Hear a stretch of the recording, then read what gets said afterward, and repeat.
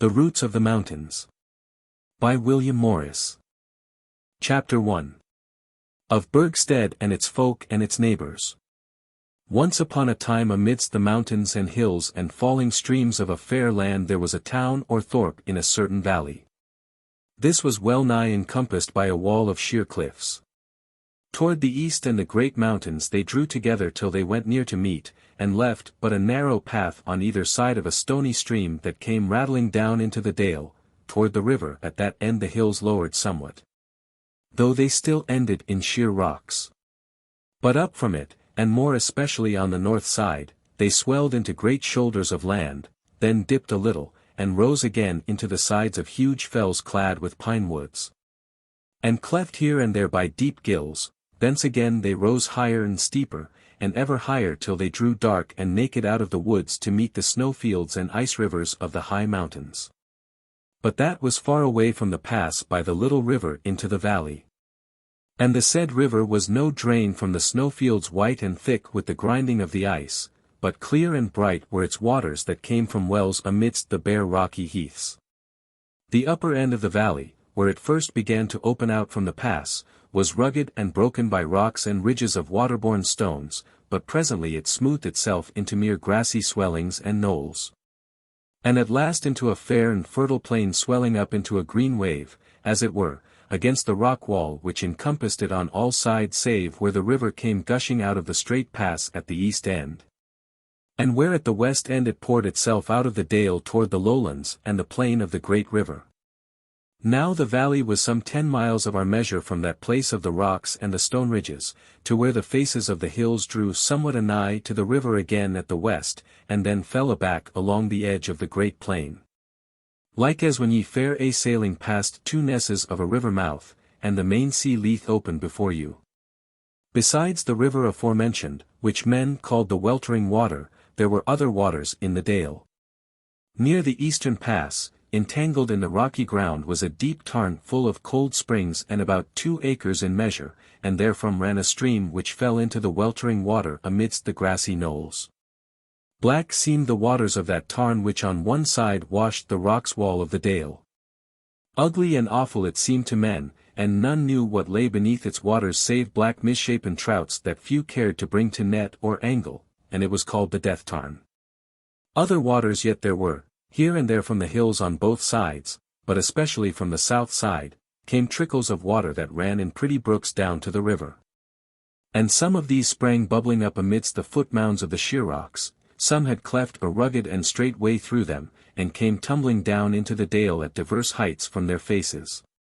But on the north side about halfway down the dale, one stream somewhat bigger than the others, and dealing with softer ground, had cleft for itself a wider way. And the folk had laboured this way wider yet, till they had made them a road running north along the west side of the stream.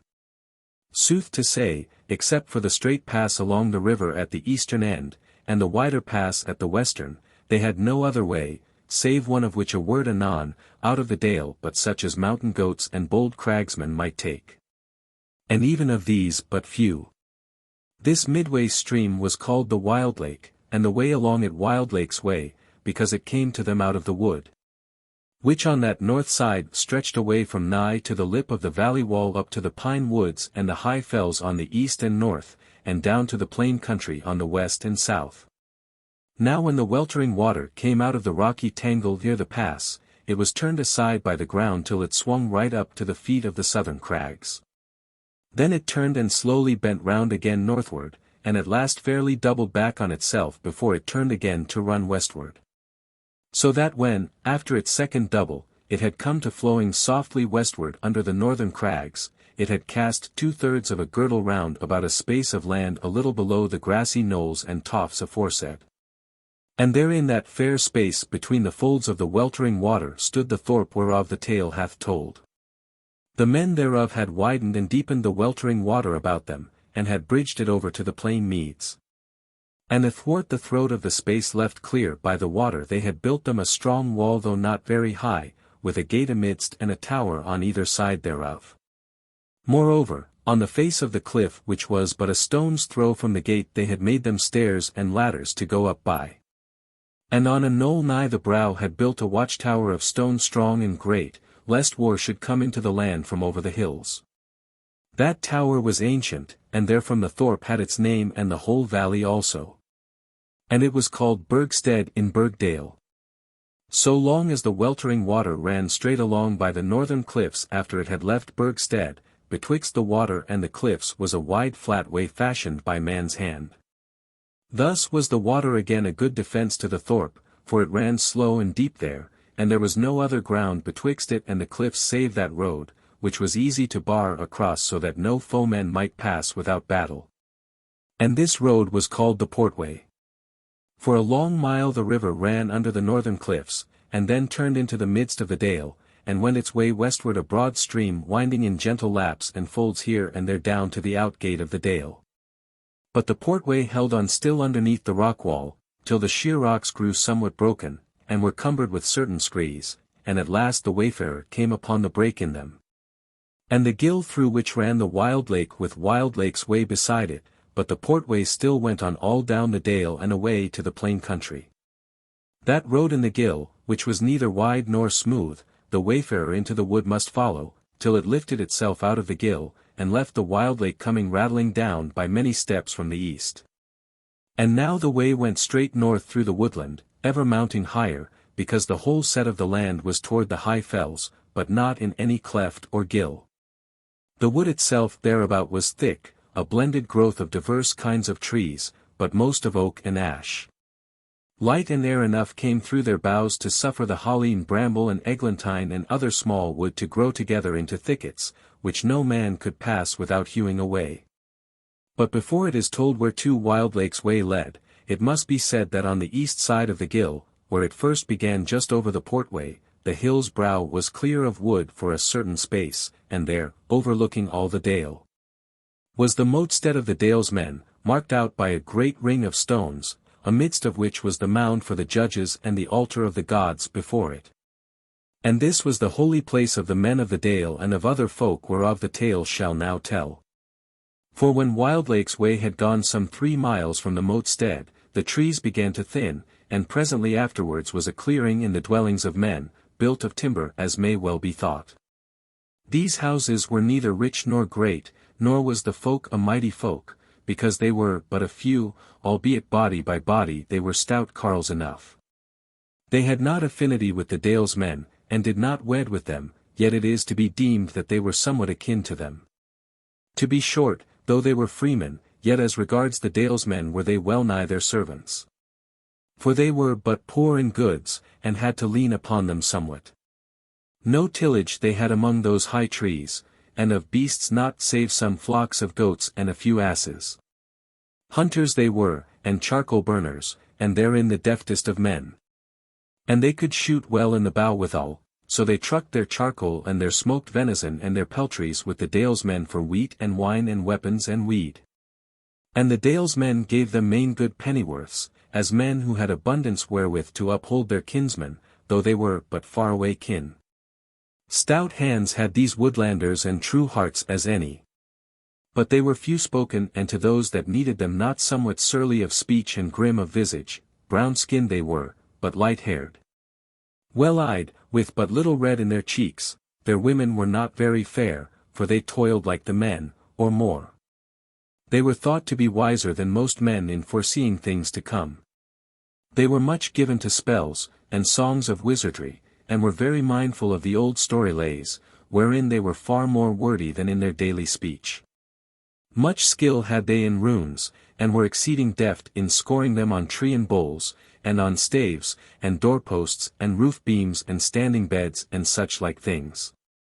Many a day when the snow was drifting over their roofs, and hanging heavy on the tree boughs, and the wind was roaring through the trees aloft and rattling about the close thicket, when the boughs were clattering in the wind, and crashing down beneath the weight of the gathering freezing snow, when all beasts and men lay close in their lairs, would they sit long hours about the house fire with the knife or the gouge in hand, with the timber twixt their knees and the whetstone beside them, hearkening to some tale of old times and the days when their banner was abroad in the world. And they the while wheedling into growth out of the tough wood knots and blossoms and leaves and the images of beasts and warriors and women. They were called naught save the woodland carles in that day, though time had been when they had borne a nobler name, and their abode was called Carlstead. Shortly, for all they had and all they had not, for all they were and all they were not, they were well beloved by their friends and feared by their foes. Now when Wildlake's way was gotten to Carlstead, there was an end of it toward the north. Though beyond it in a right line the wood was thinner, because of the hewing of the carles. But the road itself turned west at once and went on through the wood, till some 4 miles further it first thinned and then ceased altogether. The ground going downhill all the way, for this was the lower flank of the first great upheaval toward the high mountains. But presently, after the wood was ended, the land broke into swelling downs and winding dales of no great height or depth, with a few scattered trees about the hillsides, mostly thorns or scrubby oaks. Gnarled and bent and kept down by the western wind, here and there also were yew trees, and whiles the hillsides would be grown over with boxwood, but none very great. And often juniper grew abundantly. This then was the country of the shepherds, who were friends both of the Dalemen and the Woodlanders. They dwelt not in any fenced town or thorp, but their homesteads were scattered about as was handy for water and shelter. Nevertheless they had their own stronghold. For amidmost of their country, on the highest of a certain down above a bottom where a willowy stream winded, was a great earthwork, the walls thereof were high and clean and overlapping at the entering in. And amidst of it was a deep well of water, so that it was a very defensible place, and thereto would they drive their flocks and herds when war was in the land, for naught but a very great host might win it. And this stronghold they called Greenbury. These shepherd folk were strong and tall like the Woodlanders, for they were partly of the same blood, but burnt they were both ruddy and brown. They were of more words than the Woodlanders but yet not many worded. They knew well all those old story lays, and this partly by the minstrelsy of the Woodlanders, but they had scant skill in wizardry, and would send for the Woodlanders, both men and women, to do whatso they needed therein. They were very hale and long-lived, whereas they dwelt in clear bright air, and they mostly went light-clad even in the winter, so strong and merry were they. They wedded with the Woodlanders and the Dalemen both. At least certain houses of them did so. They grew no corn, not but a few pot herbs, but had their meal of the Dalemen, and in the summer they drave some of their milch kine into the dale for the abundance of grass there. Whereas their own hills and bents and winding valleys were not plenteously watered, except here and there as in the bottom under Greenbury. No swine they had, and but few horses, but of sheep very many, and of the best both for their flesh and their wool. Yet were they not so deft craftsmen at the loom as were the Dalemen, and their women were not very eager at the weaving, though they loathed not the spindle and rock. Shortly, they were merry folk well beloved of the Dalemen, quick to wrath, though it abode not long with them. Not very curious in their houses and halls, which were but little, and were decked mostly with the handiwork of the woodland carles their guests. Who when they were abiding with them, would oft stand long hours nose to beam, scoring and nicking and hammering, answering no word spoken to them but with aye or no, desiring naught save the endurance of the daylight. Moreover, this shepherd folk heeded not gay raiment overmuch, but commonly went clad in white woollen or sheep-brown weed. But beyond this shepherd folk were more downs and more, scantily peopled, and that after a while by folk with whom they had no kinship or affinity, and who were at whiles their foes. Yet was there no enduring enmity between them. And ever after war and battle came peace, and all blood-whites were duly paid and no long feud followed, nor were the Dalemen and the Woodlanders always in these wars, though at whiles they were. Thus then it fared with these people. But now that we have told of the folks with whom the Dalemen had kinship, affinity, and friendship, tell we of their chief abode, Burgstead to wit, and of its fashion. As hath been told, it lay upon the land made nigh into an isle by the folds of the weltering water towards the uppermost end of the dale, and it was warded by the deep water, and by the wall aforesaid with its towers. Now the dale at its widest, to wit where Wildlake fell into it, was but 9 furlongs over, but at Burgstead it was far narrower. So that betwixt the wall and the wandering stream there was but a space of 50 acres, and therein lay Burgstead in a space of the shape of a sword pommel, and the houses of the kinships lay about it, amidst of gardens and orchards. But little ordered into streets and lanes, save that a way went clean through everything from the tower-warded gate to the bridge over the water, which was warded by 2 other towers on its hither side. As to the houses, they were some bigger, some smaller, as the housemates needed.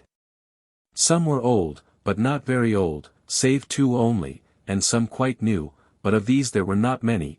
They were all built fairly of stone and lime, with much fair and curious carved work of knots and beasts and men round about the doors. Or whiles a wale of such like work all along the house front. For as deft as were the Woodlanders with knife and gouge on the oaken beams, even so deft were the Dalesmen with mallet and chisel on the face of the hewn stone. And this was a great pastime about the thorp. Within these houses had but a hall and solar, with shut beds out from the hall on one side or 2, with whatso of kitchen and buttery and outbower men deemed handy. Many men dwelt in each house, either kinsfolk, or such as were joined to the kindred. Near to the gate of Burgstead in that street aforesaid and facing east was the biggest house of the thorp. It was one of the 2 above said which were older than any other. Its doorposts and the lintel of the door were carved with knots and twining stems fairer than other houses of that stead. And on the wall beside the door carved over many stones was an image wrought in the likeness of a man with a wide face, which was terrible to behold, although it smiled. He bore a bent bow in his hand with an arrow fitted to its string. And about the head of him was a ring of rays like the beams of the sun, and at his feet was a dragon, which had crept, as it were, from amidst of the blossomed knots of the doorpost wherewith the tail of him was yet entwined. And this head with the ring of rays about it was wrought into the adornment of that house, both within and without, in many other places, but on never another house of the Dale, and it was called the House of the Face. Thereof hath the tale much to tell hereafter, but as now it goeth on to tell of the ways of life of the Dalesmen. In Burgstead was no mote hall or town house or church, such as we wot of in these days. And their marketplace was wheresoever any might choose to pitch a booth, but for the most part this was done in the wide street betwixt the gate and the bridge. As to a meeting place, were there any small matters between man and man, these would the alderman or one of the wardens deal with.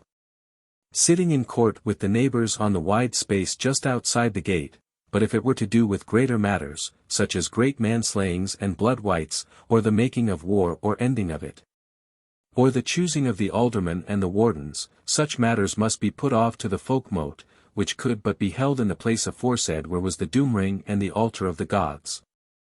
And at that Folk-Mote both the shepherd folk and the woodland carles foregathered with the Dalesmen, and duly said their say. There also they held their great casts and made offerings to the gods for the fruitfulness of the year, the ingathering of the increase, and in memory of their forefathers.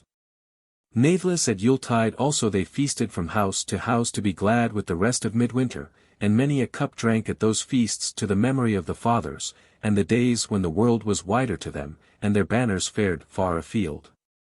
But besides these dwellings of men in the field between the wall and the water, there were homesteads up and down the dale where so men found it easy and pleasant to dwell. Their halls were built of much the same fashion as those within the thorp. But many had a high garth wall cast about them, so that they might make a stout defence in their own houses if war came into the dale. As to their work afield, in many places the dale was fair with growth of trees, and especially were there long groves of sweet chestnut standing on the grass, of the fruit whereof the folk had much gain. Also on the south side nigh to the western end was a wood or 2 of yew trees very great and old, whence they gat them bow staves, for the Dalesmen also shot well in the bow. Much wheat and rye they raised in the dale, and especially at the nether end thereof. Apples and pears and cherries and plums they had in plenty. Of which trees, some grew about the borders of the acres, some in the gardens of the thorp and the homesteads. On the slopes that had grown from the breaking down here and there of the northern cliffs, and which faced the south and the sun's burning, were rows of goodly vines, whereof the folk made them enough and to spare of strong wine both white and red. As to their beasts, swine they had a many, but not many sheep, since herein they trusted to their trucking with their friends the shepherds. They had horses, and yet but a few, for they were stout in going afoot. And, had they a journey to make with women big with babes, or with children or outworn elders, they would yoke their oxen to their wains, and go fair and softly whither they would. But the said oxen and all their neat were exceeding big and fair, far other than the little beasts of the shepherd folk. They were either dun of colour, or white with black horns, and those very great, and black tail tufts and ear tips. Asses they had, and mules for the paths of the mountains to the east, geese and hens enough, and dogs not a few, great hounds stronger than wolves, sharp-nosed, long-jawed, dun of colour, shag-haired. As to their wares, they were very deft weavers of wool and flax, and made a shift to dye the thrums in fair colours, since both woad and madder came to them good cheap by means of the merchants of the plain country, and of greening weeds was abundance at hand. Good smiths they were in all the metals, they washed somewhat of gold out of the sands of the weltering water, and copper and tin they fetched from the rocks of the eastern mountains. But of silver they saw little, and iron they must buy of the merchants of the plain, who came to them twice in the year, to wit in the spring and the late autumn just before the snows. Their wares they bought with wool spun and in the fleece, and fine cloth, and skins of wine and young meat both steers and heifers, and wrought copper bowls, and gold and copper by weight, for they had no stamped money. And they guessed these merchants well, for they loved them, because of the tales they told them of the plain and its cities, and the manslayings therein, and the fall of kings and dukes, and the uprising of captains. Thus then lived this folk in much plenty and ease of life, though not delicately nor desiring things out of measure. They wrought with their hands and wearied themselves. And they rested from their toil and feasted and were merry. Tomorrow was not a burden to them, nor yesterday a thing which they would fain forget. Life shamed them not, nor did death make them afraid. As for the dale wherein they dwelt, it was indeed most fair and lovely, and they deemed it the blessing of the earth. And they trod its flowery grass beside its rippled streams amidst its green tree boughs proudly and joyfully with goodly bodies and merry hearts. How do you find this book? Any thoughts about the book or the author? Any suggestion for improvement? Please take a moment to share your thoughts in a comment. If you like it, share it with your friends who might enjoy it as well. Subscribe to keep in touch. Visit CompleteAudiobooks.com for more quality content. Chapter 2. Of Face of God and His Kindred. Tells the tale, that on an evening of late autumn when the weather was fair, calm, and sunny, there came a man out of the wood hard by the Motestead aforesaid, who sat him down at the roots of the speech mound, casting down before him a roebuck which he had just slain in the wood. He was a young man of 23 summers. He was so clad that he had on him a sheep-brown kirtle and leggings of like stuff bound about with white leather thongs. He bore a short sword in his girdle and a little axe withal. The sword with fair wrought gilded hilts and a dew-shoe of like fashion to its sheath. He had his quiver at his back and bare in his hand his bow unstrung. He was tall and strong, very fair of fashion both of limbs and face, white-skinned, but for the sun's tanning, and ruddy-cheeked. His beard was little and fine, his hair yellow and curling, cut somewhat close, but for its length so plenteous, and so thick, that none could fail to note it. He had no hat nor hood upon his head, naught but a fillet of golden beads. As he sat down he glanced at the dale below him with a well-pleased look, and then cast his eyes down to the grass at his feet, as though to hold a little longer all unchanged the image of the fair place he had just seen. The sun was low in the heavens, and his slant beams fell yellow all up the dale, gilding the chestnut groves grown dusk and grey with autumn, and the black masses of the elm boughs, and gleaming back here and there from the pools of the weltering water. Down in the midmost meadows the longhorn dun kine were moving slowly as they fed along the edges of the stream, and a dog was bounding about with exceeding swiftness here and there among them. At a sharply curved bite of the river the man could see a little vermilion flame flickering about, and above it a thin blue veil of smoke hanging in the air, and clinging to the boughs of the willows anear. About it were a dozen menfolk clear to see, some sitting, some standing, some walking to and fro, but all in company together, for of were brown-clad and short-skirted like himself. And from above the hand of one came a flash of light as the sun smote upon the steel of his spear. The others were long-skirted and clad gayer, and amongst them were red and blue and green and white garments, and they were clear to be seen for women. Just as the young man looked up again, those of them who were sitting down rose up, and those that were strolling drew nigh, and they joined hands together, and fell to dancing on the grass. And the dog and another one with him came up to the dancers and raced about and betwixt them. And so clear to see were they all and so little, being far away, that they looked like dainty well-wrought puppets. The young man sat smiling at it for a little, and then rose up and shouldered his venison, and went down into Wildlake's way, and presently was fairly in the dale and striding along the portway beside the northern cliffs, whose greyness was gilded yet by the last rays of the sun, though in a minute or two it would go under the western rim. He went fast and cheerily, murmuring to himself snatches of old songs. None overtook him on the road, but he overtook divers folk going alone or in company toward Burgstead. Swains and old men, mothers and maidens coming from the field and the acre, or going from house to house, and one or two he met but not many. All these greeted him kindly, and he them again. But he stayed not to speak with any, but went as one in haste. It was dusk by then he passed under the gate of Burgstead. He went straight thence to the door of the house of the face, and entered as one who is at home, and need go no further, nor abide a bidding. The hall he came into straight out of the open air was long and somewhat narrow and not right high. It was well nigh dark now within, but since he knew where to look, he could see by the flicker that leapt up now and then from the smouldering brands of the hearth amidmost the hall under the luffer, that there were but 3 men therein.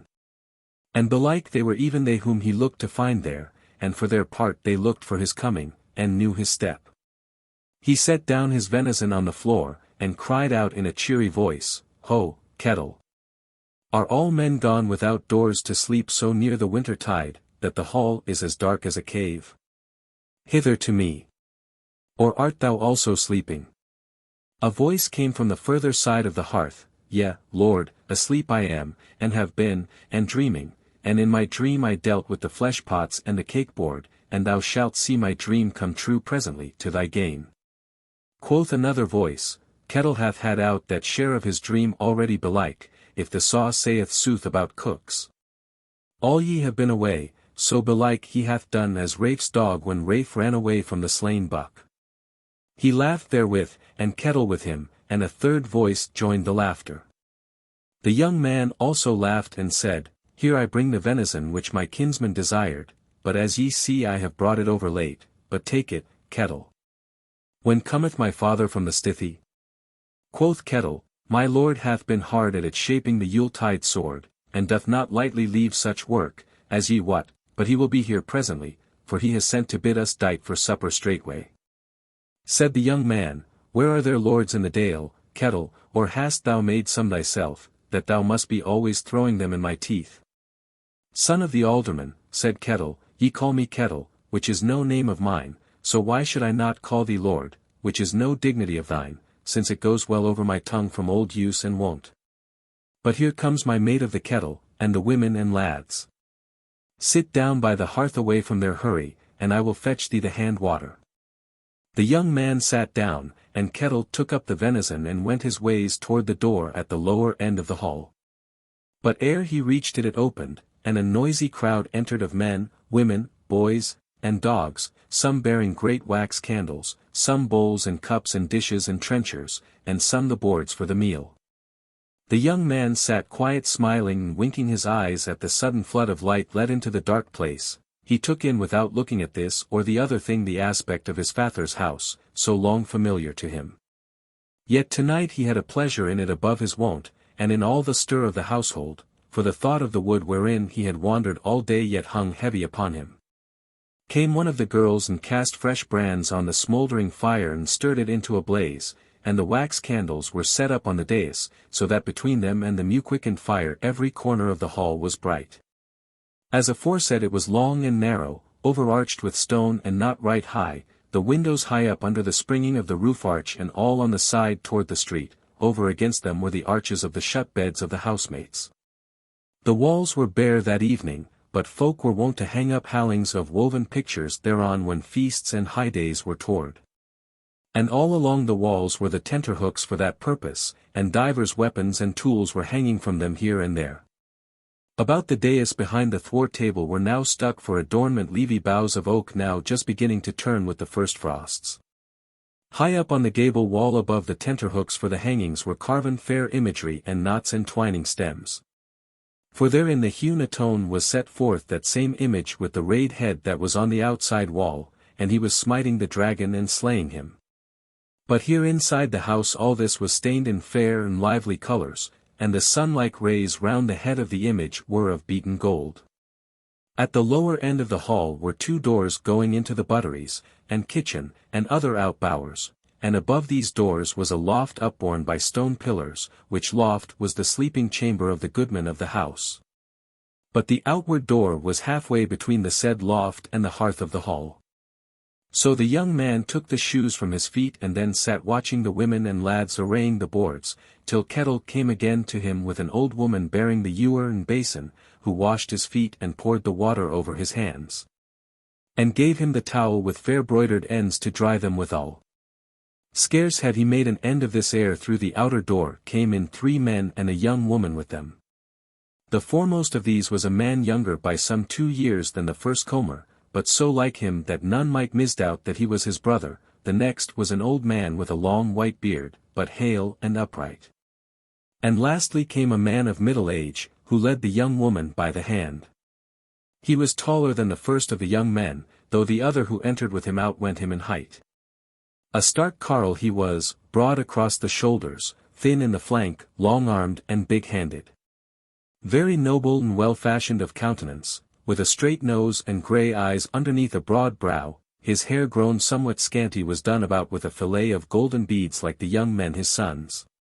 For indeed this was their father, and the master of the house. His name was Iron Face, for he was the deftest of weaponsmiths, and he was the alderman of the Dalemen, and well beloved of them. His kindred was deemed the noblest of the Dale, and long had they dwelt in the house of the Face. But of his sons the youngest, the newcomer, was named Hall Face, and his brother the elder Face of God. Which name was of old use amongst the kindred, and many great men and stout warriors had borne it aforetime, and this young man, in great love had he been gotten, and in much hope had he been reared. And therefore had he been named after the best of the kindred. But his mother, who was hight the Jewel, and had been a very fair woman, was dead now, and Iron Face lacked a wife. Face of God was well beloved of his kindred and of all the folk of the Dale, and he had gotten a to name, and was called Goldmane because of the abundance and fairness of his hair. As for the young woman that was led in by Iron Face, she was the betrothed of Face of God, and her name was the bride. She looked with such eyes of love on him when she saw him in the hall, as though she had never seen him before but once, nor loved him but since yesterday. Though in truth they had grown up together and had seen each other most days of the year for many years. She was of the kindred with whom the chiefs and great men of the Face mostly wedded, which was indeed far away kindred of them. She was a fair woman and strong, not easily daunted amidst perils. She was hardy and handy and lightfoot, she could swim as well as any, and could shoot well in the bow, and wield sword and spear, yet was she kind and compassionate. And of great courtesy, and the very dogs and kine trusted in her and loved her. Her hair was dark red of hue, long and fine and plenteous, her eyes great and brown, her brow broad and very fair, her lips fine and red, her cheek not ruddy, yet nowise sallow, but clear and bright, tall she was and of excellent fashion. But well knit and well measured rather than slender and wavering as the willow bough. Her voice was sweet and soft, her words few, but exceeding dear to the listener. In short, she was a woman born to be the ransom of her folk. Now as to the names which the menfolk of the Face bore, and they an ancient kindred, a kindred of chieftains. It has been said that in times past their image of the god of the earth had over his trean face a mask of beaten gold fashioned to the shape of the image. And that when the alderman of the folk died, he to wit who served the god and bore on his arm the gold ring between the people and the altar, this visor, or face of God, was laid over the face of him who had been in a manner his priest. And therewith he was born to mound. And the new alderman and priest had it in charge to fashion a new visor for the god, and whereas for long this great kindred had been chieftains of the people, they had been, and were all so named, that the word face was ever a part of their names. Chapter 3. They talk of divers matters in the hall. Now Face of God, who is also called Gold Mane, rose up to meet the newcomers, and each of them greeted him kindly, and the bride kissed him on the cheek, and he her in likewise. And he looked kindly on her, and took her hand, and went on up the hall to the dais, following his father and the old man. As for him, he was of the kindred of the house, and was foster father of Iron Face and of his sons both. And his name was Stone Face. A stark warrior had he been when he was young, and even now he could do a man's work in the battlefield, and his understanding was as good as that of a man in his prime. So went these and 4 others up onto the dais and sat down before the thwart table looking down the hall, for the meat was now on the board. And of the others there were some 50 men and women who were deemed to be of the kindred and sat at the endlong tables. So then the alderman stood up and made the sign of the hammer over the meat, the token of his craft and of his God. Then they fell to with good hearts, for there was enough and to spare of meat and drink. There was bread and flesh, though not Goldmane's venison, and leeks and roasted chestnuts of the grove, and red-cheeked apples of the garth, and honey enough of that year's gathering, and medlars sharp and mellow, moreover. Good wine of the western bents went up and down the hall in great gilded copper bowls and in mazers girt and lipped with gold. But when they were full of meat, and had drunken somewhat, they fell to speech, and Iron Face spake aloud to his son, who had but been speaking softly to the bride as one playmate to the other, but the alderman said, Scarce are the wood deer grown, kinsman, when I must needs eat sheep's flesh on a Thursday. Though my son has lain abroad in the woods all night to hunt for me. And therewith he smiled in the young man's face, but Goldmane reddened and said, So is it, kinsman, I can hit what I can see, but not what is hidden.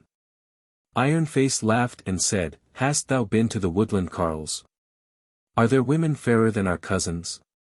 Face of God took up the bride's hand in his and kissed it and laid it to his cheek, and then turned to his father and said, Nay, father, I saw not the wood carles, nor went to their abode. And on no day do I lust after their women. Moreover, I brought home a roebuck of the fattest, but I was over late for kettle, and the flesh was ready for the board by then I came. Well, son, quoth Iron Face, for he was merry, a roebuck is but a little dear for such big men as are thou and I. But I rede thee take the bride along with thee the next time, and she shall seek whilst thou sleepest, and hit when thou missest. Then Face of God smiled, but he frowned somewhat also, and he said, Well were that, indeed. But if ye must needs drag a true tale out of me, that roebuck I shot at the very edge of the wood nigh to the Motestead as I was coming home, harts had I seen in the wood and its lawns, and boars, and bucks. And loosed not at them, for indeed when I awoke in the morning in that wood lawn Yewwood of, I wandered up and down with my bow unbent. So it was that I fared as if I were seeking something, I know not what, that should fill up something lacking to me, I know not what. Thus I felt in myself even so long as I was underneath the black boughs, and there was none beside me and before me, and none to turn aback to, but when I came out again into the sunshine, and I saw the fair dale, and the happy abode lying before me, and folk abroad in the meads merry in the eventide. Then was I full fain of it, and loathed the wood as an empty thing that had naught to give me, and lo you. All that I had been longing for in the wood, was it not in this house and ready to my hand, and that is good meseemeth. Therewith he drank of the cup which the bride put into his hand after she had kissed the rim, but when he had set it down again he spake once more. And yet now I am sitting honoured and well beloved in the house of my fathers, with the holy hearth sparkling and gleaming down there before me. And she that shall bear my children sitting soft and kind by my side, and the bold lads I shall one day lead in battle drinking out of my very cup. Now it seems to me that amidst all this, the dark cold wood, wherein abide but the beasts and the foes of the gods, is bidding me to it and drawing me thither. Narrow is the dale and the world is wide, I would it were dawn and daylight, that I might be afoot again. And he half rose up from his place. But his father bent his brow on him and said, Kinsman, thou hast a long tongue for a half-trained whelp, nor see I whitherward thy mind is wandering, but if it be on the road of a lad's desire to go further and fare worse. Hearken then, I will offer thee somewhat. Soon shall the west country merchants be here with their winter truck. How sayest thou? Hast thou a mind to fare back with them, and look on the plain and its cities, and take and give with the strangers? To whom indeed thou shalt be nothing save a purse with a few lumps of gold in it, or maybe a spear in the stranger's band on the stricken field, or a bough on the wall of an alien city. This is a craft which thou mayst well learn, since thou shalt be a chieftain, a craft good to learn, however grievous it be in the learning. And I myself have been there, for in my youth I desired sore to look on the world beyond the mountains. So I went, and I filled my belly with the fruit of my own desires, and a bitter meat was that, but now that it has passed through me, and I yet alive, belike I am more of a grown man for having endured its gripe. Even so may it well be with thee, son, so go if thou wilt, and thou shalt go with my blessing, and with gold and wares and wain and spearmen. Nay, said Face of God, I thank thee, for it is well offered. But I will not go, for I have no lust for the plain and its cities, I love the Dale well, and all that is round about it, therein will I live and die. Therewith he fell a musing, and the bride looked at him anxiously, but spake not. Sooth to say her heart was sinking, as though she foreboded some new thing, which should thrust itself into their merry life. But the old man stone-faced took up the word and said, Son Goldmane, it behoveth me to speak, since belike I know the wild wood better than most, and have done for these 70 years, to my cost. Now I perceive that thou longest for the wood and the innermost of it, and what ye what. This longing will at whiles entangle the sons of our chieftains, though this alderman that now is hath been free therefrom, which is well for him. For, time was this longing came over me, and I went whither it led me, overlong it were to tell of all that befell me because of it, and how my heart bled thereby. So sorry were the tidings that came of it, that now meseemeth my heart should be of stone and not my face, had it not been for the love wherewith I have loved the sons of the kindred. Therefore, son, it were not ill if ye went west away with the merchants this winter, and learned the dealings of the cities, and brought us back tales thereof. But Goldmane cried out somewhat angrily, I tell thee, foster father, that I have no mind for the cities and their men and their fools and their whores and their runagates. But as for the wood and its wonders, I have done with it, save for hunting there along with others of the folk. So let thy mind be at ease, and for the rest, I will do what the alderman commandeth, and whatso my father craveth of me. And that is well, son, said Stoneface, if what ye say come to pass, as sore I misdoubt me it will not. But well it were, well it were. For such things are in the wood, yea, and before ye come to its innermost, as may well try the stoutest heart. Therein are kobolds, and wights that love not men, things unto whom the grief of men is as the sound of the fiddle bow unto us.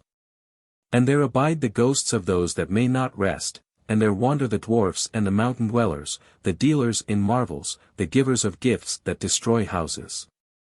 The forgers of the curse that clingeth and the murder that flitteth to and fro. There moreover are the lairs of wights in the shapes of women, that draw a young man's heart out of his body, and fill up the empty place with desire never to be satisfied, that they may mock him therewith and waste his manhood and destroy him. Nor say I much of the strong thieves that dwell there, since thou art a valiant sword, or of them who have been made wolves of the holy places. Or of the murder carls, the remnants and offscourings of wicked and wretched folks men who think as much of the life of a man as of the life of a fly. Yet happiest is the man whom they shall tear in pieces, than he who shall live burdened by the curse of the foes of the gods. The housemaster looked on his son as the old carle spake, and a cloud gathered on his face a while. And when Stoneface had made an end he spake. This is long and evil talk for the end of a merry day, O fosterer. Wilt thou not drink a draught, O reedsman, and then stand up and set thy fiddlebow a-dancing, and cause it draw some fair words after it? For my cousin's face hath grown sadder than a young maid's should be, and my son's eyes gleam with thoughts that are far away from us and abroad in the wildwood seeking marvels. Then arose a man of middle age from the top of the endlong bench on the east side of the hall, a man tall, thin and scant-haired, with a nose like an eagle's neb, he reached out his hand for the bowl, and when they had given to him he handled it. And raised it aloft and cried, "Here I drink a double health to face of God and the bride, and the love that lieth between them, and the love betwixt them twain and us." He drank therewith, and the wine went up and down the hall, and all men drank, both carles and queens, with shouting and great joy. Then Reedsman put down the cup, for it had come into his hands again, and reached his hand to the wall behind him, and took down his fiddle hanging there in its case, and drew it out and fell to tuning it. While the hall grew silent to hearken, then he handled the bow and laid it on the strings till they wailed and chuckled sweetly, and when the song was well awake and stirring briskly, then he lifted up his voice and sang. The minstrel saith, "O why on this morning, ye maids, are ye tripping? Aloof from the meadows yet fresh with the dew, where under the west wind the river is lipping the fragrance of mint, the white blooms and the blue. For rough is the portway where panting ye wander. On your feet and your gown hems the dust lieth done. Come trip through the grass and the meadow sweet yonder, and forget neath the willows the sword of the sun."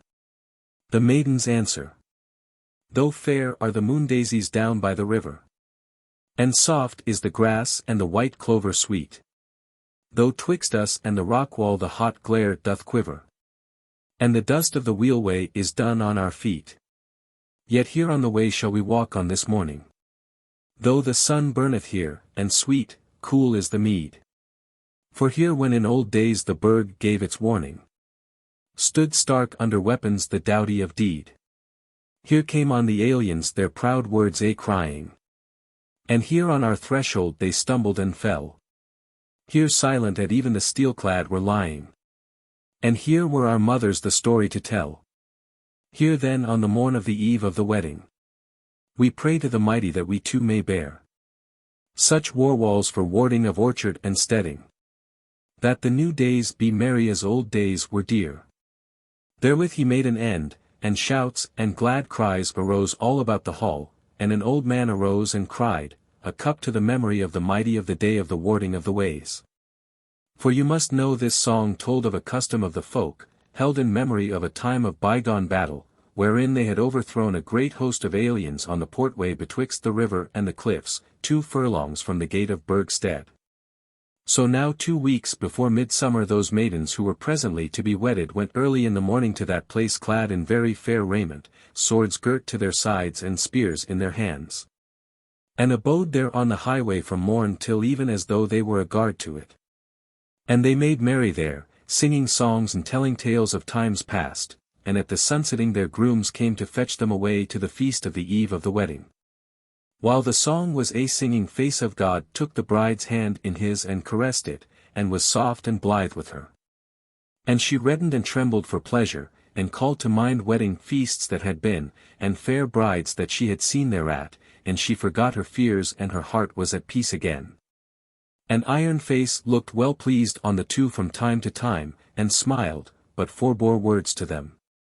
But up and down the hall men talked with one another about things long ago betid, for their hearts were high and they desired deeds. But in that fair dale so happy were the years from day to day that there was but little to tell of. So deepened the night and waned, and Goldmane and the bride still talked sweetly together, and at whiles kindly to the others. And by seeming he had clean forgotten the wood and its wonders. Then at last the alderman called for the cup of good night, and men drank thereof and went their ways to bed. Chapter 4. Face of God fareth to the wood again. When it was the earliest morning and dawn was but just beginning, Face of God awoke and rose up from his bed, and came forth into the hall naked in his shirt, and stood by the hearth, wherein the piled-up embers were yet red, and looked about and could see nothing stirring in the dimness. Then he fetched water and washed the night-tide off him, and clad himself in haste, and was even as he was yesterday. Save that he left his bow and quiver in their place and took instead a short casting spear. Moreover he took a leathern scrip and went therewith to the buttery, and set therein bread and flesh and a little gilded beaker, and all this he did with but little noise. For he would not be questioned, lest he should have to answer himself as well as others. Thus he went quietly out of doors, for the door was but latched, since no bolts or bars or locks were used in Burgstead, and through the town gate, which stood open, save when rumours of war were about. He turned his face straight towards Wildlake's way, walking briskly, but at whiles looking back over his shoulder toward the east to note what way was made by the dawning, and how the sky lightened above the mountain passes. By then he was come to the place where the maiden ward was held in the summer. The dawn was so far forward that all things had their due colours, and were clear to see in the shadowless day. It was a bright morning, with an easterly air stirring that drave away the haze and dried the meadows, which had otherwise been rimy, for it was cold. Goldmane lingered on the place a little, and his eyes fell on the road, as dusty yet as in Reedsman's song, for the autumn had been very dry, and the strip of green that edged the outside of the way was worn and dusty also. On the edge of it, half in the dusty road, half on the worn grass, was a long twine of bryony red-berried and black-leaved. And right in the midst of the road were 2 twigs of great-leaved sturdy pollard oak, as though they had been thrown aside there yesterday by women or children a-sporting. And the deep white dust yet held the marks of feet, some bare, some shod, crossing each other here and there. Face of God smiled as he passed on, as a man with a happy thought. For his mind showed him a picture of the bride as she would be leading the maiden ward next summer, and singing first among the singers, and he saw her as clearly as he had often seen her verily. And before him was the fashion of her hands and all her body, and the little mark on her right wrist, and the place where her arm whitened, because the sleeve guarded it against the sun, which had long been pleasant unto him. And the little hollow in her chin, and the lock of red-brown hair waving in the wind above her brow, and shining in the sun as brightly as the alderman's cunningest work of golden wire. Soft and sweet seemed that picture, till he almost seemed to hear her sweet voice calling to him, and desire of her so took hold of the youth, that it stirred him up to go swiftlier as he strode on, the day brightening behind him. Now was it nigh sunrise, and he began to meet folk on the way, though not many, since for most their way lay afield, and not towards the burg. The first was a woodlander, tall and gaunt, striding beside his ass, whose panniers were laden with charcoal. The carle's daughter, a little maiden of 7 winters, riding on the ass's back betwixt the panniers, and prattling to herself in the cold morning. For she was pleased with the clear light in the east, and the smooth wide turf of the meadows, as one who had not often been far from the shadow of the heavy trees of the wood, and their dark wall round about the clearing where they dwelt. Face of God gave the twain the seal of the day in merry fashion as he passed them by, and the sober dark-faced man nodded to him but spake no word, and the child stayed her prattle to watch him as he went by. Then came the sound of the rattle of wheels, and, as he doubled an angle of the rock wall, he came upon a wain drawn by 4 dun kine, wherein lay a young woman all muffled up against the cold with furs and cloths. Beside the yoke beasts went her man, a well-knit trim-faced dalesman clad bravely in holiday raiment, girt with a goodly sword, bearing a bright steel helm on his head. In his hand a long spear with a gay red and white shaft done about with copper bands. He looked merry and proud of his wain load, and the woman was smiling kindly on him from out of her scarlet and fur, but now she turned a weary happy face on Goldmane, for they knew him, as did all men of the Dale. So he stopped when they met, for the goodman had already stayed his slow beasts, and the goodwife had risen a little on her cushions to greet him, yet slowly and but a little, for she was great with child, and not far from her time. That knew Goldmane well, and what was toward, and why the goodman wore his fine clothes, and why the wain was decked with oak boughs and the yoke beasts with their best gilded bells and copper-adorned harness. For it was a custom with many of the kindreds that the goodwife should fare to her father's house to lie in with her first babe, and the day of her coming home was made a great feast in the house. So then Face of God cried out, Hail to thee, O Warcliffe! Shrewd is the wind this morning, and thou dost well to heed it carefully, this thine orchard, this thy garden, this thy fair apple tree. To a good hall thou wendiest, and the wine of increase shall be sweet there this even. Then smiled Warcliffe all across his face, and the goodwife hung her head and reddened. Said the goodman, Wilt thou not be with us, son of the alderman, as surely thy father shall be? Nay, said Face of God, though I were fain of it, my own matters carry me away. What matters, said Warcliffe. Perchance thou art for the cities this autumn? Face of God answered somewhat stiffly, Nay, I am not, and then more kindly, and smiling, All roads lead not down to the plain, friend. What road then farest thou away from us? Said the goodwife. The way of my will, he answered. And what way is that, said she, take heed, lest I get a longing to know. For then must thou needs tell me, or deal with the carle there beside thee. Nay, goodwife, said Face of God, let not that longing take thee, for on that matter I am even as wise as thou. Now good speed to thee and to the newcomer. Therewith he went close up to the wain, and reached out his hand to her, and she gave him hers and he kissed it, and so went his ways smiling kindly on them. Then the carle cried to his kine, and they bent down their heads to the yoke. And presently, as he walked on, he heard the rumble of the wain mingling with the tinkling of their bells, which in a little while became measured and musical. And sounded above the creaking of the axles and the rattle of the gear and the roll of the great wheels over the road, and so it grew thinner and thinner till it all died away behind him.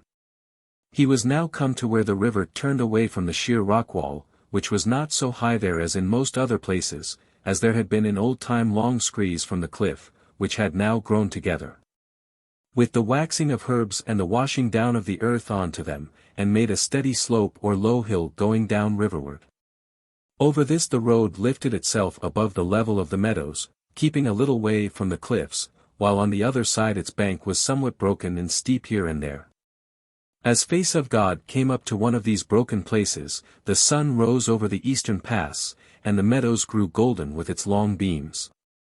He lingered, and looked back under his hand, and as he did so heard the voices and laughter of women coming up from the slope below him, and presently a young woman came struggling up the broken bank with hand and knee, and cast herself down on the roadside turf laughing and panting. She was a long-limbed light-made woman, dark-faced and black-haired. Amidst her laughter she looked up and saw Goldmane, who had stopped at once when he saw her. She held out her hands to him, and said lightly, though her face flushed withal, Come hither, thou, and help the others to climb the bank, for they are beaten in the race, and now must they do after my will, that was the forfeit. He went up to her, and took her hands and kissed them, as was the custom of the Dale, and said, Hail to thee, Long Coat. Who be they, and whither away this morning early? She looked hard at him, and fondly belike, as she answered slowly, They be the two maidens of my father's house, whom thou knowest. And our errand, all three of us, is to Burgstead, the feast of the wine of increase which shall be drunk this even. As she spake came another woman half up the bank, to whom went Face of God, and, taking her hands, drew her up while she laughed merrily in his face. He saluted her as he had Longcoat, and then with a laugh turned about to wait for the third. Who came indeed, but after a little while, for she had abided, hearing their voices. Her also Goldmane drew up, and kissed her hands, and she lay on the grass by Longcoat, but the second maiden stood up beside the young man. She was white-skinned and golden-haired, a very fair damsel, whereas the last comer was but comely, as were well nigh all the women of the Dale. Said Face of God, looking on the three, How comes it, maidens, that ye are but in your kirtles this sharp autumn morning? Or where have ye left your gowns or your cloaks? For indeed they were clad but in close-fitting blue kirtles of fine wool, embroidered about the hems with gold and coloured threads. The last comer laughed and said, What ails thee, Goldmane, to be so careful of us, as if thou wert our mother or our nurse? Yet if thou must needs know, there hang our gowns on the thorn bush down yonder. For we have been running a match in a forfeit, to wit, that she who was last on the highway should go down again and bring them up all three. And now that is my day's work, but since thou art here, Alderman's son, thou shalt go down instead of me and fetch them up. But he laughed merrily and outright, and said, That will I not, for there be but 24 hours in the day, and what between eating and drinking and talking to fair maidens, I have enough to do in every one of them.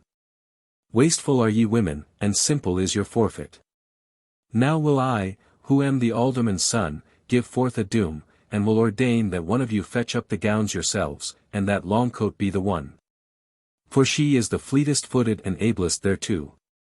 Will ye take my doom? For later on I shall not be wiser. Yea, said the fair woman, not because thou art the alderman's son, but because thou art the fairest man of the Dale, and mayst bid us poor souls what thou wilt. Face of God reddened at her words, and the speaker and the last comer laughed. But Longcoat held her peace. She cast one very sober look on him, and then ran lightly down the bent. He drew near the edge of it, and watched her going. For her light-foot slimness was fair to look on, and he noted that when she was nigh the thorn bush whereon hung the bright broidered gowns, and deemed belike that she was not seen, she kissed both her hands where he had kissed them erst. Thereat he drew aback and turned away shyly, scarce looking at the other twain, who smiled on him with somewhat jeering looks, but he bade them farewell and departed speedily, and if they spoke, it was but softly, for he heard their voices no more. He went on under the sunlight which was now gilding the outstanding stones of the cliffs, and still his mind was set upon the bride. And his meeting with the mother of the yet unborn baby, and with the three women with their freshness and fairness, did somehow turn his thought the more upon her, since she was the woman who was to be his amongst all women. For she was far fairer than any one of them.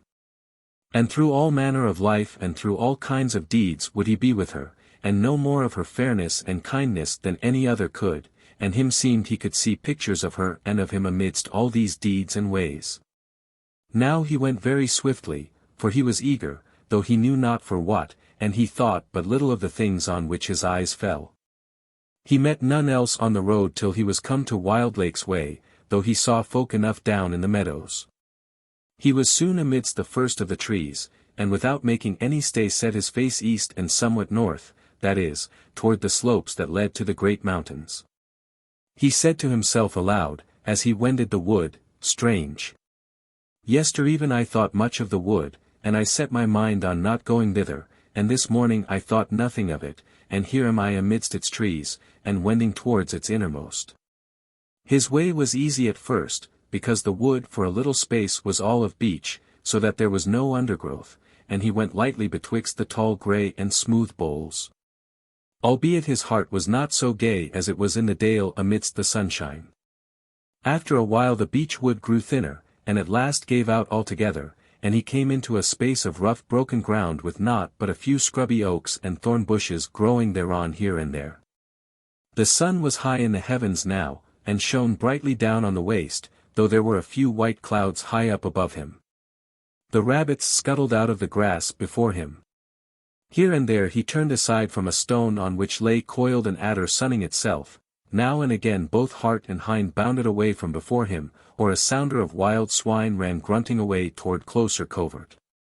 But naught did he see but the common sights and sounds of the woodland, nor did he look for aught else, for he knew this part of the woodland indifferent well.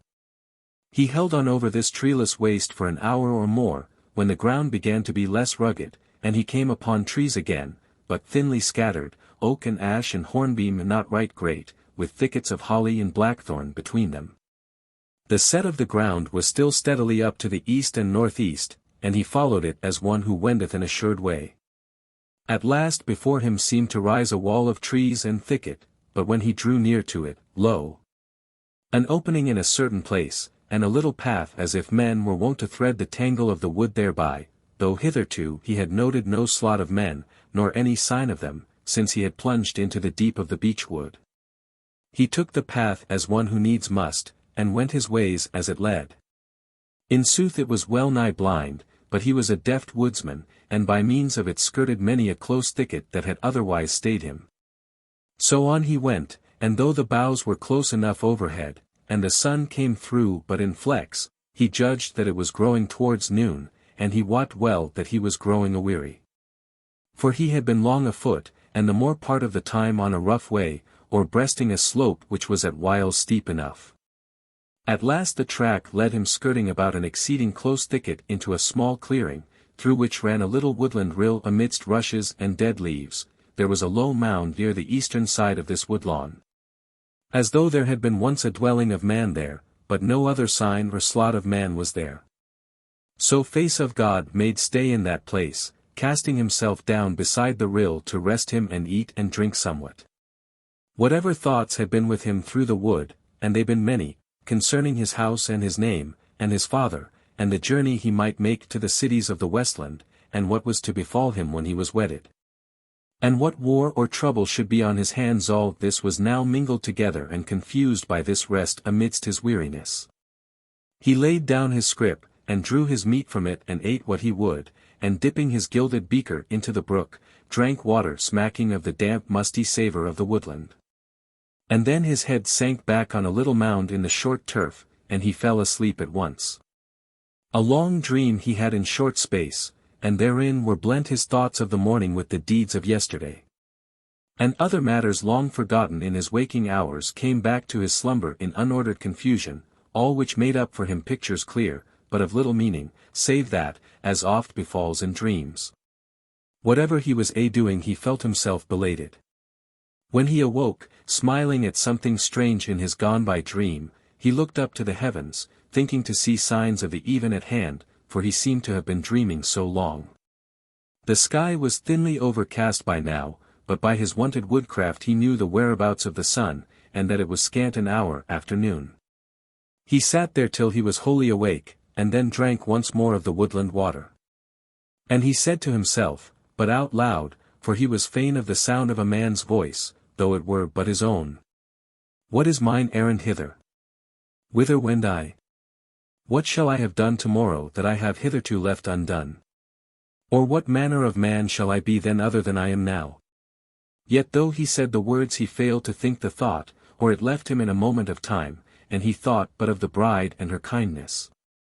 Yet that abode with him but a moment, and again he saw himself and those two women on the highway edge, and Longcoat lingering on the slope below, kissing his kisses on her hands. And he was sorry that she desired him overmuch, for she was a fair woman and a friendly. But all that also flowed from him at once, and he had no thought in him but that he also desired something that he lacked, and this was a burden to him, and he rose up frowning, and said to himself, Am I become a mere sport of dreams? Whether I sleep or wake, I will go backward or forward, but will think no more. Then he ordered his gear again, and took the path onward and upward toward the great mountains. And the track was even fainter than before for a while, so that he had to seek his way diligently. Chapter 5. Face of God falls in with Menfolk on the mountain. Now he plodded on steadily, and for a long time the forest changed but little, and of wild things he saw only a few of those that love the closest covert.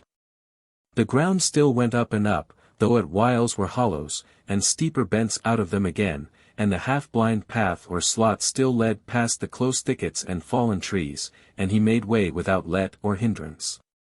At last once more the wood began to thin, and the trees themselves to be smaller and gnarled and ill-grown, therewithal the day was waning, and the sky was quite clear again as the afternoon grew into a fair autumn evening.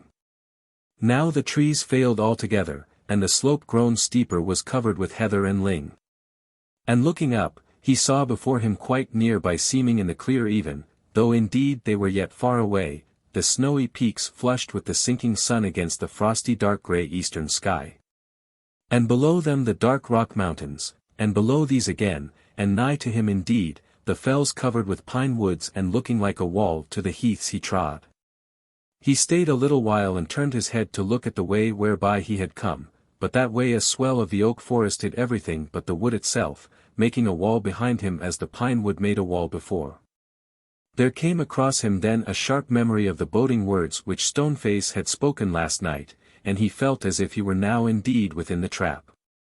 But presently he laughed and said, I am a fool, this comes of being alone in the dark wood and the dismal waste, after the merry faces of the dale had swept away my foolish musings of yesterday and the day before.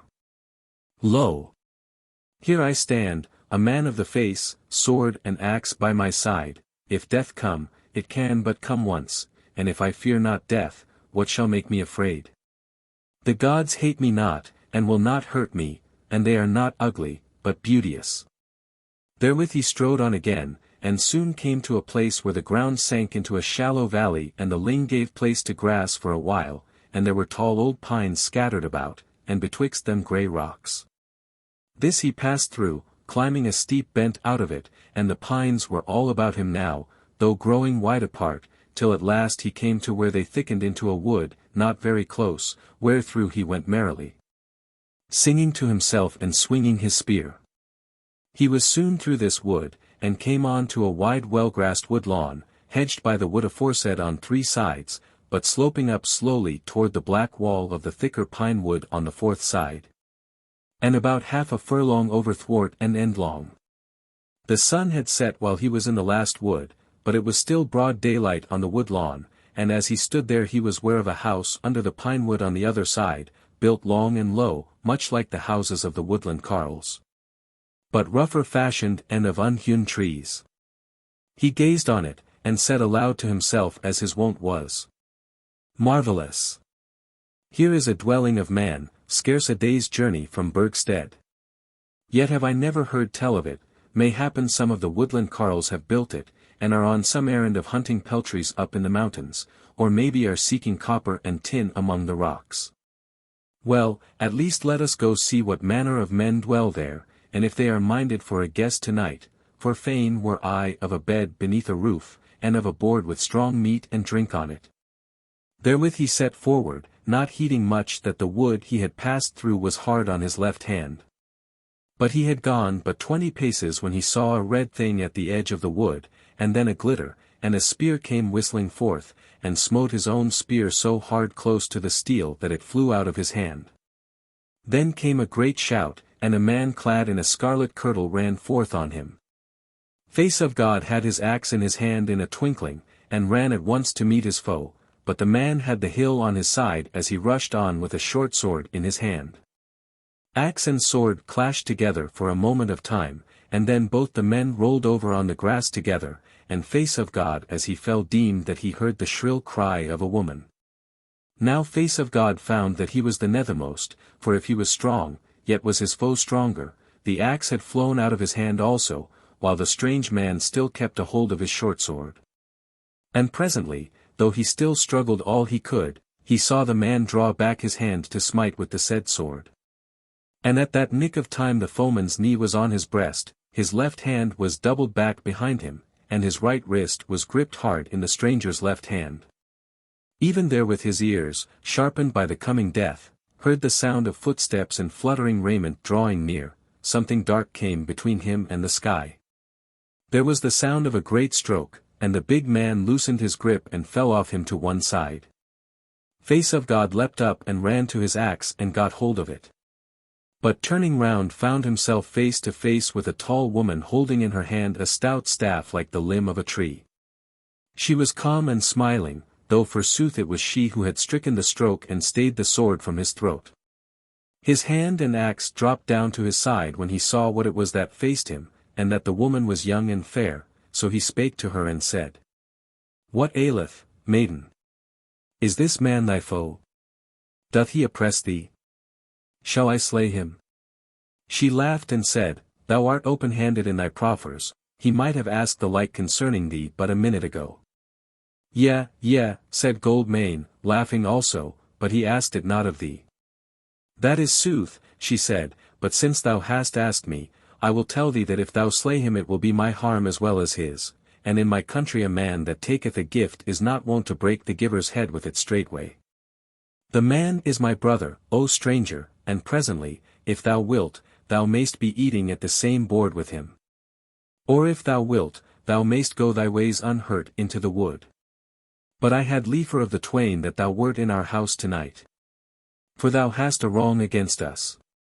Her voice was sweet and clear, and she spake the last words kindly, and drew somewhat nigher to Goldmane. Therewithal the smitten man sat up, and put his hand to his head, and quoth he, "Angry is my sister. Good it is to wear the helm abroad when she shake the nut trees." "Nay," said she, "it is thy luck that thou wert bareheaded, else had I been forced to smite thee on the face. Thou churl, since when hath it been our wont to thrust knives into a guest, who is come of great kin, a man of gentle heart and fair face? Come hither and handsel himself doom for thy fool's onset." The man rose to his feet and said, "Well, sister, least said, soonest mended. A cloud on the head is worse than a woman's chiding, but since ye have given me one, ye may forbear the other." Therewith he drew near to them. He was a very big-made man, most stalwart, with dark red hair and a thin pointed beard. His nose was straight and fine, his eyes grey and well opened, but somewhat fierce withal. Yet was he in nowise evil-looking. He seemed some 30 summers old. He was clad in a short scarlet kirtle, a goodly garment, with a hood of like web pulled off his head on to his shoulders. He bore a great gold ring on his left arm, and a collar of gold came down on to his breast from under his hood. As for the woman, she was clad in a long white linen smock, and over it a short gown of dark blue woolen, and she had skin shoes on her feet. Now the man came up to face of God, and took his hand and said, I deem thee a foe, and I may not have over many foes alive, but it seems that thou art to be a friend, and that is well and better.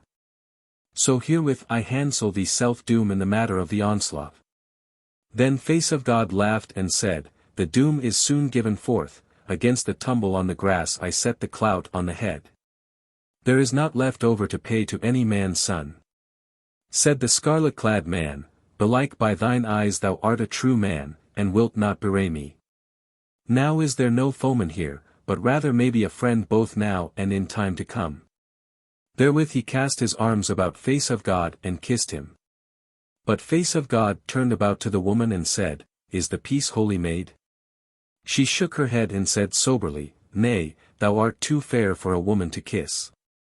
He flushed red, as his wont was when a woman praised him, yet was his heart full of pleasure and well-liking.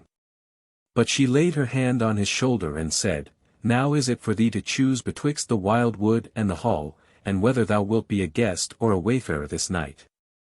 As she touched him there took hold of him a sweetness of pleasure he had never felt erst, and he answered, I will be thy guest and not thy stranger.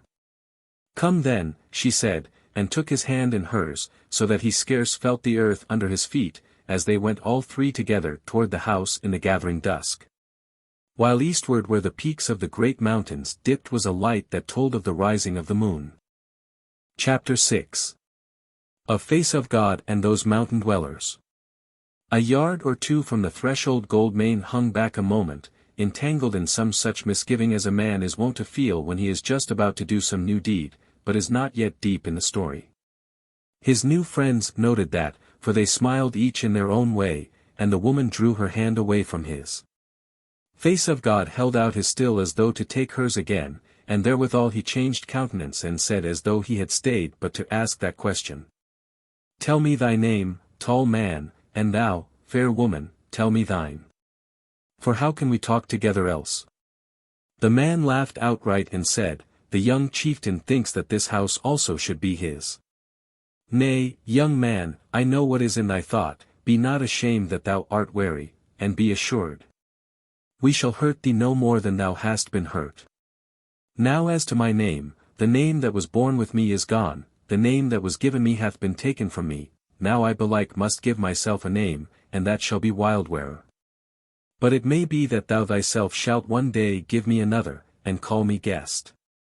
His sister gazed at him solemnly as he spoke, and face of God beholding her the while, deemed that her beauty grew and grew till she seemed as awful as a goddess. And into his mind it came that this over-strong man and over-lovely woman were not mortal, and they withal dealing with him as father and mother deal with a wayward child. Then for a moment his heart failed him. And he longed for the peace of Burgdale, and even the lonely wood. But therewith she turned to him and let her hand come into his again, and looked kindly on him and said, And as for me, call me the friend, the name is good and will serve for many things. He looked down from her face and his eyes lighted on her hand, and when he noted even amid the evening dusk how fair and lovely it was fashioned, and yet as though it were deft in the crafts that the daughters of Menfolk use, his fear departed.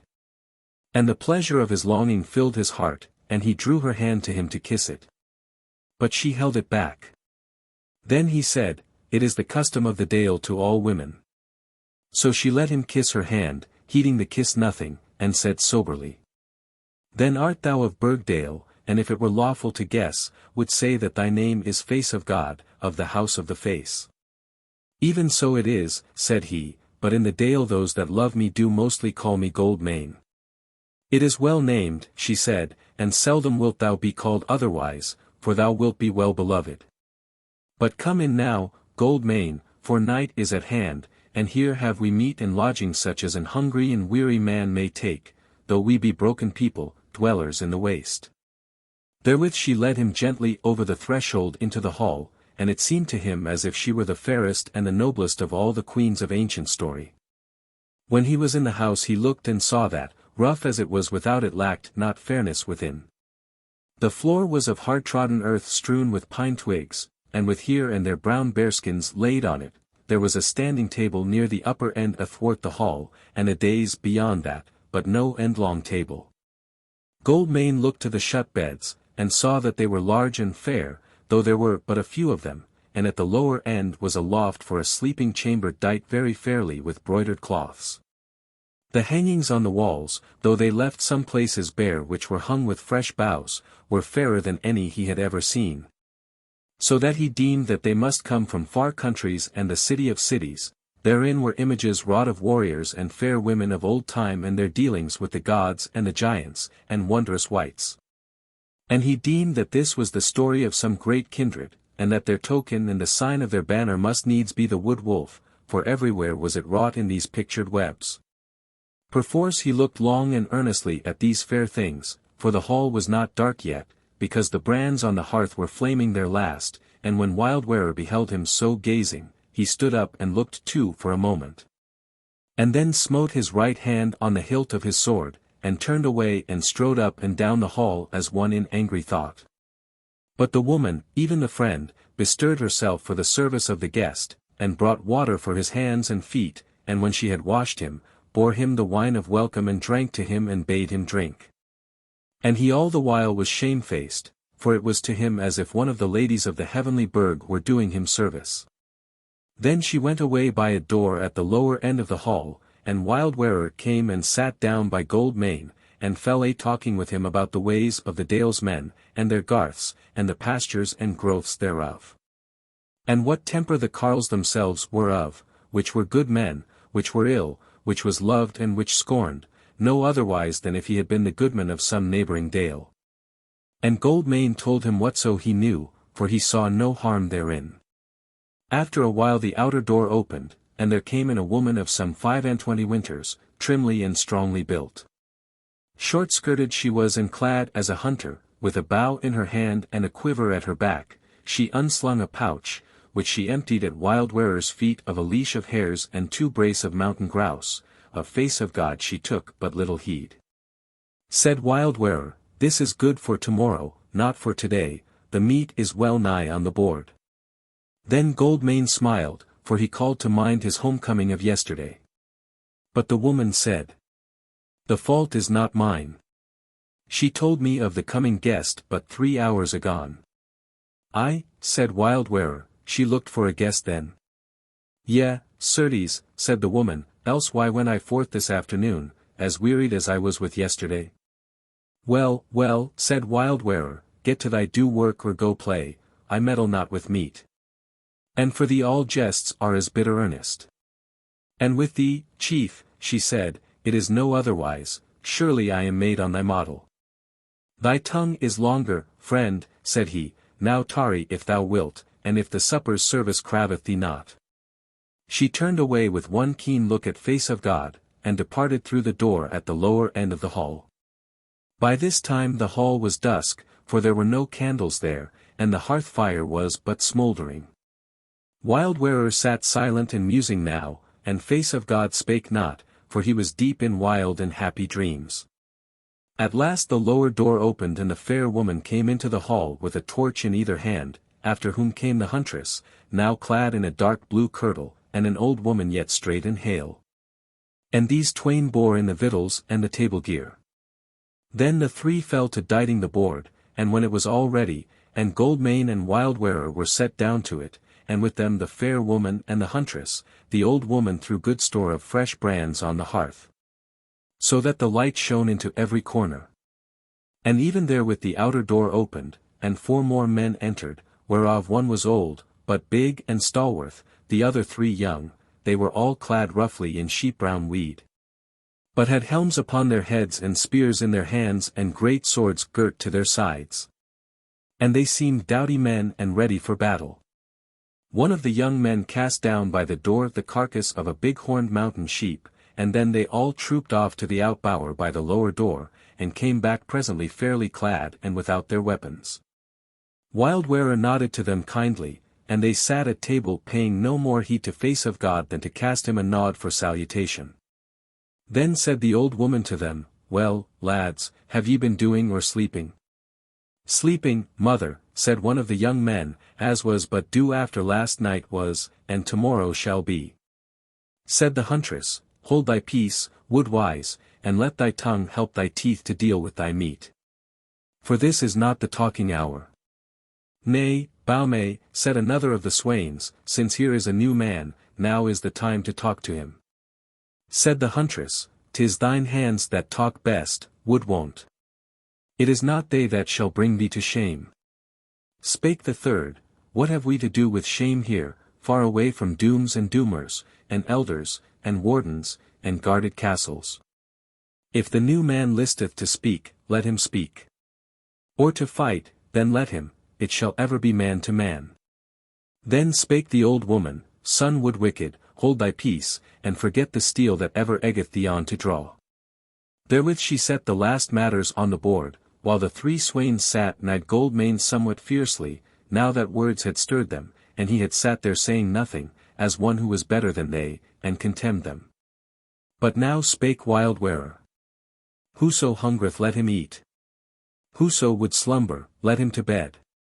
But he who would bicker, it must needs be with me. Here is a man of the dale, who hath sought the wood in peace, and hath found us. His hand is ready and his heart is guileless. If ye fear him, run away to the wood, and come back when he is gone, but none shall mock him while I sit by. Now, lads, be merry and blithe with the guest." Then the young men greeted Goldmane, and the old man said, "Art thou of Burgstead?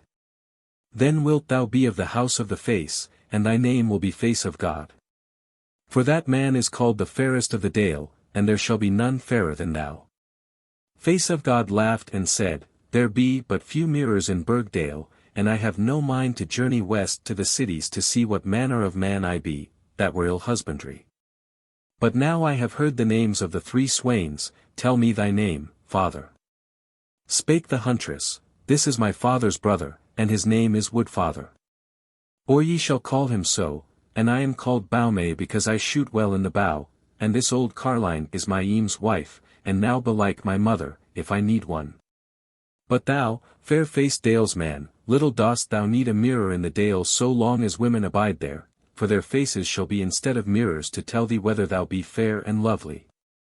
Thereat they all laughed and fell to their victual, which was abundant, of wood venison and mountain fowl, but of bread was no great plenty, wine lacked not, and that of the best. And Goldmane noted that the cups and the apparel of the horns and mazers were not of gold or gilded copper, but of silver, and he marvelled thereat, for in the dale silver was rare. So they ate and drank, and Goldmane looked ever on the friend, and spake much with her, and he deemed her friendly indeed, and she seemed most pleased when he spoke best, and led him on to do so. Wildwearer was but of few words, and those somewhat harsh, yet was he as a man striving to be courteous and blithe, but of the others Baume was the greatest speaker. Wildwearer called healths to the sun, and the moon, and the hosts of heaven. To the gods of the earth, to the Wood-Wights, and to the guest. Other healths also he called, the meaning of which was dark to Goldmane, to wit, the jaws of the wolf, the silver arm, the red hand, the golden bushel, and the ragged sword. But when he asked the friend concerning these names what they might signify, she shook her head and answered not. At last Wildwearer cried out, "Now, lads, the night weareth and the guest is weary, therefore whoso of you hath in him any minstrelsy, now let him make it, for later on it shall be over late." Then arose Wood-Wont and went to his shut bed and groped therein, and took from out of it a fiddle in its case. And he opened the case and drew from it a very goodly fiddle, and he stood on the floor amidst of the hall and Baume his cousin with him. And he laid his bow on the fiddle and woke up song in it, and when it was well awake she fell a-singing, and he to answering her song, and at the last all they of the house sang together. And this is the meaning of the words which they sang. She singeth. Now is the rain upon the day. And every water's wide. Why busk ye then to where the way? And whither will ye ride? He singeth. Our kine are on the eyot still. The eddies lap them round. All dykes the wind-worn waters fill. And wanneth grass and ground. She singeth. O ride ye to the river's brim. In warweed fair to see. Or winter waters will ye swim. In hauberks to the knee. He singeth. Wild is the day, and dim with rain. Our sheep are warded ill. The wood-wolves gather for the plain. Their ravening maws to fill. She singeth. Nay, what is this, and what have ye? A hunter's band, to bear. The banner of our battle glee. The skulking wolves to scare. He singeth. O women, when we wend our ways. To deal with death and dread. The banner of our fathers' days. Must flap the wind o'erhead. She singeth. Ah, for the maidens that ye leave. Who now shall save the hay? What grooms shall kiss our lips at eve? When June hath mastered May? He singeth. The wheat is won, the seed is sown. Here toileth many a maid. And ere the hay knee-deep hath grown, your grooms the grass shall wade. They sing all together. Then fair befall the mountainside, whereon the play shall be. And fair befall the summer tide, that whoso live shall see. Face of God thought the song goodly, but to the others it was well known.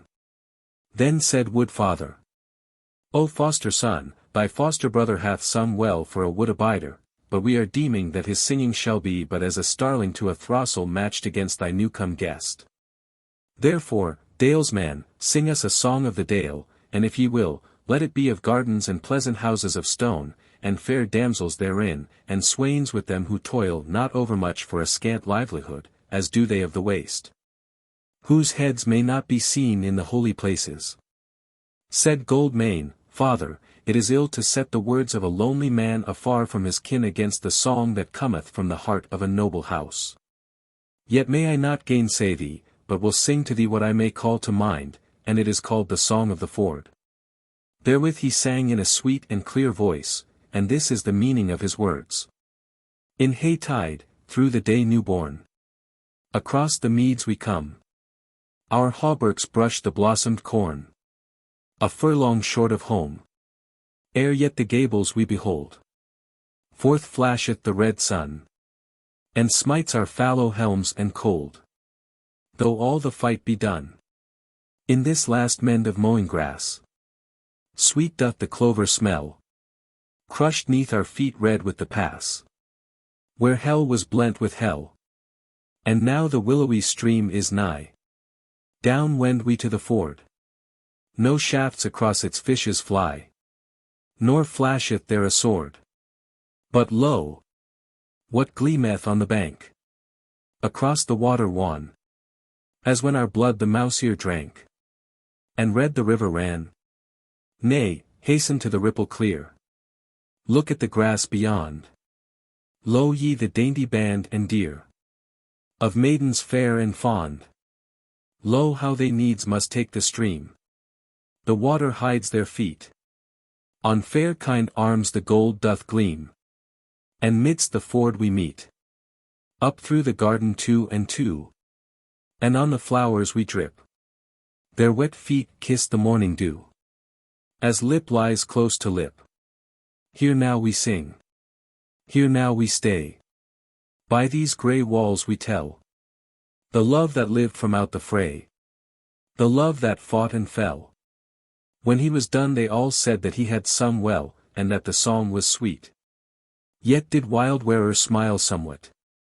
And Baume said outright, soft is the song, and hath been made by lads and minstrels rather than by warriors. Nay, kinswoman, said Wood Father, thou art hard to please. The guest is kind, and hath given us that I asked for, and I give him all thanks therefore.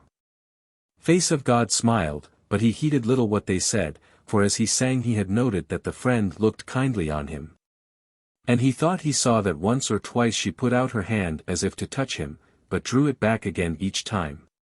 She spake after a little and said, Here now hath been a stream of song running betwixt the mountain and the dale even as doth a river, and this is good to come between our dreams of what hath been and what shall be. Then she turned to Goldmane, and said to him scarce loud enough for all to hear. Herewith I bid thee good night, O Dalesman. And this other word I have to thee, heed not what befalleth in the night, but sleep thy best, for naught shall be to thy scathe. And when thou wakest in the morning, if we are yet here, it is well. But if we are not, then abide us no long while, but break thy fast on the victual thou wilt find upon the board, and so depart and go thy ways home. And yet thou mayst look to it to see us again before thou deest. Therewith she held out her hand to him, and he took it and kissed it, and she went to her chamber aloft at the lower end of the hall. And when she was gone, once more he had a deeming of her that she was of the kindred of the gods. At her departure him seemed that the hall grew dull and small and smoky, and the night seemed long to him and doubtful the coming of the day. Chapter 7. Face of God talketh with the friend on the mountain. So now went all men to bed. And face to God's shut bed was over against the outer door and toward the lower end of the hall, and on the panel about it hung the weapons and shields of men. Fair was that chamber and roomy, and the man was weary despite his eagerness, so that he went to sleep as soon as his head touched the pillow. But within a while, he deemed about 2 hours after midnight, he was awaked by the clattering of the weapons against the panel, and the sound of men's hands taking them down. And when he was fully awake, he heard withal men going up and down the house as if on errands, but he called to mind what the friend had said to him, and he did not so much as turn himself toward the hall. For he said, Belike these men are outlaws and wolves of the holy places, yet by seeming they are good fellows and not churlish, nor have I to do with taking up the feud against them. I will abide the morning. Yet meseemeth that she drew me hither, for what cause? Therewith he fell asleep again, and dreamed no more. But when he awoke the sun was shining broad upon the hall floor, and he sat up and listened, but could hear no sound save the moaning of the wind in the pine boughs and the chatter of the starlings about the gables of the house. And the place seemed so exceeding lonely to him that he was in a manner feared by that loneliness. Then he arose and clad himself, and went forth into the hall and gazed about him, and at first he deemed indeed that there was no one therein. But at last he looked and beheld the upper gable, and there underneath a most goodly hanging was the glorious shape of a woman sitting on a bench covered over with a cloth of gold and silver. And he looked and looked to see if the woman might stir, and if she were alive, and she turned her head toward him, and lo, it was the friend, and his heart rose to his mouth for wonder and fear and desire.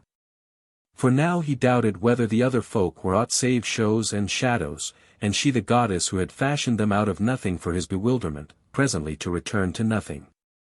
Yet whatever he might fear or doubt, he went up the hall towards her till he was quite nigh to her, and there he stood silent, wondering at her beauty and desiring her kindness.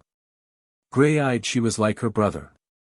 But her hair the colour of red wheat, her lips full and red, her chin round, her nose fine and straight. Her hands and all her body fashioned exceeding sweetly and delicately. Yet not as if she were an image of which the like might be found if the craftsman were but deft enough to make a perfect thing, but in such a way that there was none like to her for those that had eyes to behold her as she was. And none could ever be made like to her, even by such a master craftsman as could fashion a body without a blemish. She was clad in a white smock, whose hems were broidered with gold wire and precious gems of the mountains, and over that a gown woven of gold and silver, scarce hath the world such another. On her head was a fillet of gold and gems, and there were wondrous gold rings on her arms, her feet lay bare on the dark grey wolfskin that was stretched before her. She smiled kindly upon his solemn and troubled face, and her voice sounded strangely familiar to him coming from all that loveliness, as she said, Hail, face of God! Here am I left alone, although I deemed last night that I should be gone with the others. Therefore am I fain to show myself to thee in fairer array than yesternight. For though we dwell in the wild wood, from the solace of folk, yet are we not of thrall's blood. But come now, I bid thee break thy fast and talk with me a little while, and then shalt thou depart in peace. Spake face of God, and his voice trembled as he spake, What art thou? Last night I deemed at whiles once and again that thou wert of the gods. And now that I behold thee thus, and it is broad daylight, and of those others is no more to be seen than if they had never lived, I cannot but deem that it is even so, and that thou comest from the city that shall never perish. Now if thou be a goddess, I have not to pray thee, save to slay me speedily if thou hast a mind for my death. But if thou art a woman. She broke in, Goldmane, stay thy prayer and hold thy peace for this time, lest thou repent when repentance availeth not. And this I say because I am none of the gods nor akin to them, save far off through the generations, as art thou also, and all men of goodly kindred. Now I bid thee eat thy meat, since 'tis ill talking betwixt a full man and a fasting. And I have dight it myself with mine own hands, for Baume and the wood mother went away with the rest 3 hours before dawn. Come sit and eat as thou hast a hearty heart, as forsooth thou shouldest do if I were a very goddess. Take heed, friend, lest I take thee for some damsel of the lower dale arrayed in earl's garments. She laughed therewith, and leaned toward him and put forth her hand to him, and he took it and caressed it. And the exceeding beauty of her body and of the raiment which was as it were a part of her and her loveliness, made her laughter and her friendly words strange to him, as if one did not belong to the other, as in a dream it might be. Nevertheless he did as she bade him, and sat at the board and ate, while she leaned forward on the arm of her chair and spake to him in friendly wise. And he wondered as she spake that she knew so much of him and his, and he kept saying to himself, She drew me hither, wherefore did she so? But she said, Goldmane, how fareth thy father the alderman? Is he as good a wight as ever? He told her, yea, that ever was his hammer on the iron, the copper, and the gold, and that no wight in the dale was as deft as he. Said she, Would he not have had thee seek to the cities, to see the ways of the outer world? Yea, said he.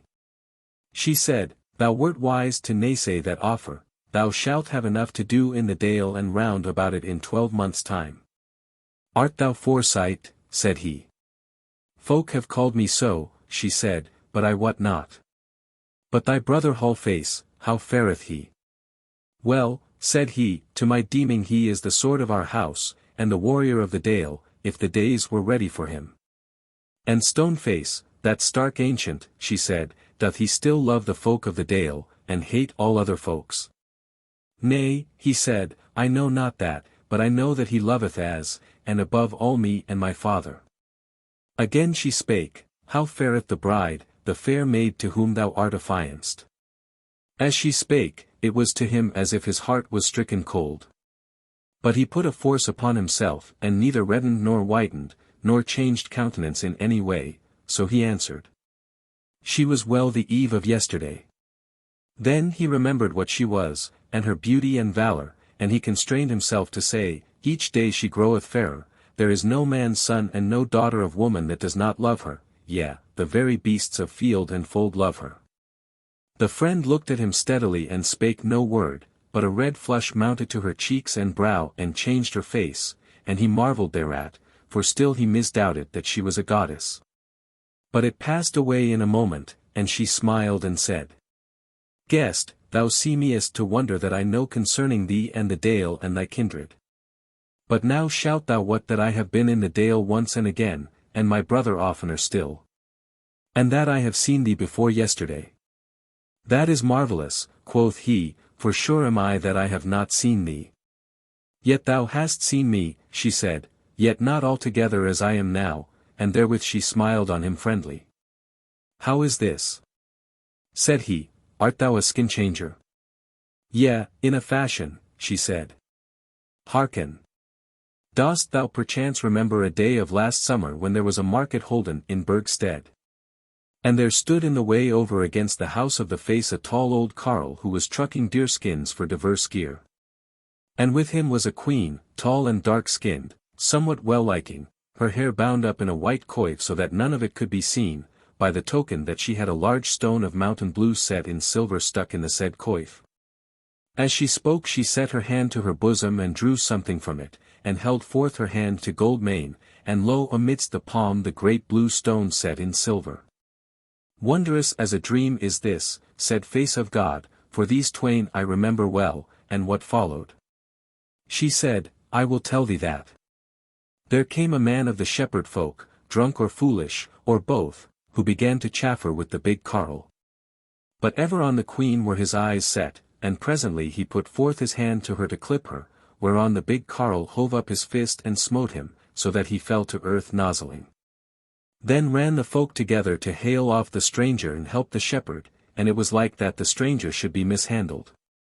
Then there thrust through the press a young man with yellow hair and grey eyes, who cried out, Fellows, let be. The stranger had the right of it, this is no matter to make a quarrel or a court case of. Let the market go on.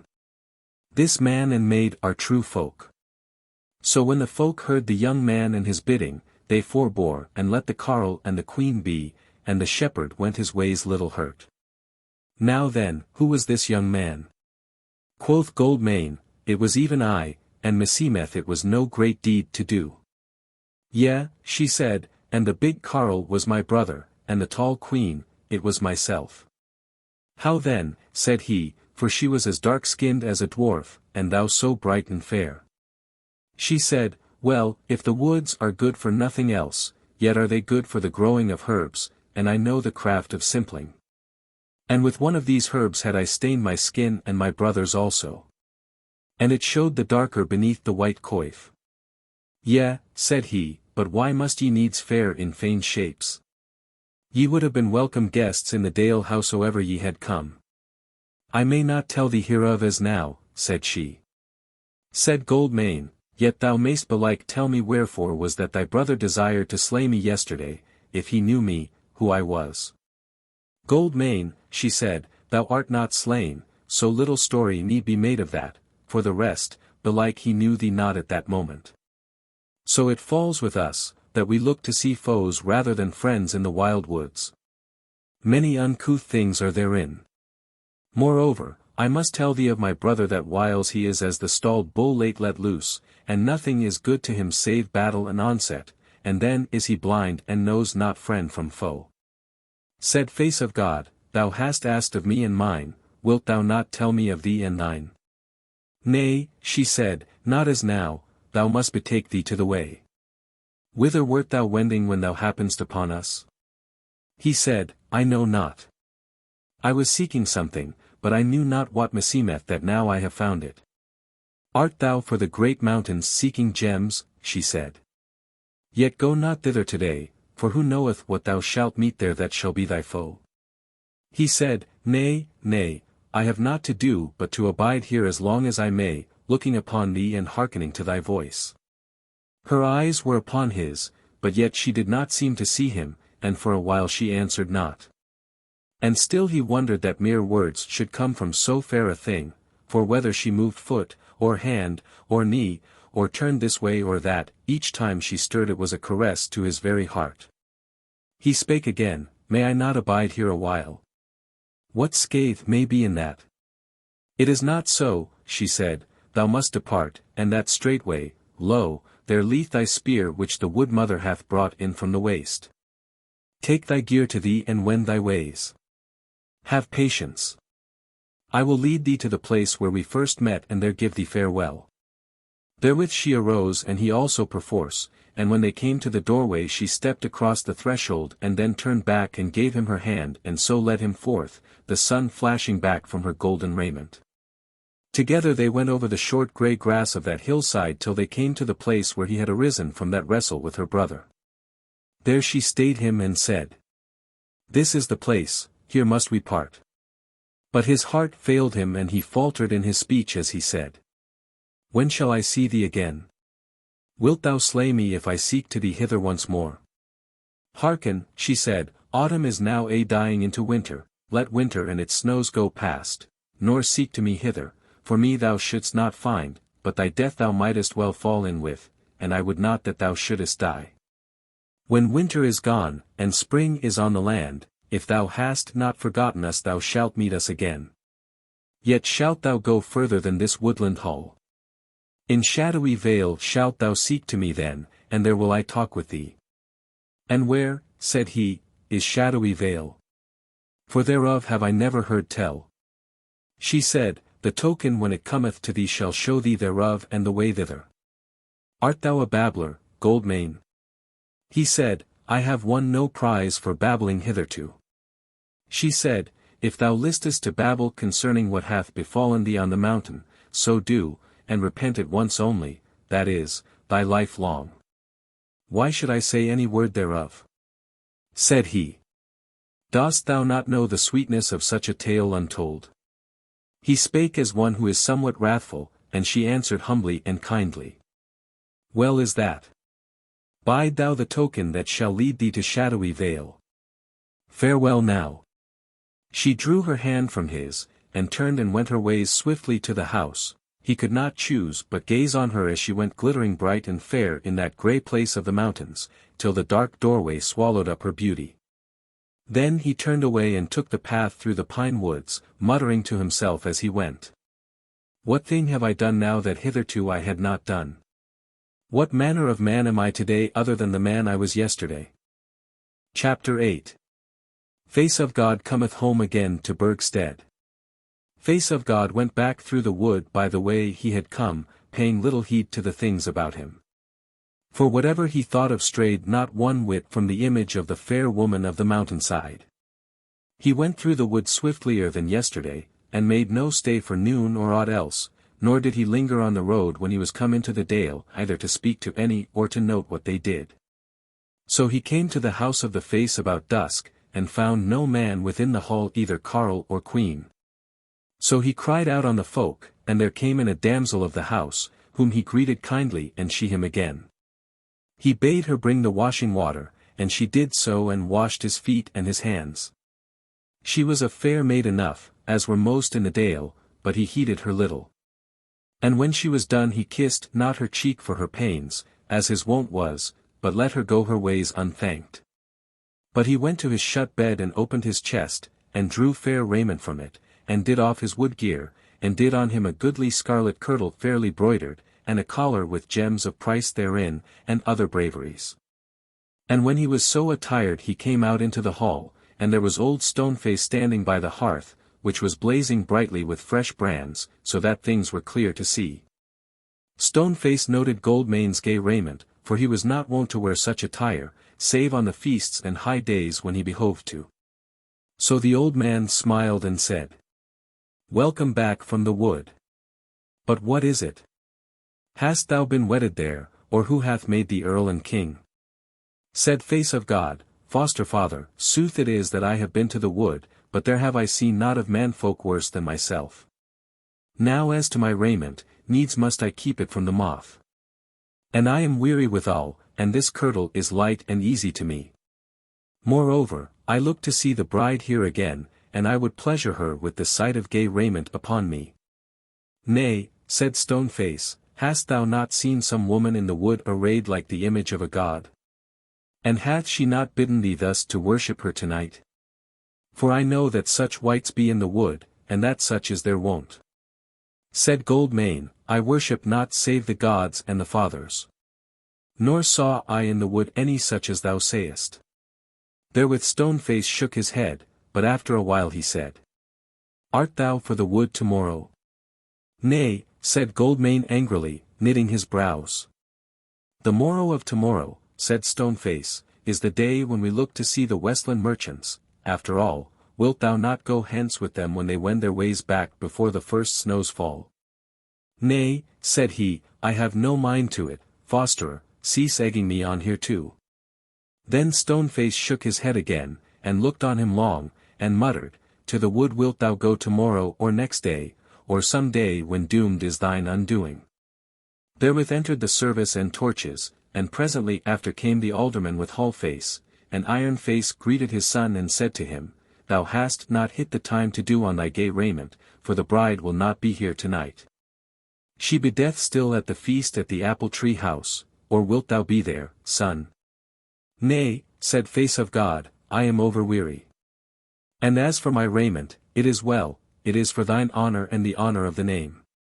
So to table they went, and Iron Face asked his son of his ways again, and whether he was quite fixed in his mind not to go down to the plain and the cities, for, said he, the morrow of tomorrow shall the merchants be here. And this were great news for them if the son of the alderman should be their faring fellow back. But Face of God answered without any haste or heat, Nay, father, it may not be, fear not, thou shalt see that I have a good will to work and live in the dale. And in good sooth, though he was a young man and loved mirth and the ways of his own will, he was a stalwart workman, and few could mow a match with him in the hay month and win it. Or fell trees as certainly and swiftly, or drive as straight and clean a furrow through the stiff land of the lower dale, and in other matters also was he deft and sturdy. Chapter 9. Those brethren fare to the Yewwood with the bride. Next morning Face of God dight himself for work, and took his axe. For his brother Hallface had bidden him go down with him to the Yewwood and cut timber there, since he of all men knew where to go straight to the sticks that would quarter best for bow-staves. Whereas the alderman had the right of hewing in that wood. So they went forth, those brethren, from the house of the Face, but when they were gotten to the gate, who should be there but the bride awaiting them, and she with an ass duly saddled for bearing the yew sticks. Because Hallface had told her that he and belike Goldmane were going to hew in the wood, and she thought it good to be of the company, as oft had befallen erst. When they met she greeted Face of God and kissed him as her wont was.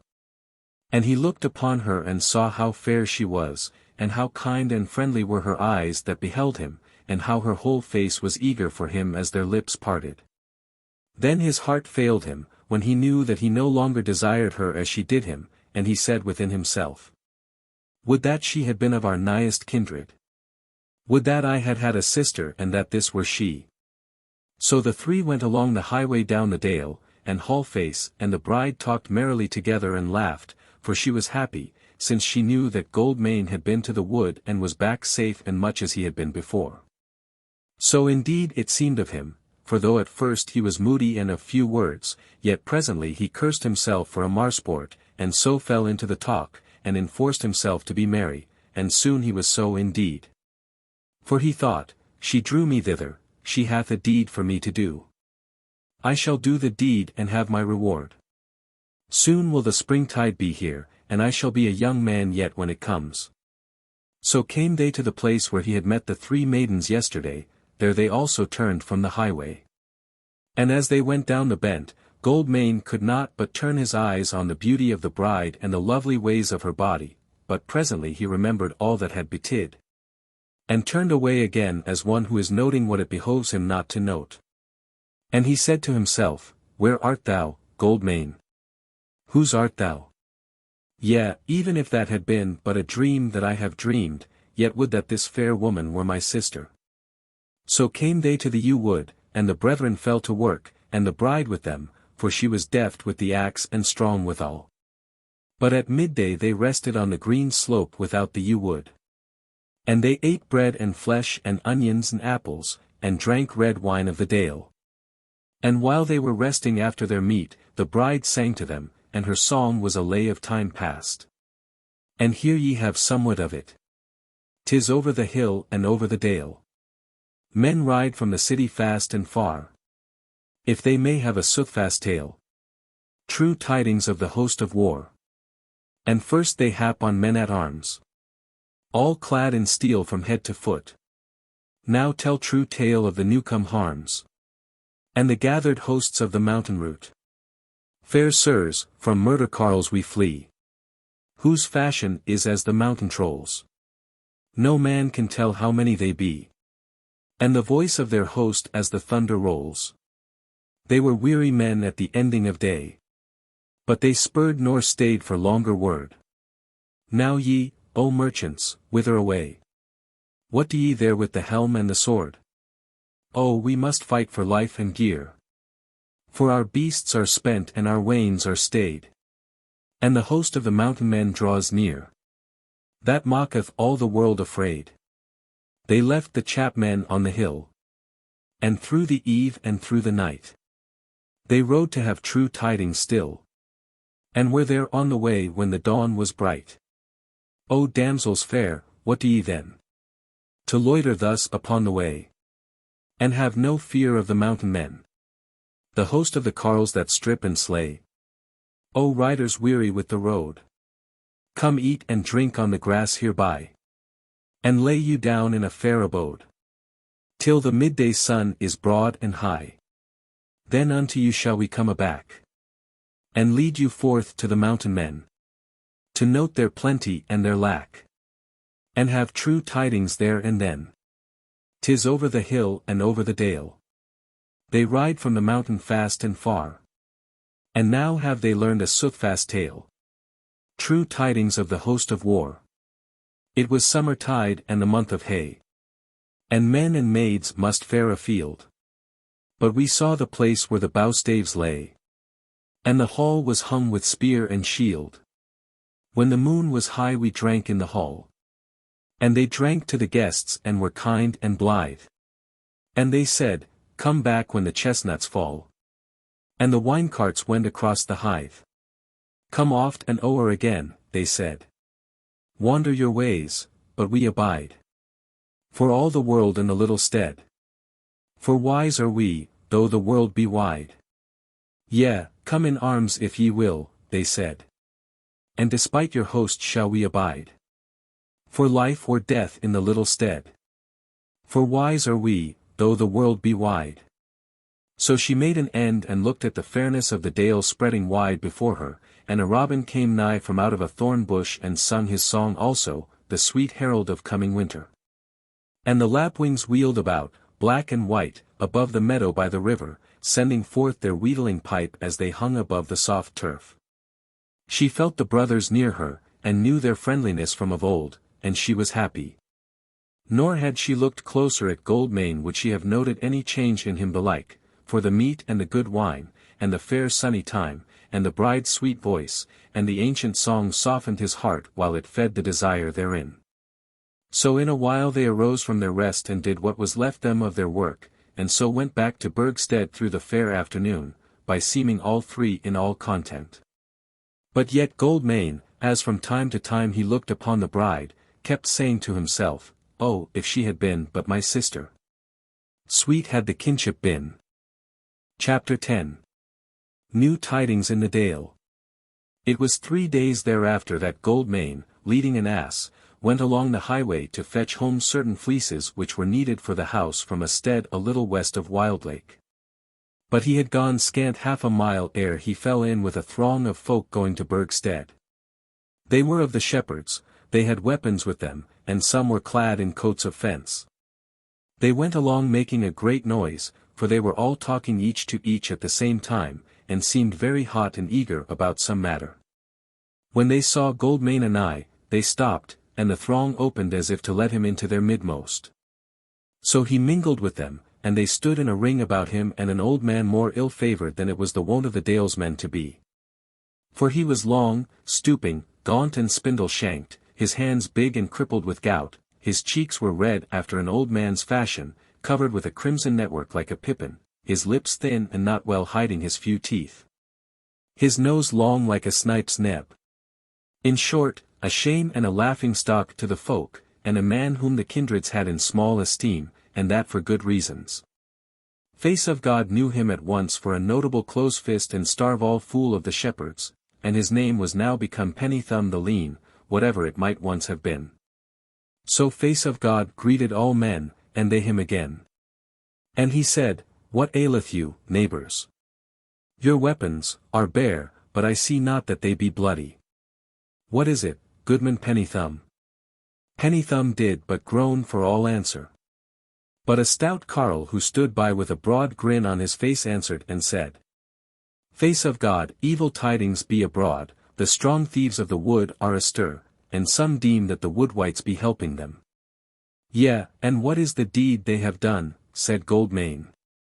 Said the carle, Thou knowest Pennythumb's abode? Yea surely, said Face of God, fair are the water meadows about it, great gain of cheese can be gotten thence. Hast thou been within the house, said the carle. Nay, said Goldmane. Then spake Pennythumb, within is scant gear, we gather for others to scatter, we make meat for others' mouths. The carle laughed, Sooth is that, said he, that there is little gear therein now, for the strong thieves have voided both hall and bower and byre. And when was that? Said Face of God. The night before last night, said the carle, the door was smitten on, and when none answered it was broken down. Yea, quoth Penny Thumb, a host entered, and they in arms. No host was within, said the carle, not but Penny Thumb and his sister's son, and 3 carles that work for him, and one of them, Rusty to wit, was the worst man of the hill country. These then the host were of the goodman Telleth bound, but without doing them any scathe, and they ransacked the house, and took away much gear, yet left some. Thou least, said Penny Thumb, they took little and left none. Thereat all men laughed, for this seemed to them good game, and another man said, Well, neighbour Penny Thumb, if it was so little, thou hast done unneighbourly in giving us such a heap of trouble about it. And they laughed again, but the first carle said, True it is, goodman, that thou wert exceeding eager to raise the hue and cry after that little when we happed upon thee and thy housemates bound in your chairs yesterday morning. Well, alderman's son, short is the tale to tell, we could not fail to follow the gear, and the slot led us into the wood, and ill is the going there for us shepherds, who are used to the bare downs, save Rusty, who was a good woodsman and lifted the slot for us. So he outwent us all, and ran out of sight of us, so presently we came upon him dead slain, with the manslayer's spear in his breast. What then could we do but turn back again, for now was the wood blind, now Rusty was dead, and we knew not whither to follow the fray. And the man himself was but little loss, so back we turned, and told goodman Penny Thumb of all this, for we had left him alone in his hall lamenting his gear. So we bided today's morn, and have come out now, with our neighbour and the spear, and the dead corpse of Rusty. Stand aside, neighbours, and let the alderman's son see it. They did so, and there was the corpse of a thin-faced tall wiry man, somewhat foxy of aspect, lying on a hand-bier covered with black cloth. Yea, Face of God, said the carle, he is not good to see now he is dead, yet alive was he worser, but, look you, though the man was no good man, yet was he of our people, and the feud is with us. So we would see the alderman, and do him to wit of the tidings, that he may call the neighbours together to seek a blood-wight for Rusty and atonement for the ransacking. Or what sayest thou? Have ye the spear that ye found in Rusty? Quoth Goldmane. Yea verily, said the carle. Hither with it, neighbours, give it to the alderman's son. So the spear came into his hand, and he looked at it and said, This is no spear of the smith's work of the Dale, as my father will tell you. We take but little keep of the forging of spearheads here, so that they be well tempered and made so as to ride well on the shaft, but this head, daintily is it wrought, the blood trench as clean and trim as though it were an earl's sword. See you with all this inlaying of runes on the steel? It is done with no tin or copper, but with very silver, and these bands about the shaft be of silver also. It is a fair weapon, and the owner hath a loss of it greater than his gain in the slaying of Rusty. And he will have left it in the wound so that he might be known hereafter, and that he might be said not to have murdered Rusty but to have slain him. Or how think ye? They all said that this seemed like to be. But that if the man who had slain Rusty were one of the ransackers they might have a blood-wight of him, if they could find him. Goldmane said that so it was, and therewithal he gave the shepherds good speed and went on his way. But they came to Burgstead and found the alderman, and in due time was a court held, and a finding uttered, and outlawry given forth for the manslaying and the ransacking against certain men unknown. As for the spear, it was laid up in the house of the Face. But Face of God pondered these matters in his mind, for such ransackings there had been none of in late years. And he said to himself that his friends of the mountain must have other folk, of which the Dalesmen knew not, whose gear they could lift, or how could they live in that place. And he marvelled that they should risk drawing the Dalesmen's wrath upon them, whereas they of the Dale were strong men not easily daunted, albeit peaceable enough if not stirred to wrath. For in good sooth he had no doubt concerning that spear, whose it was and whence it came, for that very weapon had been leaning against the panel of his shut bed the night he slept on the mountain. And all the other spears that he saw there were more or less of the same fashion, and adorned with silver. Albeit all that he knew, and all that he thought of, he kept in his own heart and said nothing of it. So wore the autumn into early winter. And the Westland merchants came in due time, and departed without face of God, though his father made him that offer one last time. He went to and fro about his work in the dale, and seemed to most men's eyes not changed from what he had been. But the bride noted that he saw her less often than his wont was, and abode with her a lesser space when he met her, and she could not think what this might mean. Nor had she heart to ask him thereof, though she was sorry and grieved, but rather withdrew her company from him somewhat, and when she perceived that he noted it not, and made no question of it, then was she the sorrier. But the first winter snow came on with a great storm of wind from the northeast, so that no man stirred abroad who was not compelled thereto, and those who went abroad risked life and limb thereby. Next morning all was calm again, and the snow was deep, but it did not endure long, for the wind shifted to the southwest and a thaw came, and 3 days after, when folk could fare easily again up and down the dale, came tidings to Burgstead and the aldermen from the lower dale, how a house called Greentofts had been ransacked there, and none knew by whom. Now the goodman of Greentofts was little loved of the neighbours, he was grasping and overbearing, and had often cowed others out of their due, he was very cross-grained, both at home and abroad, his wife had fled from his hand. Neither did his sons find it good to abide with him, therewithal he was wealthy of goods, a strong man and a deft man at arms. When his sons and his wife departed from him, and none other of the dalesmen cared to abide with him, he went down into the plain, and got thence men to be with him for hire, men who were not well seen to in their own land. These to the number of 12 abode with him, and did his bidding whenso it pleased them. 2 more had he had who had been slain by good men of the dale for their masterful ways. And no blood-white had been paid for them, because of their ill-doings, though they had not been made outlaws. This man of Greentofts was called Heartsbane after his father, who was a great hunter. Now the full tidings of the ransacking were these: the storm began 2 hours before sunset, and an hour thereafter, when it was quite dark, for without none could see because the wind was at its height and the drift of the snow was hard and full. The hall door flew open. And at first men thought it had been the wind, until they saw in the dimness, for all lights but the fire on the hearth had been quenched, certain things tumbling in which at first they deemed were wolves. But when they took swords and staves against them, lo, they were met by swords and axes, and they saw that the seeming wolves were men with wolf-skins drawn over them. So the newcomers cowed them that they threw down their weapons, and were bound in their places. But when they were bound, and had had time to note who the ransackers were, they saw that there were but 6 of them all told, who had cowed and bound Heartsbane and his 12 masterful men. And this they deemed a great shaming to them, as might well be. So then the stead was ransacked, and those wolves took away what they would, and went their ways through the fierce storm, and none could tell whether they had lived or died in it. But at least neither the men nor their prey were seen again, nor did they leave any slot, for next morning the snow lay deep over everything. No doubt had Goldmane but that these ransackers were his friends of the mountain. But he held his peace, abiding till the winter should be over. Chapter 11. Men make oath at Burgstead on the Holy Boar. A week after the ransacking at Greentofts the snow and the winter came on in earnest, and all the dale lay in snow, and men went on skids when they fared up and down the dale or on the mountain. All was now tidingless till Yule over, and in Burgstead was there feasting and joyance enough. And especially at the house of the face was high-tide holden, and the alderman and his sons and Stoneface and all the kindred and all their men sat in glorious attire within the hall. And many others were there of the best of the kindreds of Burgstead who had been bidden. Face of God sat between his father and Stoneface.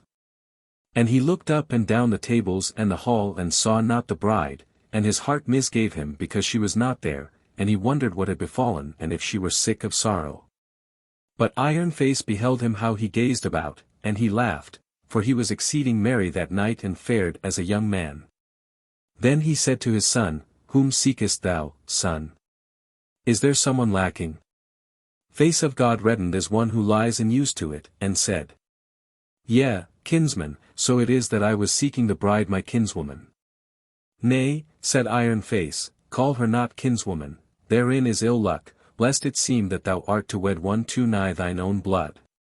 Call her the bride only, to thee and to me the name is good. Well, son, desirest thou sorely to see her? Yea, surely, said Face of God, but his eyes went all about the hall still, as though his mind strayed from the place and that home of his. Said Iron Face, have patience, son, thou shalt see her anon, and that in such guise as shall please thee.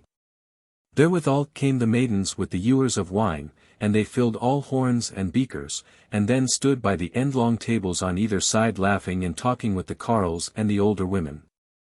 And the hall was a fair sight to see, for the many candles burned bright and the fire on the hearth flared up, and those maids were clad in fair raiment, and there was none of them but was comely, and some were fair.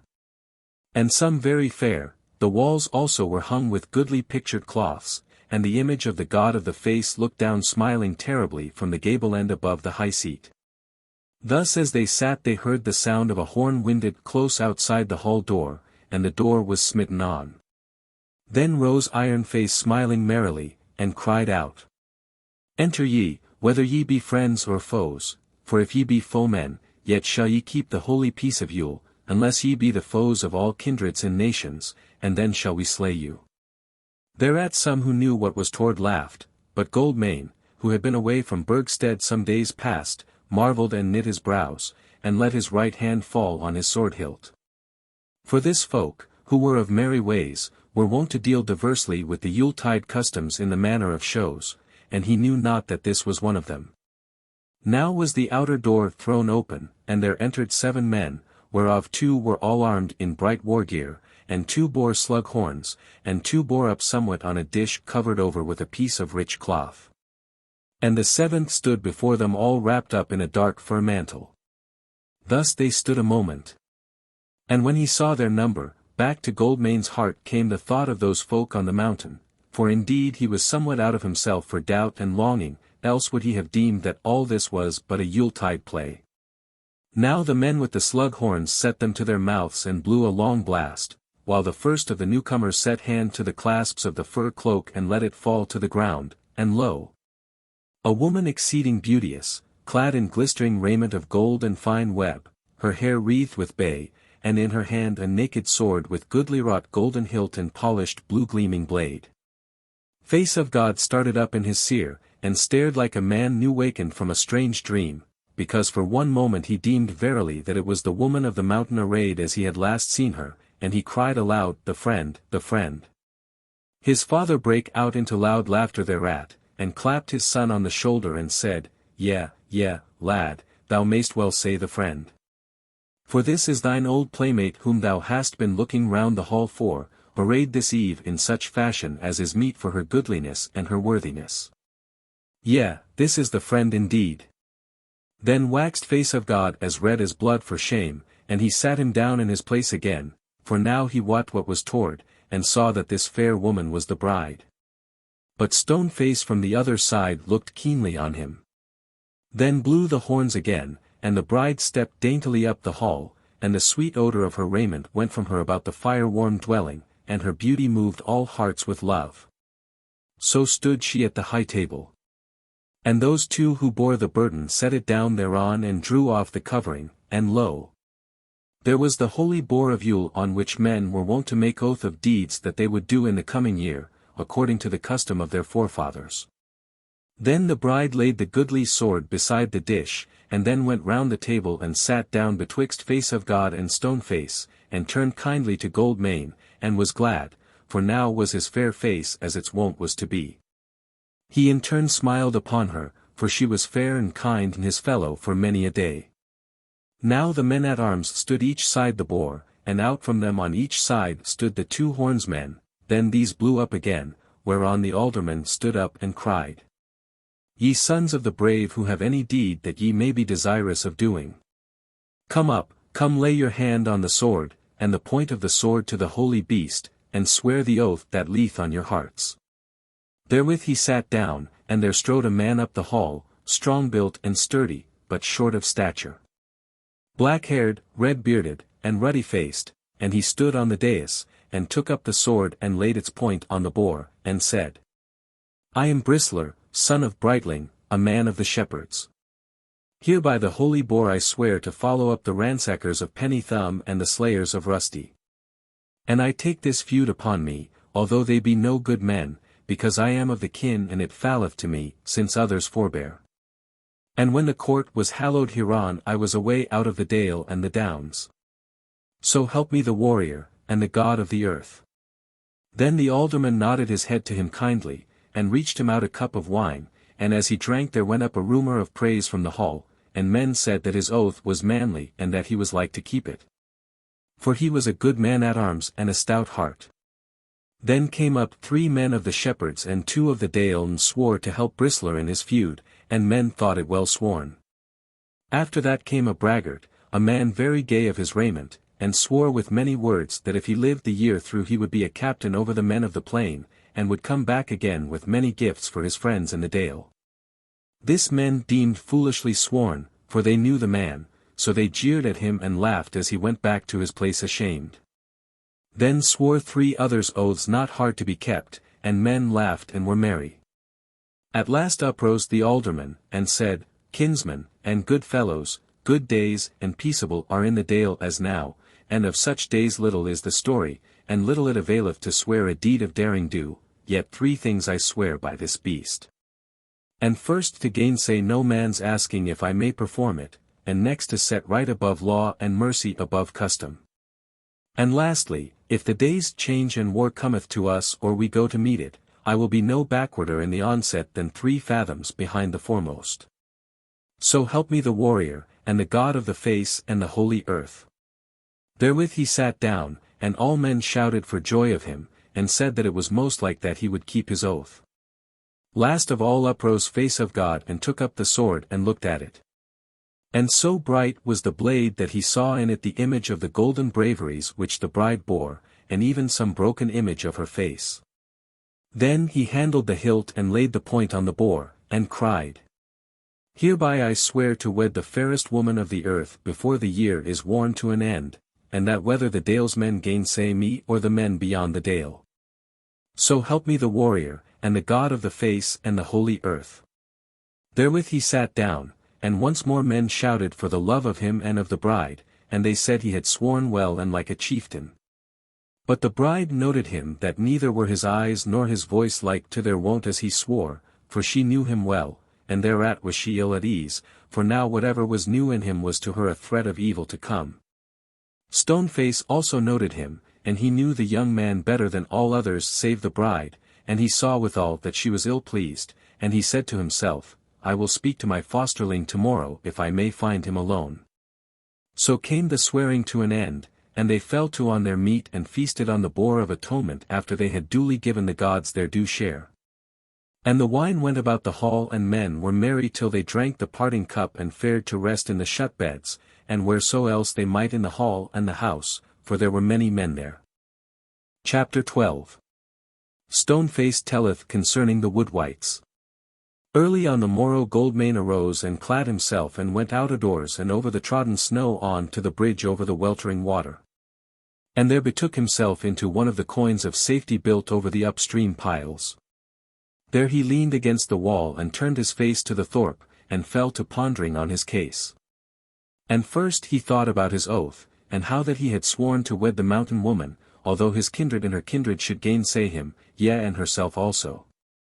Great seemed that oath to him, yet at that moment he wished he had made it greater, and made all the kindred, yea, and the bride herself, sure of the meaning of the words of it, and he deemed himself a dastard that he had not done so. Then he looked round him and beheld the winter, and he fell into mere longing that the spring were come and the token from the mountain. Things seemed too hard for him to deal with, and he between a mighty folk and 2 wayward women. And he went nigh to wish that he had taken his father's offer and gone down to the cities, and even had he met his bane, well were that. And, as young folk will, he set to work making a picture of his deeds there, had he been there. He showed himself the stricken fight in the plain, and the press, and the struggle, and the breaking of the serried band, and himself amidst the ring of foemen doing most valiantly, and falling there at last. His shield o'er heavy with the weight of foemen's spears for a man to uphold it. Then the victory of his folk and the lamentation and praise over the slain man of the mountain dales, and the burial of the valiant warrior, the praising weeping folk meeting him at the city gate. Laid stark and cold in his arms on the gold-hung garlanded bier. There ended his dream, and he laughed aloud and said, I am a fool. All this were good and sweet if I should see it myself, and forsooth that is how I am thinking of it, as if I still alive should see myself dead and famous. Then he turned a little and looked at the houses of the thorp lying dark about the snowy ways under the starlit heavens of the winter morning, dark they were indeed and grey. Save where here and there the half-burned Yule fire reddened the windows of a hall, or where, as in one place, the candle of some early waker shone white in a chamber window. There was scarce a man astir, he deemed, and no sound reached him save the crowing of the cocks muffled by their houses, and a faint sound of beasts in the byres. Thus he stood a while, his thoughts wandering now, till presently he heard footsteps coming his way down the street and turned toward them, and lo, it was the old man Stoneface. He had seen Goldmane go out, and had risen and followed him that he might talk with him apart. Goldmane greeted him kindly, though, sooth to say, he was but half content to see him. Since he doubted, what was verily the case, that his foster father would give him many words, counselling him to refrain from going to the wood, and this was loathsome to him. But he spake and said, Meseems, father, that the eastern sky is brightening toward dawn. Yea, quoth Stoneface. It will be light in an hour, said Face of God. Even so, said Stoneface. And a fair day for the morrow of Yule, said the swain. Yea, said Stoneface, and what wilt thou do with the fair day? Wilt thou to the wood? Maybe, father, said Goldmane. Hallface and some of the swains are talking of elks up the fells which may be trapped in the drifts, and if they go a-hunting them, I may go in their company. Ah, son, quoth Stoneface, thou wilt look to see other kind of beasts than elks. Things may ye fall in with there who may not be impounded in the snow like to elks, but can go lightfoot on the top of the soft drift from one place to another. Said Goldmane, father, fear me not. I shall either refrain me from the wood, or if I go, I shall go to hunt the wood deer with other hunters. But since thou hast come to me, tell me more about the wood, for thy tales thereof are fair. Yea, said Stoneface, fair tales of foul things, as oft it befalleth in the world. Hearken now. If thou deemest that what thou seekest shall come readier to thine hand because of the winter and the snow, thou errest. For the wights that waylay the bodies and souls of the mighty in the wild wood heed such matters nothing, yea, and at Yuletide are they most abroad, and most armed for the fray. Even such an one have I seen time agone, when the snow was deep and the wind was rough. And it was in the likeness of a woman clad in such raiment as the bride bore last night, and she trod the snow lightfoot in thin raiment where it would scarce bear the skids of a deft snowrunner. Even so she stood before me. The icy wind blew her raiment round about her, and drifted the hair from her garlanded head toward me, and she as fair and fresh as in the midsummer days. Up the fell she fared, sweetest of all things to look on, and beckoned on me to follow. On me, the warrior, the stout heart, and I followed, and between us grief was born, but I it was that fostered that child and not she. Always when she would be, was she merry and lovely. And even so is she now, for she is of those that be long-lived. And I wot that thou hast seen even such an one. Tell me more of thy tales, foster father, said Goldmane, and fear not for me. Ah, son, he said, mayst thou have no such tales to tell to those that shall be young when thou art old. Yet hearken. We sat in the hall together and there was no third. And methought that the birds sang and the flowers bloomed, and sweet was their savour, though it was midwinter. A rose wreath was on her head, grapes were on the board, and fair unwrinkled summer apples on the day that we feasted together. When was the feast? Sayst thou? Long ago. What was the hall, thou sayest, wherein ye feasted? I know not if it were on the earth or under it, or if we rode the clouds that even. But on the morrow what was there but the stark wood and the drift of the snow, and the iron wind howling through the branches, and a lonely man, a wanderer rising from the ground. A wanderer through the wood and up the fell, and up the high mountain, and up to the edges of the ice river and the green caves of the ice hills. A wanderer in spring, in summer, autumn and winter, with an empty heart in a burning never satisfied desire, who hath seen in the uncouth places many an evil unmanly shape, many a foul hag in changing ugly semblance. Who hath suffered hunger and thirst and wounding and fever, and hath seen many things, but hath never again seen that fair woman, or that lovely feast hall. All praise and honour to the house of the face, and the bounteous valiant men thereof. And the like praise and honour to the fair women whom they wed of the valiant and goodly house of the steer. Even so say I, quoth Goldmane calmly, but now wend we aback to the house, for it is morning indeed, and folk will be stirring there. So they turned from the bridge together, and Stoneface was kind and fatherly, and was telling his foster son many wise things concerning the life of a chieftain, and the giving out of dooms and the gathering for battle. To all which talk Face of God seemed to hearken gladly, but indeed hearken not at all, for verily his eyes were beholding that snowy waste, and the fair woman upon it, even such an one as Stoneface had told of. Chapter 13.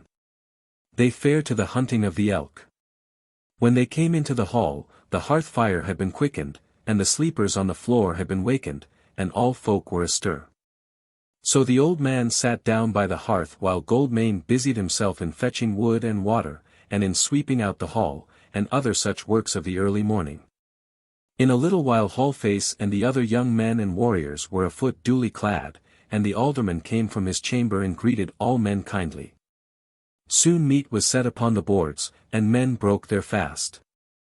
And day dawned while they were about it, and ere it was all done the sun rose clear and golden, so that all men knew that the day would be fair, for the frost seemed hard and enduring. Then the eager young men and the hunters, and those who knew the mountain best drew together about the hearth, and fell to talking of the hunting of the elk. And there were 3 there who knew both the woods and also the fells right up to the ice rivers better than any other, and these said that they who were fain of the hunting of the elk would have no likelier time than that day for a year to come. Short was the rede betwixt them, for they said they would go to the work at once and make the most of the short winter daylight. So they went each to his place, and some outside that house to their fathers' houses to fetch each man his gear. Face of God for his part went to his shut bed, and stood by his chest, and opened it, and drew out of it a fine hauberk of ring mail which his father had made for him, for though Face of God was a deft wight, he was not by a long way so deft as his father, who was the deftest of all men of that time and country.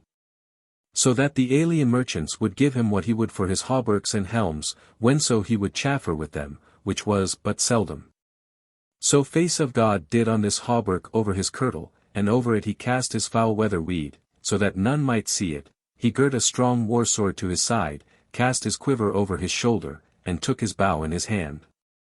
Although he had little lust to shoot elks that day, even as Stoneface had said.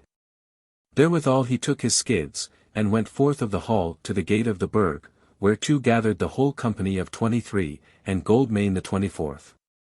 And each man there had his skids and his bow and quiver, and whatso other weapon, as short sword, or wood knife, or axe, seemed good to him. So they went out a gates, and clomb the stairway in the cliff which led to the ancient watchtower, for it was on the lower slopes of the fells which lay near to the weltering water that they looked to find the elks. And this was the nighest road thereto. When they had gotten to the top they lost no time, but went their ways nearly due east, making way easily where there were but scattered trees close to the lip of the sheer cliffs. They went merrily on their skids over the close-lying snow, and were soon up on the great shoulders of the fells that went up from the bank of the weltering water. At noon they came into a little dale wherein were a few trees. And there they abided to eat their meat, and were very merry, making for themselves tables and benches of the drifted snow, and piling it up to windward as a defence against the wind, which had now arisen, little but bitter from the southeast. So that some, and they the wisest, began to look for foul weather, wherefore they tarried the shorter while in the said dale or hollow. But they were scarcely on their way again before the aforesaid southeast wind began to grow bigger, and at last blew a gale, and brought up with it a drift of fine snow, through which they yet made their way, but slowly. Till the drift grew so thick that they could not see each other 5 paces apart. Then perforce they made stay, and gathered together under a bent which by good luck they happened upon, where they were sheltered from the worst of the drift. There they abode, till in less than an hour's space the drift abated and the wind fell, and in a little while after it was quite clear, with the sun shining brightly and the young waxing moon white and high up in the heavens. And the frost was harder than ever. This seemed good to them, but now that they could see each other's faces they fell to telling over their company, and there was none missing save face of God. They were somewhat dismayed thereat, but knew not what to do, and they deemed he might not be far off, either a little behind or a little ahead, and Hallface said, "There is no need to make this to-do about my brother. He can take good care of himself, neither does a warrior of the face die because of a little cold and frost and snowdrift. Withal Goldmane is a wilful man, and of late days hath been wilful beyond his wont, let us now find the elks." So they went on their ways hoping to fall in with him again. No long story need be made of their hunting, for not very far from where they had taken shelter they came upon the elks, many of them, impounded in the drifts, pretty much where the deft hunters looked to find them. There then was battle between the elks and the men, till the beasts were all slain and only one man hurt, then they made them sleighs from wood which they found in the hollows thereby, and they laid the carcasses thereon. And so turned their faces homeward, dragging their prey with them. But they met not face of God either there or on the way home, and Hallface said, "Maybe Goldmane will lie on the fell tonight, and I would I were with him, for adventures oft befall such folk when they abide in the wilds." Now it was late at night by then they reached Burgstead, so laden as they were with the dead beasts, but they heeded the night little, for the moon was well nigh as bright as day for them. But when they came to the gate of the thorp, there were assembled the good men and swains to meet them with torches and wine in their honour.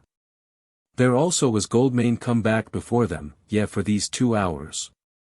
And he stood clad in his holiday raiment and smiled on them. Then was there some jeering at him that he was come back empty-handed from the hunting, and that he was not able to abide the wind and the drift. But he laughed thereat, for all this was but game and play, since men knew him for a keen hunter and a stout woodsman. And they had deemed it a heavy loss of him if he had been cast away, as some feared he had been, and his brother Hallface embraced him and kissed him. And said to him, "Now the next time that thou farest to the wood will I be with thee foot to foot, and never leave thee, and then meseemeth I shall what of the tale that hath befallen thee, and belike it shall be no sorry one." Face of God laughed and answered but little, and they all betook them to the house of the face and held high feast therein, for as late as the night was, in honour of this hunting of the elk. No man cared to question Face of God closely as to how or where he had strayed from the hunt. For he had told his own tale at once as soon as he came home, to wit, that his right foot skidstrap had broken, and even while he stopped to mend it came on that drift and weather. And that he could not move from that place without losing his way, and that when it had cleared he knew not whither they had gone because the snow had covered their slot. So he deemed it not unlike that they had gone back, and that he might come up with 1 or 2 on the way, and that in any case he wot well that they could look after themselves, so he turned back, not going very swiftly. All this seemed like enough, and a little matter except to jest about, so no man made any question concerning it, only old Stoneface said to himself, "Now were I fain to have a true tale out of him. But it is little likely that anything shall come of my much questioning. And it is ill forcing a young man to tell lies." So he held his peace, and the feast went on merrily and blithely. Chapter 14. Concerning Face of God and the Mountain. But it must be told of Goldmane that what had befallen him was in this wise. His skidstrap brake in good sooth, and he stayed to mend it. But when he had done what was needful, he looked up and saw no man nigh, what for the drift, and that they had gone on somewhat. So he rose to his feet, and without more delay, instead of keeping on toward the elk ground and the way his face had been set, he turned himself north and by east, and went his ways swiftly towards that ert. Because he deemed that it might lead him to the mountain hall where he had guested. He abode not for the storm to clear, but swept off through the thick of it, and indeed the wind was somewhat at his back, so that he went the swiftlier. But when the drift was gotten to its very worst, he sheltered himself for a little in a hollow behind a thorn bush he stumbled upon. As soon as it began to abate he went on again, and at last when it was quite clear, and the sun shone out, he found himself on a long slope of the fells covered deep with smooth white snow. And at the higher end a great crag rising bare 50 feet above the snow, and more rocks, but none so great, and broken ground as he judged, the snow being deep, about it on the hither side. And on the further, 3 great pine trees all bent down and mingled together by their load of snow. Thitherward he made, as a man might, seeing nothing else to note before him. But he had not made many strides when forth from behind the crag by the pine trees came a man. And at first Face of God thought it might be one of his hunting fellows gone astray, and he hailed him in a loud voice, but as he looked he saw the sun flash back from a bright helm on the newcomer's head. Albeit he kept on his way till there was but a space of 200 yards between them, when lo! The helm-bearer notched a shaft to his bent bow and loosed at Face of God, and the arrow came whistling and passed 6 inches by his right ear.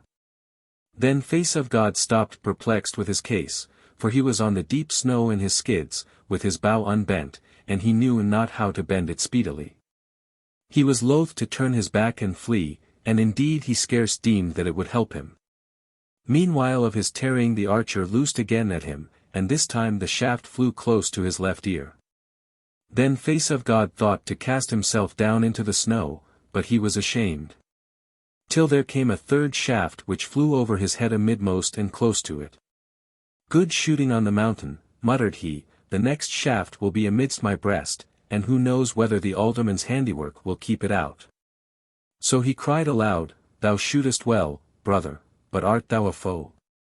If thou art, I have a sword by my side, and so hast thou, come hither to me, and let us fight it out friendly if we must needs fight.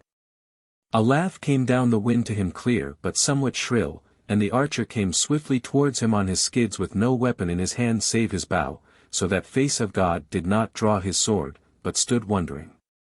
As they drew nearer he beheld the face of the newcomer, and deemed that he had seen it before, and soon, for all that it was hooded close by the ill-weather raiment, he perceived it to be the face of Baume, ruddy and smiling.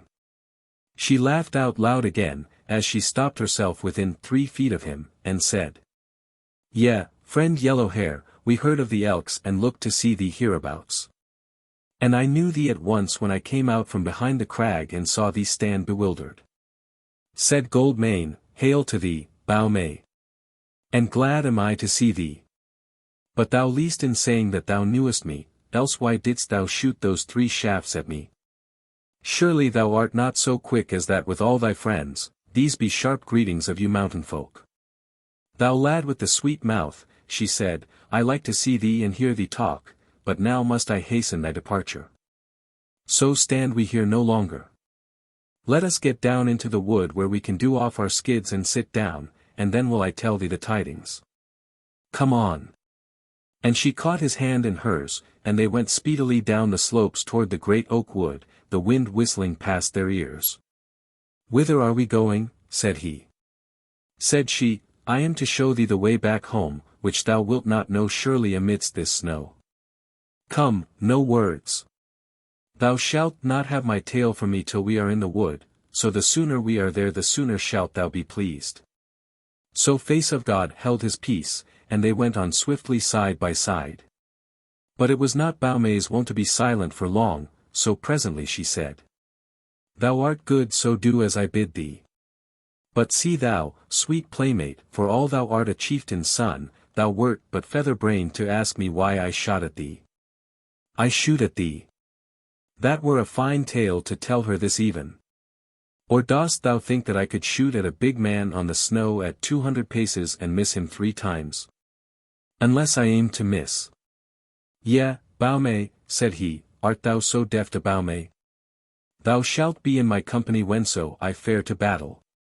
Indeed, she said, therein thou sayest but the bare truth, nowhere else shall I be, and thou shalt find my bow no worse than a good shield. He laughed somewhat lightly. But she looked on him soberly and said, Laugh in that fashion on the day of battle, and we shall be well content with thee. So on they sped very swiftly, for their way was mostly downhill, so that they were soon amongst the outskirting trees of the wood, and presently after reached the edge of the thicket, beyond which the ground was but thinly covered with snow. There they took off their skids, and went into the thick wood and sat down under a hornbeam tree. And ere Goldmane could open his mouth to speak, Baume began and said, Well, it was that I fell in with thee, Dalesman, else had there been murders of men to tell of. But ever she ordereth all things wisely, though unwisely hast thou done to seek to her. Hearken. Dost thou think that thou hast done well that thou hast me here with my tale? Well, hadst thou busied thyself with the slaying of elks, or with sitting quietly at home, yet shouldest thou have heard my tale, and thou shouldest have seen me in Burgstead in a day or two to tell thee concerning the flitting of the token. And ill it is that I have missed it, for fain had I been to behold the house of the face, and to have seen thee sitting there in thy dignity amidst the kindred of chieftains. And she sighed therewith. But he said, Hold up thine heart, Baume. On the word of a true man that shall befall thee one day. But come, playmate, give me thy tale. Yea, she said, I must now tell thee in the wild wood what else I had told thee in the hall. Hearken closely, for this is the message. Seek not to me again till thou hast the token, else assuredly wilt thou be slain, and I shall be sorry for many a day. Thereof as now I may not tell thee more. Now as to the token, when March is worn 2 weeks fail not to go to and fro on the place of the maiden ward for an hour before sunrise every day till thou hear tidings. Now, quoth Baume, hast thou hearkened and understood? Yea, said he. She said, Then tell me the words of my message concerning the token. And he did so word for word. Then she said, It is well, there is no more to say. Now must I lead thee till thou knowest the wood. And then mayst thou get on to the smooth snow again, and so home merrily. Yet, thou grey-eyed fellow, I will have my pay of thee before I do that last work. Therewith she turned about to him and took his head between her hands, and kissed him well favouredly both cheeks and mouth. And she laughed, albeit the tears stood in her eyes as she said, Now smelleth the wood sweeter, and summer will come back again. And even thus will I do once more when we stand side by side in battle array. He smiled kindly on her and nodded as they both rose up from the earth. She had taken off her foul-weather gloves while they spake, and he kissed her hand, which was shapely of fashion albeit somewhat brown, and hard of palm. And he said in friendly wise, Thou art a merry-faring fellow, Baume, and belike shalt be withal a true fighting fellow.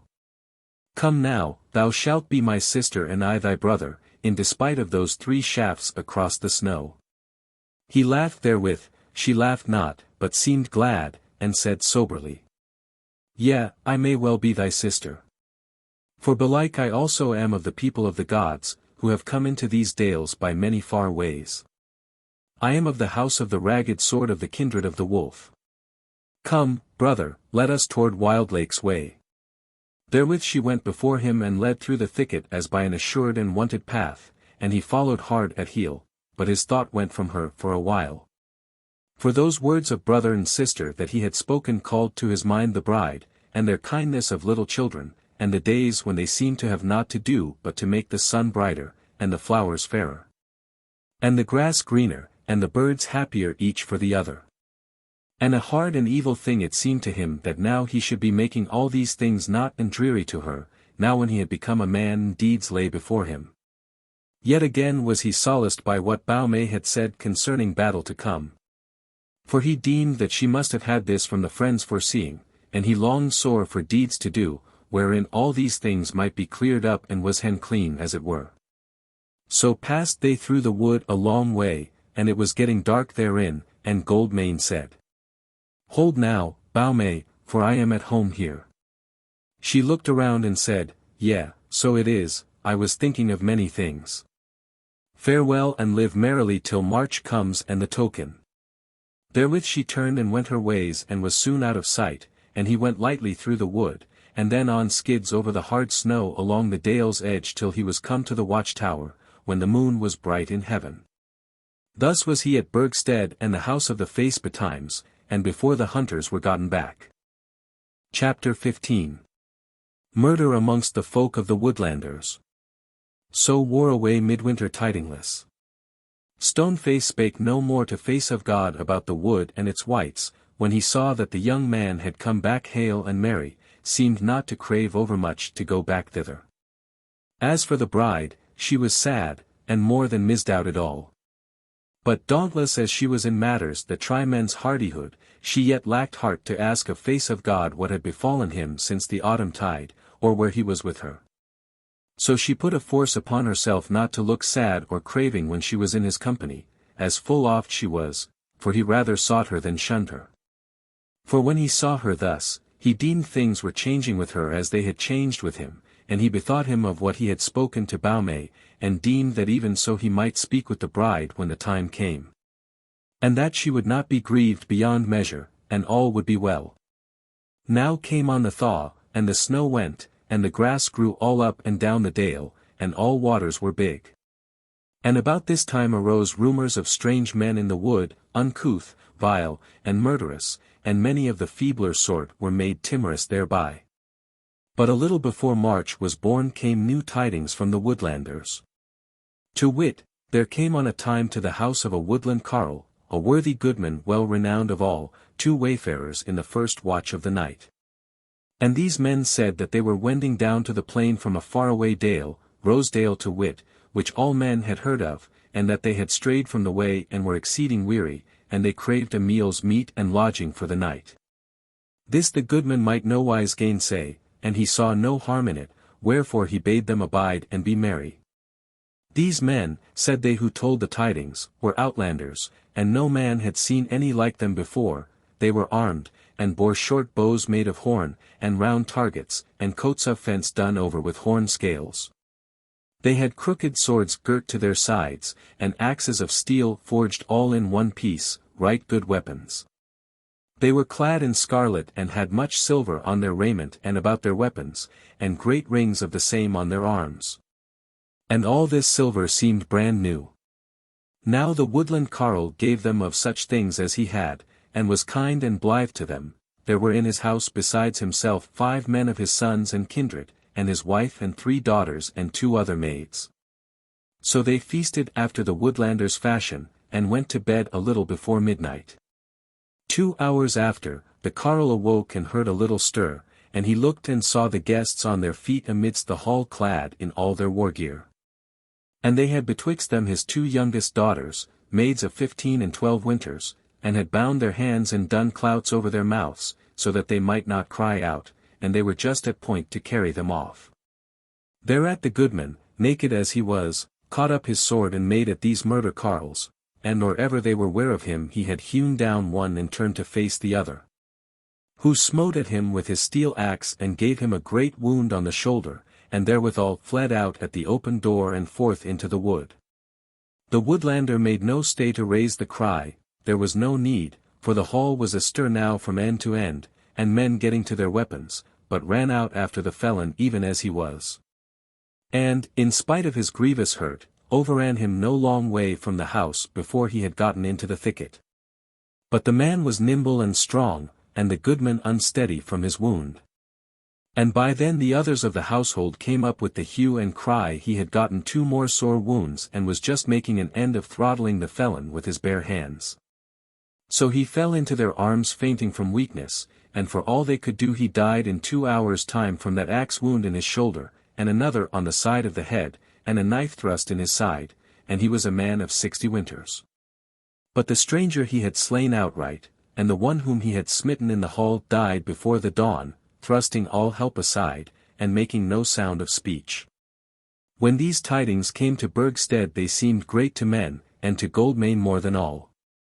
So he and many others took their weapons and fared up to Wildlake's way, and so came to the woodland carles.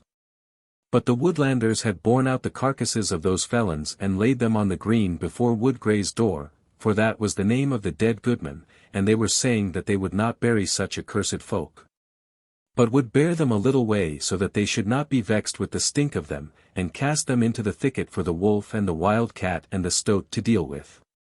And they should lie there, weapons and silver and all, and they deemed it base to strip such wretches, for who would wear their raiment or bear their weapons after them?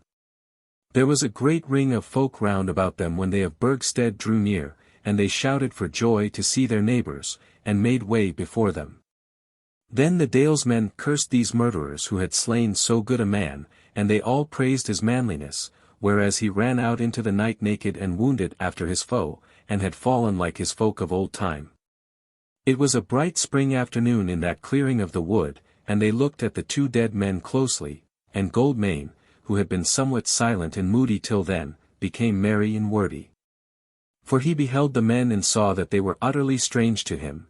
They were short of stature, crooked-legged, long-armed, very strong for their size, with small blue eyes, snub-nosed, wide-mouthed, thin-lipped, very swarthy of skin. Exceeding foul of favour. He and all others wondered who they were, and whence they came, for never had they seen their like, and the Woodlanders, who often guessed outlanders strayed from the way of diverse kindreds and nations, said also that none such had they ever seen. But Stoneface, who stood by Goldmane, shook his head and quoth he, "The wild wood holdeth many marvels, and these be of them, the spawn of evil wights quickeneth therein, and at other whiles it melteth away again like the snow. So may it be with these carcasses." And some of the older folk of the Woodlanders who stood by hearkened what he said, and deemed his words wise, for they remembered their ancient lore and many a tale of old time. Thereafter they of Burgstead went into Woodgray's hall, or as many of them as might, for it was but a poor place and not right great. There they saw the goodman laid on the dais in all his war gear, under the last tie-beam of his hall, whereon was carved amidst much goodly work of knots and flowers and twining stems the image of the wolf of the waste. His jaws open and gaping, the wife and daughters of the goodman and other women of the folk stood about the bier singing some old song in a low voice, and some sobbing therewithal. For the man was much beloved, and much people of the Woodlanders was in the hall, and it was somewhat dusk within.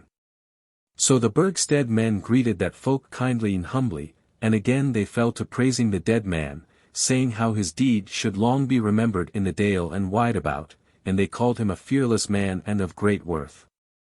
And the women hearkened, and ceased their crooning and their sobbing, and stood up proudly and raised their heads with gleaming eyes.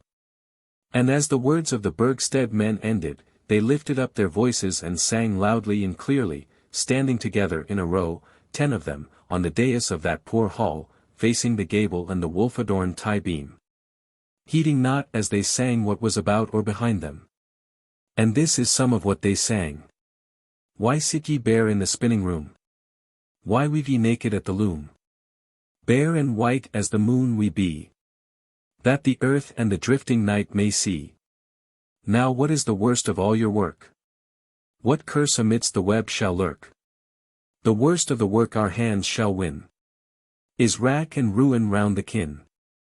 Shall the woolen yarn and the flaxen thread be gear for living men or dead? The woolen yarn and the flaxen thread shall flare 'twixt living men and dead. Oh, what is the ending of your day? When shall ye rise and wend away? Our day shall end tomorrow morn, when we hear the voice of the battle horn. Where first shall eyes of men behold this weaving of the moonlight cold? There where the alien host abides, the gathering on the mountainsides. How long aloft shall the fair web fly, when the bows are bent and the spears draw nigh? From eve to morn and morn till eve, aloft shall fly the work we weave. What then is this, the web ye win? What wood beast waxeth stark therein? We weave the wolf and the gift of war, from the men that were to the men that are. So sang they, and much were all men moved at their singing, and there was none but called to mind the old days of the fathers, and the years when their banner went wide in the world. But the Woodlanders feasted them of Burgstead what they might, and then went the Dalesmen back to their houses, but on the morrow's morrow they fared thither again, and Woodgray was laid in mound amidst a great assemblage of the folk. Many men said that there was no doubt that those two felons were of the company of those who had ransacked the steads of Pennythumb and Heartsbane. And so at first deemed Bristler the son of Brightling, but after a while, when he had had time to think of it, he changed his mind. For he said that such men as these would have slain first and ransacked afterwards, and some who loved neither penny thumb nor heart's bane said that they would not have been at the pains to choose for ransacking the two worst men about the Dale, whose loss was no loss to any but themselves. As for Goldmane, he knew not what to think, except that his friends of the mountain had had naught to do with it. So wore the days a while. Chapter 16. The bride speaketh with face of God. February had died into March, and March was now 12 days old, on a fair and sunny day an hour before noon, and face of God was in a meadow a scant mile down the dale from Burgstead. He had been driving a bull into a goodman's byre nearby, and had had to spend toil and patience both in getting him out of the fields and into the byre, for the beast was hot with the spring days and the new grass.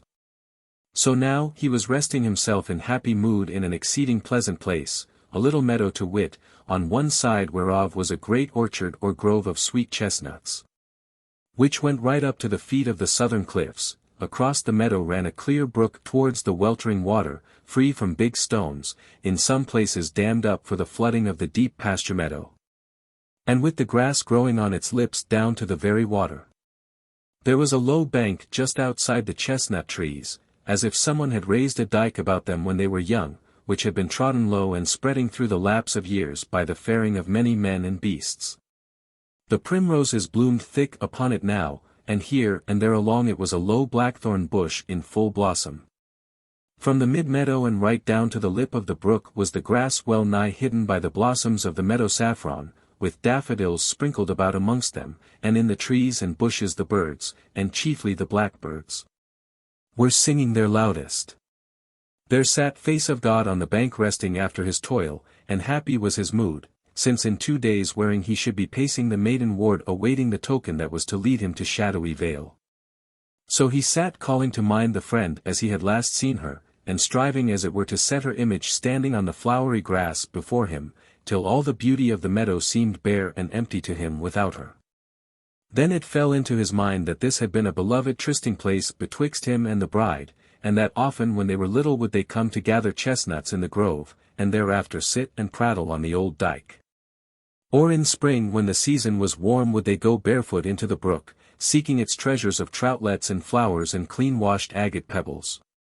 Yea, and time not long ago had they met here to talk as lovers, and sat on that very bank in all the kindness of good days without a blemish.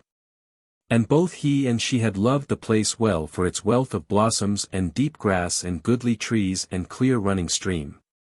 As he thought of all this, and how often there he had praised to himself her beauty, which he scarce dared praise to her, he frowned and slowly rose to his feet, and turned toward the chestnut grove, as though he would go thence that way. But or ever he stepped down from the dike he turned about again, and even therewith, like the very image and ghost of his thought, lo! The bride herself coming up from out the brook and wending toward him, her wet naked feet gleaming in the sun as they trod down the tender meadow saffron and brushed past the tufts of daffodils.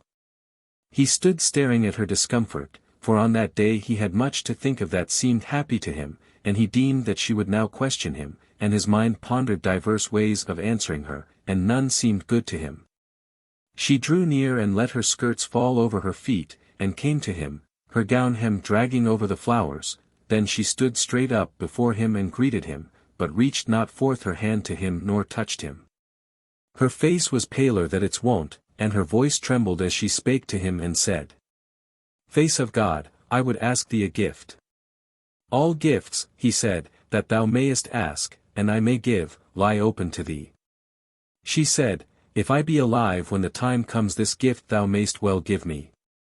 "Sweet kinswoman," said he, "tell me what it is that thou wouldest have of me." And he was ill at ease as he waited for her answer. She said, "Ah, kinsman, kinsman! Woe on the day that mocketh kinship accursed to me because thou desirest it." He held his peace and was exceeding sorry. And she said, "This is the gift that I ask of thee, that in the days to come when thou art wedded, thou wilt give me the second man-child whom thou begettest." He said, "This shalt thou have, and would that I might give thee much more. Would that we were little children together other again, as when we played here in other days." She said, I would have a token of thee that thou shalt show to the god, and swear on it to give me the gift. For the times change. What token wilt thou have? Said he. She said, When next thou farest to the wood, thou shalt bring me back, it may be a flower from the bank ye sit upon, or a splinter from the dais of the hall wherein ye feast, or maybe a ring or some matter that the strangers are wont to wear. That shall be the token. She spoke slowly, hanging her head adown, but she lifted it presently and looked into his face and said, woe me, gold mane! How evil is this day, when bewailing me I may not bewail thee also. For I know that thine heart is glad. All through the winter have I kept this hidden in my heart, and durst not speak to thee. But now the springtide hath driven me to it. Let summer come, and who shall say? Great was his grief, and his shame kept him silent, and he had no word to say, and again she said. Tell me, gold mane, when goest thou thither?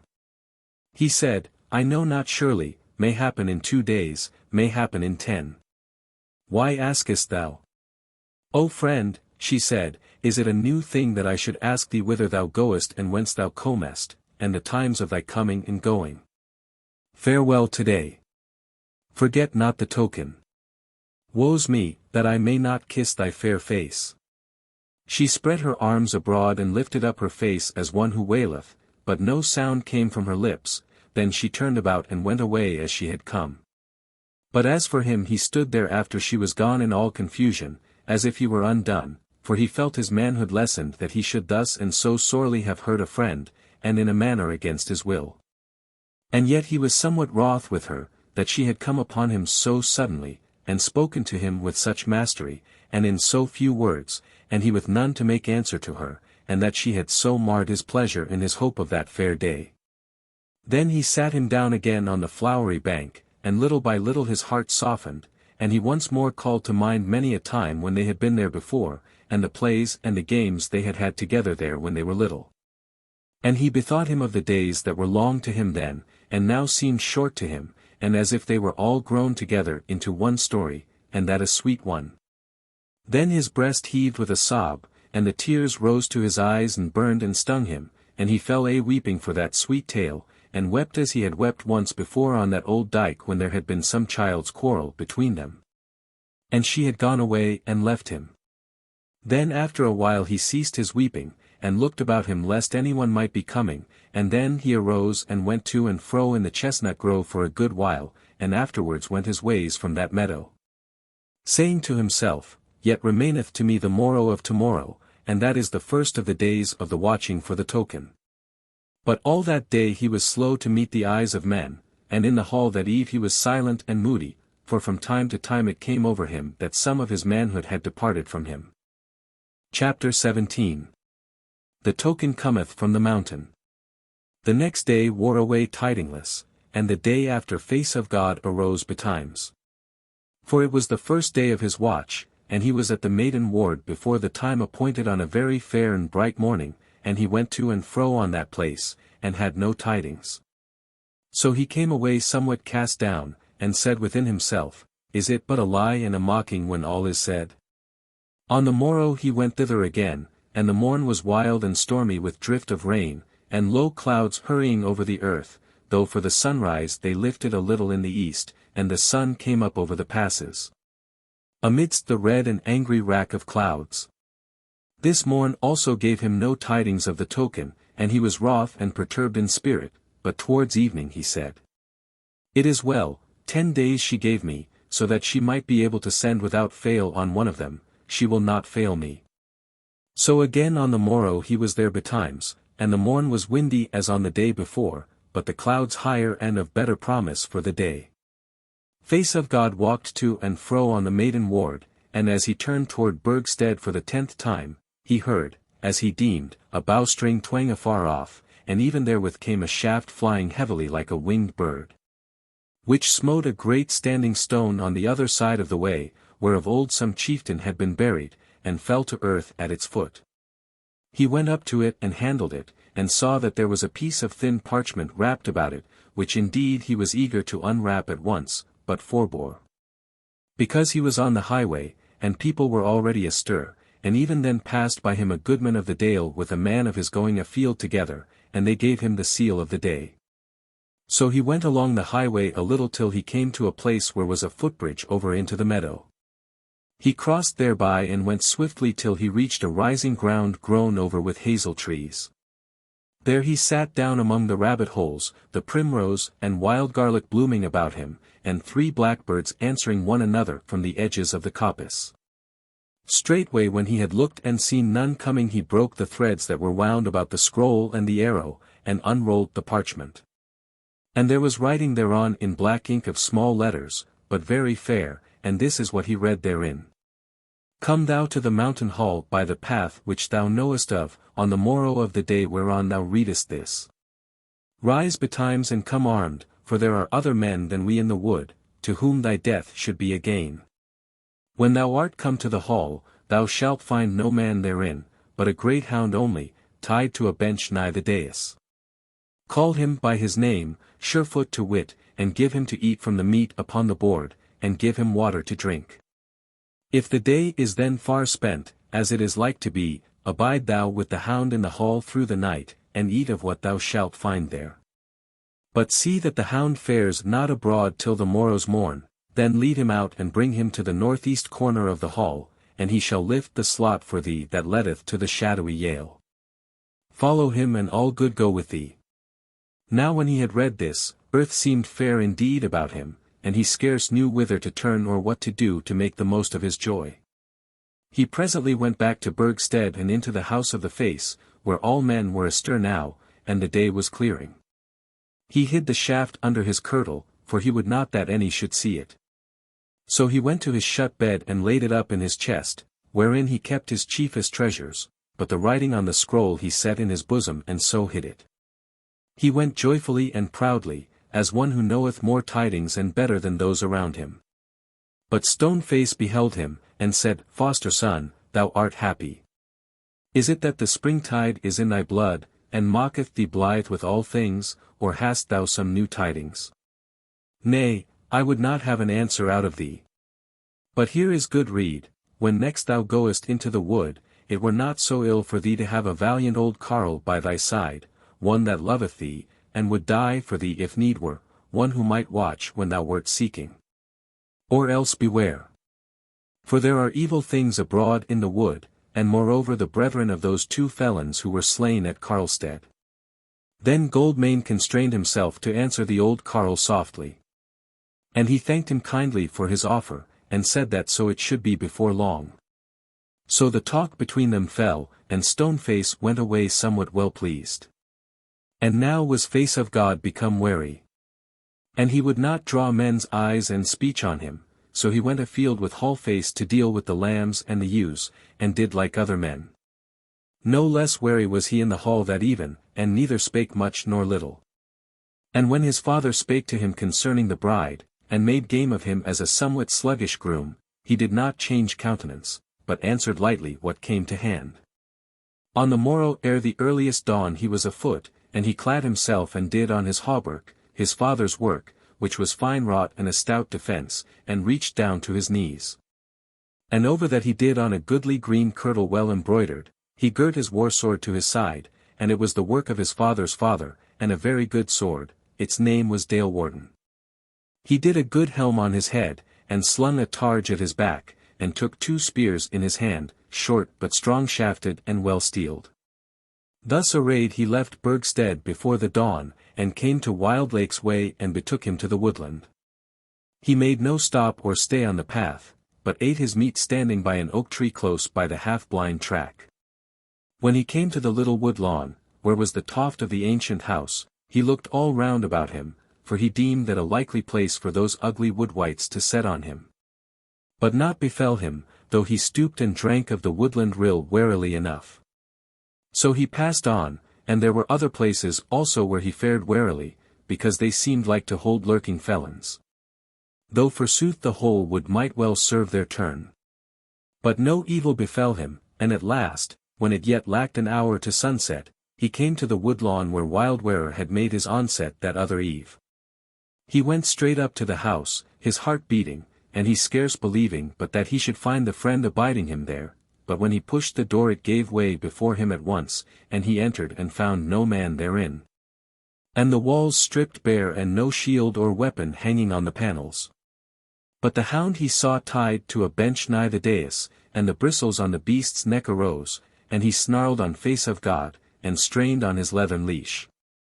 Then face of God went up to him and called him by his name, Surefoot, and gave him his hand to lick, and he brought him water, and fed him with flesh from the meat on the board. So the beast became friendly and wagged his tail and whined and slobbered his hand. Then he went all about the house, and saw and heard no living thing therein save the mice in the panels and Surefoot. So he came back to the dais, and sat him down at the board and ate his fill, and thought concerning his case. And it came into his mind that the woman of the mountain had some deed for him to do which would try his manliness and exalt his fame.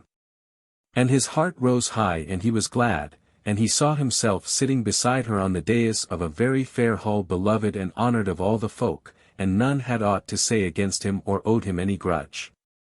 Thus he pleased himself in thinking of the good days to come, sitting there till the hall grew dusk and dark and the night wind moaned about it. Then after a while he arose and raked together the brands on the hearth, and made light in the hall and looked to the door. And he found there were bolts and bars thereto, so he shot the bolts and drew the bars into their places and made all as sure as might be. Then he brought Surefoot down from the dais, and tied him up so that he might lie down athwart the door, and then lay down his hauberk with his naked sword ready to his hand, and slept long while. When he awoke it was darker than when he had lain him, for the moon had set, yet he deemed that the day was at point of breaking. So he fetched water and washed the night off him, and saw a little glimmer of the dawn. Then he ate somewhat of the meat on the board, and did on his helm and his other gear, and unbarred the door, and led Surefoot without, and brought him to the northeast corner of the house. And in a little while he lifted the slot and they departed, the man and the hound, just as broke dawn from over the mountains. Surefoot led right into the heart of the pine wood, and it was dark enough therein, with naught but a feeble glimmer for some while, and long was the way therethrough. But in 2 hours' space was there something of a break, and they came to the shore of a dark deep tarn on whose windless and green waters the daylight shone fully. The hound skirted the water, and led on unchecked till the trees began to grow smaller and the air colder, for all that the sun was higher, for they had been going up and up all the way. So at last after a 6 hours' journey they came clean out of the pine wood, and before them lay the black wilderness of the bare mountains, and beyond them, looking quite near now, the great ice peaks, the wall of the world. It was but an hour short of noon by this time, and the high sun shone down on a barren boggy moss which lay betwixt them and the rocky waste. Surefoot made no stay, but threaded the ways that went betwixt the quagmires, and in another hour led face of God into a winding valley blinded by great rocks, and everywhere stony and rough, with a trickle of water running amidst of it. The hound fared on up the dale to where the water was bridged by a great fallen stone, and so over it and up a steep bent on the further side, on to a marvellously rough mountain neck. Whiles mere black sand cumbered with scattered rocks and stones, whiles beset with mires grown over with the cottony miregrass. Here and there a little scanty grass growing, otherwhere naught but dwarf willow ever dying ever growing, mingled with moss or red blossoms sin-green, and all blending together into mere desolation. Few living things they saw there. Up on the neck a few sheep were grazing the scanty grass, but there was none to tend them, yet face of God deemed the sight of them good, for there must be men anigh who owned them. For the rest, the wimbrel laughed across the mires. High up in heaven a great eagle was hanging, once and again a grey fox leapt up before them, and the heath-fowl whirred up from under face of God's feet. A raven who was sitting croaking on a rock in that first dale stirred uneasily on his perch as he saw them, and when they were past flapped his wings and flew after them croaking still. Now they fared over that neck somewhat east, making but slow way because the ground was so broken and rocky. And in another hour's space Surefoot led downhill due east to where the stony neck sank into another desolate miry heath still falling toward the east, but whose further side was walled by a rampart of crags cleft at their tops into marvellous shapes, coal-black, ungrassed and unmossed. Thitherward the hound led straight, and Goldmane followed wondering. As he drew near them he saw that they were not very high, the tallest peak scant 50 feet from the face of the heath. They made their way through the scattered rocks at the foot of these crags, till, just where the rock wall seemed the closest, the way through the stones turned into a path going through it skewwise. And it was now so clear a path that belike it had been bettered by men's hands. Down thereby Face of God followed the hound, deeming that he was come to the gates of the shadowy vale, and the path went down steeply and swiftly. But when he had gone down a while, the rocks on his right hand sank lower for a space, so that he could look over and see what lay beneath. There lay below him a long narrow vale quite plain at the bottom, walled on the further side as on the hither by sheer rocks of black stone. The plain was grown over with grass, but he could see no tree therein. A deep river, dark and green, ran through the vale, sometimes through its midmost, sometimes lapping the further rock wall, and he thought indeed that on many a day in the year the sun would never shine on that valley. Thus much he saw, and then the rocks rose again and shut it from his sight. And at last they drew so close together overhead that he was in a way going through a cave with little daylight coming from above. And in the end he was in a cave indeed and mere darkness, but with the last feeble glimmer of light he thought he saw carved on a smooth space of the living rock at his left hand the image of a wolf. This cave lasted but a little way, and soon the hound and the man were going once more between sheer black rocks, and the path grew steeper yet and was cut into steps. At last there was a sharp turn, and they stood on the top of a long stony scree, down which Surefoot bounded eagerly, giving tongue as he went, but Face of God stood still and looked, for now the whole dale lay open before him. That river ran from north to south, and at the south end the cliffs drew so close to it that looking thence no outgate could be seen. But at the north end there was as it were a dreary street of rocks, the river flowing amidmost and leaving little foothold on either side, somewhat as it was with the pass leading from the mountains into Burgdale. Amidmost of the dale a little toward the north end he saw a doom-ring of black stones, and hard by it an ancient hall builded of the same black stone both wall and roof, and thitherward was Surefoot now running. Face of God looked up and down the dale and could see no break in the wall of sheer rock. Toward the southern end he saw a few booths and cots built roughly of stone and thatched with turf. Thereabout he saw a few folk moving about, the most of whom seemed to be women and children. There were some sheep and lambs near these cots, and a herd of 50 or so of somewhat goodly mountain kine were feeding higher up the valley. He could look down into the river from where he stood, and he saw that it ran between rocky banks going straight down from the face of the meadow, which was rather high above the water. So that it seemed little likely that the water should rise over its banks either in summer or winter. And in summer was it like to be highest, because the vale was so near to the high mountains and their snows. Chapter 18. Face of God talketh with the friend in shadowy vale. It was now about 2 hours after noon, and a broad band of sunlight lay upon the grass of the vale below Goldmane's feet. He went lightly down the scree, and strode forward over the level grass toward the doom-ring, his helm and war-gear glittering bright in the sun. He must needs go through the doom-ring to come to the hall, and as he stepped out from behind the last of the big upright stones, he saw a woman standing on the threshold of the hall door, which was but some score of paces from him. And knew her at once for the friend. She was clad like himself in a green kirtle gaily embroidered and fitting close to her body, and had no gown or cloak over it. She had a golden fillet on her head beset with blue mountain stones, and her hair hung loose behind her. Her beauty was so exceeding, and so far beyond all memory of her that his mind had held, that once more fear of her fell upon Face of God, and he stood still with beating heart till she should speak to him. But she came forward swiftly with both her hands held out, smiling and happy-faced, and looking very kindly on him, and she took his hands and said to him, "Now welcome, Goldmane, welcome, Face of God. And twice welcome art thou and threefold. Lo! This is the day that thou asked for, art thou happy in it?" He lifted her hands to his lips and kissed them timorously, but said not. And therewithal Surefoot came running forth from the hall, and fell to bounding round about them, barking noisily after the manner of dogs who have met their masters again, and still she held his hands and beheld him kindly. Then she called the hound to her, and patted him on the neck and quieted him, and then turned to face of God and laughed happily and said, I do not bid thee hold thy peace, yet thou sayest not. Is well with thee? Yea, he said, and more than well. Thou seemest to me a goodly warrior, she said, hast thou met any foemen yesterday or this morning? Nay, said he, none hindered me, thou hast made the ways easy to me. She said soberly, such as I might do, I did. But we may not wield everything, for our foes are many, and I feared for thee.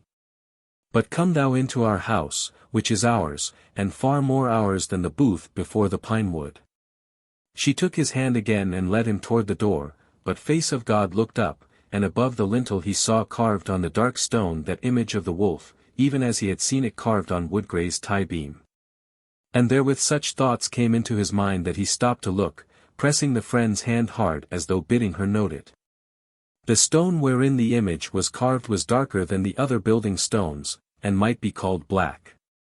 The jaws of the wood beast were open and gaping, and had been painted with cinnabar, but wind and weather had worn away the most of the colour. Spake the friend, so it is, thou beholdest the token of the God and Father of our fathers, that telleth the tale of so many days, that the days which now pass by us be to them but as the drop in the sea of waters. Thou beholdest the sign of our sorrow, the memory of our wrong, yet is it also the token of our hope. Maybe it shall lead thee far. Whither? Said he. But she answered not a great while, and he looked at her as she stood gazing on the image, and saw how the tears stole out of her eyes and ran adown her cheeks. Then again came the thought to him of Woodgray's hall, and the women of the kindred standing before the wolf and singing of him. And though there was little comeliness in them and she was so exceeding beauteous, he could not but deem that they were akin to her.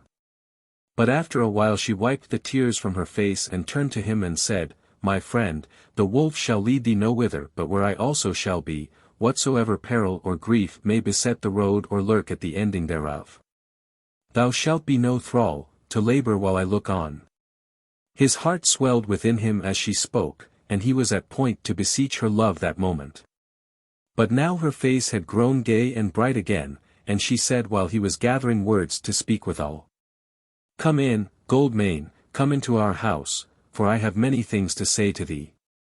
And moreover thou art so hushed, and so fearsome in thy mail, that I think thou yet deemest me to be a wight of the waste, such as Stoneface thy fosterer told thee tales of, and forewarned thee. So would I eat before thee, and sign the meat with the sign of the earth god's hammer, to show thee that he is in error concerning me, and that I am a very woman flesh and fell, as my kindred were before me. He laughed and was exceeding glad, and said, Tell me now, kind friend, dost thou deem that Stoneface's tales are mere mockery of his dreams, and that he is beguiled by empty semblances or less? Or are there such wights in the waste? Nay, she said, the man is a true man, and of these things are there many ancient tales which we may not doubt. Yet so it is that such wights have I never yet seen.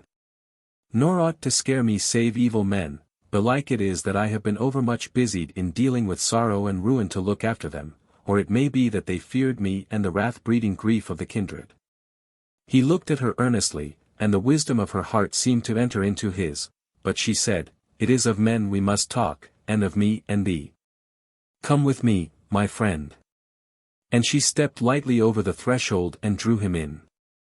The hall was stern and grim and somewhat dusky, for its windows were but small, it was all of stone, both walls and roof.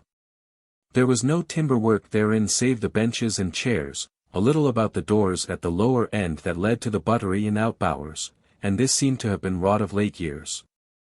Yea, the chairs against the gable on the dais were of stone built into the wall, adorned with carving somewhat sparingly, the image of the wolf being done over the midmost of them. He looked up and down the hall, and deemed it some 70 feet over all from end to end, and he could see in the dimness those same goodly hangings on the wall which he had seen in the woodland booth.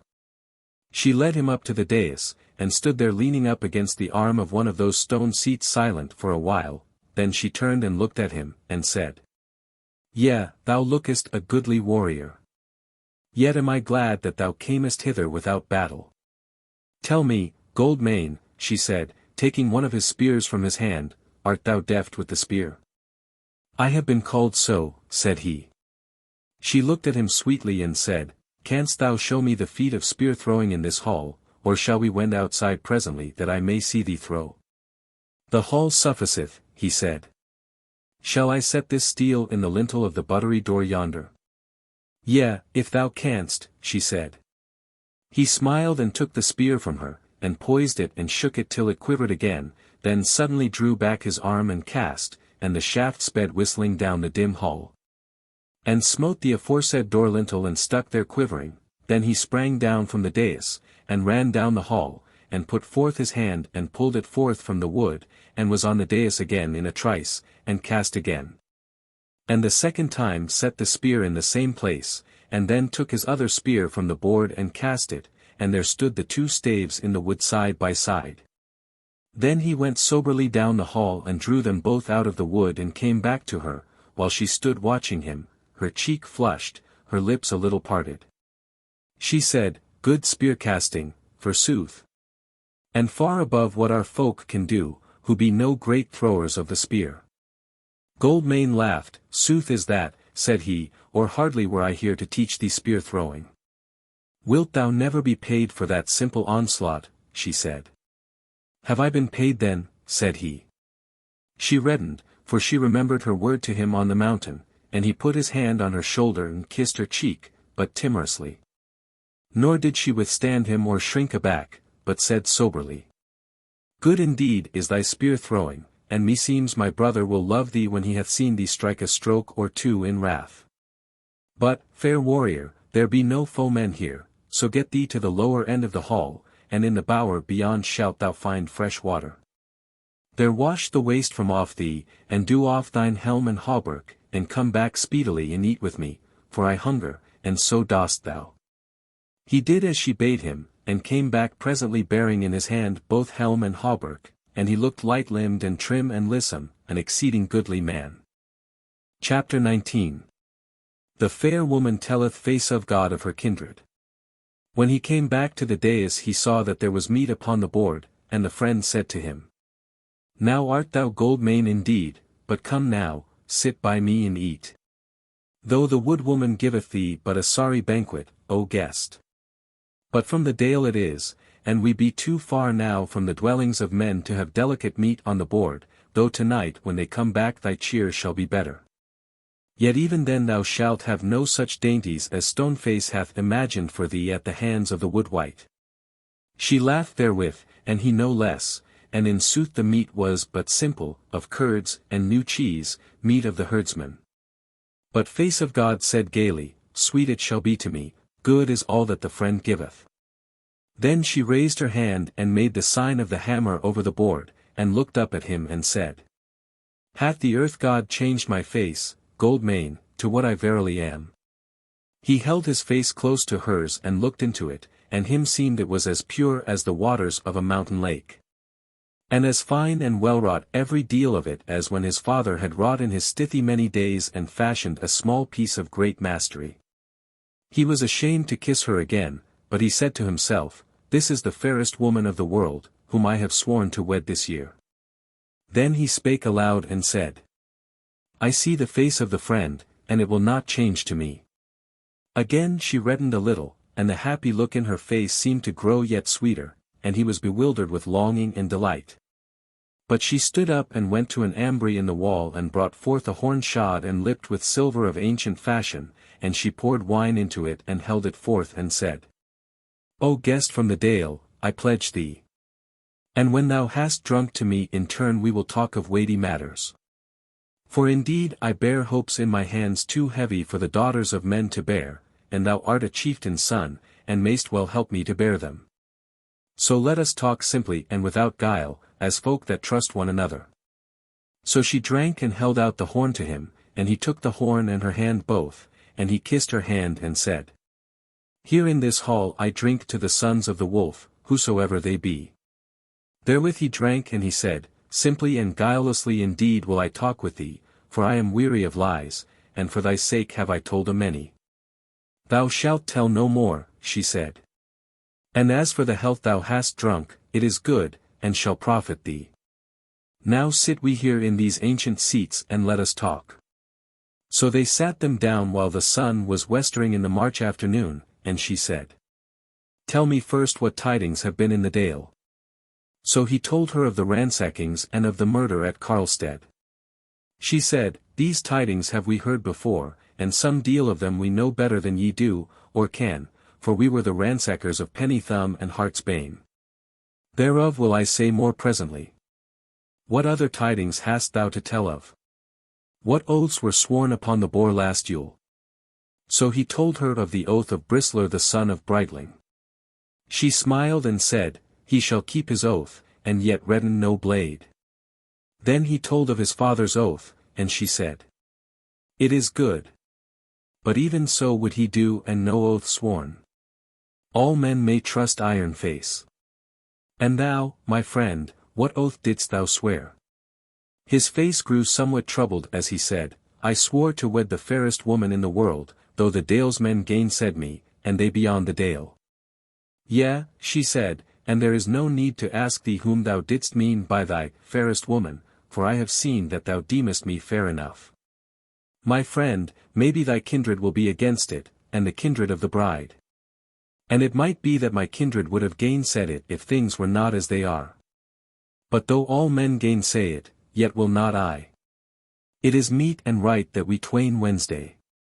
She spake very soberly and quietly, but when she had spoken there was nothing in his heart but joy and gladness, yet shame of her loveliness refrained him, and he cast down his eyes before hers. Then she said in a kind voice, I know thee, how glad thou art of this word of mine, because thou lookest on me with eyes of love, and thinkest of me as better than I am, though I am no ill woman and no beguiler. But this is not all that I have to say to thee, though it be much, for there are more folk in the world than thou and I only. But I told thee this first, that thou mightest trust me in all things. So, my friend, if thou canst, refrain thy joy and thy longing a little, and hearken to what concerneth thee and me, and thy people and mine. Fair woman and sweet friend, he said, thou knowest of a gladness which is hard to bear if one must lay it aside for a while, and of a longing which is hard to refrain if it mingle with another longing, knowest thou not? Yea, she said, I know it. Yet, said Face of God, I will forbear as thou biddest me. Tell me, then, what were the felons who were slain at Carlstead? Knowest thou of them? Over well, she said, they are our foes this many a year. And since we met last autumn they have become foes of you Dalesmen also. Soon shall ye have tidings of them, and it was against them that I bade thee arm yesterday. Said Face of God, is it against them that thou wouldst have us do battle along with thy folk? So it is, she said, no other foemen have we. And now, Goldmane, thou art become a friend of the wolf, and shalt before long be of affinity with our house. That other day thou didst ask me to tell thee of me and mine, and now will I do according to thine asking. Short shall my tale be. Because maybe thou shalt hear it told again, and in goodly wise, before thine whole folk. As thou wottest we be now outlaws and wolves' heads, and whiles we lift the gear of men, but ever if we may of ill men and not of good. There is no worthy goodman of the Dale from whom we would take one hoof, or a skin of wine, or a cake of wax. Wherefore are we outlaws? Because we have been driven from our own, and we bore away our lives and our weapons, and little else. And for our lands, thou sayest this vale in the howling wilderness, and how narrow and poor it is, though it hath been the nurse of warriors in time past. Hearken. Time long ago came the kindred of the wolf to these mountains of the world. And they were in a pass in the stony maze and the utter wilderness of the mountains, and the foe was behind them in numbers not to be borne up against. And so it befell that the pass forked, and there were two ways before our folk. And one part of them would take the way to the north and the other the way to the south, and they could not agree which way the whole folk should take. So they sundered into two companies, and one took one way and one another. Now as to those who fared by the southern road, we knew not what befell them, nor for long and long had we any tale of them. But we who took the northern road, we happened on this vale amidst the wilderness, and we were weary of fleeing from the overmastering foe. And the dale seemed enough, and a refuge, and a place to dwell in, and no man was there before us, and few were like to find it, and we were but a few. So we dwelt here in this vale for as wild as it is, the place where the sun shineth never in the winter, and scant is the summer sunshine therein. Here we raised a doomring and builded us a hall, wherein thou now sittest beside me, O friend, and we dwelt here many seasons. We had a few sheep in the wilderness, and a few neat fed down the grass of the vale. And we found gems and copper in the rocks about us wherewith at whiles to chaffer with the aliens, and fish we drew from our river the shivering flood. Also it is not to be hidden that in those days we did not spare to lift the goods of men. Yea, whiles would our warriors fare down unto the edges of the plain and lie in wait there till the time served, and then drive the spoil from under the very walls of the cities. Our men were not little-hearted, nor did our women lament the death of warriors overmuch, for they were there to bear more warriors to the folk. But the seasons passed, and the folk multiplied in Shadowy Vale, and livelihood seemed like to fail them, and needs must they seek wider lands. So by ways which thou wilt one day wot of, we came into a valley that lieth northwest of Shadowy Vale, a land like thine of Burgdale, or better, wide it was, plenteous of grass and trees, well watered, full of all things that man can desire. Were there men before us in this dale? Sayest thou? Yea, but not very many, and they feeble in battle, weak of heart, though strong of body. These, when they saw the sons of the wolf with weapons in their hands, felt themselves puny before us, and their hearts failed them. And they came to us with gifts, and offered to share the dale between them and us, for they said there was enough for both folks. So we took their offer and became their friends. And some of our houses wedded wives of the strangers, and gave them their women to wife.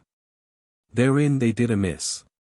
For the blended folk as the generations passed became softer than our blood, and many were untrusty and greedy and tyrannous, and the days of the whoredom fell upon us, and when we deemed ourselves the mightiest then were we the nearest to our fall. But the house whereof I am would never wed with these Westlanders, and other houses there were who had affinity with us who chiefly wedded with us of the wolf, and their fathers had come with ours into that fruitful dale. And these were called the Red Hand, and the Silver Arm, and the Golden Bushel, and the Ragged Sword. Thou hast heard those names once before, friend. Yea, he said, and as he spoke the picture of that other day came back to him, and he called to mind all that he had said, and his happiness of that hour seemed the more and the sweeter for that memory. She went on, fair and goodly is that dale as mine own eyes have seen, and plentiful of all things, and up in its mountains to the east are caves and pits whence silver is digged abundantly, therefore is the dale called Silverdale. Hast thou heard thereof, my friend? Nay, said Face of God, though I have marvelled whence ye gat such foison of silver. He looked on her and marvelled, for now she seemed as if it were another woman, her eyes were gleaming bright, her lips were parted.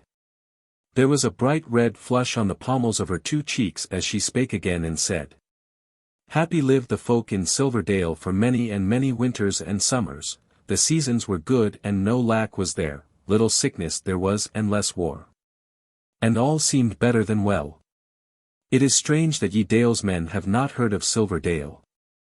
Nay, said he, but I have not, of Rosedale have I heard, as a land very far away, but no further do we know of toward that ert. Lieth Silverdale anywhere nigh to Rosedale?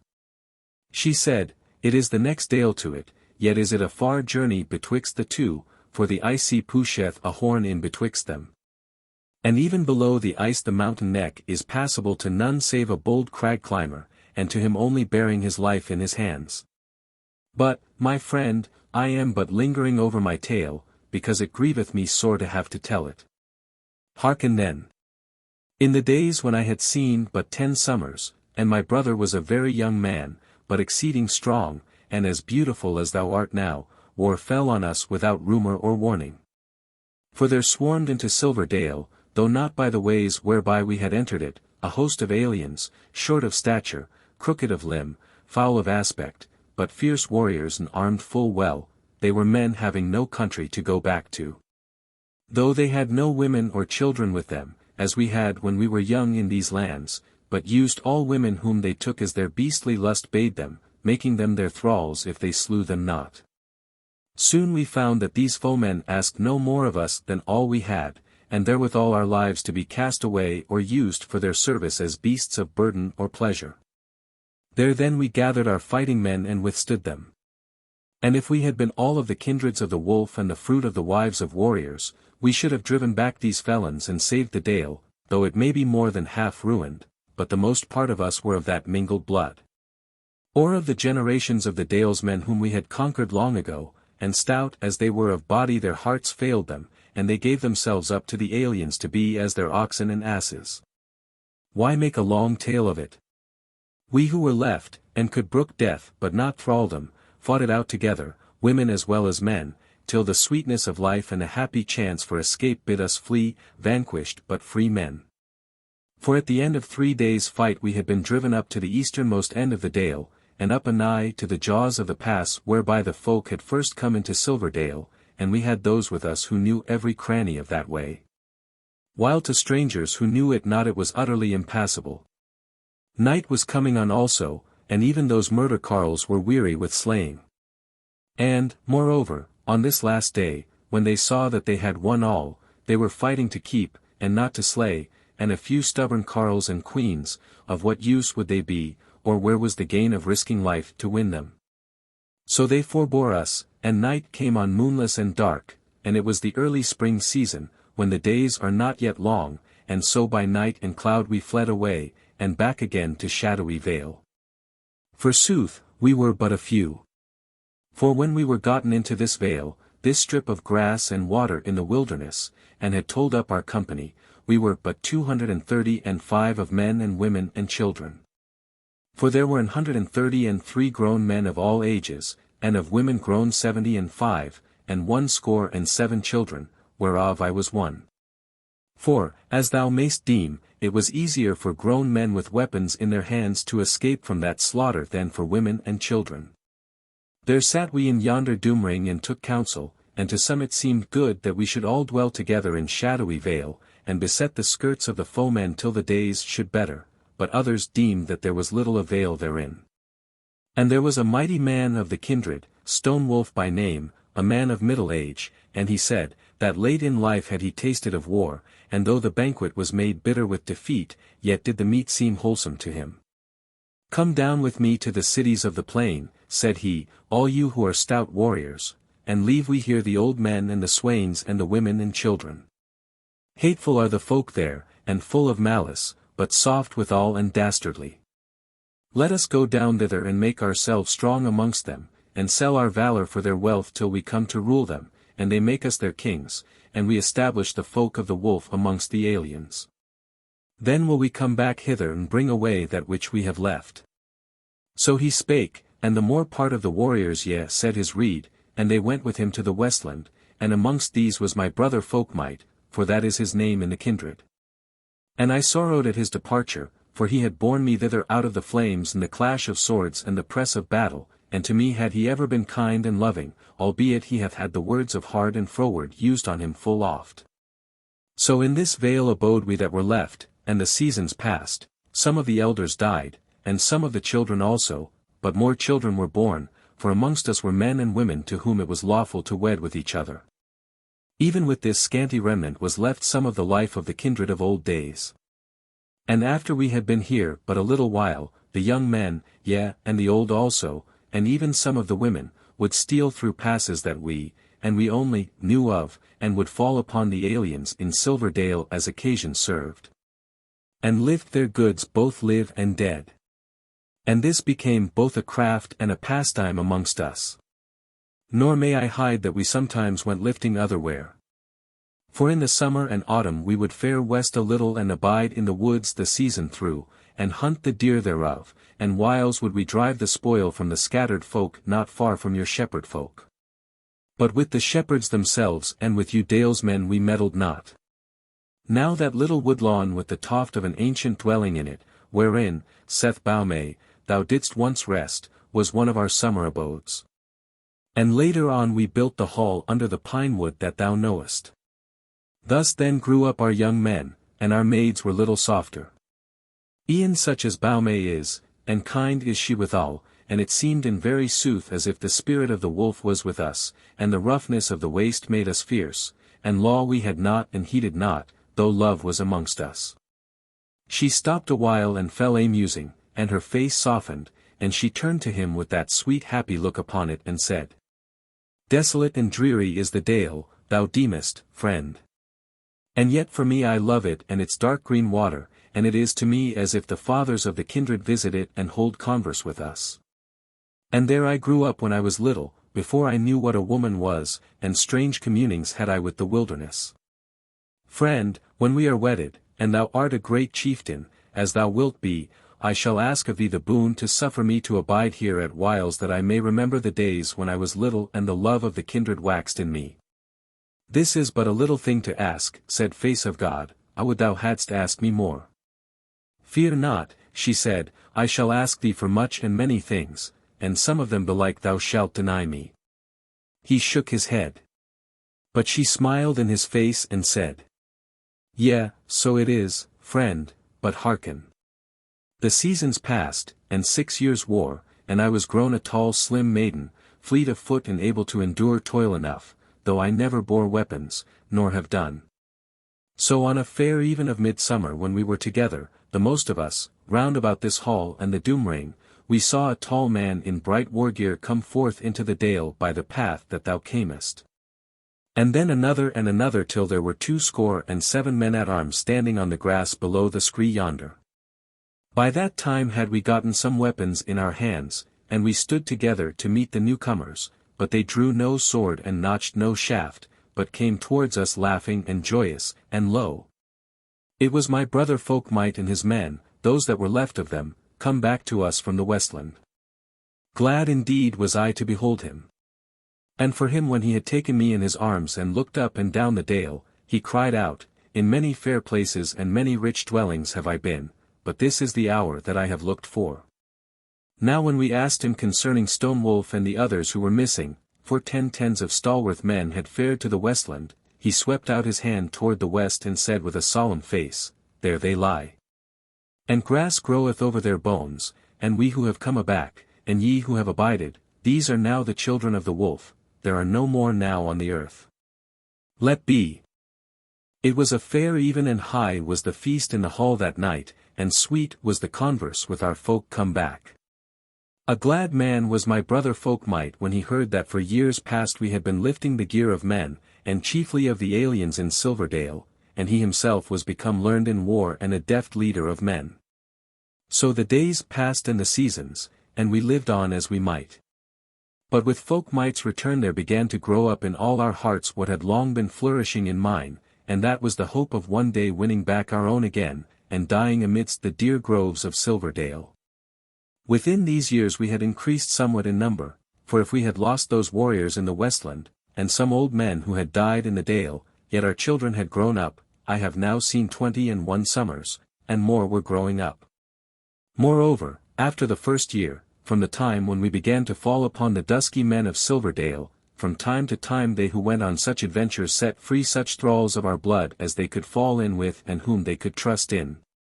And they dwelt, and yet dwell, with us in the dale. First and last we have taken in 12 of such men, and a score of women thralls withal.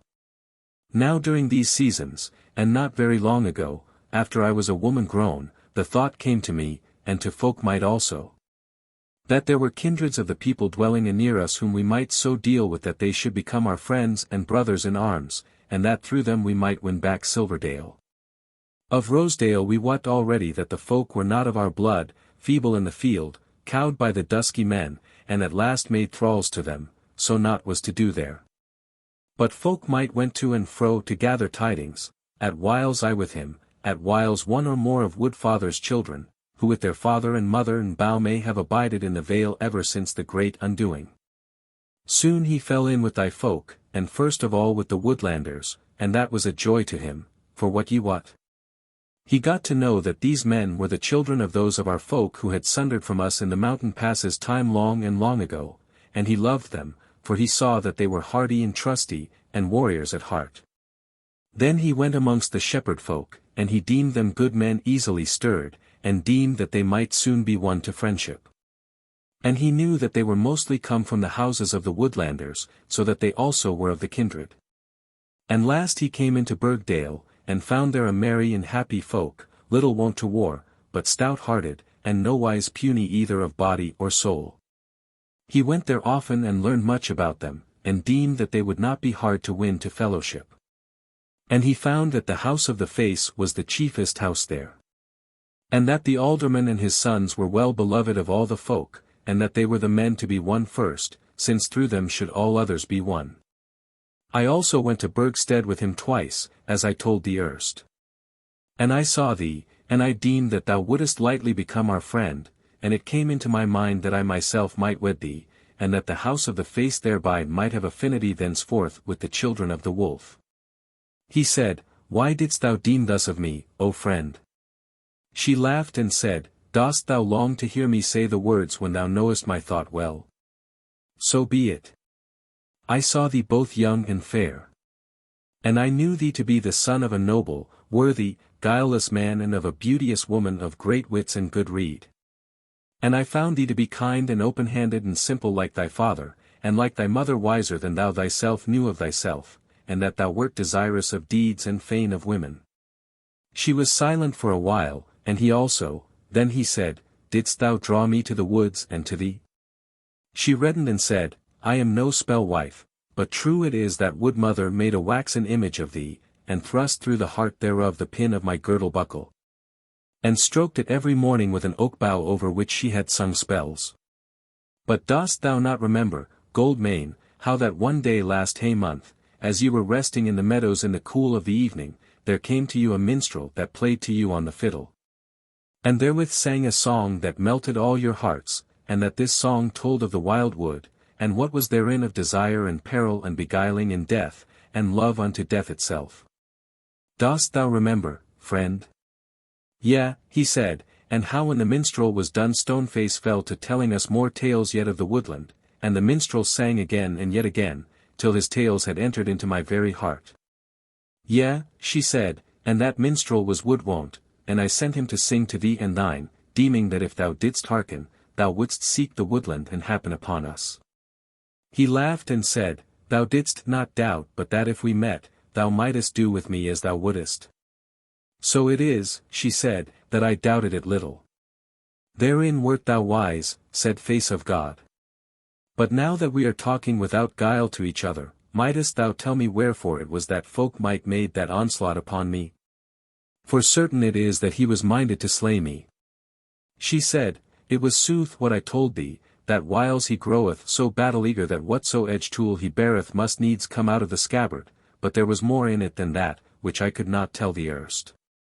2 days before thy coming he had been down to Burgstead in the guise of an old carle such as thou sawest him with me in the marketplace.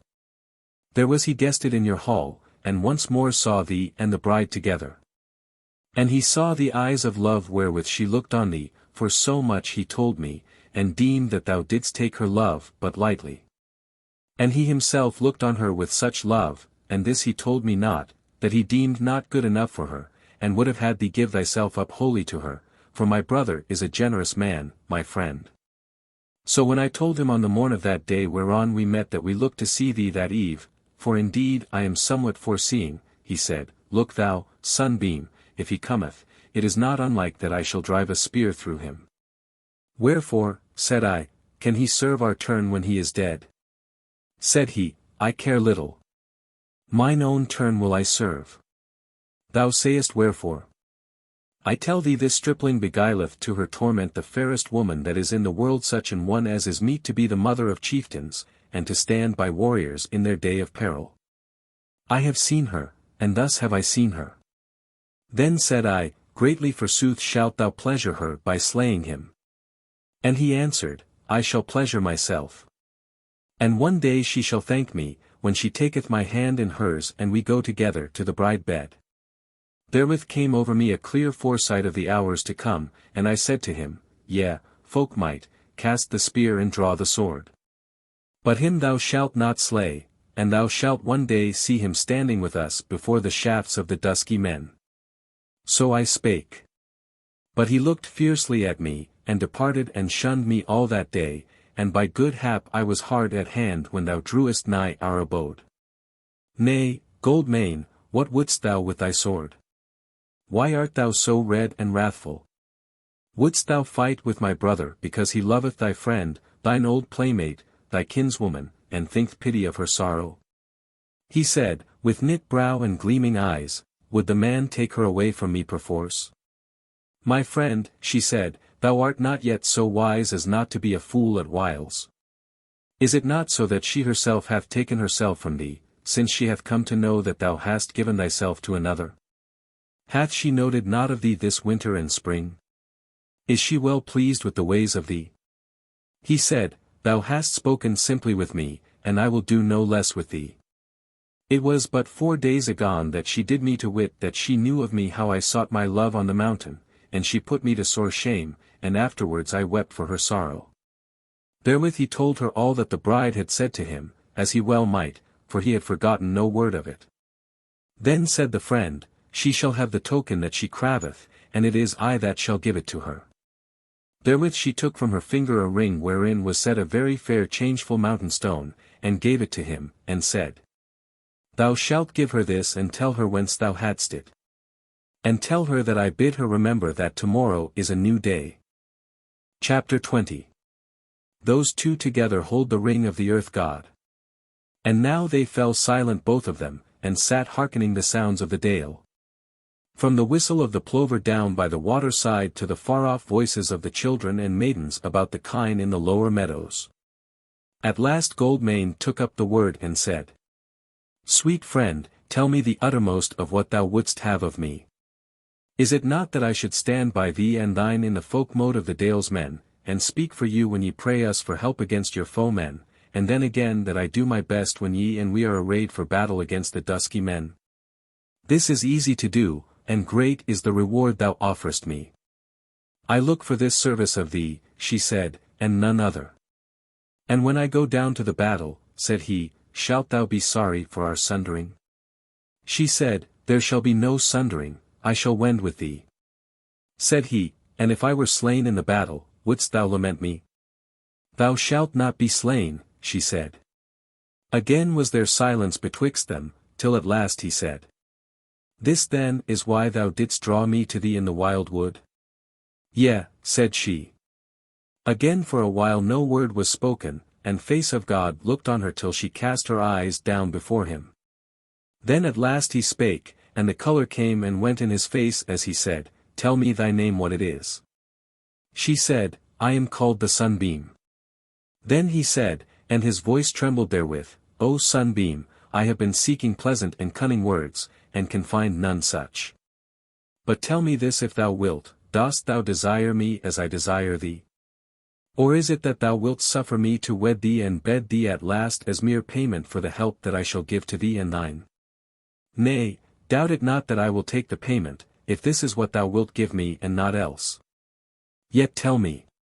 Her face grew troubled, and she said, Goldmane, maybe that thou hast now asked me one question too many, for this is no fair game to be played between us. For thee, as I deem, there are this day but 2 people in the world, and that is thou and I, and the earth is for us 2 alone. But, my friend, though I have seen but 21 summers, it is nowise so with me, and to me there are many in the world, and chiefly the folk of the wolf, amidst whose very heart I have grown up. Moreover, I can think of her whom I have supplanted, the bride to wit, and I know her, and how bitter and empty her days shall be for a while, and how vain all our reeds for her shall seem to her. Yea, I know her sorrow, and see it and grieve for it, so canst not thou, unless thou verily see her before thee, her face unhappy, and her voice changed and hard. Well, I will tell thee what thou askest. When I drew thee to me on the mountain I thought but of the friendship and brotherhood to be knitted up between our 2 folks, nor did I anywise desire thy love of a young man. But when I saw thee on the heath and in the hall that day, it pleased me to think that a man so fair and chieftain-like should one day lie by my side. And again when I saw that the love of me had taken hold of thee, I would not have thee grieved because of me, but would have thee happy. And now what shall I say? I know not, I cannot tell. Yet am I the friend, as erst I called myself. And, gold mane, I have seen hitherto but the outward show and image of thee, and though that be goodly, how would it be if thou didst shame me with little-heartedness and evil deeds?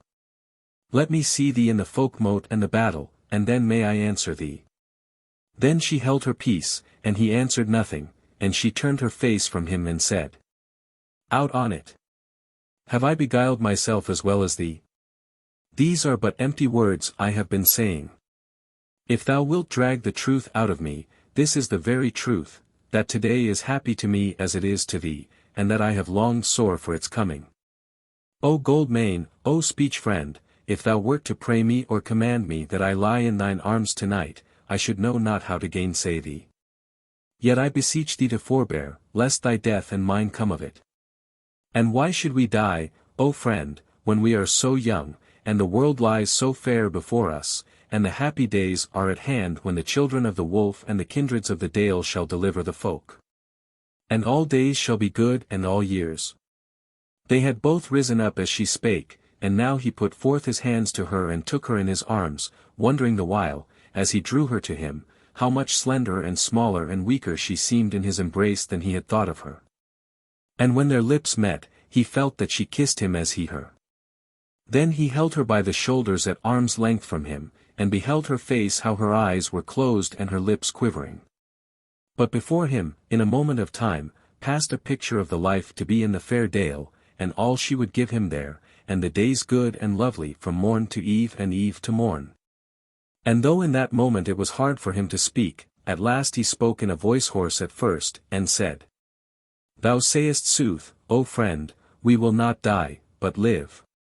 I will not drag our deaths upon us both, nor put a sword in the hands of Folk-Mote, who loves me not. Then he kissed her on the brow and said, Now shalt thou take me by the hand and lead me forth from the hall. For the day is waxing old, and here meseemeth in this dim hall there are words crossing in the air about us, words spoken in days long ago, and tales of old time, that keep egging me on to do my will and die. Because that is all that the world hath for a valiant man. And to such words I would not hearken, for in this hour I have no will to die, nor can I think of death. She took his hand and led him forth without more words, and they went hand in hand and paced slowly round the doom-ring, the light air breathing upon them till their faces were as calm and quiet as their wont was. And hers especially as bright and happy as when he had first seen her that day. The sun was sinking now, and only sent one golden ray into the valley through a cleft in the western rock wall, but the sky overhead was bright and clear. From the meadows came the sound of the lowing of kine and the voices of children a-sporting, and it seemed to Gold Mane that they were drawing nigher, both the children and the kine. And somewhat he begrudged it that he should not be alone with the friend. Now when they had made half the circuit of the doom-ring, the sunbeam stopped him, and then led him through the ring of stones, and brought him up to the altar which was amidst of it. And the altar was a great black stone hewn smooth and clean, and with the image of the wolf carven on the front thereof. And on its face lay the gold ring which the priest or captain of the folk bore on his arm between the god and the people at all Folk-Motes. So she said, This is the altar of the god of earth, and often hath it been reddened by mighty men. And thereon leath the ring of the sons of the wolf, and now it were well that we swore troth on that ring before my brother cometh, for now will he soon be here. Then Gold Mane took the ring and thrust his right hand through it, and took her right hand in his. So that the ring lay on both their hands, and therewith he spake aloud. I am face of God of the house of the face, and I do thee to wit, O God of the earth, that I pledge my troth to this woman, the sunbeam of the kindred of the wolf. To beget my offspring on her, and to live with her, and to die with her, so help me, thou God of the earth, and the warrior and the God of the face. Then spake the sunbeam, I, the sunbeam of the children of the wolf, pledge my troth to face of God to lie in his bed and to bear his children and none others. And to be his speech friend till I die, so help me the wolf and the warrior and the God of the earth. Then they laid the ring on the altar again, and they kissed each other long and sweetly, and then turned away from the altar and departed from the doom-ring, going hand in hand together down the meadow, and as they went, the noise of the kine and the children grew nearer and nearer, and presently came the whole company of them round a ness of the rock wall. There were some 30 little lads and lasses driving on the milch kine, with half a score of older maids and grown women, one of whom was Baume, who was lightly and scantily clad, as one who heeds not the weather, or deems all months midsummer. The children came running up merrily when they saw the sunbeam, but stopped short shyly when they noted the tall fair stranger with her. They were all strong and sturdy children, and some very fair, but brown with the weather, if not with the sun. Baume came up to Goldmane and took his hand and greeted him kindly and said, "So here thou art at last in Shadowy Vale, and I hope that thou art content therewith, and as happy as I would wish thee to be. Well, this is the first time. And when thou comest the second time it may well be that the world shall be growing better." She held the distaff which she bore in her hand, for she had been spinning, as if it were a spear. Her limbs were goodly and shapely, and she trod the thick grass of the vale with a kind of wary firmness, as though foemen might be lurking near by. The sunbeam smiled upon her kindly and said, "That shall not fail to be, Baume, ye have won a new friend today. But tell me, when dost thou look to see the men here, for I was down by the water when they went away yesterday?" "They shall come into the dale a little after sunset," said Baume. "Shall I abide them, my friend?" said Goldmane, turning to the sunbeam. "Yea," she said, "for what else art thou come hither? Or art thou so pressed to depart from us? Last time we met thou wert not so hasty to sunder." They smiled on each other, and Baume looked on them and laughed outright. Then a flush showed in her cheeks through the tan of them, and she turned toward the children and the other women who were busied about the milking of the kine. But those two sat down together on a bank amidst the plain meadow, facing the river and the eastern rock wall, and the sunbeam said, "I am fain to speak to thee and to see thine eyes watching me while I speak. And now, my friend, I will tell thee something unasked which has to do with what e'en now thou didst ask me, for I would have thee trust me wholly, and know me for what I am. Time was I schemed and planned for this day of betrothal. But now I tell thee it has become no longer needful for bringing to pass our fellowship in arms with thy people. Yea, yesterday, ere he went on a hunt, whereof he shall tell thee, Folk-Mote was against it, in words at least. And yet as one who would have it done if he might have no part in it. So, in good sooth, this hand that lieth in thine is the hand of a wilful woman, who desireth a man, and would keep him for her speech-friend. Now art thou fond and happy. Yet bear in mind that there are deeds to be done, and the troth we have just plighted must be paid for. So hearken, I bid thee. Dost thou care to know why the wheedling of thee is no longer needful to us?" He said, "A little while ago I should have said, yea, if thy lips say the words. But now, O friend, it seemeth as if thine heart were already become a part of mine, and I feel as if the chieftain were growing up in me and the longing for deeds, so I say, tell me. For I were fain to hear what toucheth the welfare of thy folk and their fellowship with my folk. For on that also have I set my heart." She said gravely and with solemn eyes, "What thou sayest is good, full glad am I that I have not plighted my troth to a mere goodly lad, but rather to a chieftain and a warrior. Now then hearken. Since I saw thee first in the autumn this hath happened, that the Dusky Men, increasing both in numbers and insolence, have it in their hearts to win more than Silverdale, and it is years since they have fallen upon Rosedale and conquered it. Rather by murder than by battle, and made all men thralls there, for feeble were the folk thereof. And doubt it not but that they will look into Burgdale before long. They are already abroad in the woods, and were it not for the fear of the wolf they would be thicker therein, and faring wider. For we have slain many of them, coming upon them unawares, and they know not where we dwell, nor who we be, so they fear to spread about overmuch and pry into unknown places lest the wolf howl on them. Yet beware. For they will gather in numbers that we may not meet, and then will they swarm into the dale, and if ye would live your happy life that ye love so well, ye must now fight for it.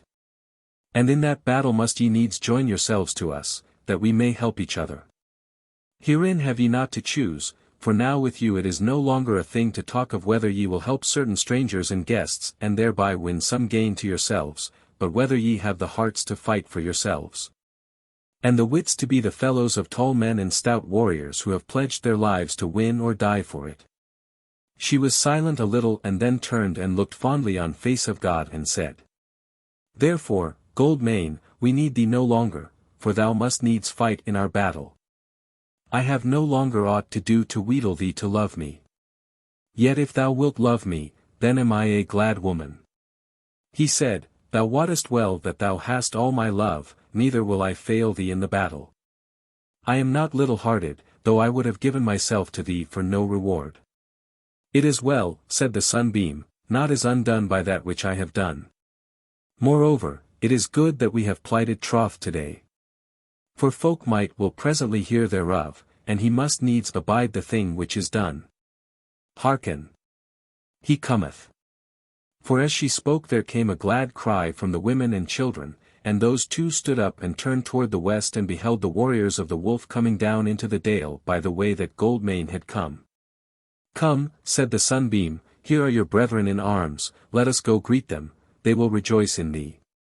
So they went thither, and there stood 87 men on the grass below the scree and Folk-Mote their captain.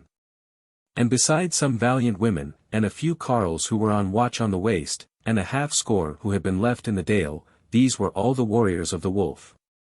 They were clad in no holiday raiment, not even Folk-Mote, but were in sheep-brown gear of the coarsest, like to husbandmen late come from the plough, but armed well and goodly. But when the twain drew near, the men clashed their spears on their shields, and cried out for joy of them, for they all knew what face of God's presence there betokened of fellowship with the kindreds. But Folk-Mote came forward and took face of God's hand and greeted him and said, Hail, son of the aldermen! Here hast thou come into the ancient abode of chieftains and warriors, and belike deeds await thee also. Yet his brow was knitted as he said these words, and he spake slowly, as one that constraineth himself, but presently his face cleared somewhat and he said, Dalesman, it behoveth thy people to bestir them if ye would live and see good days.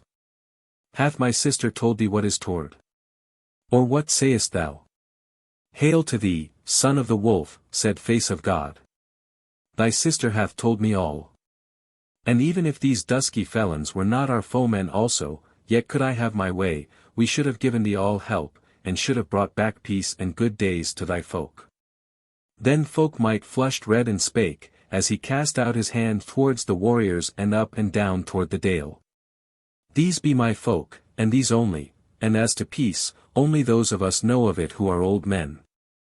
Yet is it well.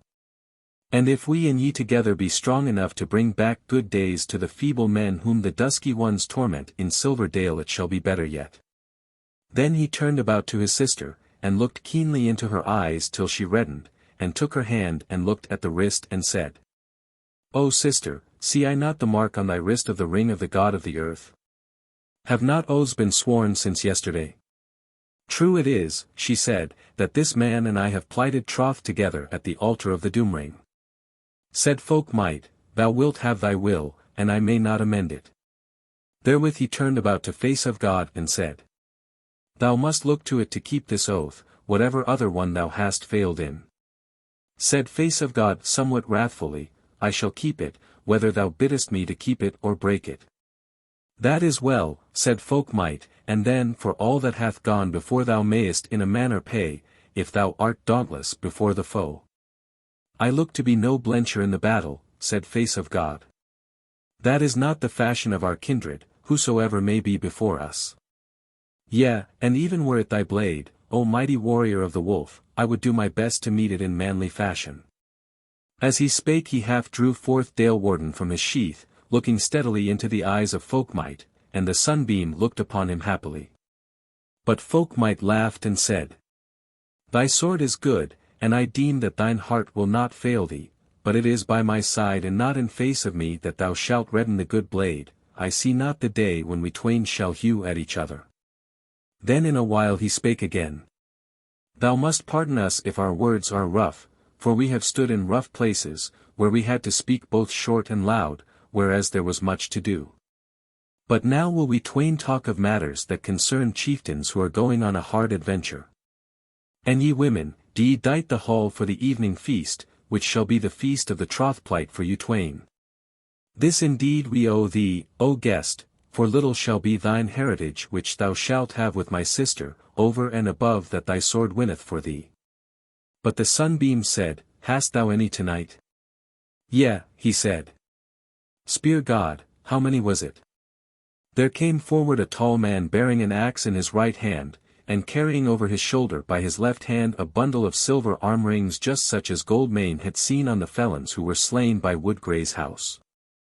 The carle cast them on the ground and then knelt down and fell to telling them over, and then looked up and said, 12 yesterday in the wood where the battle was going on. And this morning 7 by the tarn in the pine wood and 6 near this eastern edge of the wood, 105 all told. But, Folk-Mote, they are coming nigh to Shadowy Vale. Sooth is that, said Folk-Mote, but it shall be looked to. Come now apart with me, face of God. So the others went their ways toward the hall, while Folk-Mote led the Burgdaler to a sheltered nook under the sheer rocks, and there they sat down to talk. And Folk-Mote asked Goldmane closely of the muster of the Dalemen and the shepherds and the woodland carries, and he was well pleased when Face of God told him of how many could march to a stricken field, and of their archery, and of their weapons and their goodness. All this took some time in the telling, and now night was coming on apace, and Folk-Mote said, Now will it be time to go to the hall, but keep in thy mind that these dusky men will overrun you unless ye deal with them betimes. These are of the kind that ye must cast fear into their hearts by falling on them. For if ye abide till they fall upon you, they are like the winter wolves that swarm on and on, how many soever ye slay. And this above all things shall help you, that we shall bring you whereas ye shall fall on them unawares and destroy them as boys do with a wasp's nest. Yet shall many a mother's son bite the dust. Is it not so that in 4 weeks' time is your spring feast and market at Burgstead, and thereafter the great Folk-Mote? So it is, said Goldmane. Thither shall I come then, said Folk-Mote, and give myself out for the slayer of Rusty and the ransacker of Heartsbane and Pennythumb, and therefore shall I offer good blood white and theft white, and thy father shall take that. For he is a just man. Then shall I tell my tale. Yet it may be thou shalt see us before if battle betide. And now fair befall this new year. For soon shall the scabbards be empty and the white swords be dancing in the air, and spears and axes shall be the growth of this springtide. And he leaped up from his seat and walked to and fro before Goldmane, and now was it grown quite dark. Then Folk-Mote turned to Face of God and said, Come, guest, the windows of the hall are yellow, let us to the feast. Tomorrow shalt thou get thee to the beginning of this work. I hope of thee that thou art a good sword. Else have I done a folly and my sister a worse one. But now forget that, and feast. Goldmane arose, not very well at ease, for the man seemed overbearing. Yet how might he fall upon the sunbeam's kindred, and the captain of these new brethren in arms? So he spake not. But Folk-Mote said to him, Yet I would not have thee forget that I was wroth with thee when I saw thee today. And had it not been for the coming battle I had drawn sword upon thee. Then Face of God's wrath was stirred, and he said, There is yet time for that. But why art thou wroth with me? And I shall tell thee that there is little manliness in thy chiding. For how may I fight with thee, thou the brother of my plighted speech-friend and my captain in this battle? Therein thou sayest sooth, said Folk-Mote. But hard it was to see you two standing together, and thou canst not give the bride to me as I give my sister to thee. For I have seen her, and I have seen her looking at thee, and I know that she will not have it so. Then they went on together toward the hall, and Face of God was silent and somewhat troubled, and as they drew near to the hall, Folk-Mote spake again. Yet time may amend it, and if not, there is the battle, and maybe the end. Now be we merry. So they went into the hall together, and there was the sunbeam gloriously arrayed, as erst in the woodland bower, and Face of God sat on the dais beside her. And the uttermost sweetness of desire entered into his soul as he noted her eyes and her mouth, that were grown so kind to him, and her hand that strayed toward his. The hall was full of folk, and all those warriors were there with Wood-father and his sons, and Wood-mother, and Bow-may and many other women. And Goldmane looked down the hall and deemed that he had never seen such stalwart bodies of men, or so bold and meet for battle, as for the women he had seen fairer in Burgdale, but these were fair of their own fashion, shapely and well-knit. And strong-armed and large-limbed, yet sweet-voiced and gentle withal. Nay, the very lads of 15 winters or so, whereof a few were there, seemed bold and bright-eyed and keen of wit, and it seemed like that if the warriors fared afield these would be with them. So wore the feast. And Folk-Mote as aforetime amongst the healths called on men to drink to the jaws of the wolf, and the red hand, and the silver arm, and the golden bushel, and the ragged sword. But now had Face of God no need to ask what these meant, since he knew that they were the names of the kindreds of the wolf. They drank also to the trothplight and to those twain, and shouted aloud over the health and clashed their weapons, and Goldmane wondered what echo of that shout would reach to Burgstead. Then sang men songs of old time, and amongst them Woodwon't stood with his fiddle amidst the hall and Bow-may beside him, and they sang in turn to it sweetly and clearly, and this is some of what they sang. She singeth. Wild is the waste and long leagues over. Whither then wend ye spear and sword? Where not shall see your helms but the plover. Far and far from the dear Dale's sward. He singeth. Many a league shall we wend together. With helm and spear and bended bow. Hark! How the wind blows up for weather. Dark shall the night be whither we go. Dark shall the night be round the byre. And dark as we drive the brindled kine. Dark and dark round the beacon fire.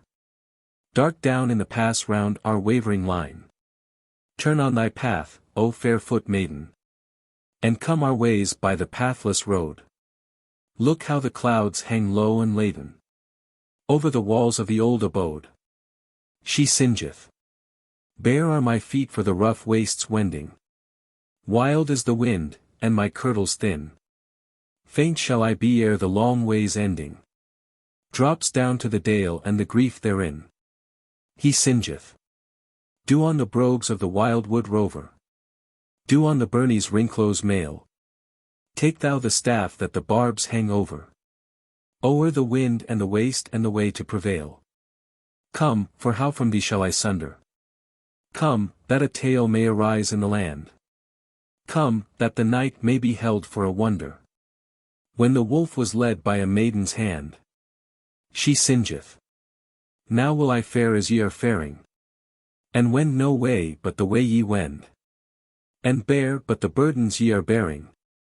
And end the day as ye shall end. And many an eve when the clouds are drifting. Down through the dale till they dim the roof. Shall they tell in the hall of the maidens lifting.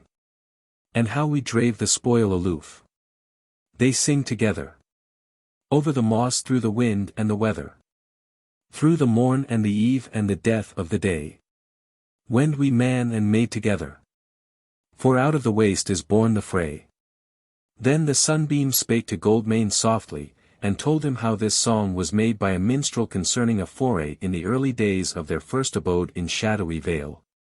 And how in good sooth a maiden led the fray and was the captain of the warriors. Erst, she said, this was counted as a wonder. But now we are so few that it is no wonder though the women will do whatsoever they may. So they talked, and Goldmane was very happy. But ere the good night cup was drunk, Folk-Mote spake to Face of God and said.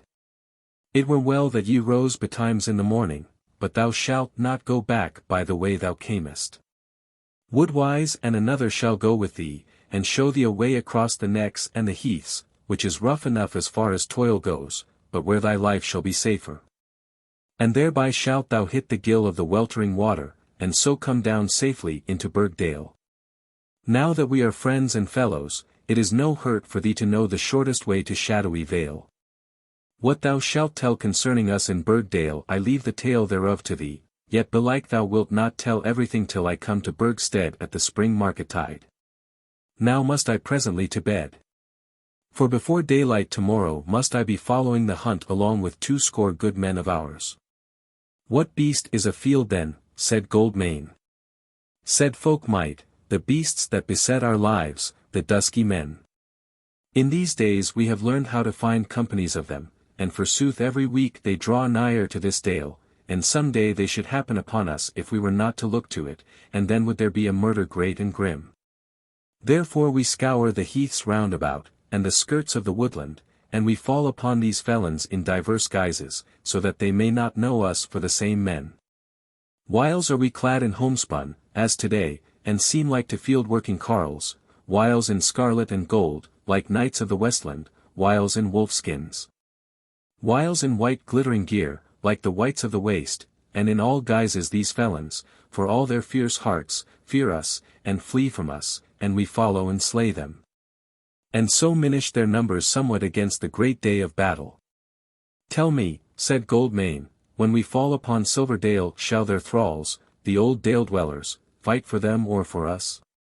Said Folk-Mote, the Dusky Men will not dare to put weapons into the hands of their thralls.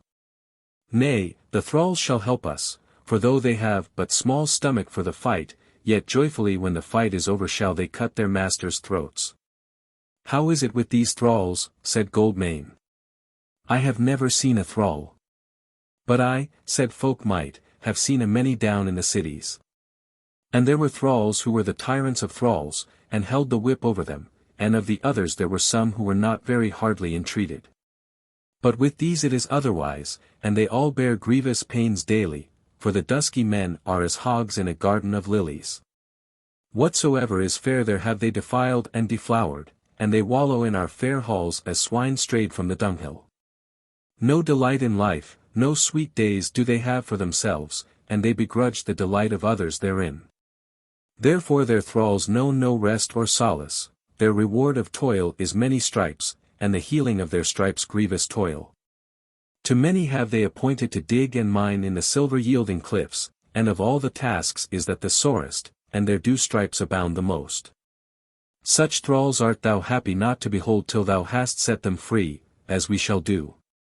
Tell me again, said Face of God, is there no mixed folk between these Dusky Men and the Dale's men, since they have no women of their own, but lie with the women of the Dale? Moreover, do not the poor folk of the Dale beget and bear children, so that there are thralls born of thralls? Wisely thou askest this, said Folk-Mote, but thereof shall I tell thee, that when a dusky carle mingles with a woman of the Dale, the child which she beareth shall oftenest favour his race and not hers. Or else shall it be witless, a fool natural. But as for the children of these poor thralls, yea, the masters cause them to breed if so their masterships will, and when the children are born, they keep them or slay them as they will, as they would with whelps or calves. To be short, year by year these vile wretches grow fiercer and more beastly, and their thralls more hapless and downtrodden, and now at last is come the time either to do or to die, as ye men of Burgdale shall speedily find out. But now must I go sleep if I am to be where I look to be at sunrise tomorrow. Therewith he called for the sleeping cup, and it was drunk, and all men fared to bed. But the sunbeam took Goldmane's hand ere they parted, and said, I shall arise betimes on the morrow, so I say not farewell tonight, yea, and after tomorrow it shall not be long ere we meet again. So Goldmane lay down in that ancient hall, and it seemed to him ere he slept as if his own kindred were slipping away from him and he were becoming a child of the wolf. And yet, said he to himself, I am become a man. For my friend, now she no longer telleth me to do or forbear, and I tremble. Nay, rather she is fain to take the word from me, and this great warrior and right man, he talketh with me as if I were a chieftain meet for converse with chieftains. Even so it is and shall be. And soon thereafter he fell asleep in the hall in Shadowy Vale. Chapter 21. Face of God looketh on the Dusky Men. When he awoke again he saw a man standing over him, and knew him for Wood-Wights. He was clad in his war gear, and had his quiver at his back and his bow in his hand. For Wood-Father's children were all good bowmen, though not so sure as Bowmay. He spake to Face of God. Dawn is in the sky, Dale's man, there is yet time for thee to wash the night off of thee in our bath of the shivering flood and to put thy mouth to the milk bowl. But time for naught else, for I and Bowmay are appointed thy fellows for the road, and it were well that we were back home speedily. So Face of God leapt up and went forth from the hall, and woodwise led to where was a pool in the river with steps cut down to it in the rocky bank. This, said woodwise, is the Carl's bath. But the Queen's is lower down, where the water is wider and shallower below the little Middale force. So Goldmane stripped off his raiment and leapt into the ice-cold pool, and they had brought his weapons and war-gear with them. So when he came out he clad and armed himself for the road, and then turned with woodwise toward the out-gate of the dale. And soon they saw two men coming from lower down the water in such wise that they would presently cross their path, and as yet it was little more than twilight, so that they saw not at first who they were. But as they drew nearer they knew them for the Sunbeam and Baume. The Sunbeam was clad but in her white linen smock and blue gown as he had first seen her, her hair was wet and dripping with the river, her face fresh and rosy, she carried in her 2 hands a great bowl of milk, and stepped delicately, lest she should spill it. But Baume was clad in her war-gear with helm and byrnie, and a quiver at her back, and a bended bow in her hand. So they greeted each other kindly, and the Sunbeam gave the bowl to Face of God and said, "Drink, guest, for thou hast a long and thirsty road before thee." So Face of God drank, and gave her the bowl back again, and she smiled on him and drank, and the others after her till the bowl was empty. Then Baume put her hand on Woodwise's shoulder, and they led on toward the outgate, while those twain followed them hand in hand. But the Sunbeam said, "This then is the new day I spoke of, and lo! It bringeth our sundering with it, yet shall it be no longer than a day when all is said, and new days shall follow after. And now, my friend, I shall see thee no later than the April market, for doubt not that I shall go thither with Folk-Mote, whether he will or not. Also as I led thee out of the house when we last met, so shall I lead thee out of the dale today, and I will go with thee a little way on the waste, and therefore am I shod this morning, as thou sayest, for the ways on the waste are rough. And now I bid thee have courage while my hand holdeth thine. For afterwards I need not bid thee anything, for thou wilt have enough to do when thou comest to thy folk, and must needs think more of warriors than of maidens." He looked at her and longed for her, but said soberly, "Thou art kind, O friend, and thinkest kindly of me ever. But methinks it were not well done for thee to wend with me over a deal of the waste, and come back by thyself alone, when ye have so many foemen near by." "Nay," she said, "they be not so near as that yet, and I wot that Folk-Mote hath gone forth toward the northwest, where he looketh to fall in with a company of the foemen. His battle shall be a guard unto us. I pray thee turn back at the top of the out-gate," said he, "and be not venturesome. Thou wottest that the pitcher is not broken the first time it goeth to the well, nor maybe the 20th, but at last it cometh not back." She said, "Nevertheless I shall have my will herein. And it is but a little way I will wend with thee." Therewith were they come to the scree, and talk fell down between them as they clomb it. But when they were in the darksome passage of the rocks, and could scarce see one another, Face of God said, "Where then is another out-gate from the dale? Is it not up the water?" "Yea," she said, "and there is none other, at the lower end the rocks rise sheer from out the water, and a little further down is a great force thundering betwixt them, so that by no boat or raft may ye come out of the dale. But the out-gate up the water is called the road of war, as this is named the path of peace. But now are all ways ways of war." "There is peace in my heart," said Goldmane. She answered not for a while, but pressed his hand, and he felt her breath on his cheek, and even therewithal they came out of the dark, and Goldmane saw that her cheek was flushed, and now she spake. "One thing would I say to thee, my friend. Thou hast seen me amongst men of war, amongst outlaws who seek violence, thou hast heard me bid my brother to count the slain, and I shrinking not, thou knowest, for I have told thee, how I have schemed and schemed for victorious battle. Yet I would not have thee think of me as a chooser of the slain, a warrior maiden, or as of one who hath no joy save in the battle whereto she biddeth others. O friend, the many peaceful hours that I have had on the grass down yonder, sitting with my rock and spindle in hand, the children round about my knees hearkening to some old story so well remembered by me. Or the milking of the kine in the dewy summer even, when all was still but for the voice of the water and the cries of the happy children, and there round about me were the dear and beauteous maidens with whom I had grown up. Happy amidst all our troubles, since their life was free and they knew no guile. In such times my heart was at peace indeed, and it seemed to me as if we had won all we needed, as if war and turmoil were over, after they had brought about peace and good days for our little folk. And as for the days that be, are they not as that rugged pass, full of bitter winds and the voice of hurrying waters, that leadeth yonder to Silver Dale, as thou hast divined? And there is not good in it save that the breath of life is therein, and that it leadeth to pleasant places and the peace and plenty of the fair dale. Sweet friend, he said, what thou sayest is better than well, for time shall be, if we come alive out of this pass of battle and bitter strife, when I shall lead thee into Burgdale to dwell there. And thou wottest of our people that there is little strife and grudging amongst them, and that they are merry, and fair to look on, both men and women.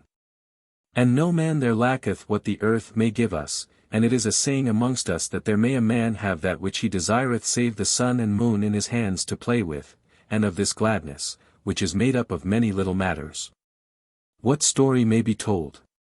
Yet amongst it shall I live and thou with me, and ill indeed it were if it wearied thee and thou wert ever longing for some day of victorious strife, and to behold me coming back from battle high raised on the shields of men and crowned with bay.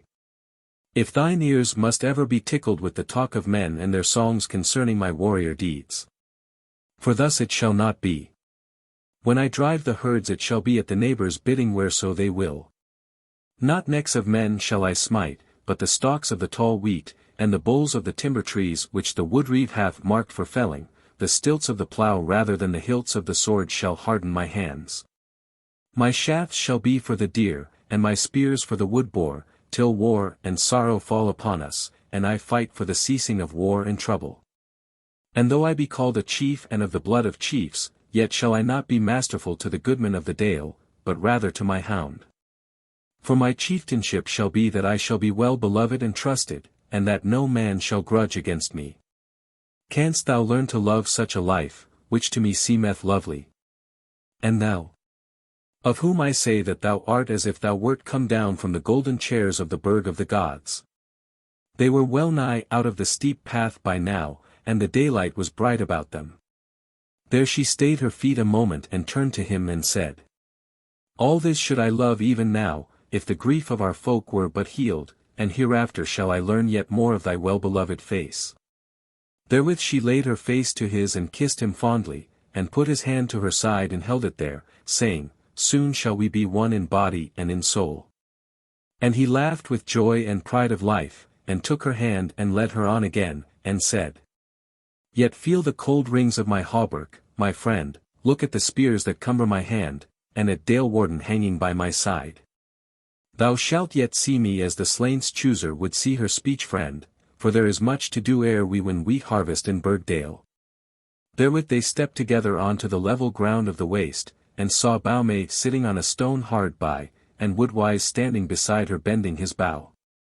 Bow smiled on Goldmane and rose up, and they all went on together, turning so that they went nearly alongside the wall of the vale, but westering a little.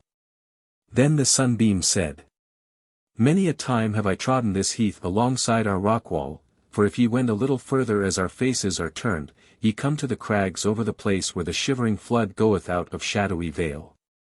There when ye have clomb a little mayst thou stand on the edge of the rock wall, and look down and behold the flood swirling and eddying in the black gorge of the rocks, and see presently the reek of the force go up.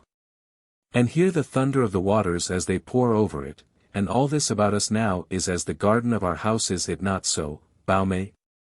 Yea, said she, and there are goodly clusterberries to be gotten hereabout in the autumn, many a time have the Sunbeam and I reddened our lips with them.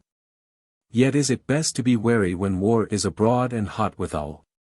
Yea, said the Sunbeam, and all this place comes into the story of our house, lo! Goldmane, 20 paces before us a little on our right hand those 5 grey stones. They are called the rocks of the elders, for there in the first days of our abiding in Shadowy Vale the elders were wont to come together to talk privily upon our matters. Face of God looked thither as she spoke, but therewith saw Bow, who went on the left hand of the sunbeam, as face of God on her right hand, notch a shaft on her bent bow, and Wood-Wights, who was on his right hand, saw it also and did the like. And therewithal face of God got his target on to his arm, and even as he did so Bow-May cried out suddenly. Yeah. Cast thyself on to the ground, sunbeam. Gold mane, targe and spear, targe and spear. For I see steel gleaming yonder out from behind the elders' rocks.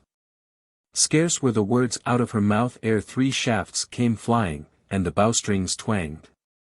Goldmane felt that one smote his helm and glanced from it. Therewithal he saw the sunbeam fall to earth, though he knew not if she had but cast herself down as Bow-May bade. Bow-May's string twanged at once, and a yell came from the foemen, but Wood-Wights loosed not, but set his hand to his mouth and gave a loud wild cry ha! Ha! Ha! Ha! How ow ow! Ending in a long and exceeding great whoop like naught but the wolf's howl.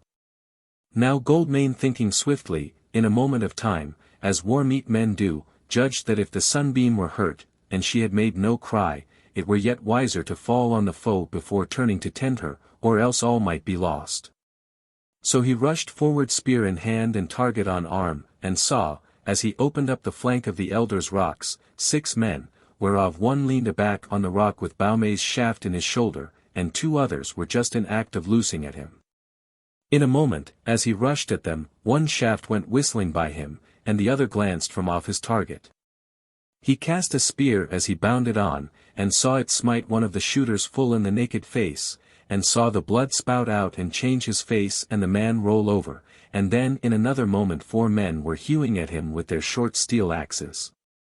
He thrust out his target against them, and then let the weight of his body come on his other spear, and drave it through the second shooter's throat, and even therewith was smitten on the helm so hard that, though the alderman's work held out, he fell to his knees, holding his target over his head and striving to draw forth Dalewarden.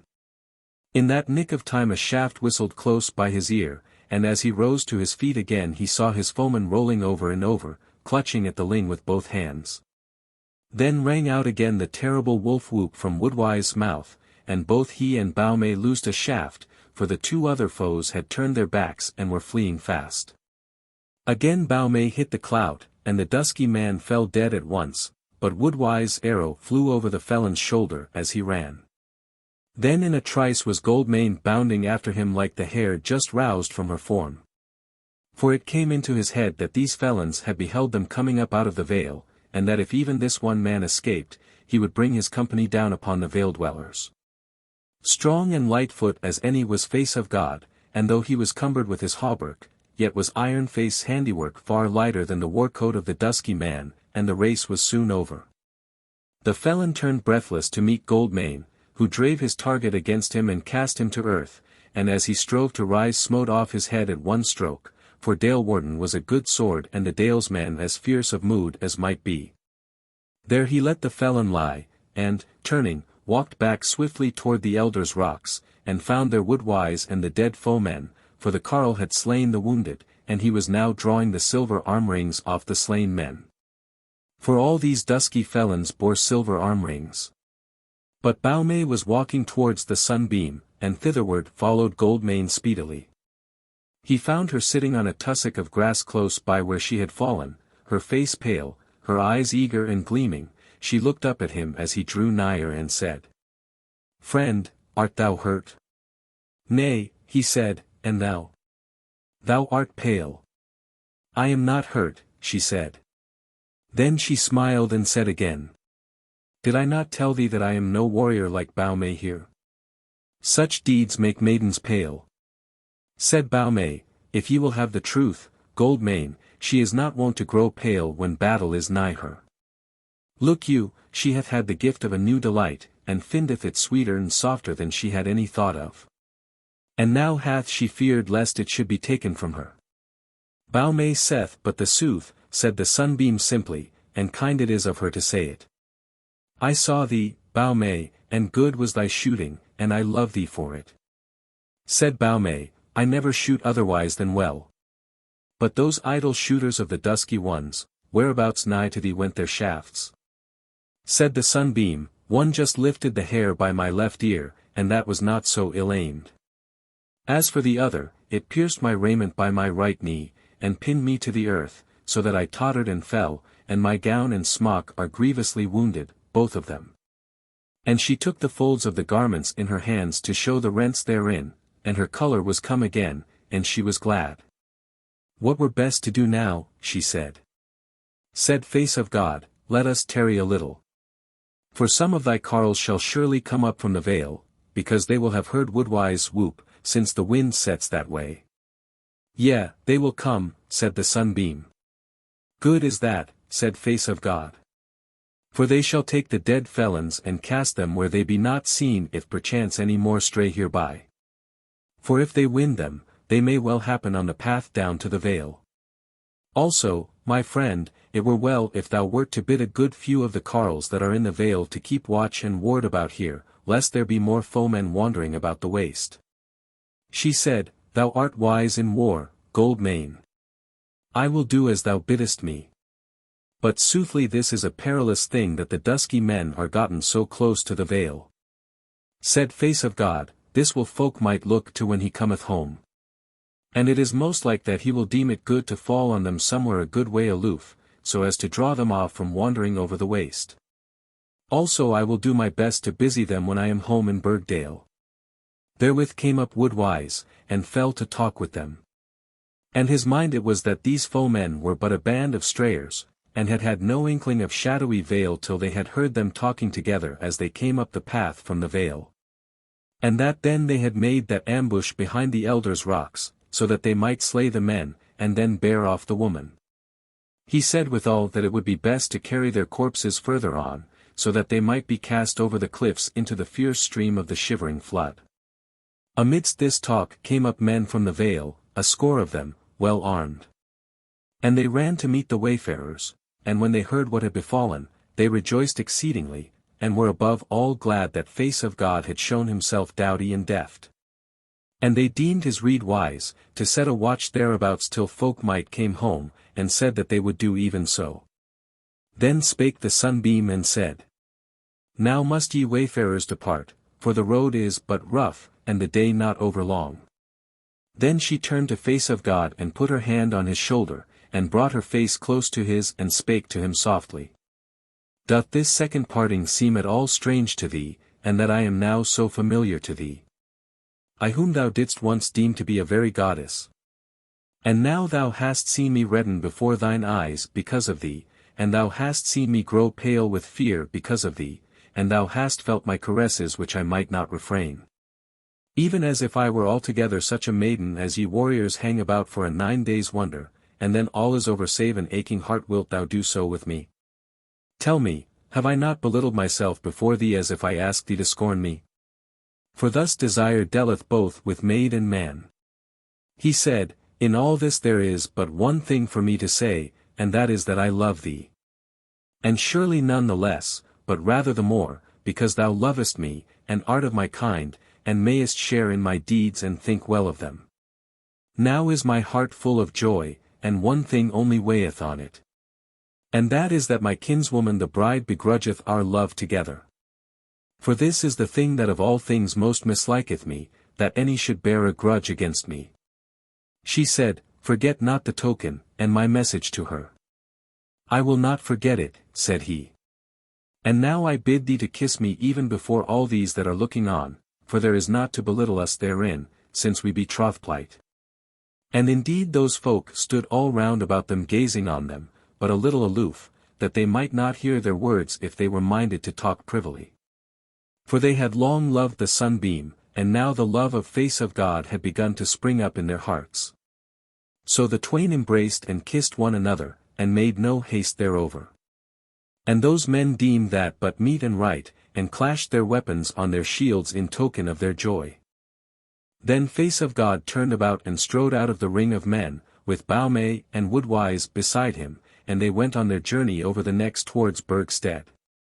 But the sunbeam turned slowly from that place toward the vale, and 2 of the stoutest carles went along with her to guard her from harm, and she went down into the vale pondering all these things in her heart.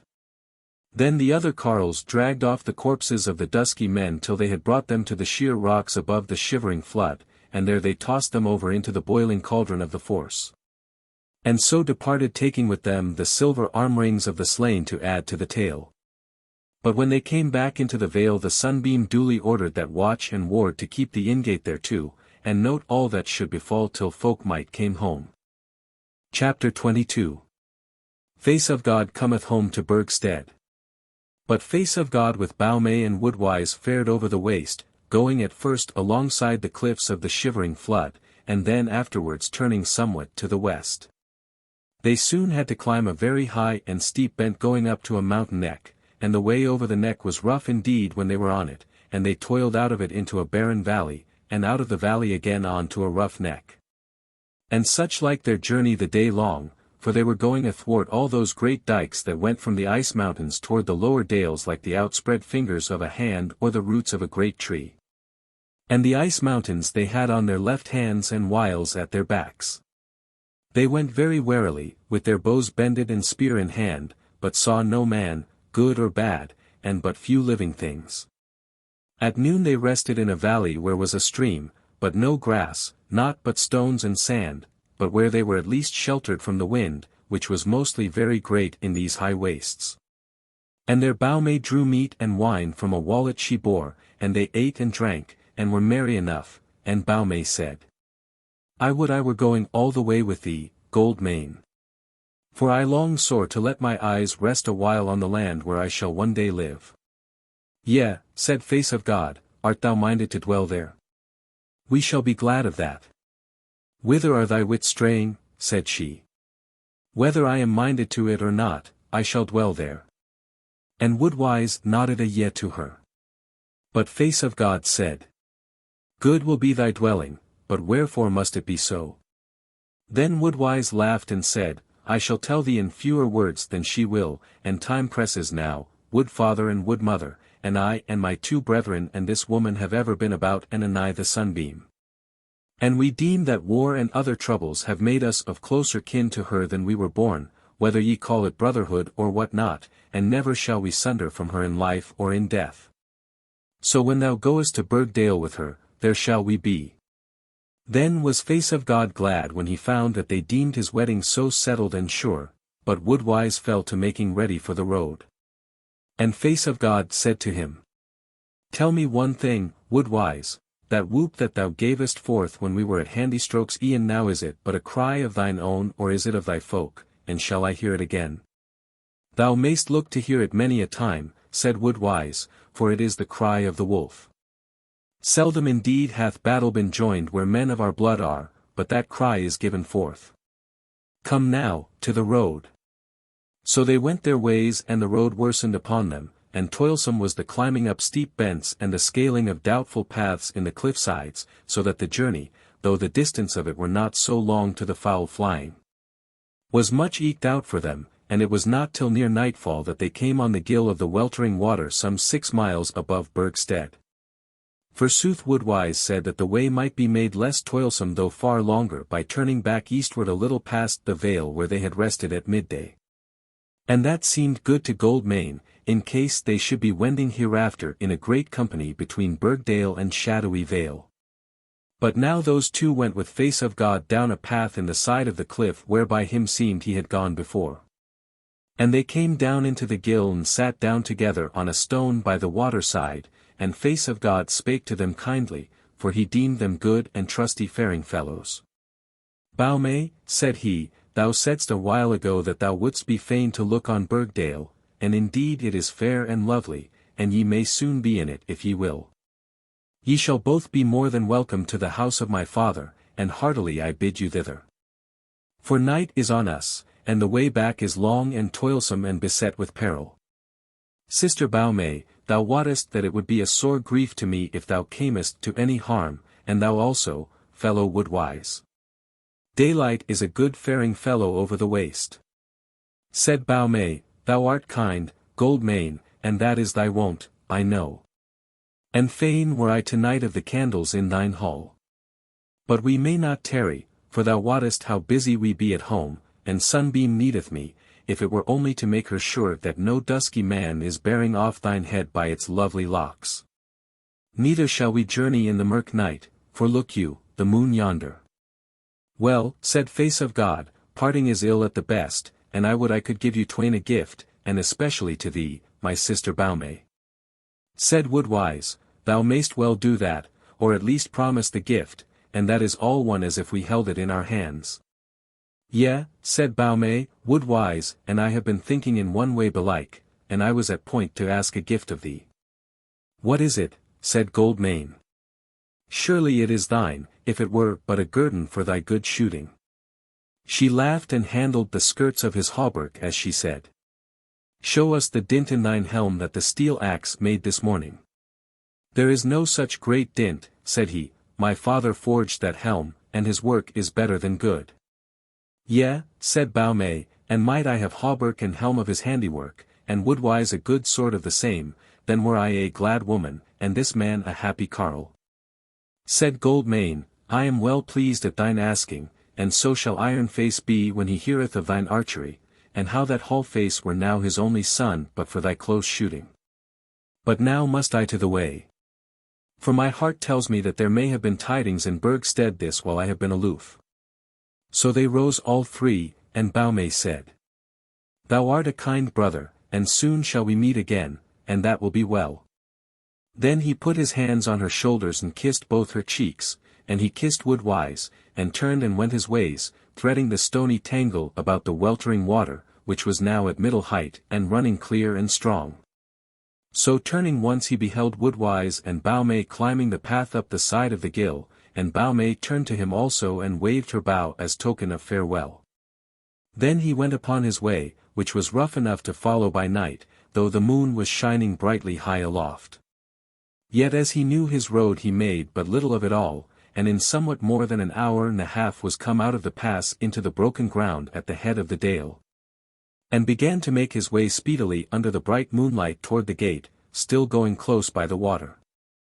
But as he went he heard of a sudden cries and rumour not far from him, unwonted in that place, where none dwelt, and where the only folk he might look to see were those who cast an angle into the pools and eddies of the water.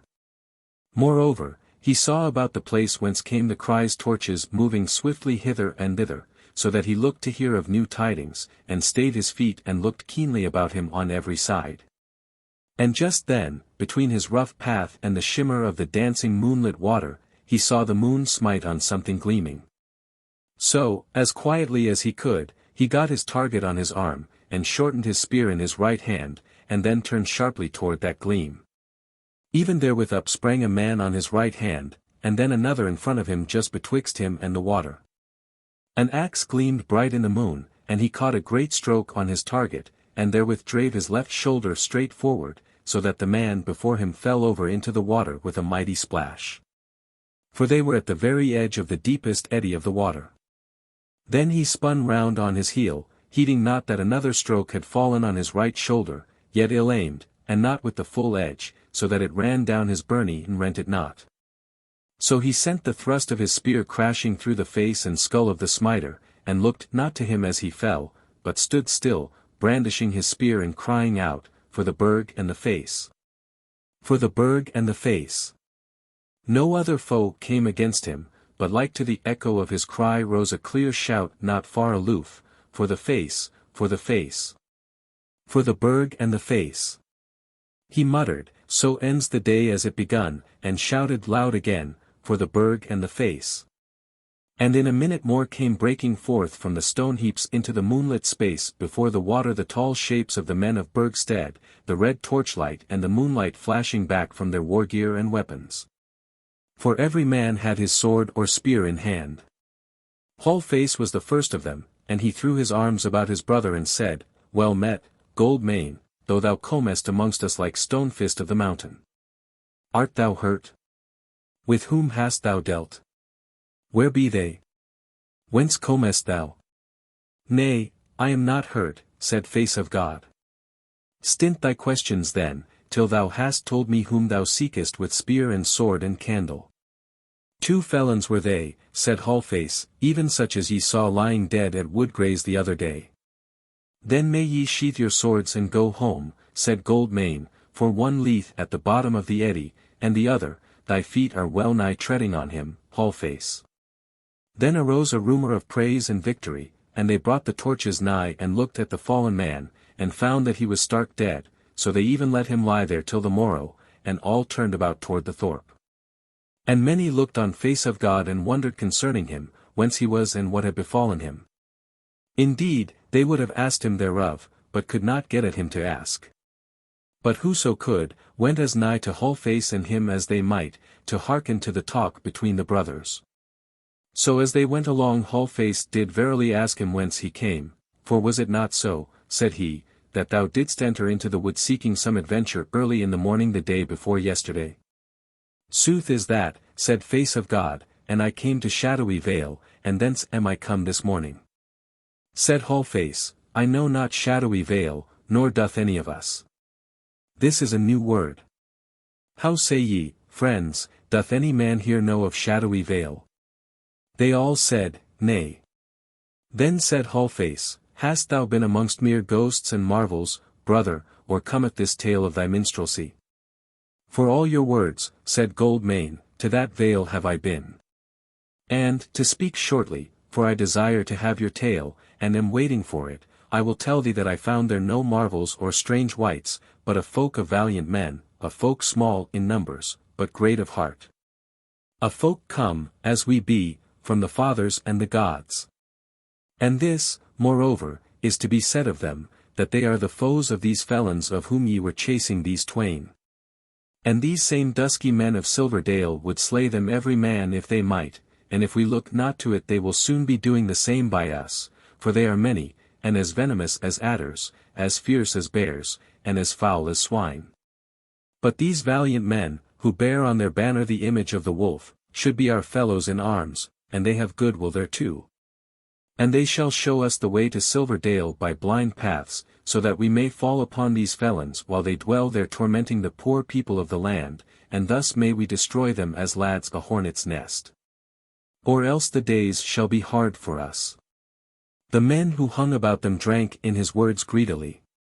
But Hallface was silent a little while, and then he said, Brother Goldmane, these be great tidings. Time was when we might have deemed them but a minstrel's tale, for Silverdale we know not, of which thou speakest so glibly, nor the Dusky Men, any more than the Shadowy Vale. Howbeit, things have befallen these 2 last days so strange and new, that putting them together with the murder at Woodgraze, and thy words which seem somewhat wild, it may well seem to us that tidings unlooked for are coming our way. Come, then, said Face of God, give me what thou hast in thy scrip, and trust me, I shall not jeer at thy tale. Said Hallface, I also will be short with the tale.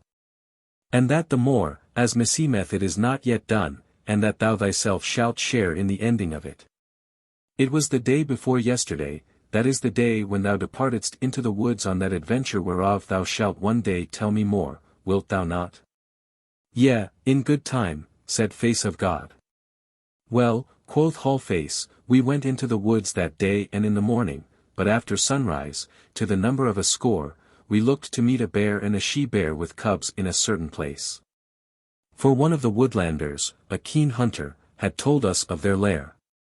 Also we were wishful to slay some of the wild swine, the yearlings, if we might.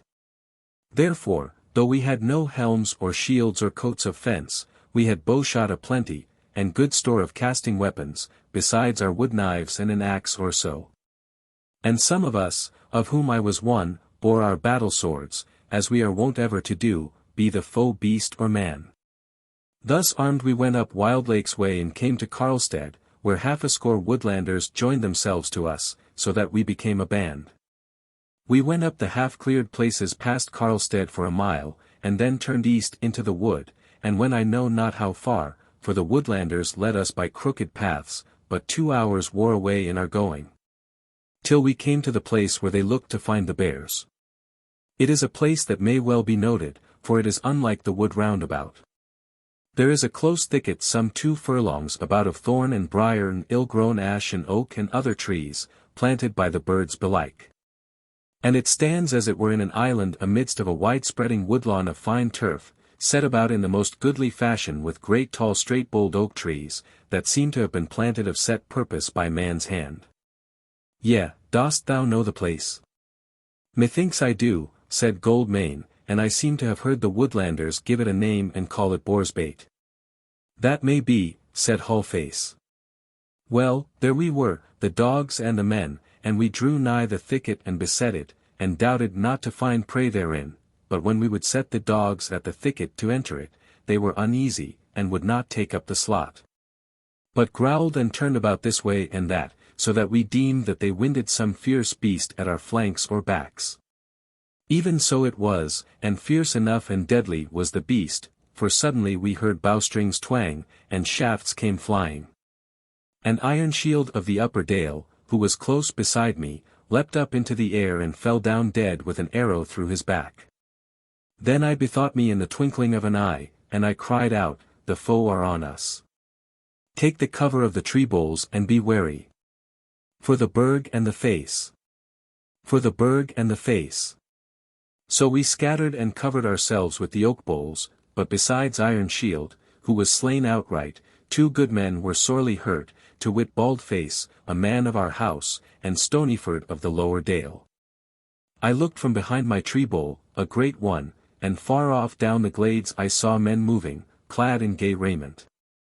But nearer to me, not 100 yards from my cover, I saw an arm clad in scarlet come out from behind a tree bole, so I loosed at it, and missed not. For straight there tottered out from behind the tree one of those dusky foul-favoured men like to those that were slain by Woodgrey. I had another shaft ready notched, so I loosed and set the shaft in his throat, and he fell.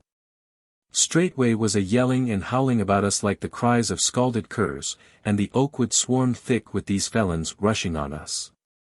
For it seems that the man whom I had slain was a chief amongst them, or we judged so by his goodly raiment. Methought then our last day was come. What could we do but run together again after we had loosed at a venture, and so withstand them sword and spear in hand? Some fell beneath our shot, but not many, for they came on very swiftly. So they fell on us. But for all their fierceness and their numbers they might not break our array, and we slew 4 and hurt many by sword hewing and spear casting and push of spear, and 5 of us were hurt and 1 slain by their dart casting. So they drew off from us a little, and strove to spread out and fall to shooting at us again, but this we would not suffer, but pushed on as they fell back, keeping as close together as we might for the trees.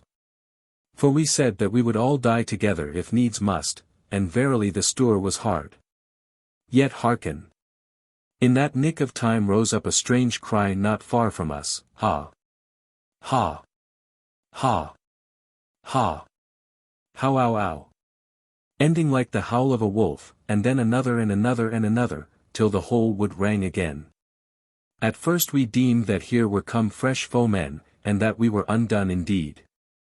But when they heard it, the foemen before us faltered and gave way, and at last turned their backs and fled, and we followed, keeping well together still, thereby the more part of these men escaped us. For they fled wildly here and there from those who bore that cry with them. So we knew that our work was being done for us. Therefore we stood, and saw tall men clad in sheep-brown weed running through the glades pursuing those felons and smiting them down, till both fleers and pursuers passed out of our sight like men in a dream. Or as when you roll up a pictured cloth to lay it in the coffer. But to Stoneface mind those brown-clad men were the wights of the wood that be of the Father's blood, and our very friends. And when some of us would yet have gone forward and foregathered with them, and followed the chase along with them, Stoneface gainsaid it, bidding us not to run into the arms of a second death, when we had but just escaped from the first. Sooth to say, moreover, we had divers hurt men that needed looking to. So what with one thing, what with another, we turned back, but Warcliffe's brother, a tall man, had felled 2 of those felons with an oak sapling which he had torn from the thicket. But he had not slain them, and by now they were just awakening from their swoon, and were sitting up looking round them with fierce rolling eyes, expecting the stroke, for Raven of Longscree was standing over them with a naked warsword in his hand. But now that our blood was cool, we were loath to slay them as they lay in our hands, so we bound them and brought them away with us. And our own dead we carried also on such biers as we might lightly make there, and with them 3 that were so grievously hurt that they might not go afoot, these we left at Carlstead. They were Tardy the son of the Untamed, and Swan of Bullmeadow, both of the lower Dale, and a Woodlander, undoomed to wit. But the dead were Ironshield aforesaid, and Woolsark, and the Hewer, a Woodlander. So came we sadly at eventide to Burgstead with the 2 dead Burgdalers, and the captive felons, and the wounded of us that might go afoot. And ye may judge that they of Burgdale and our father deemed these tidings great enough, and wot not what next should befall. Stoneface would have had those 2 felons slain there and then. For no true tale could we get out of them, nor indeed any word at all. But the alderman would not have it so. And he deemed they might serve our turn as hostages if any of our folk should be taken, for one and all we deemed, and still deem, that war is on us and that new folk have gathered on our skirts. So the captives were shut up in the red-out bower of our house, and our father was minded that thou mightest tell us somewhat of them when thou wert come home. But about dusk today the word went that they had broken out and gotten them weapons and fled up the dale, and so it was. But tomorrow morning will a great thing be holden, and there it will be looked for of thee that thou tell us a true tale of thy goings. For it is deemed, and it is my deeming especially, that thou mayst tell us more of these men than thou hast yet told us. Is it not so?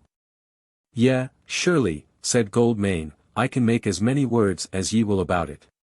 Yet when all is said, it will come to much the same tale as I have already told thee.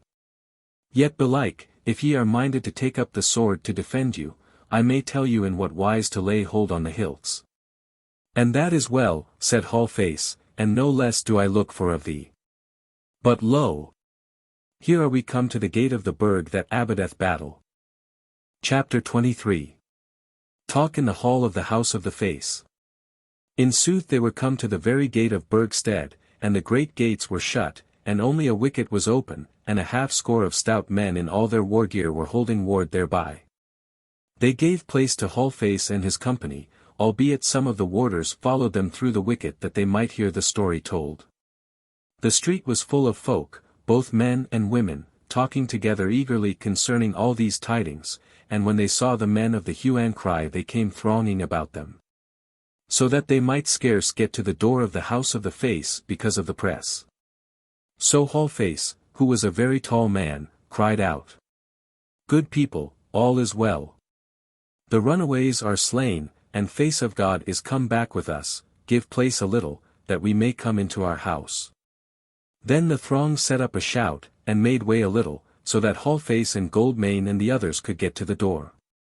And they entered into the hall, and saw much folk therein, and men were sitting at table, for supper was not yet over.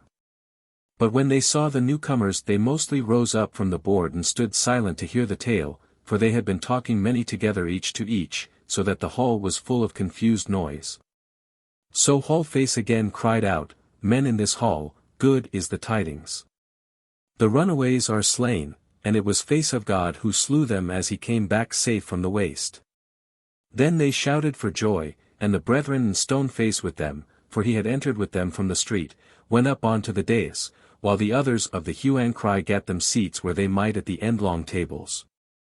But when face of God came up on to the dais, there sat Ironface looking down on the thronged hall with a ruddy cheerful countenance, and beside him sat the bride. For he had caused her to be brought thither when he had heard of the tidings of battle. She was daintily clad in a flame-coloured kirtle embroidered with gold about the bosom and sleeves, and there was a fillet of golden roses on her ruddy hair. Her eyes shone bright and eager, and the pommels of her cheeks were flushed and red contrary to their wont. Needs must Goldmane sit by her, and when he came close to her he knew not what to do, but he put forth his hand to her, yet with a troubled countenance. For he feared her grief mingled with her beauty. As for her, she wavered in her mind whether she should forbear to touch him or not. But she saw that men about were looking at them, and especially was Ironface looking on her, therefore she stood up and took Goldmane's hand and kissed his face as she had been wont to do, and by then was her face as white as paper. And her anguish pierced his heart, so that he well nigh groaned for grief of her. But Ironface looked on her and said kindly, Kinswoman, thou art pale, thou hast feared for thy mate amidst all these tidings of war, and still fearest for him. But pluck up a heart, for the man is a deft warrior for all his fair face, which thou lovest as a woman should, and his hands may yet save his head. And if he be slain, yet are there other men of the kindred, and the earth will not be a desert to thee even then. She looked at Iron Face, and the colour was come back to her face somewhat, and she said, It is true, I have feared for him. For he goeth into perilous places. But for thee, thou art kind, and I thank thee for it. And therewith she kissed Iron Face and sat down in her place, and strove to overmaster her grief, that her face might not be changed by it. For now were thoughts of battle, and valiant hopes arising in men's hearts, and it seemed to her too grievous if she should mar that feast on the eve of battle. But Iron Face kissed and embraced his son and said, Art thou late come from the waste? Hast thou seen new things? We look to have a notable tale from thee.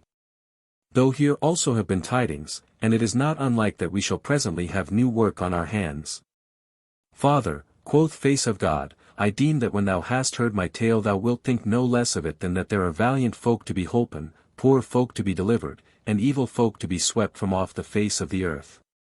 It is well, son, said Iron Face. I see that thy tale is long, let it alone for tonight. Tomorrow shall we hold a gate thing, and then shall we hear all that thou hast to tell. Now eat thy meat and drink a bowl of wine, and comfort thy troth-plight maiden. So Goldmane sat down by the bride, and ate and drank as he needs must, but he was ill at ease and he durst not speak to her. For, on the one hand, he thought concerning his love for the sunbeam, and how sweet and good a thing it was that she should take him by the hand and lead him into noble deeds and great fame, caressing him so softly and sweetly the while. And, on the other hand, there sat the bride beside him, sorrowful and angry, begrudging all that sweetness of love, as though it were something foul and unseemly, and heavy on him lay the weight of that grudge, for he was a man of a friendly heart. Stoneface sat outward from him on the other side of the bride, and he leaned across her towards Goldmane and said, Fair shall be thy tale tomorrow, if thou tellest us all thine adventure. Or wilt thou tell us less than all? Said Face of God, In good time shalt thou know it all, foster father. But it is not unlike that by the time that thou hast heard it, there shall be so many other things to tell of, that my tale shall seem of little account to thee even as the saw saith that one nail driveth out the other. Yea, said Stoneface, but one tale belike shall be knit up with the others, as it fareth with the figures that come one after other on the weaver's cloth, though one mocketh not the other, yet one cometh of the other. Said Face of God, Wise art thou now, foster father, but thou shalt be wiser yet in this matter by then a month hath worn, and tomorrow shalt thou know enough to set thine hands a work. So the talk fell between them. And the night wore, and the men of Burgdale feasted in their ancient hall with merry hearts, little weighed down by thought of the battle that might be and the trouble to come, for they were valorous and kindly folk. Chapter 24. Face of God giveth that token to the bride. Now on the morrow, when Face of God arose and other men with him, and the hall was astir and there was no little throng therein, the bride came up to him. For she had slept in the house of the Face by the bidding of the alderman, and she spake to him before all men, and bade him come forth with her into the garden, because she would speak to him apart. He yesaid her, though with a heavy heart. And to the folk about that seemed meet and due, since those twain were deemed to be troth-plight, and they smiled kindly on them as they went out of the hall together. So they came into the garden, where the pear trees were blossoming over the spring lilies, and the cherries were showering their flowers on the deep green grass, and everything smelled sweetly on the warm windless spring morning. She led the way, going before him till they came by a smooth grass path between the berry bushes, to a square space of grass about which were barberry trees, their first tender leaves bright green in the sun against the dry yellowish twigs. There was a sundial amidmost of the grass, and betwixt the garden boughs one could see the long grey roof of the ancient hall. And sweet familiar sounds of the nesting birds and men and women going on their errands were all about in the scented air. She turned about at the sundial and faced Face of God, her hand lightly laid on the scored brass, and spake with no anger in her voice. I ask thee if thou hast brought me the token whereon thou shalt swear to give me that gift. Yea, said he. And therewith drew the ring from his bosom, and held it out to her. She reached out her hand to him slowly and took it, and their fingers met as she did so, and he noted that her hand was warm and firm and wholesome as he well remembered it. She said, Whence hadst thou this fair finger ring? Said Face of God, My friend there in the mountain valley drew it from off her finger for thee, and bade me bear thee a message. Her face flushed red. Yea, she said, and doth she send me a message? Then doth she know of me, and ye have talked of me together. Well, give the message. Said Face of God, She saith, that thou shalt bear in mind, that tomorrow is a new day. Yea, she said, for her it is so, and for thee, but not for me. But now I have brought thee here that thou mightest swear thine oath to me. Lay thine hand on this ring and on this brazen plate whereby the sun measures the hours of the day for happy folk, and swear by the springtide of the year and all glad things that find a mate. And by the God of the earth that rejoiceth in the life of man. Then he laid his hand on the finger ring as it lay on the dial plate and said, By the springtide and the live things that long to multiply their kind. By the God of the earth that rejoiceth in the life of man, I swear to give to my kinswoman the bride the second man-child that I beget, to be hers, to leave or cherish, to love or hate, as her will may bid her. Then he looked on her soberly and said, It is duly sworn, is it enough? Yea, she said, but he saw how the tears ran out of her eyes and wetted the bosom of her kirtle, and she hung her head for shame of her grief. And Goldmane was all abashed, and had no word to say, for he knew that no word of his might comfort her, and he deemed it ill done to stay there and behold her sorrow. And he knew not how to get him gone, and be glad elsewhere, and leave her alone. Then, as if she had read his thought, she looked up at him and said smiling a little amidst of her tears, I bid thee stay by me till the flood is over. For I have yet a word to say to thee. So he stood there gazing down on the grass in his turn, and not daring to raise his eyes to her face, and the minutes seemed long to him, till at last she said in a voice scarcely yet clear of weeping, Wilt thou say anything to me? And tell me what thou hast done, and why, and what thou deemest will come of it? He said, I will tell the truth as I know it, because thou askest it of me, and not because I would excuse myself before thee. What have I done? Yesterday I plighted my troth to wed the woman that I met last autumn in the wood. And why? I wot not why, but that I longed for her. Yet I must tell thee that it seemed to me, and yet seemeth, that I might do no otherwise, that there was nothing else in the world for me to do. What do I deem will come of it, sayest thou? This, that we shall be happy together, she and I, till the day of our death. She said, and even so long shall I be sorry, so far are we sundered now. Alas! Who looked for it?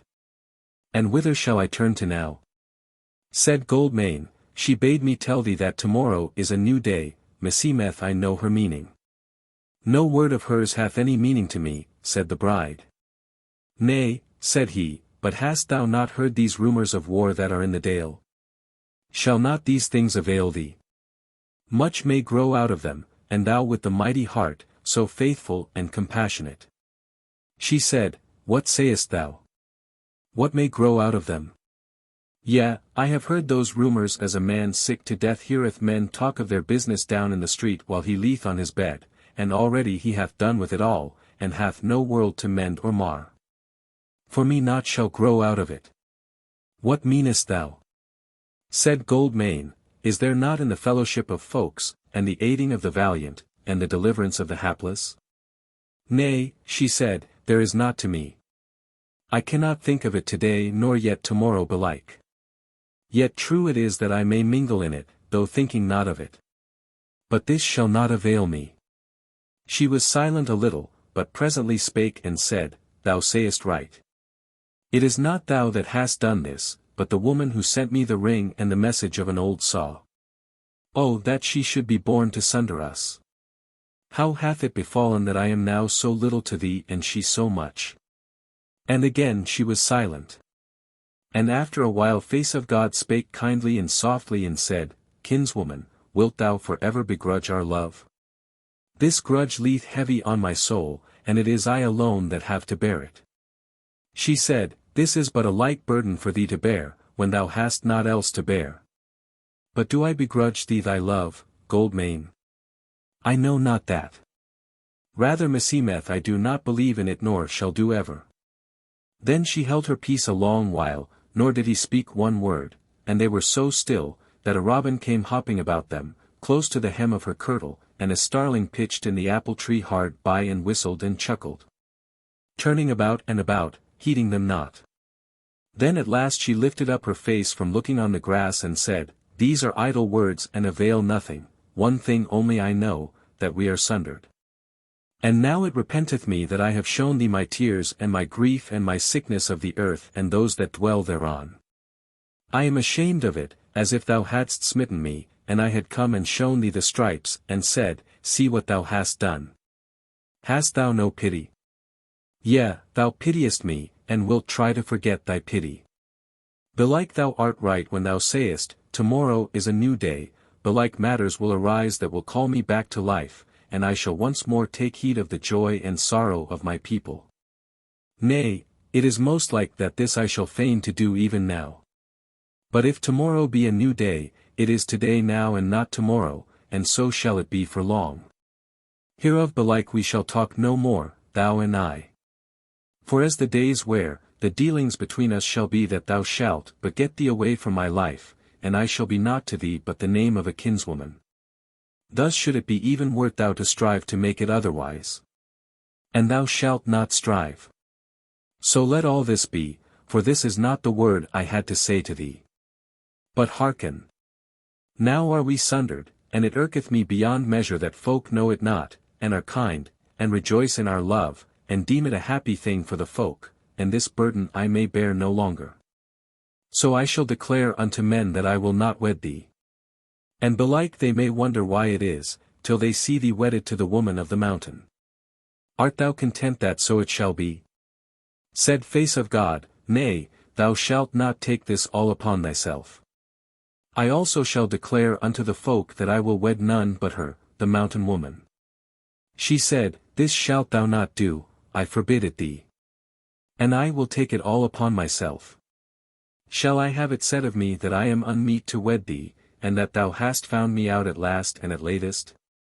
I lay this upon thee, that wheresoever I declare this and whatsoever I may say, thou shalt hold thy peace. This at least thou mayst do for me. Wilt thou? Yea, he said, though it shall put me to shame. Again she was silent for a little. Then she said, O Goldmane, this would I take upon myself not soothly for any shame of seeming to be thy cast-off, but because it is I who needs must bear all the sorrow of our sundering. And I have the will to bear it greater and heavier, that I may be as the women of old time, and they that have come from the gods, lest I belittle my life with malice and spite and confusion, and it become poisonous to me. Be at peace. Be at peace.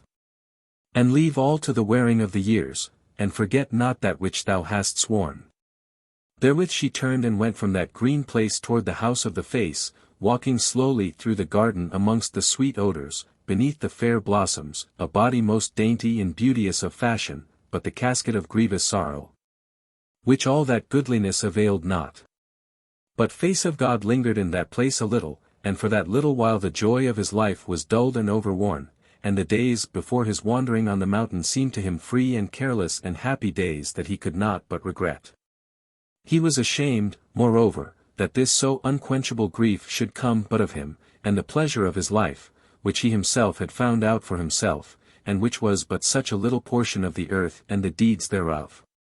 But presently his thought wandered from all this, and as he turned away from the sundial and went his ways through the garden, he called to mind his longing for the day of the spring market, when he should see the sunbeam again and be cherished by the sweetness of her love. Chapter 25. Of the gate thing at Burgstead. But now must he hasten, for the gate thing was to be holden 2 hours before noon. So he betook him speedily to the hall, and took his shield and did on a goodly helm and girt his sword to his side, for men must needs go to all Folk-Motes with their weapons and clad in war gear. Thus he went forth to the gate with many others, and there already were many folk assembled in the space aforesaid betwixt the gate of the burg and the sheer rocks on the face of which were the steps that led up to the ancient tower on the height. The alderman was sitting on the great stone by the gate side which was his appointed place, and beside him on the stone bench were the 6 wardens of the burg. But of the 6 wardens of the dale there were but 3, for the others had not yet heard tell of the battle or had got the summons to the thing, since they had been about their business down the dale. Face of God took his place silently amongst the neighbours, but men made way for him, so that he must needs stand in front, facing his father and the wardens. And there went up a murmur of expectation round about him, both because the word had gone about that he had a tale of new tidings to tell, and also because men deemed him their best and handiest man, though he was yet so young. Now the alderman looked around and beheld a great throng gathered together, and he looked on the shadow of the gate which the southering sun was casting on the hard white ground of the thingstead. And he saw that it had just taken in the standing stone which was in the midst of the place. On the face of the said stone was carven the image of a fighting man with shield on arm and axe in hand. For it had been set there in old time in memory of the man who had bidden the folk build the gate and its wall, and had showed them how to fashion it, for he was a deft house-smith as well as a great warrior, and his name was Iron Hand.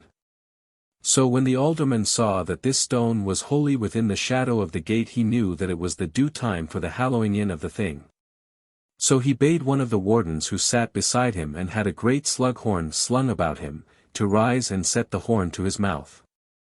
So that man arose and blew 3 great blasts that went bellowing about the towers and down the street, and beat back again from the face of the sheer rocks and up them and over into the wild wood.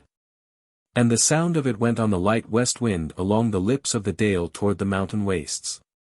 And many a goodman, when he heard the voice of the horn in the bright spring morning, left spade or axe or plough stilts, or the foddering of the ewes and their younglings, and turned back home to fetch his sword and helm and hasten to the thing. Though he knew not why it was summoned, and women wending over the meadows, who had not yet heard of the battle in the wood, hearkened and stood still on the green grass or amidst the ripples of the ford. And the threat of coming trouble smote heavy on their hearts, for they knew that great tidings must be towards if a thing must needs be summoned so close to the great Folk-Mote. But now the alderman stood up and spake amidst the silence that followed the last echoes of the horn. Now is hallowed in this gate thing of the Burgstead men and the men of the dale, wherein they shall take counsel concerning matters late befallen, that press hard upon them. Let no man break the peace of the holy thing, lest he become a man accursed in holy places from the plain up to the mountain, and from the mountain down to the plain. A man not to be cherished of any man of good will, not be holpen with victuals or edge-tool or draught beast. A man to be sheltered under no roof tree, and warmed at no hearth of man, so help us the warrior and the God of the earth, and him of the face, and all the fathers. When he had spoken men clashed their weapons in token of assent. And he sat down again, and there was silence for a space. But presently came thrusting forward a goodman of the dale, who seemed as if he had come hurriedly to the thing. For his face was running down with sweat, his wide-rimmed iron cap sat awry over his brow, and he was girt with a rusty sword without a scabbard, and the girdle was ill braced up about his loins. So he said, I am Redcoat of Waterless of the Lower Dale. Early this morning as I was going afield I met on the way a man akin to me, Fox of Upton to wit, and he told me that men were being summoned to a gate thing.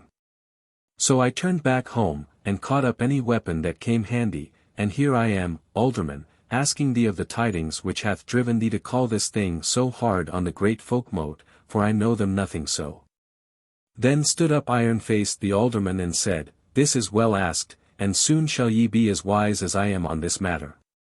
Know ye, O men of Burgstead and the Dale, that we had not called this gate thing so hard on the great Folk-Mote had not great need been to look into troublous matters. Long have ye dwelt in peace, and it is years on years now since any foeman hath fallen on the Dale, but, as ye will bear in mind, last autumn were there ransackings in the Dale and amidst of the shepherds after the manner of deeds of war. And it troubleth us that none can say who wrought these ill deeds. Next, but a little while agone, was Wood Grey, a valiant goodman of the Woodlanders, slain close to his own door by evil men. These men we took at first for mere gangrel felons and outcasts from their own folk, though there were some who spoke against that from the beginning. But thirdly our new tidings again, for 3 days ago, while some of the folk were hunting peaceably in the wild wood and thinking no evil, they were fallen upon of set purpose by a host of men at arms. And not would serve but mere battle for dear life, so that many of our neighbours were hurt and 3 slain outright. And now mark this, that those who there fell upon our folk were clad and armed even as the 2 felons that slew Woodgrey, and moreover were like them in aspect of body. Now stand forth Hallface my son, and answer to my questions in a loud voice, so that all may hear thee. So Hallface stood forth, clad in gleaming war gear, with an axe over his shoulder, and seemed a doughty warrior. And Ironface said to him, Tell me, son, those whom ye met in the wood, and of whom ye brought home 2 captives, how much like were they to the murder carles at Woodgrey's? Said Hallface, As like as peas out of the same cod, and to our eyes all those whom we saw in the wood might have been sons of one father and one mother, so much alike were they. Yea, said the alderman. Now tell me how many by thy deeming fell upon you in the wood. Said Hallface, We deemed that if they were any less than 60, they were little less. Great was the odds, said the alderman. Or how many were ye? 17, said Hallface. Said the alderman, And yet ye escaped with life all save those 3. Hallface said, I deemed that scarce one should have come back alive, had it not been that as we fought came a noise like the howling of wolves, and thereat the foemen turned and fled. And there followed on the fleers tall men clad in sheep-brown raiment, who smote them down as they fled. Here then is the story, neighbours, said the alderman, and ye may see thereby that if those slayers of Woodgrey were outcast, their band is a great one. But it seemeth rather that they were men of a folk whose craft it is to rob with the armed hand, and to slay the robbed, and that they are now gathering on our borders for war. Yet, moreover, they have foemen in the woods who should be fellows in arms of us. How sayest thou, Stoneface? Thou art old, and hast seen many wars in the Dale, and knowest the wild wood to its innermost. Alderman, said Stoneface, and ye neighbours of the Dale, maybe these foes whom ye have met are not of the race of man, but are trolls and Wood-Wights. Now if they be trolls it is ill, for then is the world growing worser, and the wood shall be right perilous for those who needs must fare therein. Yet if they be men it is a worse matter. For the trolls would not come out of the waste into the sunlight of the Dale. But these foes, if they be men, are lusting after our fair Dale to eat it up, and it is most like that they are gathering a huge host to fall upon us at home. Such things I have heard of when I was young, and the aspect of the evil men who overran the kindreds of old time, according to all tales and lays that I have heard, is even such as the aspect of those whom we have seen of late. As to those wolves who saved the neighbours and chased their foemen, there is one here who belike knoweth more of all this than we do, and that, O alderman, is thy son whom I have fostered, face of God to wit. Bid him answer to thy questioning, and tell us what he hath seen and heard of late, then shall we verily know the whole story as far as it can be known. Then men pressed round, and were eager to hear what face of God would be saying. But or ever the alderman could begin to question him, the throng was cloven by newcomers, and these were the men who had been sent to bring home the corpses of the Dusky Men, so they had cast loaded hooks into the weltering water. And had dragged up him whom face of God had shoved into the eddy, and who had sunk like a stone just where he fell, and now they were bringing him on a bier along with him who had been slain land. They were set down in the place before the alderman, and men who had not seen them before looked eagerly on them that they might behold the aspect of their foemen, and not lovely were they to look on. For the drowned man was already bleached and swollen with the water, and the other, his face was all wried and twisted with that spear thrust in the mouth. Then the alderman said, Would question my son face of God. Let him stand forth. And therewith he smiled merrily in his son's face, for he was standing right in front of him, and he said, Ask of me, alderman, and I will answer. Kinsman, said Iron Face, look at these 2 dead men, and tell me, if thou hast seen any such besides those 2 murder carles who were slain at Carlstead, or if thou knowest aught of their folk. Said Face of God, yesterday I saw 6 others like to these both in array and of body, and 3 of them I slew, for we were in battle with them early in the morning. There was a murmur of joy at this word, since all men took these felons for deadly foemen, but Iron Face said, What meanest thou by we? I and the men who had guested me overnight, said Face of God, and they slew the other 3. Or rather a woman of them slew the felons. Valiant she was, all good go with her hand, said the alderman. But what be these people, and where do they dwell?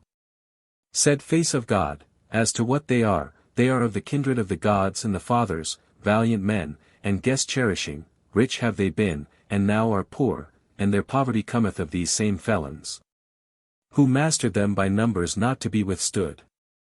As to where they dwell, when I say the name of their dwelling place men mock at me, as if I named some valley in the moon, yet came I to Burgdale thence in one day across the mountain necks led by sure guides. And I tell thee that the name of their abode is Shadowy Vale. Yea, said Iron Face, knoweth any man here of Shadowy Vale, or where it is? None answered for a while. But there was an old man who was sitting on the shafts of a wain on the outskirts of the throng, and when he heard this word he asked his neighbour what the alderman was saying, and he told him. Then said that elder, Give me place. For I have a word to say hereon. Therewith he arose, and made his way to the front of the ring of men, and said, Alderman, thou knowest me? Yea, said Iron Face, thou art called the Fiddle, because of thy sweet speech and thy minstrelsy. Whereof I mind me well in the time when I was young and thou no longer young. So it is, said the Fiddle. Now hearken. When I was very young I heard of a vale lying far away across the mountain necks. A vale where the sun shone never in winter and scantily in summer, for my sworn foster brother, Fight Fane, a bold man and a great hunter, had happened upon it, and on a day in full midsummer he brought me thither. And even now I see the vale before me as in a picture, a marvellous place, well grassed, treeless, narrow, betwixt great cliff walls of black stone, with a green river running through it towards a yawning gap and a huge force. Amidst that vale was a doom ring of black stones, and nigh thereto a feast hall well builded of the like stones, over whose door was carven the image of a wolf with red gaping jaws. And within it, for we entered into it, were stone benches on the dais. Thence we came away, and thither again we went in late autumn, and so dusk and cold it was at that season, that we knew not what to call it save the Valley of Deep Shade. But its real name we never knew. For there was no man there to give us a name or tell us any tale thereof, but all was waste there, the wimbrel laughed across its water, the raven croaked from its crags, the eagle screamed over it, and the voices of its waters never ceased. And thus we left it. So the seasons passed, and we went thither no more, for Fight Fane died, and without him wandering over the waste was irksome to me, so never have I seen that valley again, or heard men tell thereof. Now, neighbours, have I told you of a valley which seemeth to be Shadowy Vale, and this is true and no made-up story. The alderman nodded kindly to him, and then said to Face of God, Kinsman, is this word according with what thou knowest of Shadowy Vale? Yea, on all points, said Face of God, he hath put before me a picture of the valley. And whereas he saith, that in his youth it was waste, this also goeth with my knowledge thereof. For once was it peopled, and then was waste, and now again is it peopled. Tell us then more of the folk thereof, said the alderman. Are they many? Nay, said Face of God, they are not. How might they be many, dwelling in that narrow vale amid the wastes? But they are valiant, both men and women, and strong and well-liking. Once they dwelt in a fair dale called Silver Dale, the name whereof will be to you as a name in a lay, and there were they wealthy and happy. Then fell upon them this murderous folk, whom they call the Dusky Men. And they fought and were overcome, and many of them were slain, and many enthralled, and the remnant of them escaped through the passes of the mountains and came back to dwell in Shadowy Vale, where their forefathers had dwelt long and long ago. And this overthrow befell them 10 years agone. But now their old foemen have broken out from Silver Dale and have taken to scouring the wood seeking prey. So they fall upon these Dusky Men as occasion serves, and slay them without pity, as if they were adders or evil dragons, and indeed they be worse. And these valiant men know for certain that their foemen are now of mind to fall upon this dale and destroy it, as they have done with others nigher to them. And they will slay our men, and lie with our women against their will, and enthrall our children, and torment all those that lie under their hands till life shall be worse than death to them. Therefore, O aldermen and wardens, and ye neighbours all, it behoveth you to take counsel what we shall do, and that speedily. There was again a murmur, as of men nothing daunted, but intent on taking some way through the coming trouble. But no man said aught till the alderman spake.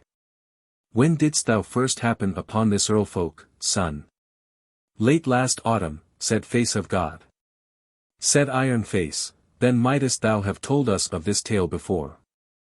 Yea, said his son, but I knew it not, or but little of it, till 2 days agone. In the autumn I wandered in the woodland, and on the fell I happened on a few of this folk dwelling in a booth by the pine wood. And they were kind and guest fain with me, and gave me meat and drink and lodging, and bade me come to Shadowy Vale in the spring, when I should know more of them. And that was I fain of, for they are wise and goodly men. But I deemed no more of those that I saw there save as men who had been outlawed by their own folk for deeds that were unlawful belike, but not shameful, and were biding their time of return, and were living as they might meanwhile.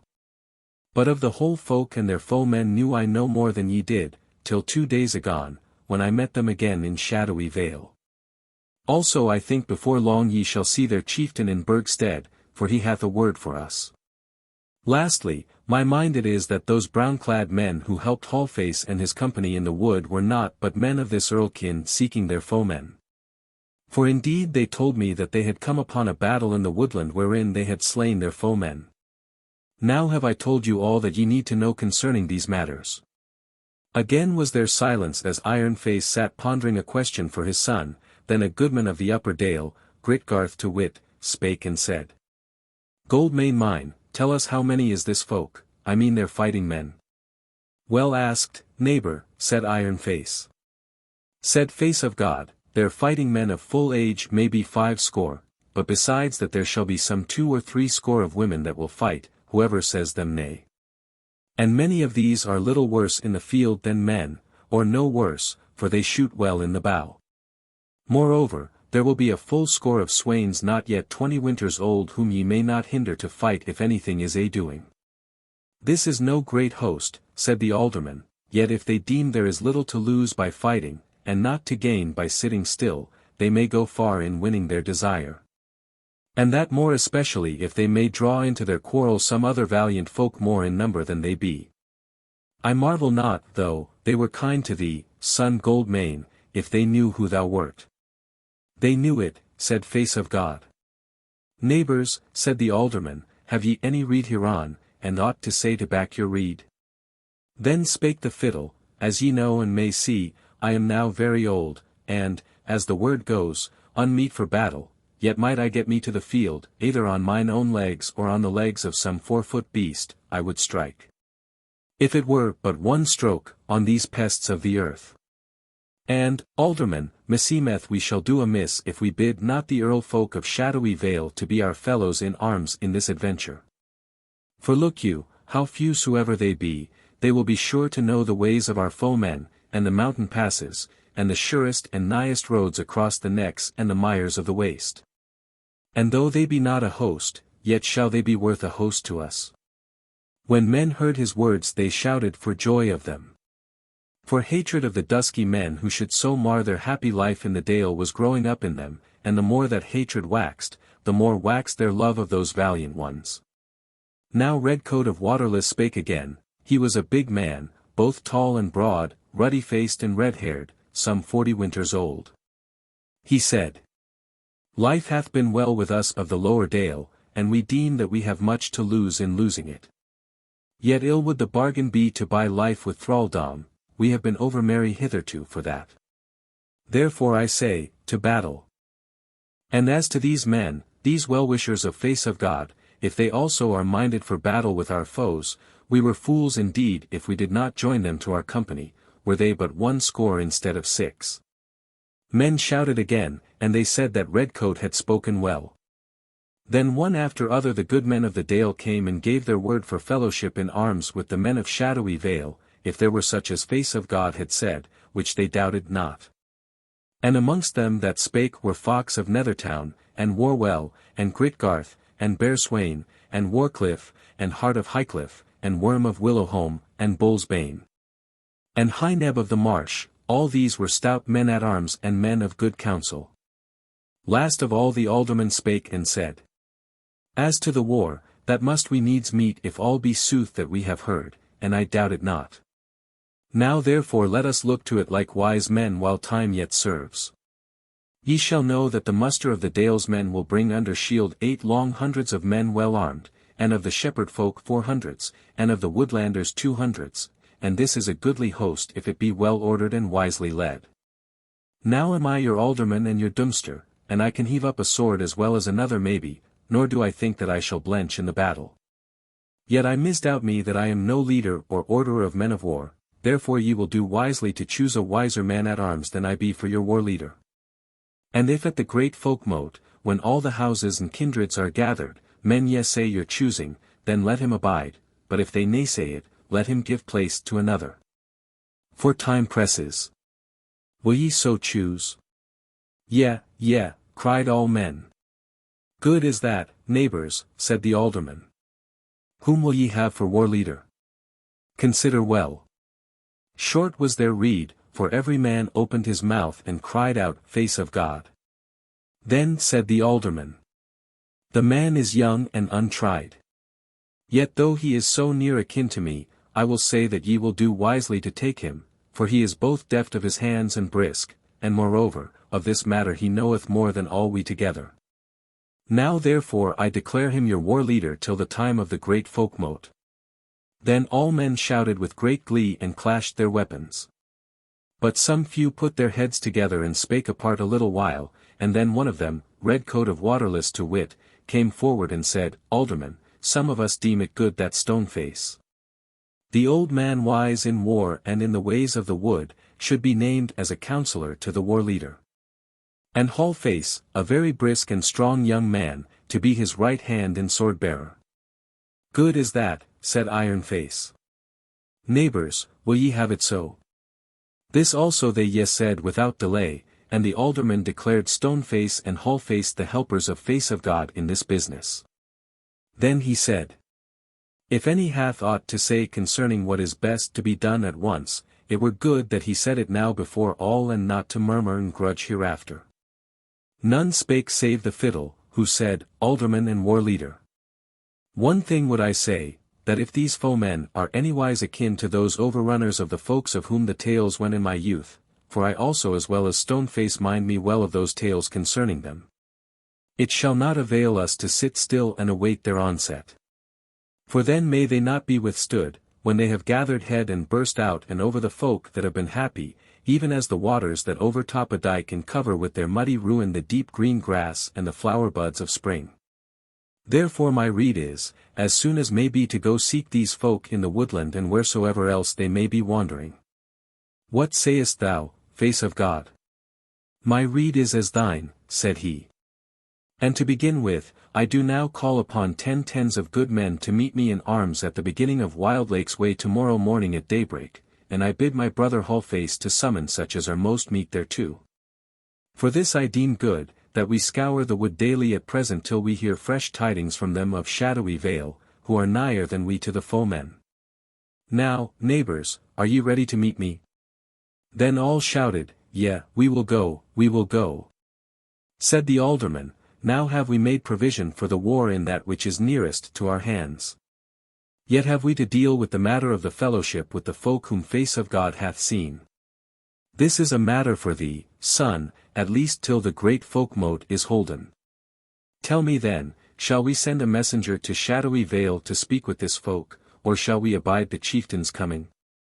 By my rede, said Face of God, we shall abide his coming, for first, though I might well make my way thither, I doubt if I could give any the bearings, so that he could come there without me. And belike I am needed at home, since I am become war leader. Moreover, when your messenger cometh to Shadowy Vale, he may well chance to find neither the chieftain there, nor the best of his men.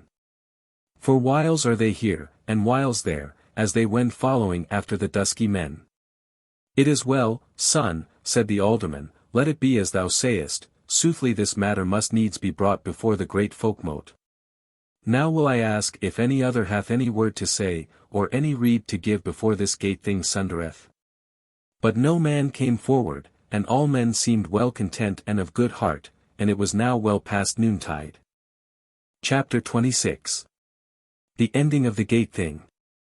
But just as the alderman was on the point of rising to declare the breaking up of the thing, there came a stir in the throng and it opened, and a warrior came forth into the innermost of the ring of men. Arrayed in goodly glittering war gear. Clad in such wise that a tunicle of precious gold-wrought web covered the hauberk all but the sleeves thereof, and the hem of it beset with blue mountain stones smote against the ankles and well-nigh touched the feet. Shod with sandals gold-embroidered and gemmed. This warrior bore a goodly gilded helm on the head, and held in hand a spear with gold-garlanded shaft, and was girt with a sword whose hilts and scabbard both were adorned with gold and gems, beardless, smooth-cheeked. Exceeding fair of face was the warrior, but pale and somewhat haggard-eyed, and those who were nearby beheld and wondered. For they saw that there was come the bride arrayed for war and battle, as if she were a messenger from the house of the gods, and the burg that endureth for ever. Then she fell to speech in a voice which at first was somewhat hoarse and broken, but cleared as she went on, and she said, There sittest thou, O alderman of Burgdale. Is face of God thy son anywhere nigh, so that he can hear me? But Iron Face wondered at her word, and said, He is beside thee, as he should be. For indeed face of God was touching her, shoulder to shoulder. But she looked not to the right hand nor the left, but said, Hearken, Iron Face. Chief of the house of the Face, alderman of the Dale, and ye also, neighbours and good men of the Dale, I am a woman called the bride, of the house of the Steer, and ye have heard that I have plighted my troth to face of God to wed with him. To love him, and lie in his bed. But it is not so, we are not troth-plight, nor will I wed with him, nor any other, but will wend with you to the war, and play my part therein according to what might is in me, nor will I be worser than the wives of Shadowy Vale. Face of God heard her words with no change of countenance, but Iron Face reddened over all his face, and stared at her, and knit his brows and said, Maiden, what are these words? What have we done to thee? Have I not been to thee as a father, and loved thee dearly? Is not my son goodly and manly and deft in arms? Hath it not ever been the wont of the house of the Face to wed in the house of the Steer? And in these two houses there hath never yet been a goodlier man and a lovelier maiden than are ye two. What have we done then? Ye have done naught against me, she said, and all that thou sayest is sooth, yet will I not wed with face of God. Yet fiercer waxed the face of the alderman, and he said in a loud voice, But how if I tell thee that I will speak with thy kindred of the Steer, and thou shalt do after my bidding whether thou wilt or whether thou wilt not? And how will ye compel me thereto, she said. Are there thralls in the Dale? Or will ye make me an outlaw? Who shall heed it? Or I shall betake me to Shadowy Vale and become one of their warrior maidens. Now was the alderman's face changing from red to white, and belike he forgat the thing, and what he was doing there, and he cried out. This is an evil day, and who shall help me? Thou, face of God, what hast thou to say? Wilt thou let this woman go without a word? What hath bewitched thee? But never a word spake his son, but stood looking straight forward, cold and calm by seeming. Then turned Iron Face again to the bride, and said in a softer voice. Tell me, maiden, whom I erst called daughter, what hath befallen, that thou wilt leave my son, thou who wert once so kind and loving to him? Whose hand was always seeking his, whose eyes were ever following his, who wouldst go where he bade, and come when he called? What hath betid that ye have cast him out, and flee from our house? She flushed red beneath her helm and said. There is war in the land, and I have seen it coming, and that things shall change around us. I have looked about me and seen men happy and women content, and children weary for mere mirth and joy. And I have thought, in a day, or 2 days or 3, all this shall be changed, and the women shall be, some anxious and wearied with waiting, some casting all hope away. And the men, some shall come back to the garth no more, and some shall come back maimed and useless, and there shall be loss of friends and fellows, and mirth departed, and dull days and empty hours. And the children wandering about marvelling at the sorrow of the house. All this I saw before me, and grief and pain and wounding and death, and I said, Shall I be any better than the worst of the folk that loveth me? Nay, this shall never be.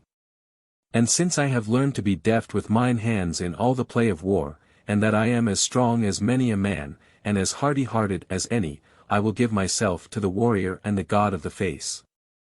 And the battlefield shall be my home, and the after-grief of the fight my banquet and holiday, that I may bear the burden of my people, in the battle and out of it, and know every sorrow that the dale hath.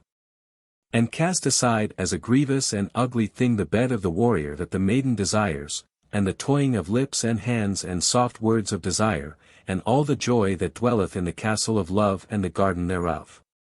While the world outside is sick and sorry, and the fields lie waste and the harvest burneth.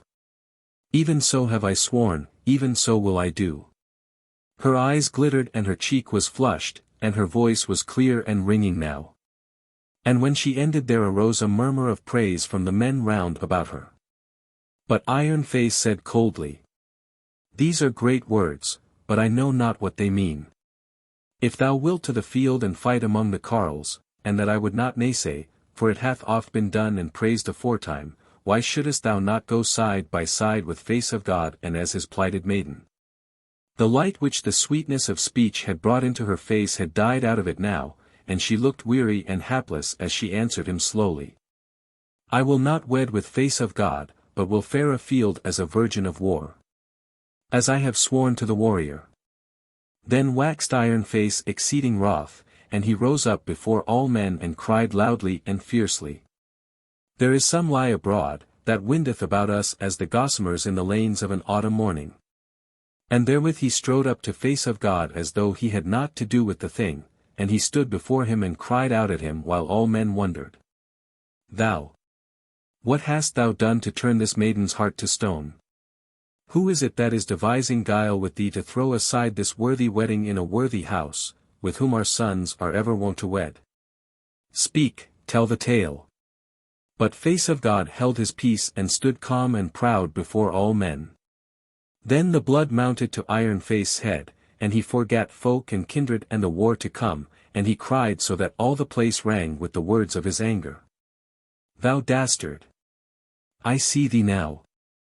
It is thou that hast done this, and not the maiden, and now thou hast made her bear a double burden, and set her on to speak for thee, whilst thou standest by saying naught, and wilt take no scruples weight of her shame upon thee.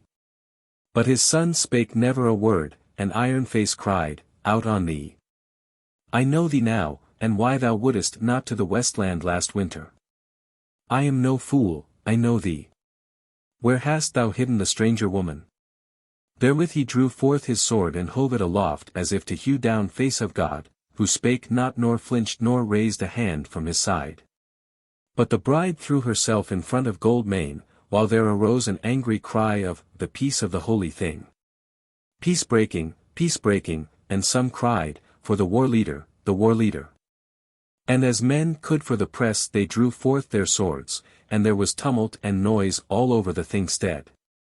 But Stoneface caught hold of the alderman's right arm and dragged down the sword, and the big carle, Redcoat of Waterless, came up behind him and cast his arms about his middle and drew him back. And presently he looked around him, and slowly sheathed his sword, and went back to his place and sat him down. And in a little while the noise abated and swords were sheathed, and men waxed quiet again, and the alderman arose and said in a loud voice, but in the wonted way of the head man of the thing. Here hath been trouble in the holy thing. A violent man hath troubled it, and drawn sword on a neighbour. Will the neighbours give the dooming hereof into the hands of the alderman? Now all knew Iron Face, and they cried out, That will we. So he spake again. I doom the troubler of the peace of the holy thing to pay a fine, to wit double the blood white that would be duly paid for a full-grown freeman of the kindreds. Then the cry went up and men ye said his doom, and all said that it was well and fairly doomed, and Iron Face sat still. But Stone Face stood forth and said, "Here have been wild words in the air. And dreams have taken shape and come amongst us, and have bewitched us, so that friends and kin have wrangled. And meseemeth that this is through the wizardry of these felons, who, even dead as they are, have cast spells over us. Good it were to cast them into the death tarn, and then to get to our work, for there is much to do." All men ye said that, and Forkbeard of Leah went with those who had borne the corpses thither to cast them into the black pool. But the fiddle spake and said, "Stoneface saith sooth. O alderman, thou art no young man, yet am I old enough to be thy father. So will I give thee a rede, and say this, Face of God thy son is no liar or dastard or beguiler, but he is a young man and exceeding goodly of fashion, well-spoken and kind. So that few women may look on him and hear him without desiring his kindness and love, and to such men as this many things happen. Moreover, he hath now become our captain, and is a deft warrior with his hands, and as I deem, a sober and careful leader of men, therefore we need him and his courage and his skill of leading. So rage not against him as if he had done an ill deed not to be forgiven whatever he hath done, whereof we know not for life is long before him, and most like we shall still have to thank him for many good deeds towards us. As for the maiden, she is both lovely and wise. She hath a sorrow at her heart, and we deem that we know what it is. Yet hath she not lied when she said that she would bear the burden of the griefs of the people. Even so shall she do. And whether she will, or whether she will not, that shall heal her own griefs. For tomorrow is a new day. Therefore, if thou do after my rede, thou wilt not meddle betwixt these twain, but wilt remember all that we have to do, and that war is coming upon us. And when that is over, we shall turn round and behold each other, and see that we are not wholly what we were before, and then shall that which were hard to forgive, be forgotten, and that which is remembered be easy to forgive." So he spake. And Iron Face sat still and put his left hand to his beard as one who pondereth. But the bride looked in the face of the old man the fiddle, and then she turned and looked at Gold Mane, and her face softened, and she stood before the alderman, and bent down before him and held out both her hands to him the palms upward. Then she said, "Thou hast been wroth with me, and I marvel not, for thy hope, and the hope which we all had, hath deceived thee. But kind indeed hast thou been to me ere now, therefore I pray thee take it not amiss if I call to thy mind the oath which thou swearedst on the holy Boar last Yule, that thou wouldst not gainsay the prayer of any man if thou couldst perform it. Therefore I bid thee naysay not mine, and that is, that thou wilt ask me no more about this matter, but wilt suffer me to fare afield like any swain of the Dale, and to deal so with my folk that they shall not hinder me. Also I pray thee that thou wilt put no shame upon Face of God my playmate and my kinsman, nor show thine anger to him openly, even if for a little while thy love for him be abated. No more than this will I ask of thee." All men who heard her were moved to the heart by her kindness and the sweetness of her voice, which was like to the robin singing suddenly on a frosty morning of early winter. But as for Gold Mane, his heart was smitten sorely by it, and her sorrow and her friendliness grieved him out of measure. But Iron Face answered after a little while, speaking slowly and hoarsely, and with the shame yet clinging to him of a man who has been wroth and has speedily let his wrath run off him. So he said, "It is well, my daughter. I have no will to forswear myself, nor hast thou asked me a thing which is over hard. Yet indeed I would that today were yesterday, or that many days were worn away." Then he stood up and cried in a loud voice over the throng, "Let none forget the muster, but hold him ready against the time that the warden shall come to him. Let all men obey the war leader, Face of God, without question or delay. As to the fine of the peacebreaker, it shall be laid on the altar of the god at the great Folk-Mote. Herewith is the thing broken up." Then all men shouted and clashed their weapons, and so sundered, and went about their business. And the talk of men it was that the breaking of the troth plight between those twain was ill. For they loved Face of God, and as for the bride they deemed her the dearest of the kindreds and the jewel of the folk, and as if she were the fairest and the kindest of all the gods. Neither did the wrath of Iron-Face mislike any. But they said he had done well and manly both to be wroth and to let his wrath run off him. As to the war which was to come, they kept a good heart about it, and deemed it as a game to be played, wherein they might show themselves deft and valiant, and so get back to their merry life again. So wore the day through afternoon to even and night. Chapter 27. Face of God leadeth a band through the wood. Next morning tryst was held faithfully, and 150 were gathered together on Wildlake's way, and Face of God ordered them into 3 companies. He made Hallface leader over the first one, and bade him hold on his way northward, and then to make for Boarsbait and see if he should meet with anything thereabout where the battle had been. Redcoat of Waterless he made captain of the second band, and he had it in charge to wend eastward along the edge of the dale, and not to go deep into the wood, but to go as far as he might within the time appointed, toward the mountains. Furthermore, he bade both Hallface and Redcoat to bring their bands back to Wildlake's way by the morrow at sunset, where other good men should be come to take the places of their men. And then if he and his company were back again, he would bid them further what to do. But if not, as seemed likely, then Hallface's band to go west toward the shepherd country half a day's journey, and so back, and Redcoat's east along the dale's lip again for the like time, and then back. So that there might be a constant watch and ward of the dale kept against the felons. All being ordered, Goldmane led his own company northeast through the thick wood, thinking that he might so fare as to come nigh to Silverdale, or at least to hear tidings thereof.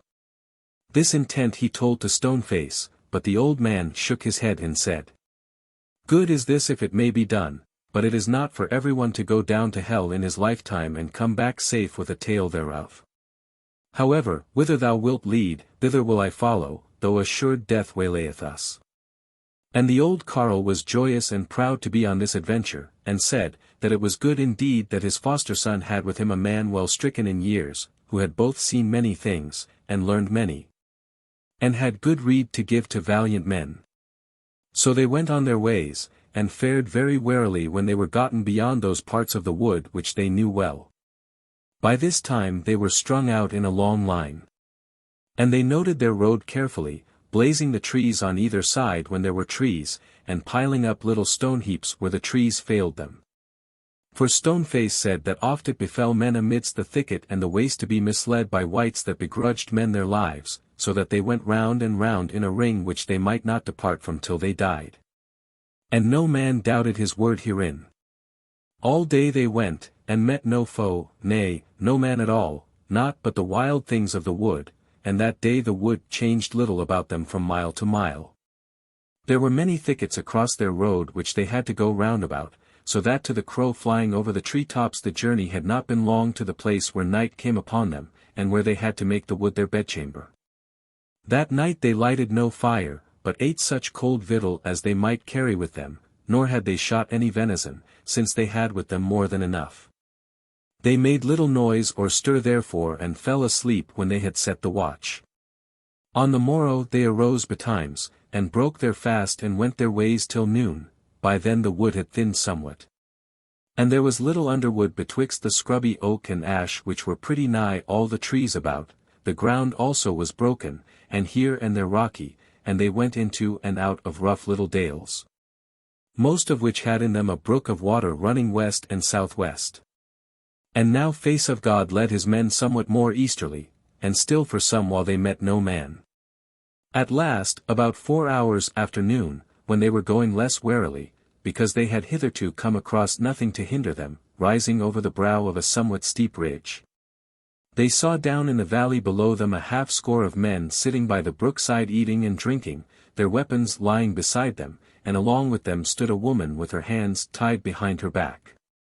They saw at once that these men were of the felons, so they that had their bows bent, loosed at them without more ado, while the others ran in upon them with sword and spear.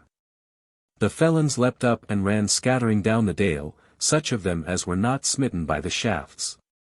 But he who was nighest to the woman, ere he ran, turned and caught up a sword from the ground and thrust it through her, and the next moment fell across the brook with an arrow in his back.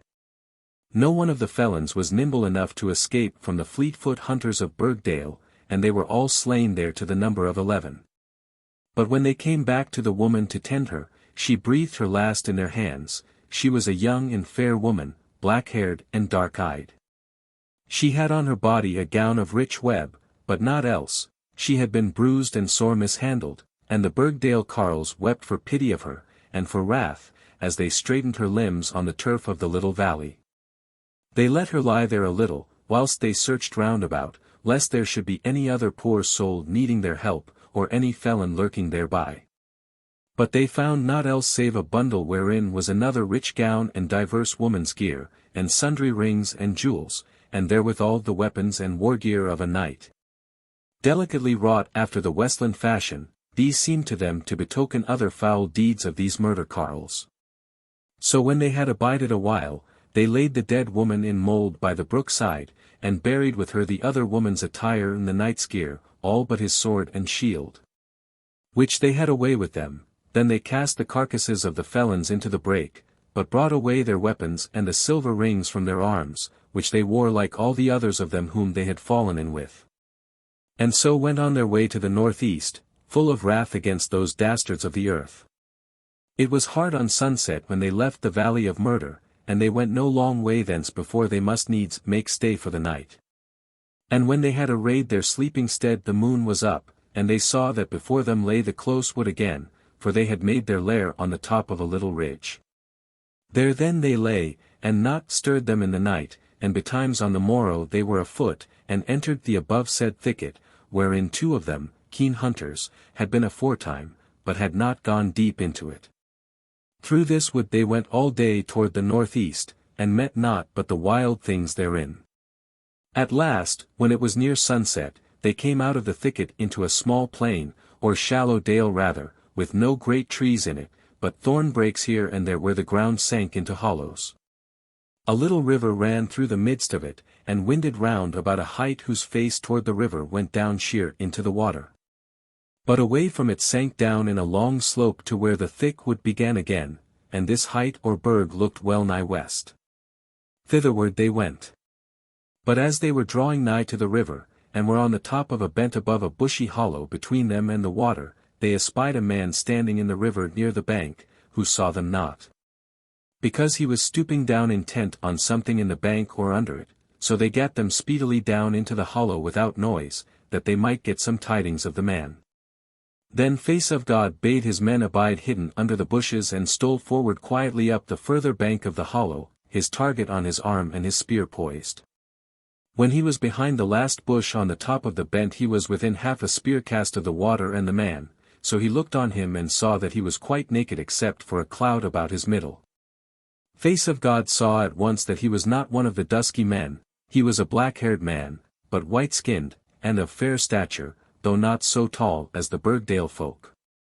He was busied in tickling trouts, and just as Face of God came out from the bush into the westering sunlight, he threw up a fish onto the bank, and looked up therewithal, and beheld the weaponed man glittering, and uttered a cry. But fled not when he saw the spear poised for casting. Then Face of God spake to him and said, Come hither, woodsman. We will not harm thee, but we desire speech of thee, and it will not avail thee to flee, since I have bowmen of the best in the hollow yonder. The man put forth his hands towards him as if praying him to forbear casting, and looked at him hard, and then came dripping from out the water, and seemed not greatly afeard.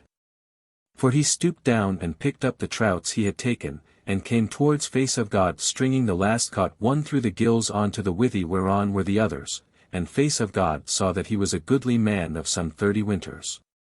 Then Face of God looked on him with friendly eyes and said, Art thou a foeman?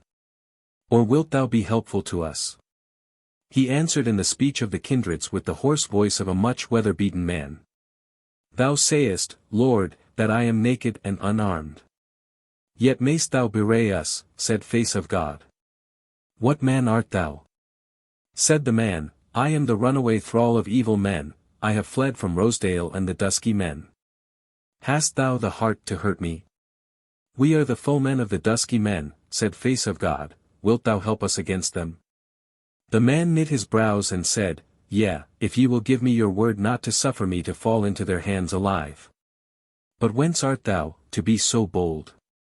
Said Face of God, we are of Burgdale. And I will swear to thee on the edge of the sword that thou shalt not fall alive into the hands of the Dusky Men. Of Burgdale have I heard, said the man, and in sooth thou seemest not such a man as would bewray a hapless man. But now had I best bring you to some lurking place where ye shall not be easily found of these devils, who now ofttimes scour the woods hereabout. Said Face of God, come first and see my fellows. And then if thou thinkest we have need to hide, it is well.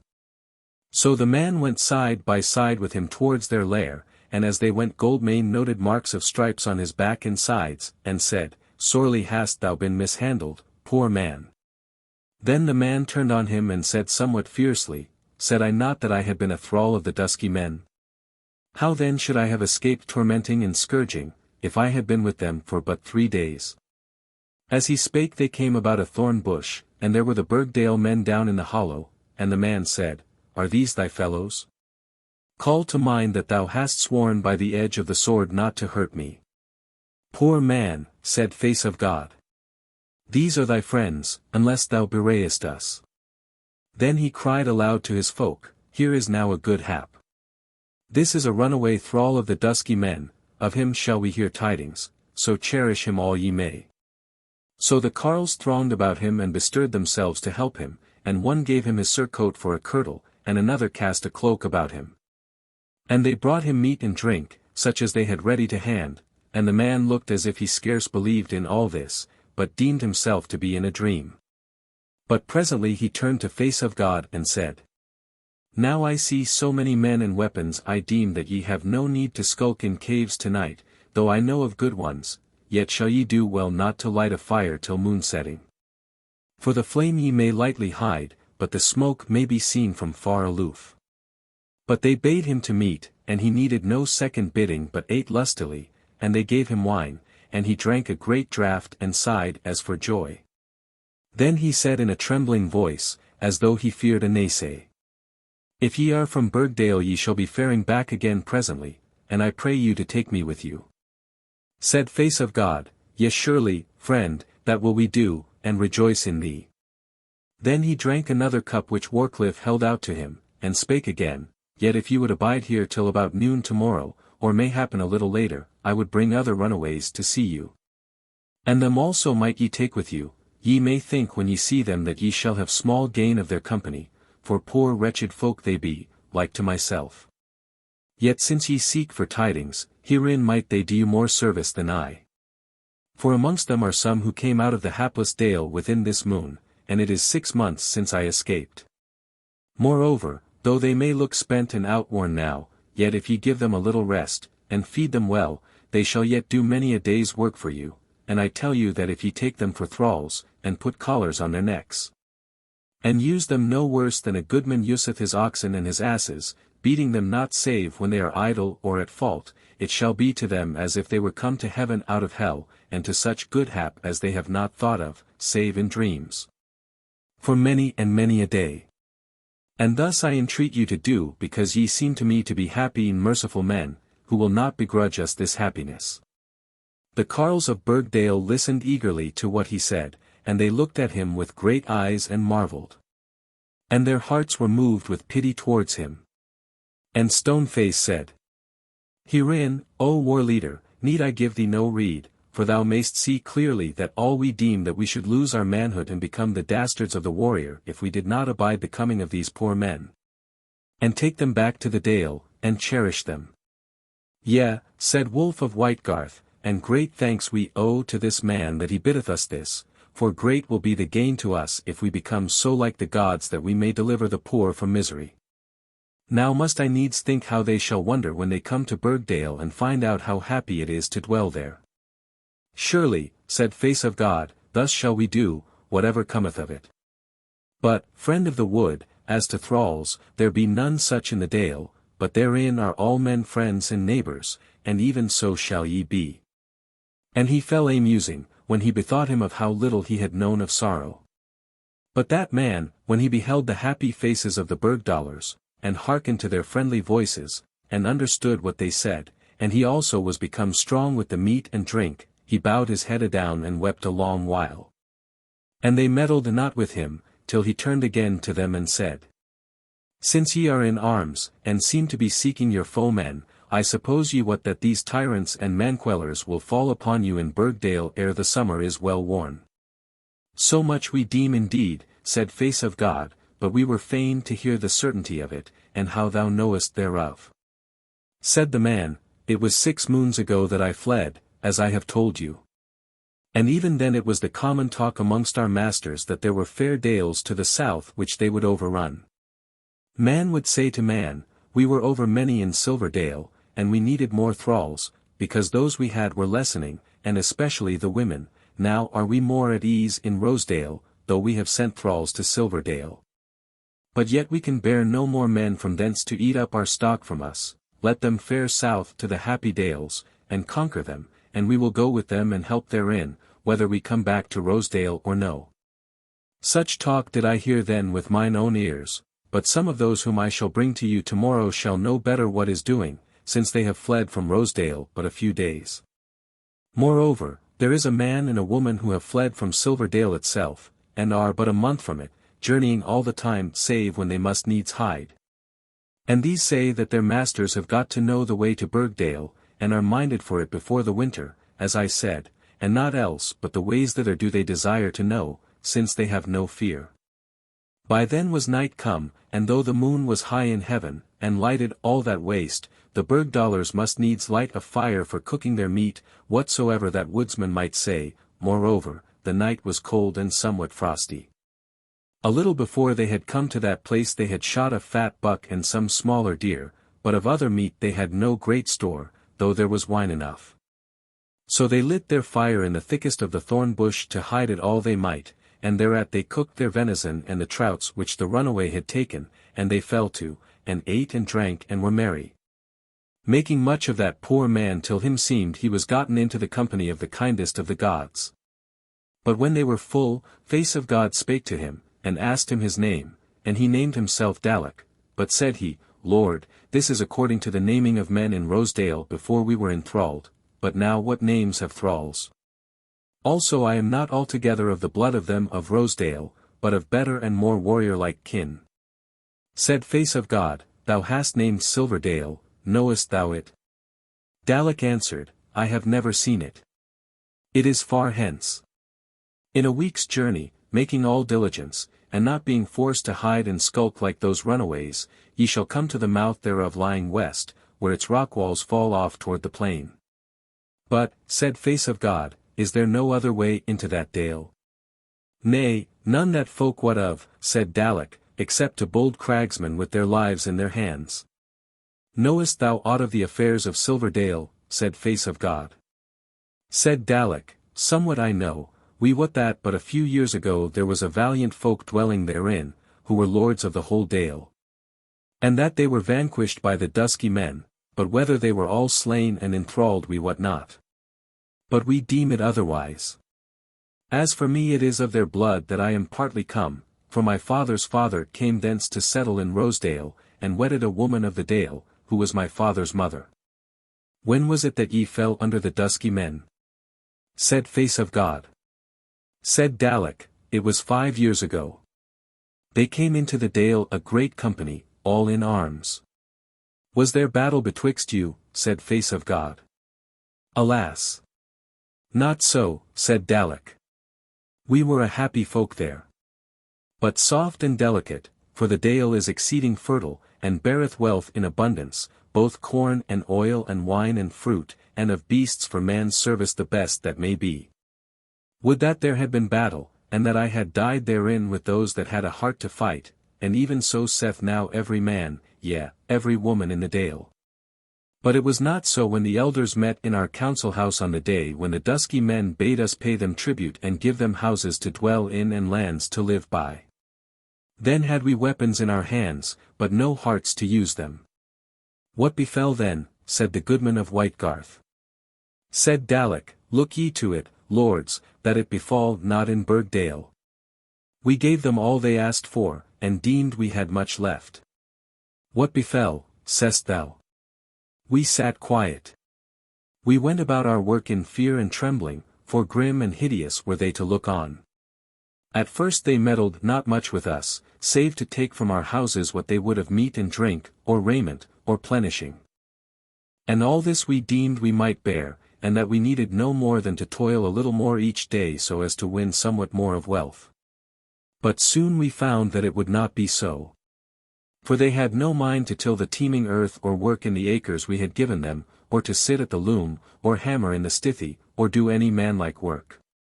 It was we that must do all that for their behoof, and it was altogether for them that we laboured, and not for ourselves, and our bodies were only so much our own as they were needful to be kept alive for labour. Herein were our tasks harder than the toil of any mules or asses, save for the younger and goodlier of the women, whom they would keep fair and delicate to be their bed thralls. Yet not even so were our bodies safe from their malice, for these men were not only tyrants, but fools and madmen. Let alone that there were few days without stripes and torments to satiate their fury or their pleasure, so that in all streets and nigh any house might you hear wailing and screaming and groaning. But moreover, though a wise man would not willingly slay his own thrall any more than his own horse or ox, yet did these men so wax in folly and malice, that they would often hew at man or woman as they met them in the way from mere grimness of soul. And if they slew them it was well.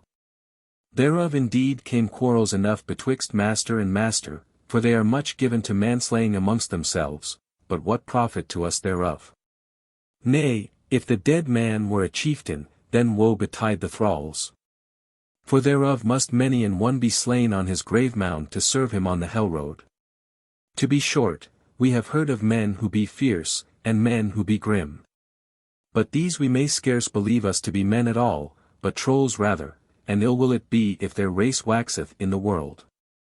The Burgdale men hearkened with all their ears, and wondered that such things could befall. And they rejoiced at the work that lay before them, and their hearts rose high at the thought of battle in that behalf, and the fame that should come of it. As for the runaway, they made so much of him that the man marvelled. For they dealt with him like a woman cherishing a son, and knew not how to be kind enough to him. Chapter 28. The men of Burgdale meet the runaways. Now ere the night was far spent, Dalek arose and said, Kind folk, ye will presently be sleeping. But I bid you keep a good watch, and if ye will be ruled by me, ye will kindle no fire on the morrow, for the smoke riseth thick in the morning air, and is as a beacon. As for me, I shall leave you here to rest, and I myself will fare on mine errand. They bade him sleep and rest him after so many toils and hardships, saying that they were not tied to an hour to be back in Burgdale. But he said, Nay, the moon is high, and it is as good as daylight to me, who could find my way even by starlight, and your tarrying here is nowise safe. Moreover, if I could find those folk and bring them part of the way by night and cloud it were well, for if we were taken again, burning quick would be the best death by which we should die. As for me, now am I strong with meat and drink and hope. And when I come to Burgdale there will be time enough for resting and slumber. Said Face of God, shall I not wend with thee to see these people and the lairs wherein they hide? The man smiled, Nay, Earl, said he, that shall not be. For what ye what? If they were to see me in company of a man at arms they would deem that I was bringing the foe upon them, and would flee, or mayhappen would fall upon us. For as for me, when I saw thee, thou wert close anigh me, so I knew thee to be no dusky man, but they would see the glitter of thine arms from afar, and to them all weaponed men are foemen. Thou, Lord, knowest not the heart of a thrall, nor the fear and doubt that is in it. Nay, I myself must cast off these clothes that ye have given me, and fare naked, lest they mistrust me. Only I will take a spear in my hand, and sling a knife round my neck, if ye will give them to me, for if the worst happen, I will not be taken alive.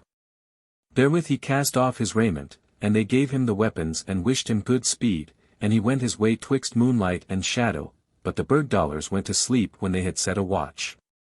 Early in the morning they awoke, and the sun was shining and the thrushes singing in the thornbrake, and all seemed fair and peaceful, and a little haze still hung about the face of the burg over the river. So they went down to the water and washed the night from off them.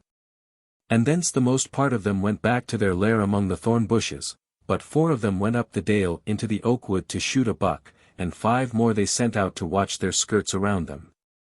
And Face of God with old Stoneface went over a ford of the stream, and came on to the lower slope of the burg, and so went up it to the top. Thence they looked about to see if aught were stirring, but they saw little save the waste and the wood, which on the northeast was thick of big trees stretching out a long way. Their own lair was clear to see over its bank and the bushes thereof, and that misliked Face of God, lest any foe should climb the burg that day. The morning was clear, and Face of God looking north and by west deemed he saw smoke rising into the air over the tree-covered ridges that hid the further distance toward that ert. Though further east uphove the black shoulders of the great that waste and the snowy peaks behind them. The said smoke was not such as cometh from one great fire, but was like a thin veil staining the pale blue sky, as when men are burning laying on the heath side and it is seen aloof. He showed that smoke to Stoneface, who smiled and said, "Now will they be lighting the cooking fires in Rosedale, would I were there with a few hundreds of axes and staves at my back." "Yea," said Face of God, smiling in his face, "but where I pray thee are these elves and Wood-Wights, that we meet them not? Grim things there are in the woods, and things fair enough also, but meseemeth that the trolls and the elves of thy young years have been fright away." Said Stoneface, "Maybe, foster son. That hath been seen ere now, that when one race of man overrunneth the land inhabited by another, the wights and elves that love the vanquished are seen no more, or get them away far off into the outermost wilds, where few men ever come." "Yea," said Face of God, "that may well be. But deemest thou by that token that we shall be vanquished?" "As for us, I know not," said Stoneface, "but thy friends of Shadowy Vale have been vanquished. Moreover, concerning these felons whom now we are hunting, are we all so sure that they be men? Certain it is, that when I go into battle with them, I shall smite with no more pity than my sword, as if I were smiting things that may not feel the woes of man." Said Face of God, "Yea, even so shall it be with me. But what thinkest thou of these runaways? Shall we have tidings of them, or shall Dalek bring the foe upon us? It was for the sake of that question that I have clomb the burg, and that we might watch the land about us." "Nay," said Stoneface, "I have seen many men, and I deem of Dalek that he is a true man. I deem we shall soon have tidings of his fellows. And they may have seen the elves and Wood-Wights, I would fain ask them thereof, and am eager to see them." Said Face of God, "And I somewhat dread to see them, and their rags and their misery and the wheels of their stripes. It irked me to see Dalek when he first fell to his meat last night, how he ate like a dog for fear and famine. How shall it be, moreover, when we have them in the dale, and they fall to the deed of kind there, as they needs must? Will they not bear us evil and thrall like men?" "Maybe," said Stoneface, "and maybe not, for they have been thralls but for a little while, and I deem that in no long time shall ye see them much bettered by plenteous meat and rest. And after all is said, this Dalek bore him like a valiant man, also it was valiant of him to flee, and of the others may ye say the like. But look you.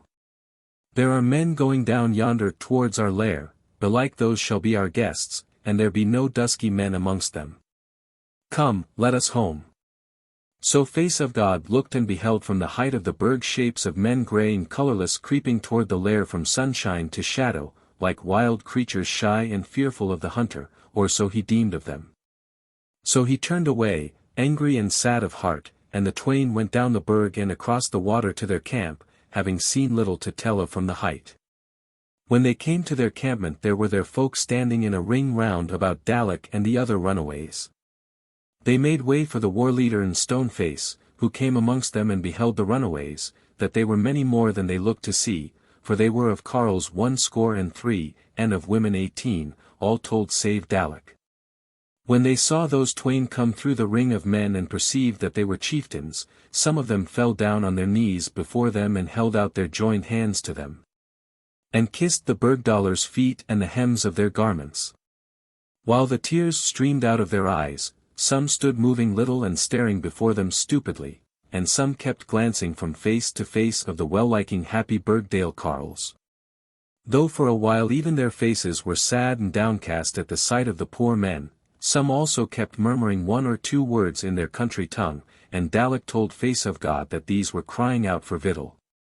It must be said of these poor folk that they were of divers conditions, and chiefly of three, and first there were 7 of Rosedale and 5 of Silverdale late come to the wood, of these Silverdalers Dalek had told but of 2. For the other 3 were but just come. Of these 12 were 7 women, and all, save 2 of the women, were clad in one scanty kirtle or shirt only, for such was the wont of the Dusky Men with their thralls. They had brought away weapons, and had amongst them 6 axes and a spear, and a sword, and 5 knives, and one man had a shield. Yet though these were clad and armed, yet in some wise were they the worst of all. They were so timorous and cringing, and most of them heavy-eyed and sullen and down-looking. Many of them had been grievously mishandled, one man had had his left hand smitten off. Another was docked of 3 of his toes, and the gristle of his nose slid up, one was halt, and 4 had been ear-cropped, nor did any lack wheels of whipping. Of the Silverdale newcomers the 3 men were the worst of all the runaways, with wild wandering eyes, but sullen also, and cringing if any drew nigh, and would not look anyone in the face, save presently Face of God, on whom they were soon fond to fawn, as a dog on his master. But the women who were with them, and who were well nigh as timorous as the men, were those 2 gaily dad ones, and they were soft-handed and white-skinned, save for the last days of weather in the wood. For they had been bed-thralls of the Dusky Men. Such were the newcomers to the wood. But others had been, like Dalek, months therein. It may be said that there were 18 of these, carles and queens together. Little raiment they had amongst them, and some were all but stark naked, so that on these might well be seen as on Dalek the marks of old stripes, and of these also were there men who had been shorn of some member or other. And they were all burnt and blackened by the weather of the woodland. Yet for all their nakedness, they bore themselves bolder and more manlike than the later comers, nor did they altogether lack weapons taken from their foemen, and most of them had some edge tool or another. Of these folk were 4 from Silverdale, though Dalek knew it not. Besides these were a half-score and 1 who had been years in the wood instead of months. Weather-beaten indeed were these, shaggy and rough-skinned like wild men of kind. Some of them had made themselves skin breeches or clouts, some went stark naked. Of weapons of the dale had they few, but they bore bows of hazel or wych-elm strung with deer-gut, and shafts headed with flint stones. Staves also of the same fashion, and great clubs of oak or holly. Some of them also had made them targets of skin and willow twigs, for these were the warriors of the runaways. They had a few steel knives amongst them, but had mostly learned the craft of using sharp flints for knives, but 4 of these were women.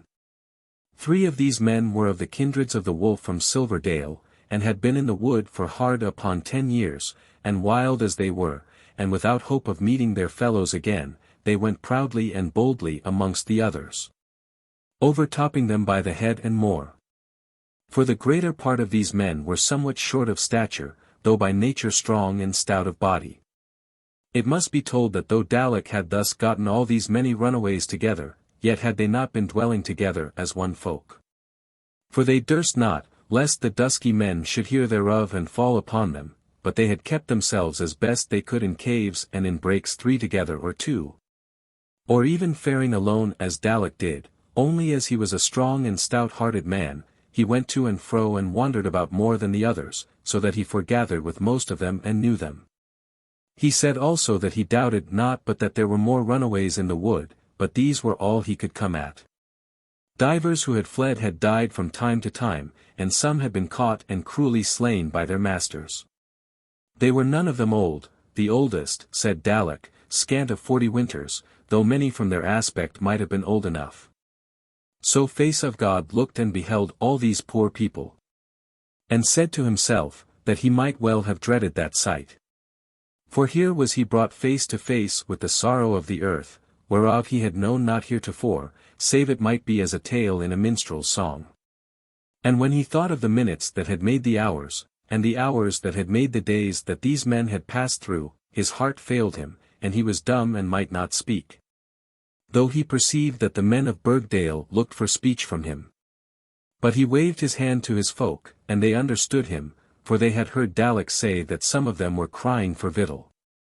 So they set to work and dighted for them such meat as they had, and they set them down on the grass and made themselves their carvers and serving men, and bade them eat what they would of such as there was. Yet, indeed, it grieved the Burgdalers again to note how these folk were driven to eat. For they themselves, though they were merry folk, were exceeding courteous at table, and of great observance of manners, whereas these poor runaways ate, some of them like hungry dogs.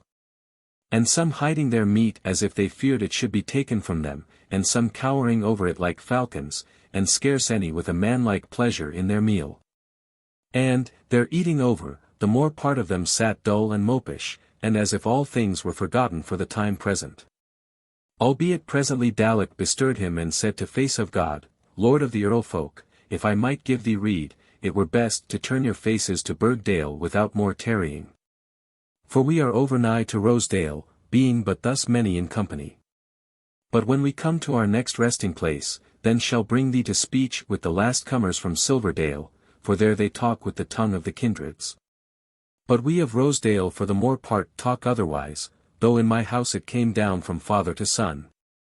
Yea, said Face of God, gazing still on that unhappy folk, as they sat or lay upon the grass at rest for a little while, but him seemed as he gazed that some memories of past times stirred in some of them. For some, they hung their heads and the tears stole out of their eyes and rolled down their cheeks.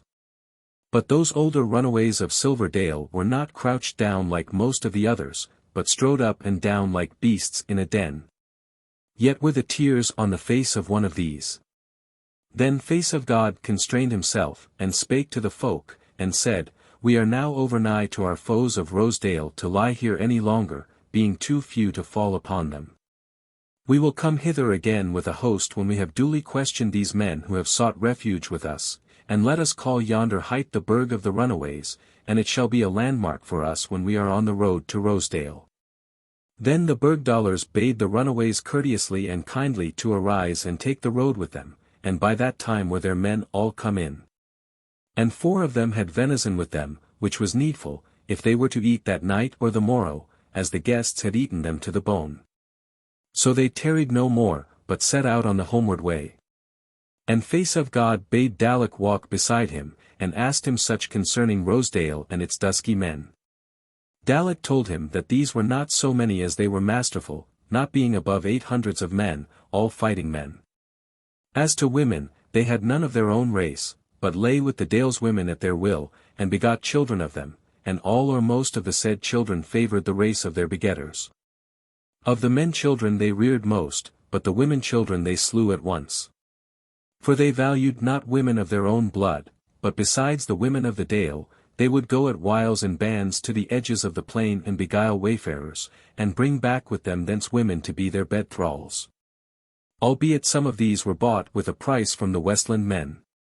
As to the number of the folk of Rosedale, its own folk, he said they would number some 5,000 souls, one with another. Of whom some 1,000 might be fit to bear arms if they had the heart thereto, as they had none. Yet being closely questioned, he deemed that they might fall on their masters from behind, if battle were joined. He said that the folk of Rosedale had been a goodly folk before they were enthralled, and peaceable with one another. But that now it was a sport of the Dusky Men to set a match between their thralls to fight it out with sword and buckler or otherwise. And the vanquished man, if he were not sore hurt, they would scourge or shear some member from him, or even slay him outright, if the match between the owners were so made. And many other sad and grievous tales he told to Face of God, more than need be told again, so that the war leader went along sorry and angry, with his teeth set and his hand on the sword hilt. Thus they went till night fell on them, and they could scarce see the signs they had made on their outward journey. Then they made stay in a little valley, having set a watch duly. And since they were by this time far from Rosedale, and were a great company as regarded scattered bands of the foe, they lighted their fires and cooked their venison, and made good cheer to the runaways, and so went to sleep in the wildwood. When morning was come they gat them at once to the road.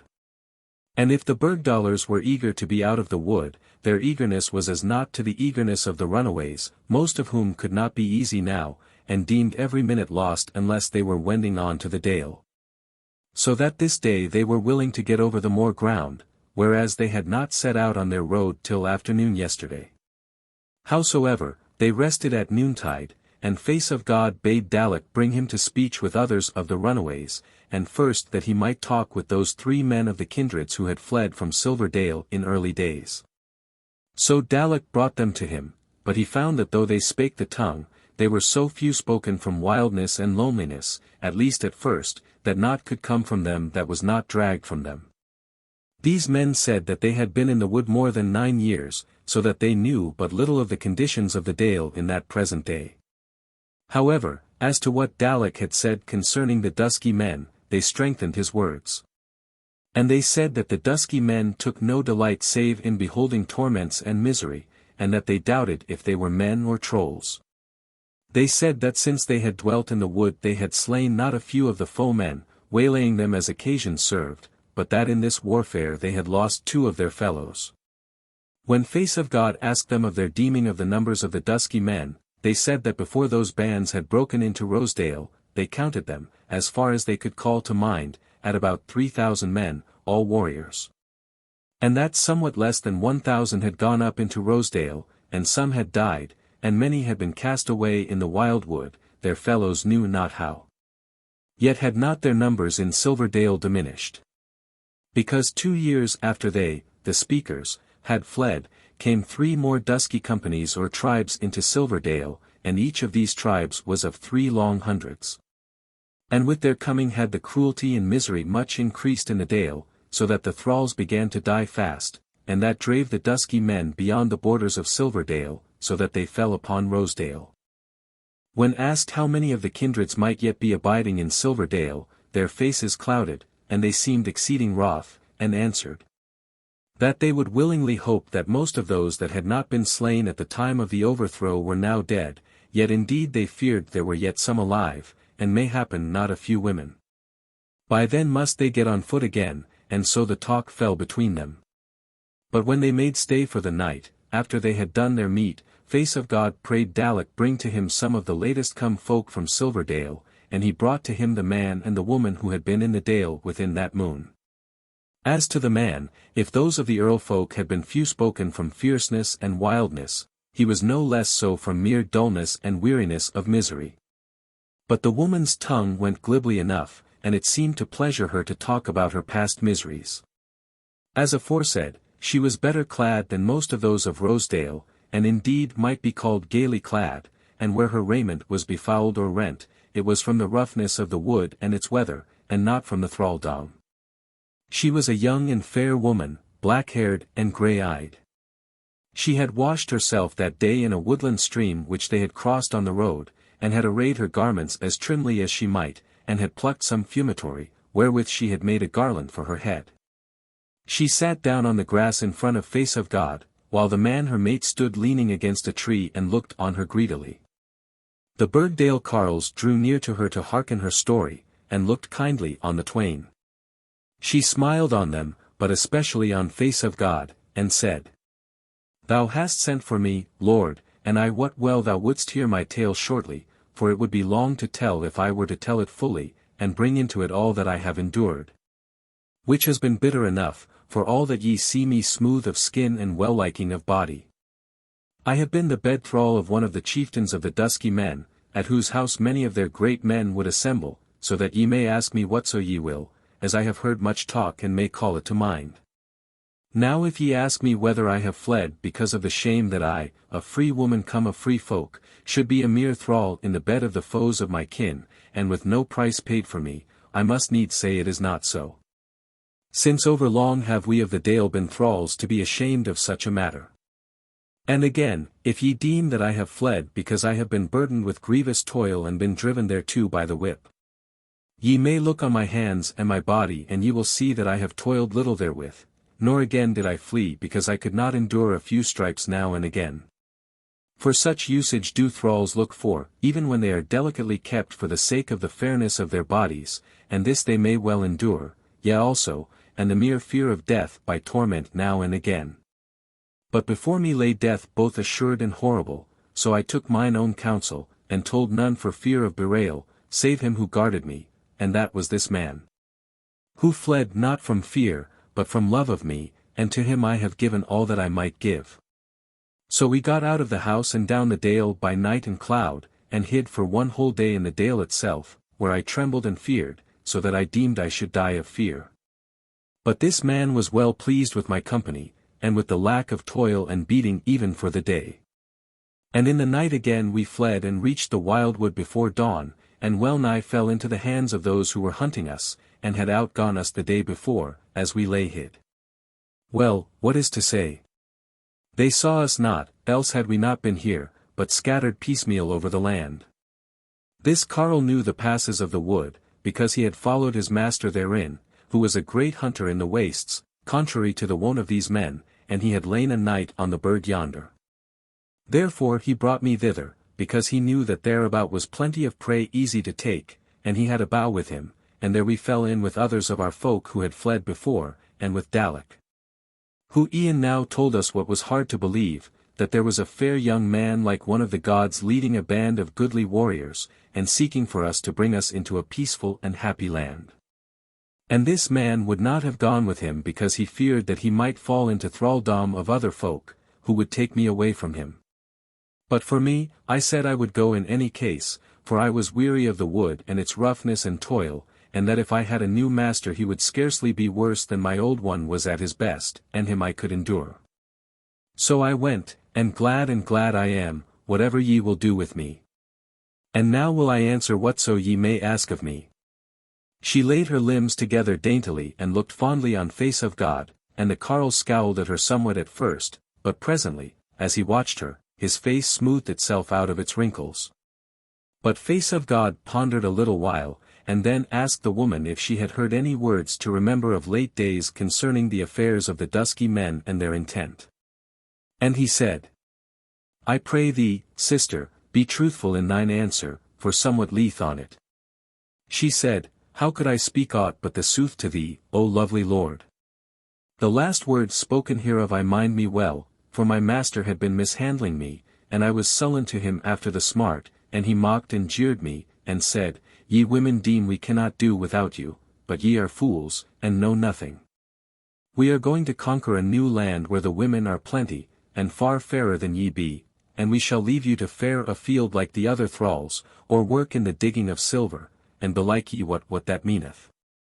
Also he said that they would leave us to the new tribe of their folk, far wilder than they, whom they looked for in the dale in about a moon's wearing, so that they needs must seek to other lands. Also this same talk would we hear whenever it pleased any of them to mock us their bed thralls. Now, my sweet lord, this is not but the very sooth. Again spake face of God after a while. Tell me, sister, hast thou heard of any of the Dusky Men being slain in the wood? Yea, she said, and turned pale therewith and caught her breath as one choking. But said in a little while, This alone was it hard for me to tell thee amongst all the griefs I have borne, whereof I might have told thee many tales, and will do one day if thou wilt suffer it, but fear makes this hard for me. For in very sooth this was the cause of my fleeing, that my master was brought in slain by an arrow in the wood, and he was to be borne to Vale and burned in 3 days' wearing.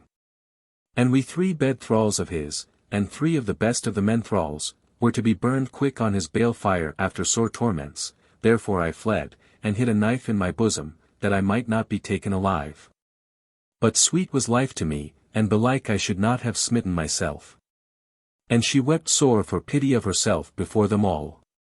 But face of God said, Knowest thou, sister, by whom the man was slain? Nay, she said, still sobbing. But I heard not thereof, nor had I noted it in my terror. The death of others, who were slain before him, and the loss of many, we knew not how, made them more bitterly cruel with us.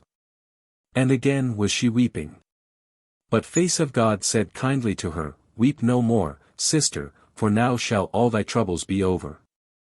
I feel in my heart that we shall overcome these felons, and make an end of them, and there then is Burgdale for thee in its length and breadth, or thine own dale to dwell in freely.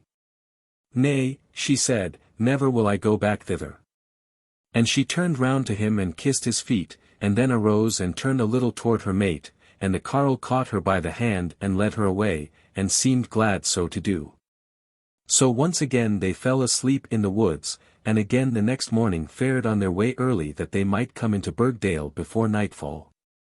When they stayed a while at noontide and ate, Face of God again had talk with the runaways, and this time with those of Rosedale, and he heard much the same story from them that he had heard before, told in divers ways. Till his heart was sick with the hearing of it. On this last day Face of God led his men well athwart the wood, so that he hit Wildlake's way without coming to Carlstead, and he came down into the dale some 4 hours after noon on a bright day of latter March.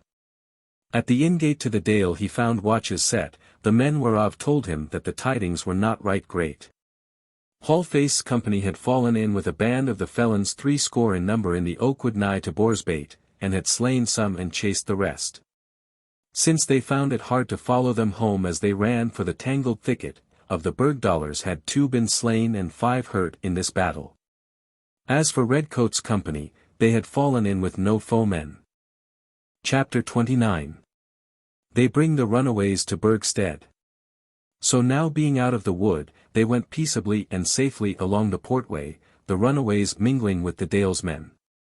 Strange showed amidst the health and wealth of the dale the rags and misery and nakedness of the thralls, like a dream amidst the trim gaiety of spring. And whomsoever they met, or came up with on the road, whatso his business might be, could not refrain himself from following them, but mingled with the men-at-arms, and asked them of the tidings. And when they heard who these poor people were, even delivered thralls of the foemen, they were glad at heart and cried out for joy. And many of the women, nay, of the men also, when they first came across that misery from out the heart of their own pleasant life, wept for pity and love of the poor folk, now at last set free. And blessed the swords that should do the like by the whole people. They went slowly as men began to gather about them, yea, some of the good folk that lived hard by must needs fare home to their houses to fetch cakes and wine for the guests. And they made them sit down and rest on the green grass by the side of the portway, and eat and drink to cheer their hearts. Others, women and young swains, while they rested went down into the meadows and plucked of the spring flowers, and twined them hastily with deft and well-wont fingers into chaplets and garlands for their heads and bodies. Thus indeed they covered their nakedness, till the lowering faces and weather-beaten skins of those hardly entreated thralls looked grimly out from amidst the knots of cowslip and oxlip, and the branches of the milk-white blackthorn bloom. And the long trumpets of the daffodils, of the hue that rappeth round the quill which the Webster takes in hand when she would pleasure her soul with the sight of the yellow growing upon the dark green web. So they went on again as the evening was waning, and when they were gotten within a furlong of the gate, lo! There was come the minstrelsy, the pipe and the tabor, the fiddle and the harp, and the folk that had learned to sing the sweetest, both men and women, and reedsmen at the head of them all. Then fell the throng into an ordered company. First went the music, and then a score of Face of God's warriors with drawn swords and uplifted spears. And then the flower-bedecked misery of the runaways, men and women going together, gaunt, befouled, and hollow-eyed, with here and there a flushed cheek or gleaming eye, or tear-bedewed face. As the joy and triumph of the eve pierced through their wonted weariness of grief. Then the rest of the warriors, and lastly the mingled crowd of Dale's folk, tall men and fair women gaily arrayed, clean-faced, clear-skinned, and sleek-haired, with glancing eyes and ruddy lips. And now reedsman turned about to the music and drew his bow across his fiddle, and the other bows ran out in concert, and the harps followed the story of them, and he lifted up his voice and sang the words of an old song. And all the singers joined him and blended their voices with his. And these are some of the words which they sang. Lo! Here is spring, and all we are living. We that were wan with winter's fear. Reach out your hands to her hands that are giving. Lest ye lose her love and the light of the year. Many a morn did we wake to sorrow. When low on the land the cloud wrath lay. Many an eve we feared tomorrow. The unbegun unfinished day. Ah we hoped not, and thou wert tardy. Not wert thou helping, not we prayed. Where was the eager heart, the hardy? Where was the sweet-voiced unafraid? But now thou lovest, now thou leadest. Where is gone the grief of our minds? What was the word of the tale, that thou heedest? E'en as the breath of the bygone winds. Green and green is thy garment growing. Over thy blossoming limbs beneath. Up o'er our feet rise the blades of thy sowing. Pierced are our hearts with thine odorous breath. But where art thou wending, thou newcomer? Hurrying on to the courts of the sun. Where art thou now in the house of the summer? Told are thy days and thy deed is done. Spring has been here for us that are living. After the days of winter's fear. Here in our hands is the wealth of her giving. The love of the earth, and the light of the year. Thus came they to the gate, and lo! The bride thereby, leaning against a buttress, gazing with no dull eyes at the coming throng. She was now clad in her woman's attire again, to wit a light flame-colored gown over a green kirtle. But she yet bore a gilded helm on her head and a sword girt to her side in token of her oath to the god. She had been in Hallface's company in that last battle, and had done a man's service there, fighting very valiantly, but had not been hurt, and had come back to Burgstead when the shift of men was. Now she drew herself up and stood a little way before the gate and looked forth on the throng, and when her eyes beheld the runaways amidst of the weaponed carles of Burgdale, her face flushed, and her eyes filled with tears as she stood. Partly wondering, partly deeming what they were. She waited till Stoneface came by her, and then she took the old man by the sleeve, and drew him apart a little and said to him, What meaneth this show, my friend? Who hath clad these folk thus strangely? And who be these three naked tall ones, so fierce-looking, but somewhat noble of aspect? For indeed those 3 men of the kindreds, when they had gotten into the dale, and had rested them, and drunk a cup of wine, and when they had seen the chaplets and wreaths of the spring flowers wherewith they were bedecked, and had smelt the sweet savour of them, fell to walking proudly, heeding not their nakedness.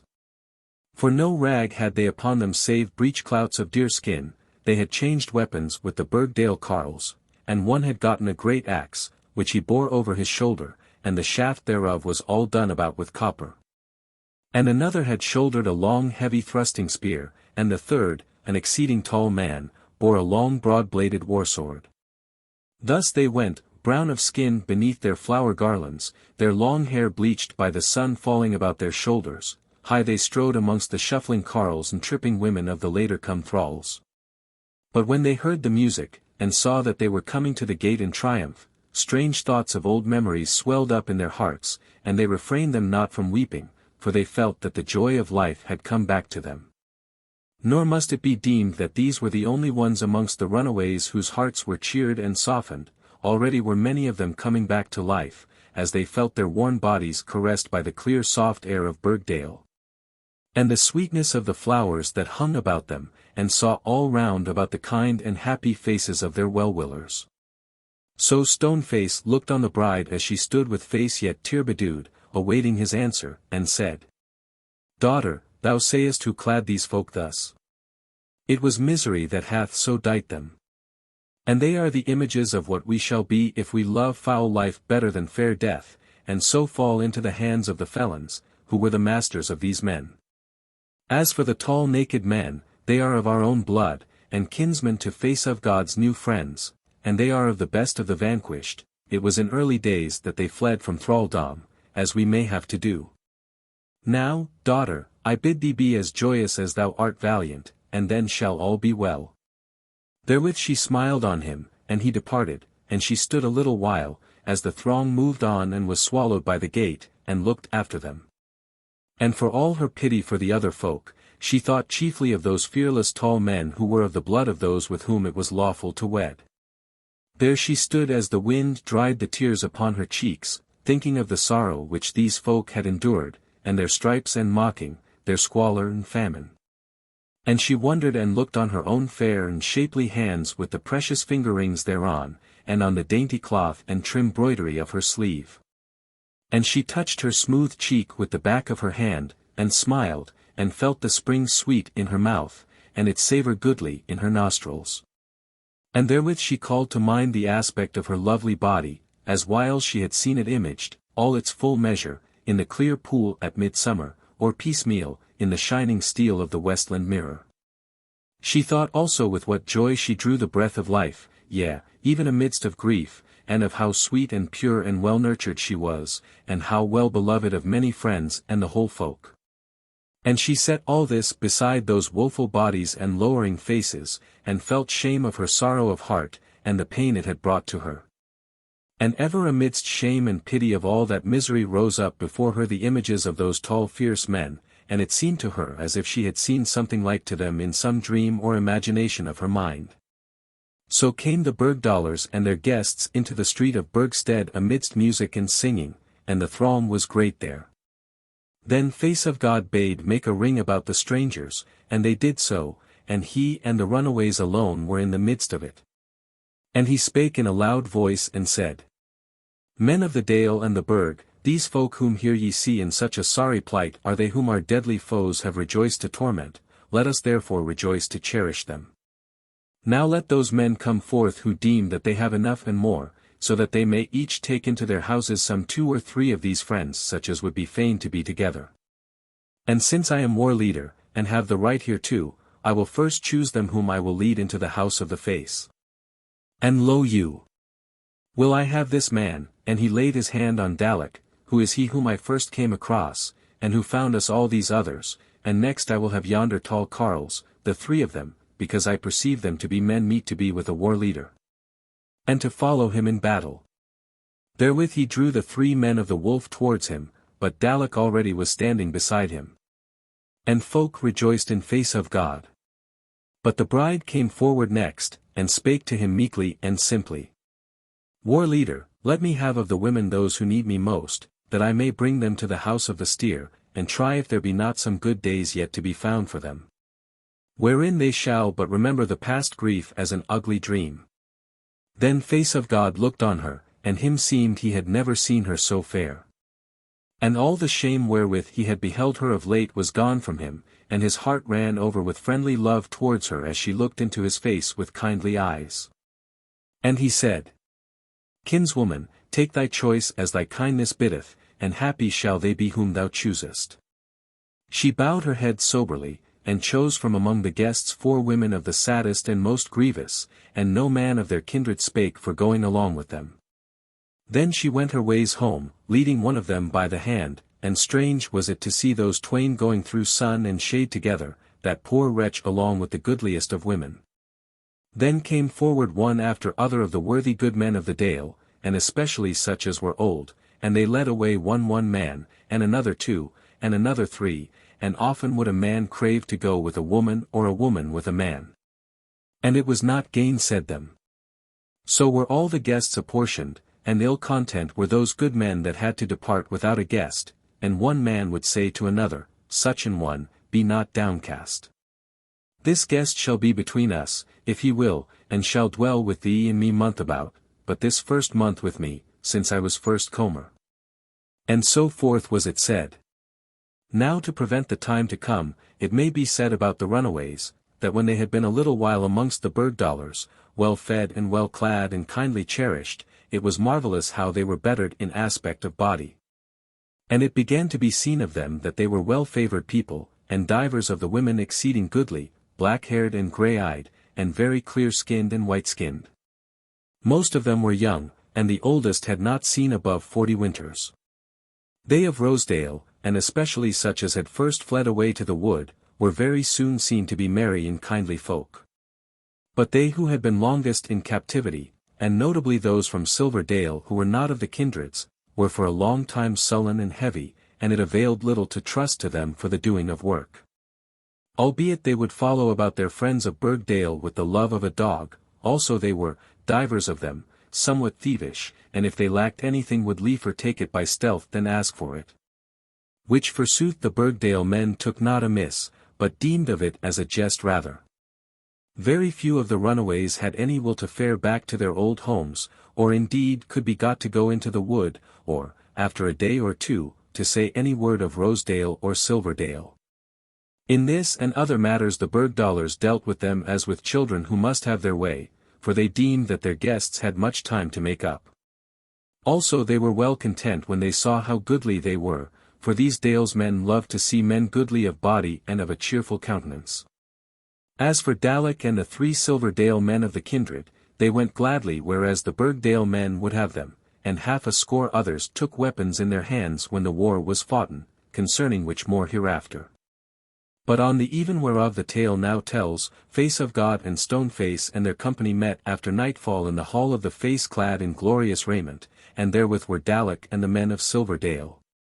Was hen and docked of their long hair, after the fashion of warriors who bear the helm. And they were clad in gay attire, with battle swords girt to their sides and gold rings on their arms. Somewhat stern and sad-eyed were those Silverdalers yet, though they looked on those about them kindly and courteously when they met their eyes. And Face of God yearned towards them when he called to mind the beauty and wisdom and loving kindness of the sunbeam. They were, as aforesaid, strong men and tall, and one of them taller than any amidst that house of tall men. Their names were Wolfstone, the tallest, and Godswain, and Spearfist, and Godswain the youngest was of 30 winters, and Wolfstone of 40. They came into the hall in such wise, that when they were washed and attired, and all men were assembled in the hall, and the aldermen and the chieftains sitting on the dais, Face of God brought them in from the outbower, holding Dalek by the right hand and Wolfstone by the left. And he looked but a stripling beside that huge man. And when the men in the hall beheld such goodly warriors, and remembered their grief late past, they all stood up and shouted for joy of them. But Face of God passed up the hall with them, and stood before the dais and said, O alderman of the Dale and chief of the house of the Face, here I bring to you the foes of our foemen, whom I have met in the wild wood, and bidden to our house. And meseemeth they will be our friends, and stand beside us in the day of battle. Therefore I say, take these guests and me together, or put us all to the door together. And if thou wilt take them, then show them to such places as thou deemest meet. Then stood up the alderman and said, Men of Silverdale and Rosedale, I bid you welcome. Be ye our friends, and abide here with us as long as seemeth good to you, and share in all that is ours. Son Face of God, show these warriors to seats on the dais beside thee, and cherish them as well as thou knowest how.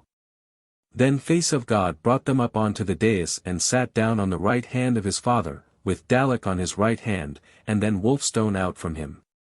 Then sat Stoneface, that there might be a man of the Dale to talk with them and serve them, and on his right hand first Spearfist and then Godswain. And when they were all sat down, and the meat was on the board, Ironface turned to his son Face of God and took his hand, and said in a loud voice, so that many might hear him. Son Face of God, son Goldmane, thou bearest with thee both ill luck and good. Erewhile, when thou wanderedst out into the wild wood, seeking thou knewest not what from out of the land of dreams, thou didst but bring aback to us grief and shame.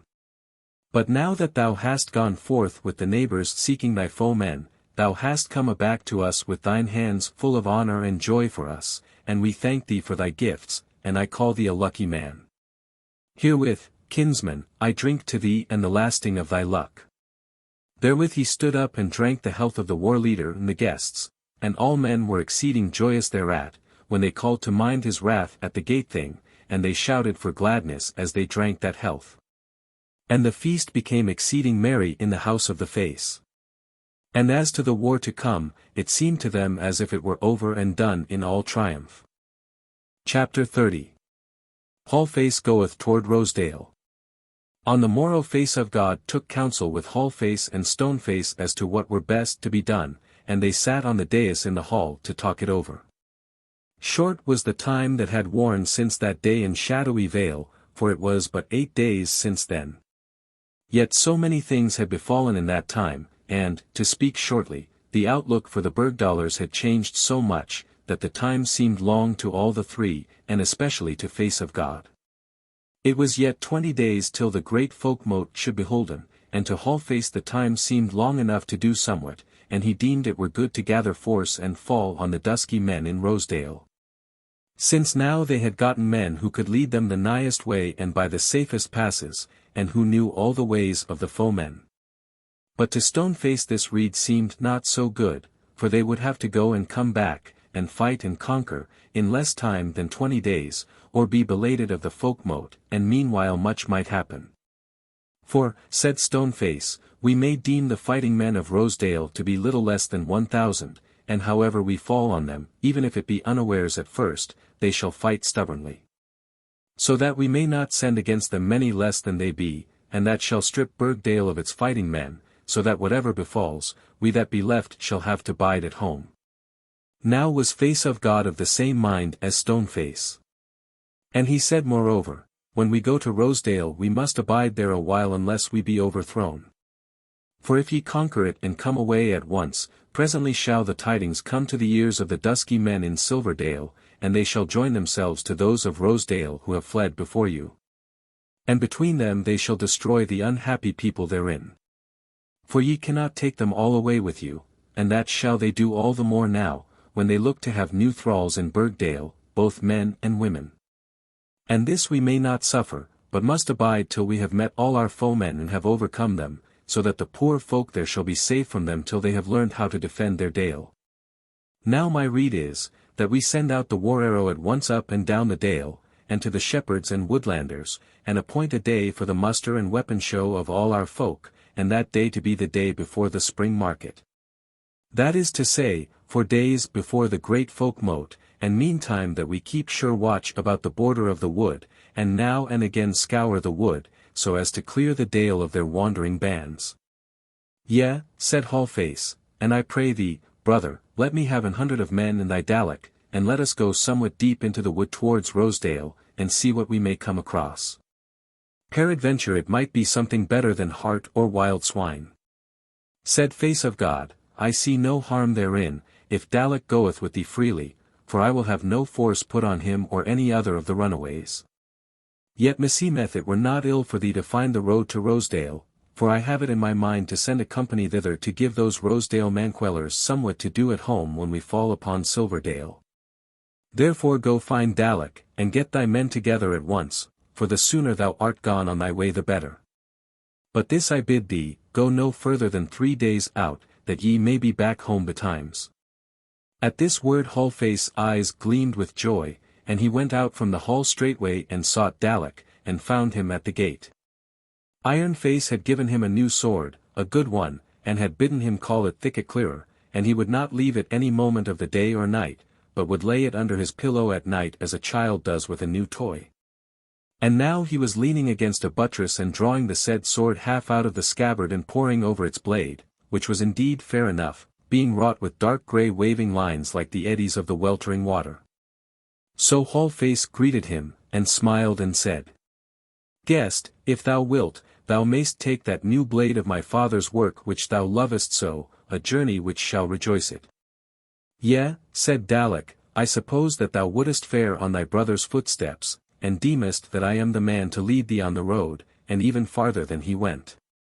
And though it might be thought by some that I have seen enough of Rosedale and the parts thereabout for one while, yet will I go with thee, for now am I a man again, body and soul. And therewith he drew Thicket Clearer right out of his sheath and waved him in the air. And Hallface was glad of him and said he was well apaid of his help. So they went away together to gather men, and on the morrow Hallface departed and went into the wild wood with Dalek and 120 men. But as for Face of God, he fared up and down the dale following the war arrow, and went into all houses, and talked with the folk, both young and old, men and women, and told them closely all that had betid and all that was like to betide. And he was well pleased with that which he saw and heard, for all took his words well, and were not afeared or dismayed by the tidings, and he saw that they would not hang aback. Meantime the days wore, and Hallface came not back till the 7th day, and he brought with him 12 more runaways, of whom 5 were women. But he had lost 4 men, and had with him Dalek and 5 others of the dalesmen borne upon litters sore hurt. And this was his story. They got to the burg of the runaways on the forenoon of the 3rd day, and thereby came on 5 carles of the runaways' men who had missed meeting Dalek that other day, but knew what had been done. For one of them had been sick and could not come with him, and he had told the others, so now they were hanging about the burg of the runaways hoping somewhat that he might come again. And they met the Burgdalers full of joy, and brought them trouts that they had caught in the river.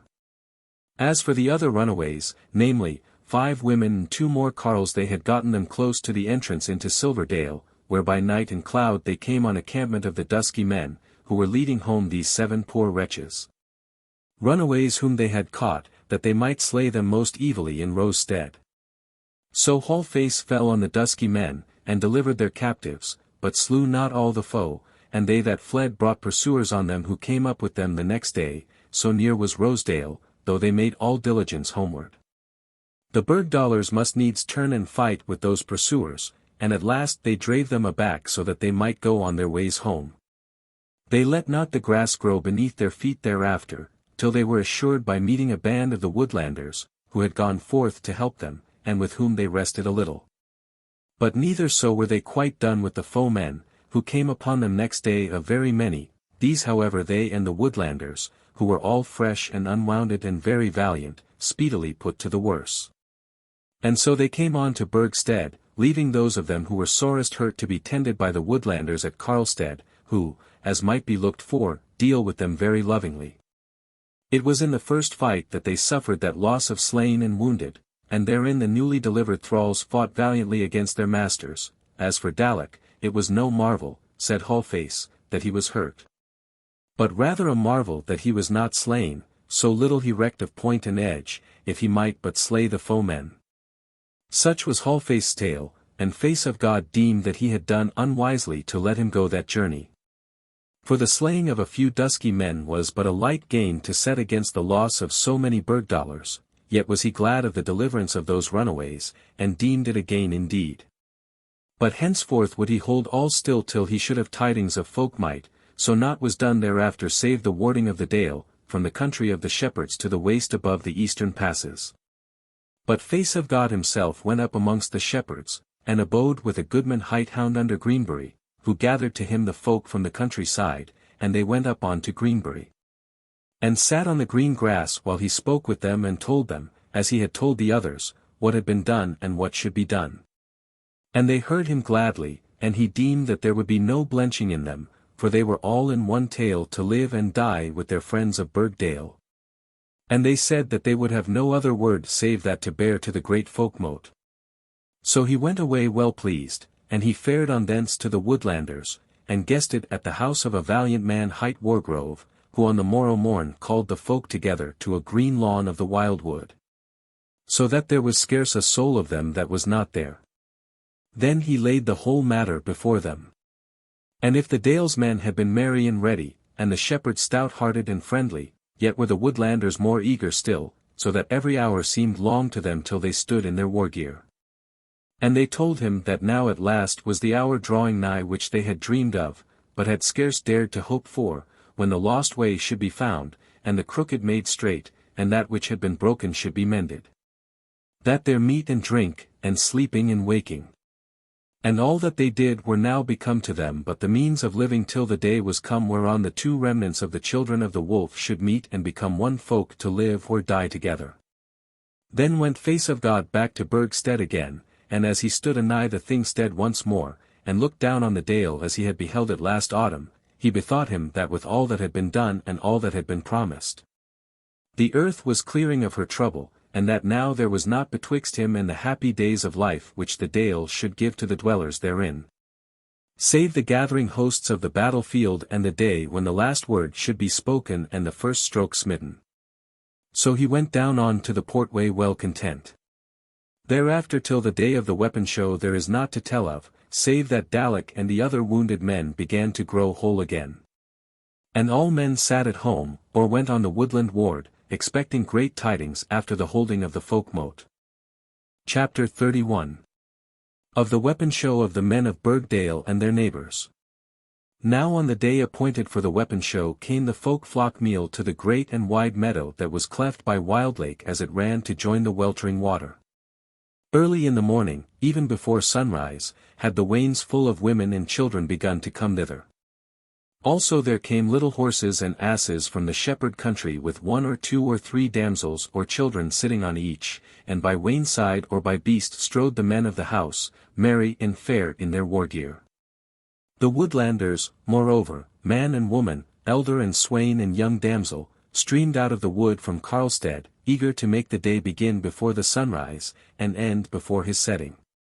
Then all men fell to pitching of tents and tilting over of wains, for the April sun was hot in the dale, and when he arose the meads were gay with more than the spring flowers.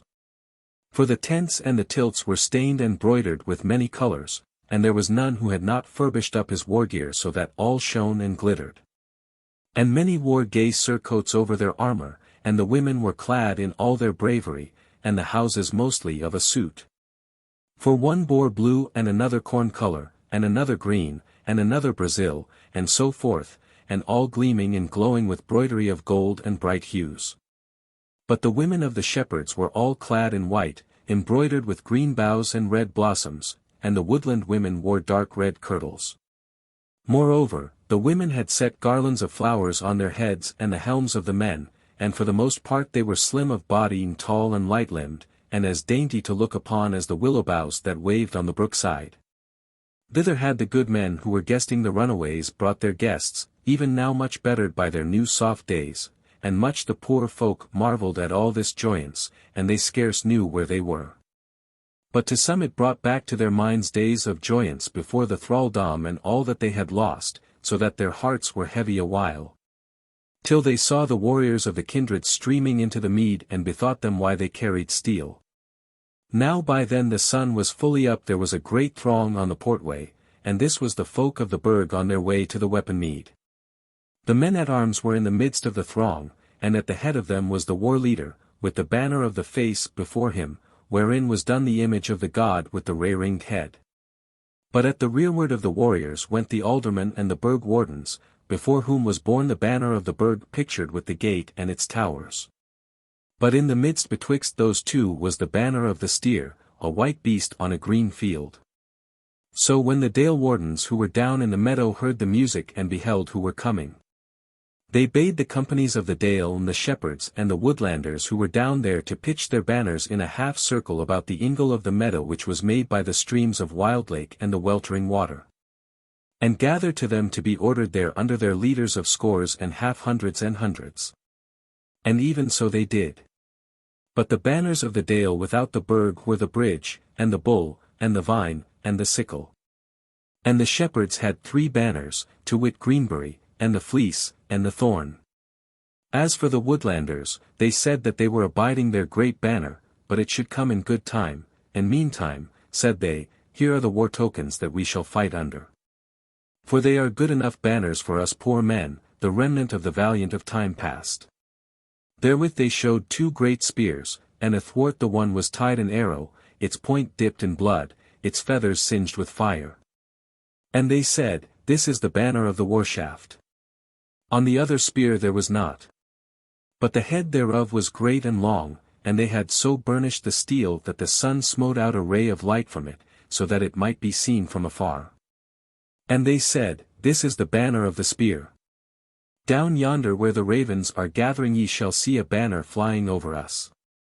There shall fall many a mother's son. Smiled the dale wardens, and said that these were good banners to fight under. And those that stood nearby shouted for the valiancy of the woodland carles. Now the dale wardens went to the entrance from the portway to the meadow, and there met the men of the burg, and 2 of them went one on either side of the war-leader to show him to his seat. And the others abode till the aldermen and burg wardens came up, and then joined themselves to them, and the horns blew up both in the meadow and on the road. And the newcomers went their ways to their appointed places amidst the shouts of the dalesmen. And the women and children and old men from the burg followed after, till all the mead was covered with bright raiment and glittering gear, save within the ring of men at the further end. So came the war-leader to his seat of green turf raised in the ingle aforesaid, and he stood beside it till the aldermen and wardens had taken their places on a seat behind him raised higher than his. Below him on the step of his seat sat the scrivener with his pen and inkhorn and scroll of parchment, and men had brought him a smooth shield whereon to write. On the left side of face of God stood the men of the face all glittering in their arms, and amongst them were Wulfstone and his 2 fellows, but Dalek was not yet whole of his hurts. On his right were the folk of the house of the steer. The leader of that house was an old white-bearded man, grandfather of the bride, for her father was dead. And who but the bride herself stood beside him in her glorious war gear, looking as if she were new come from the city of the gods, thought most men. But those who beheld her closely deemed that she looked heavy-eyed and haggard, as if she were weary. Nevertheless, wheresoever she passed, and whosoever looked on her, and all men looked on her, there arose a murmur of praise and love.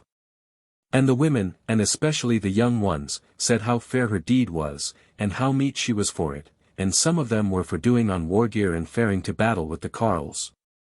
And of these some were sober and solemn, as was well seen afterwards, and some spake lightly, some also fell to boasting of how they could run and climb and swim and shoot in the bow. And fell to bearing of their arms to show how strong they were, and indeed they were no weaklings, though their arms were fair. There then stood the ring of men, each company under its banner, and beyond them stood the women and children and men unmeet for battle, and beyond them again the tilted wains and the tents. Now Face of God sat him down on the turf seat with his bright helm on his head and his naked sword across his knees, while the horns blew up loudly, and when they had done, the elder of the Dale wardens cried out for silence. Then again arose Face of God and said, Men of the Dale, and ye friends of the shepherds, and ye, O valiant Woodlanders. We are not assembled here to take counsel, for in 3 days' time shall the great Folk-Mote be holden, whereat shall be counsel enough. But since I have been appointed your chief and war leader, till such time as the Folk-Mote shall either yes say or nay say my leadership, I have sent for you that we may look each other in the face and number our host and behold our weapons. And see if we be meet for battle and for the dealing with a great host of foemen. For now no longer can it be said that we are going to war, but rather that war is on our borders, and we are blended with it, as many have learned to their cost, for some have been slain and some sorely hurt.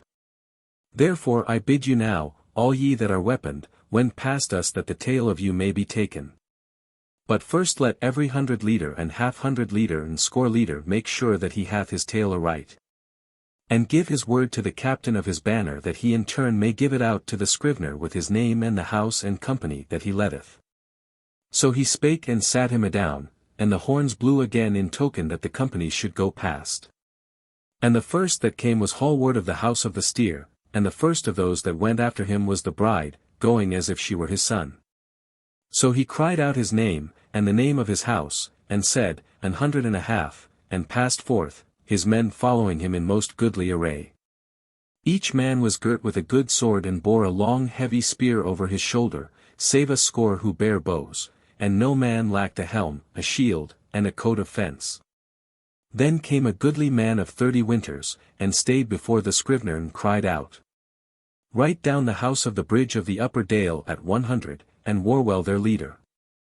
And he strode on, and his men followed clad and weaponed like those of the steer, save that some had axes hanging to their girdles instead of swords, and most bore casting spears instead of the long spears, and half a score were bowmen.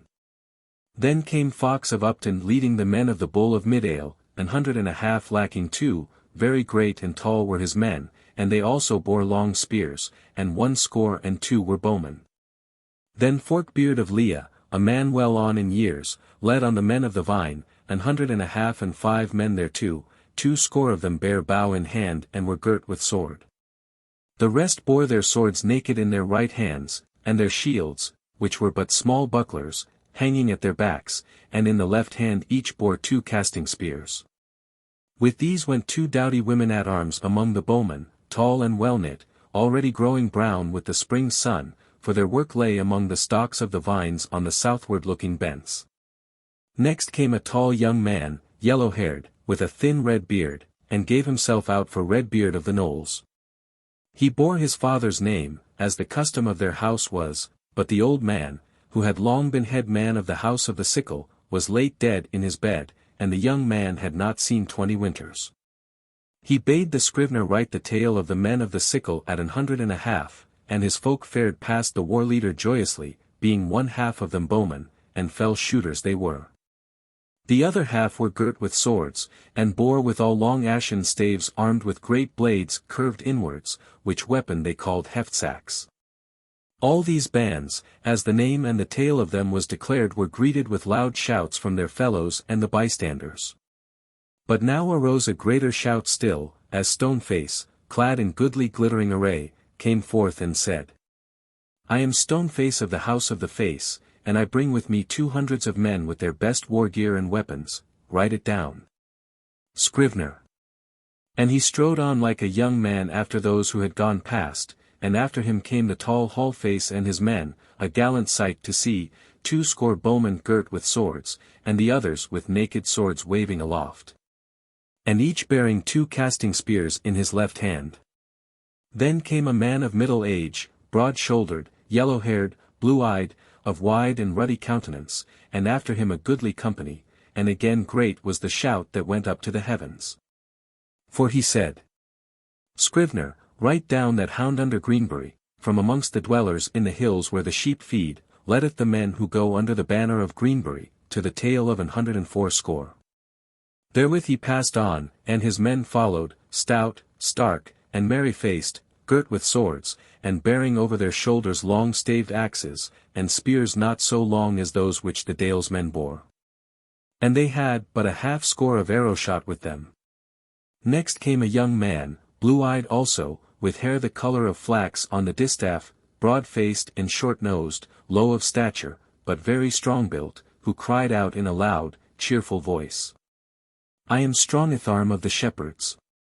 And these valiant men are of the fleece and the thorn blended together, for so they would have it. And their tale is 120. Then the men of those kindreds went past merry and shouting, and they were clad and weaponed like to them of Greenbury, but had with them a 10 of bowmen.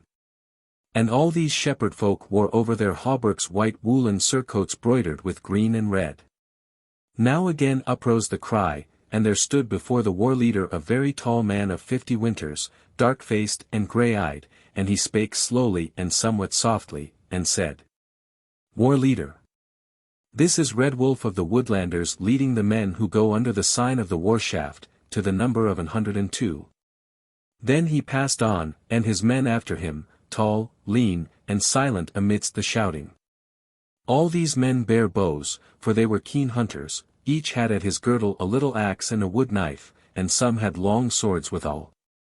They wore, every one of the carles, short green surcoats over their coats of fence.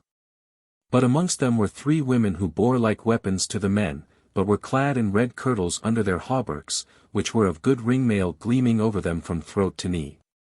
Last came another tall man, but young, of 25 winters, and spake. Scrivener, I am Bearsbane of the Woodlanders, and these that come after me wend under the sign of the spear, and they are of the tale of 107. And he passed by at once, and his men followed him, clad and weaponed no otherwise than they of the war shaft, and with them were 2 women. Now went all those companies back to their banners, and stood there. And there arose among the bystanders much talk concerning the weapon show, and who were the best arrayed of the houses. And of the old men, some spake of past weapon shows which they had seen in their youth, and they set them beside this one, and praised and blamed. So it went on a little while till the horns blew again, and once more there was silence. Then arose Face of God and said, Men of Burgdale, and ye shepherd folk, and ye of the woodland, now shall ye wot how many weaponed men we may bring together for this war. Scrivener, arise and give forth the tale of the companies, as they have been told unto you.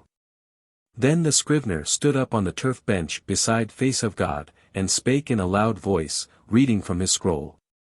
Of the men of Burgdale there have passed by me 906, of the shepherds 308 and 10. And of the woodlanders 209, so that all told our men are 1430 and 3.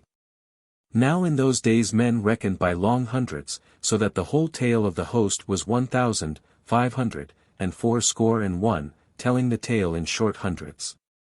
When the tale had been given forth and heard, men shouted again, and they rejoiced that they were so many. For it exceeded the reckoning which the aldermen had given out at the gate thing. But Face of God said, Neighbours, we have held our weapon show, but now hold you ready, each man, for the hosting toward very battle. For belike within 7 days shall the leaders of hundreds and twenties summon you to be ready in arms to take whatso fortune may befall. Now is sundered the weapon show.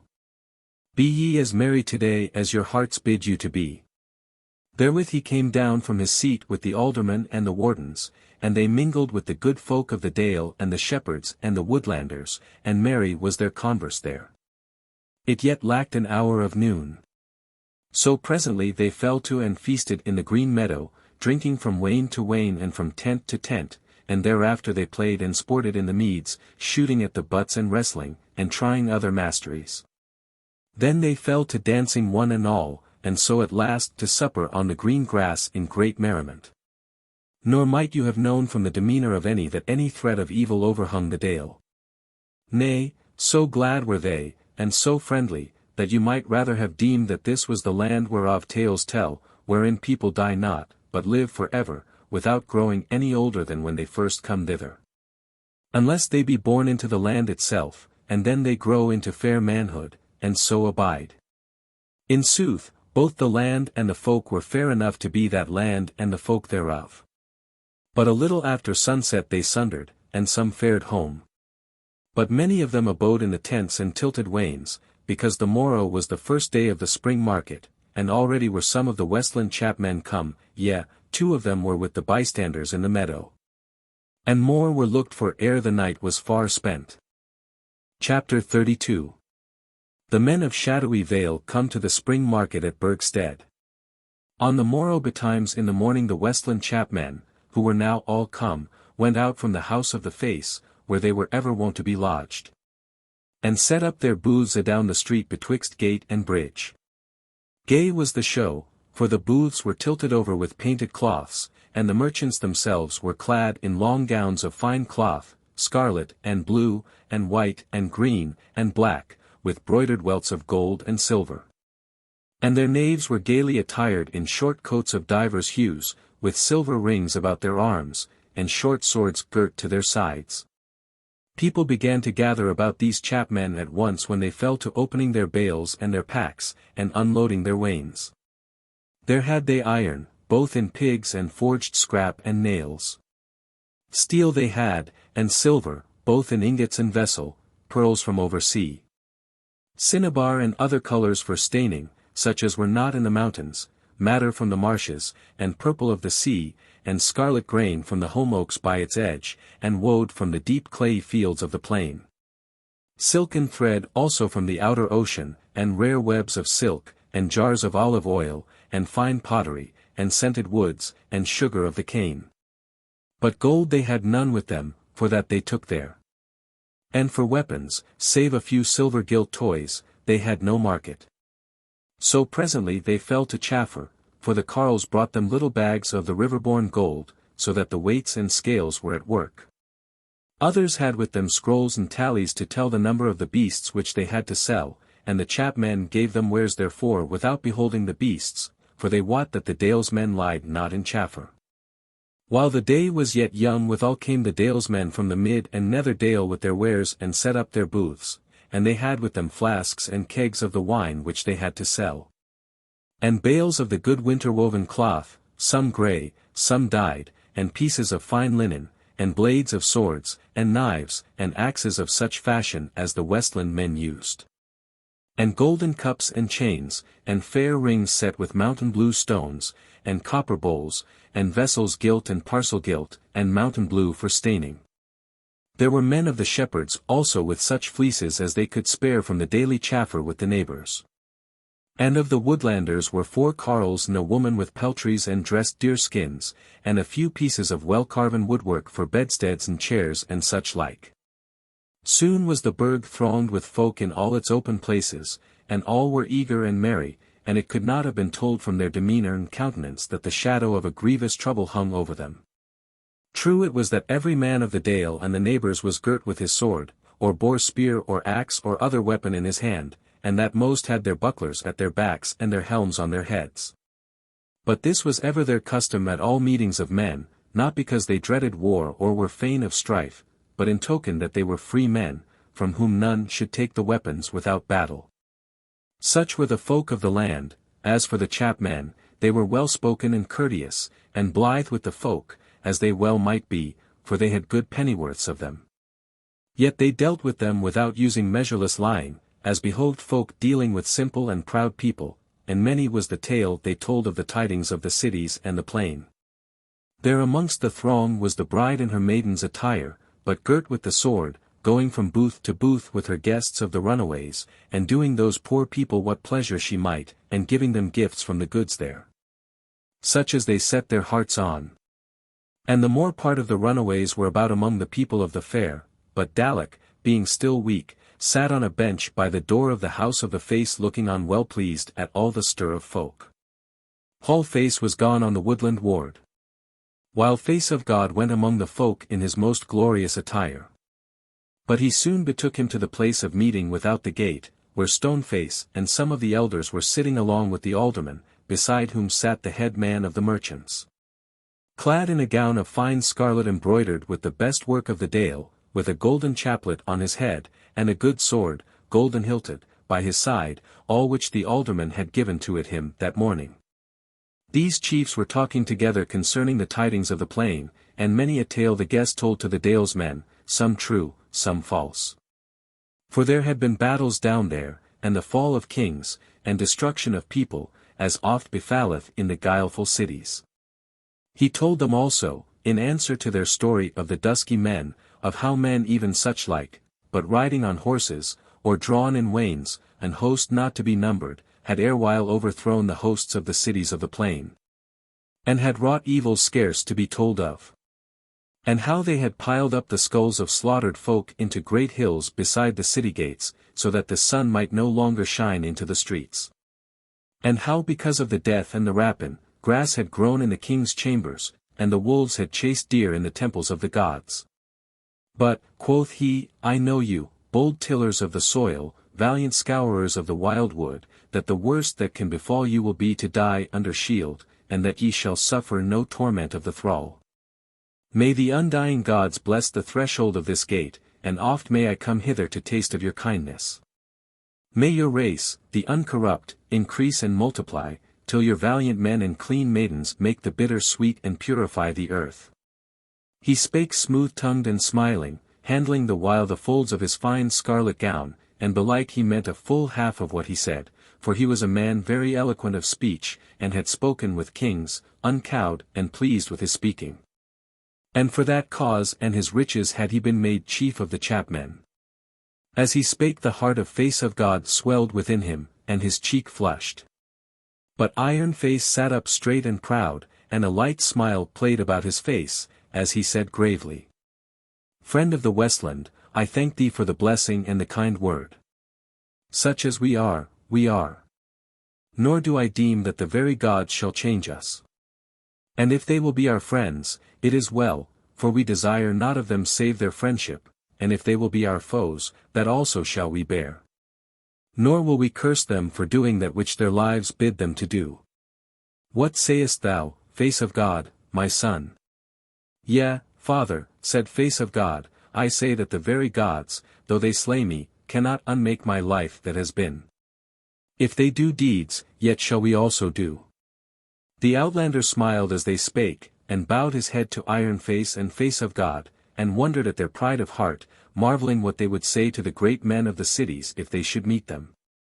But as they sat a-talking, there came two men running to them from the portway, their weapons all clattering upon them, and they heard withal the sound of a horn winded not far off very loud and clear. And the chapman's cheek paled, for in sooth he doubted that war was at hand, after all he had heard of the Dalesmen's dealings with the Dusky Men. And all battle was loathsome to him, nor for all the gain of his chaffer had he come into the Dale, had he known that war was looked for. But the chiefs of the Dalesmen stirred not, nor changed countenance.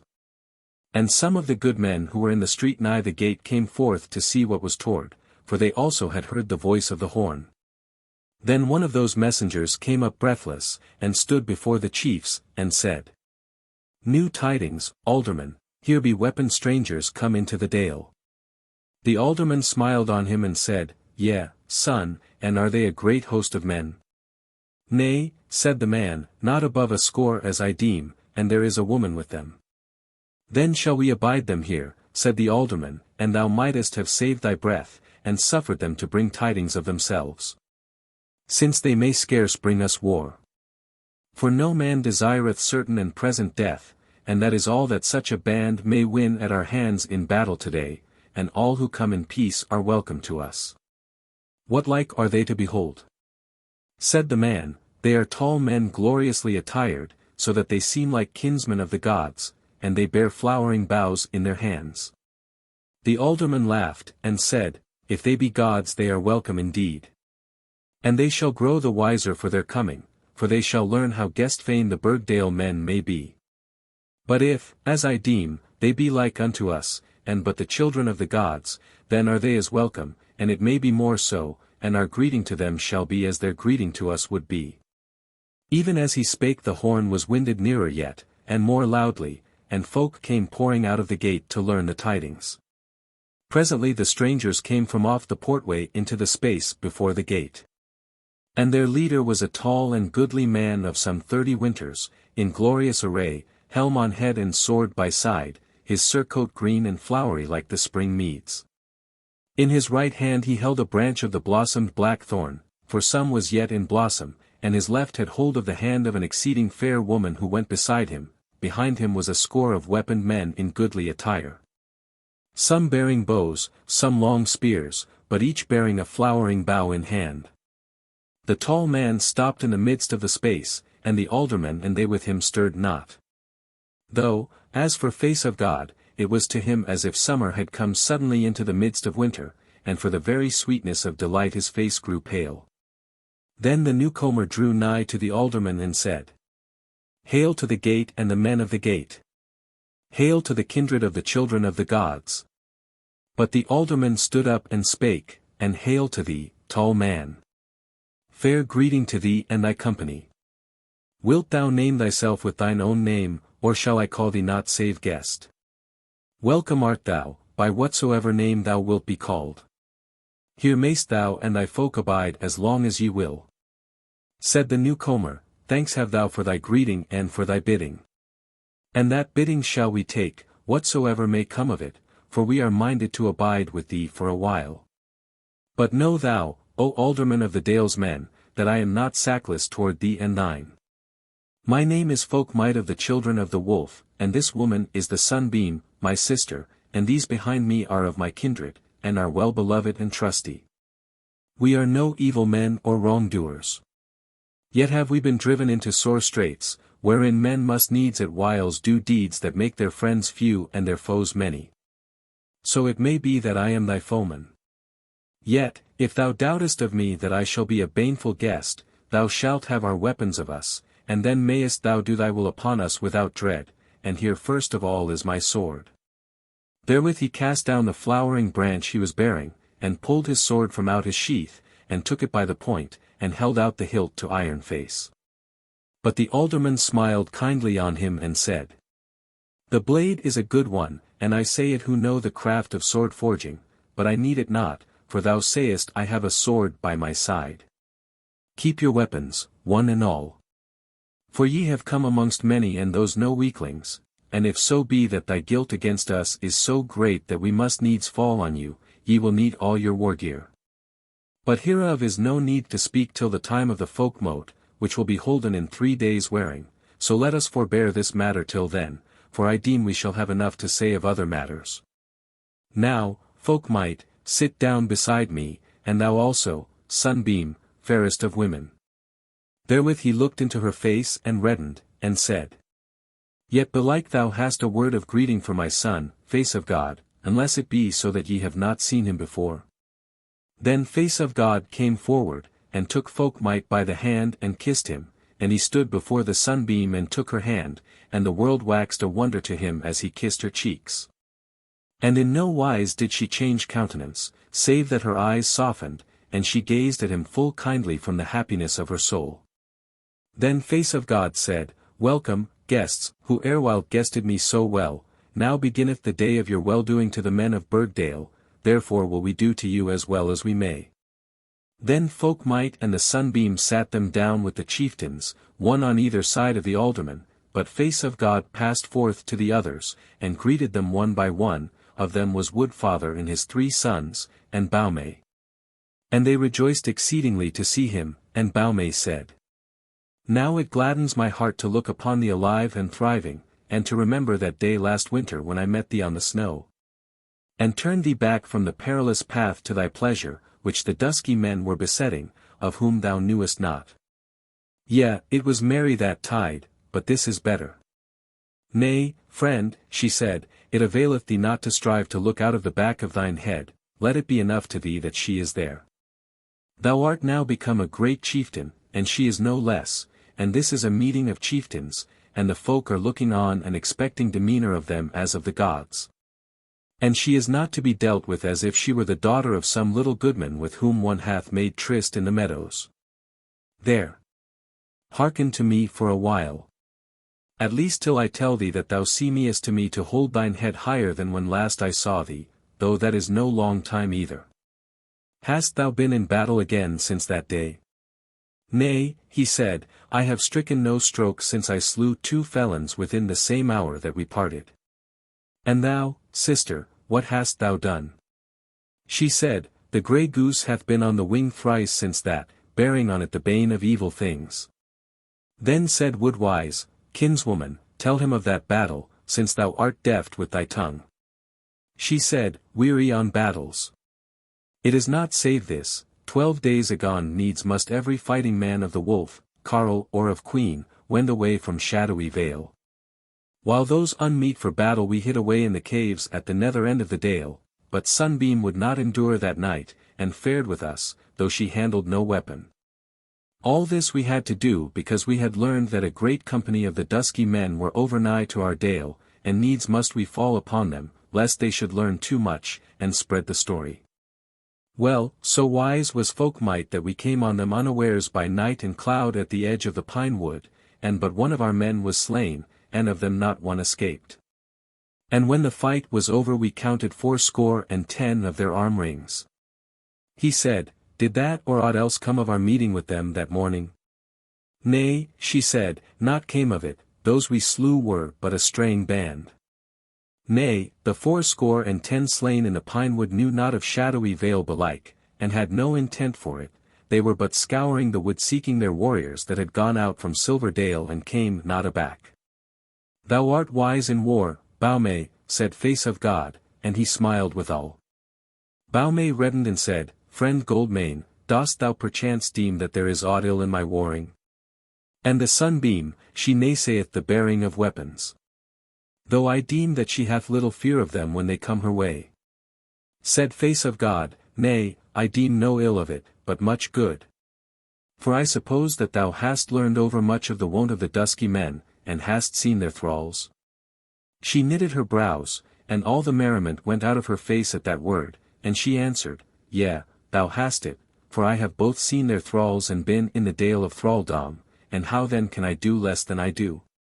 But for thee, I perceive that thou hast been nigh unto our foes and hast fallen in with their thralls, and that is well. For whatso tales we had told thee thereof it is like thou wouldst not have trode in, as now thou must do, since thou thyself hast seen these poor folk. But now I will tell thee, Goldmane, that my soul is sick of these comings and goings for the slaughter of a few wretches, and I long for the great day of battle, when it will be seen whether we shall live or die. And though I laugh and jest, yet doth the wearing of the days wear me. He looked kindly on her and said, I am war leader of this folk, and trust me that the waiting tide shall not be long. Wherefore now, sister, be merry today, for that is but meet and right, and cast aside thy care, for presently shalt thou behold many new friends. But now meseemeth overlong have ye been standing before our gate, and it is time that ye should see the inside of our burg and the inside of our house. Indeed by this time so many men had come out of the street that the place before the gate was all thronged, and from where he stood Face of God could scarce see his father, or Folk-Mote and the Sunbeam and the chieftains. So he took Woodfather by the hand, and close behind him came Wood-Wise and Baume, and he cried out for way that he might speak with the aldermen, and men gave way to them, and he led those newcomers close up to the gate seats of the elders. And as he clove the press smiling and bright-eyed and happy, all gazed on him. But the Sunbeam, who was sitting between Iron Face and the Westland chapman, and who heretofore had been agaze with eyes beholding little, past whose ears the words went unheard, and whose mind wandered into thoughts of things unfashioned yet. When she beheld him close to her again, then, taken unawares, her eyes caressed him, and she turned as red as a rose, as she felt all the sweetness of desire go forth from her to meet him. So that, he perceiving it, his voice was the clearer and sweeter for the inward joy he felt, as he said, "Alderman, meseemeth it is now time that we bring our guests into the house of our fathers. For since they are in warlike array, and we are no longer living in peace, and I am now war leader of the Dale, I deem it but meet that I should have the guesting of them. Moreover, when we are come into our house, I will bid thee look into thy treasury, that thou mayst find therein somewhat which it may pleasure us to give to our guests." Said Iron Face, "Thou sayest well, son, and since the day is now worn past noon, and these folk are but just come from the waste, therefore such as we have of meat and drink abideth them. And surely there is within our house a coffer which belongeth to thee and me.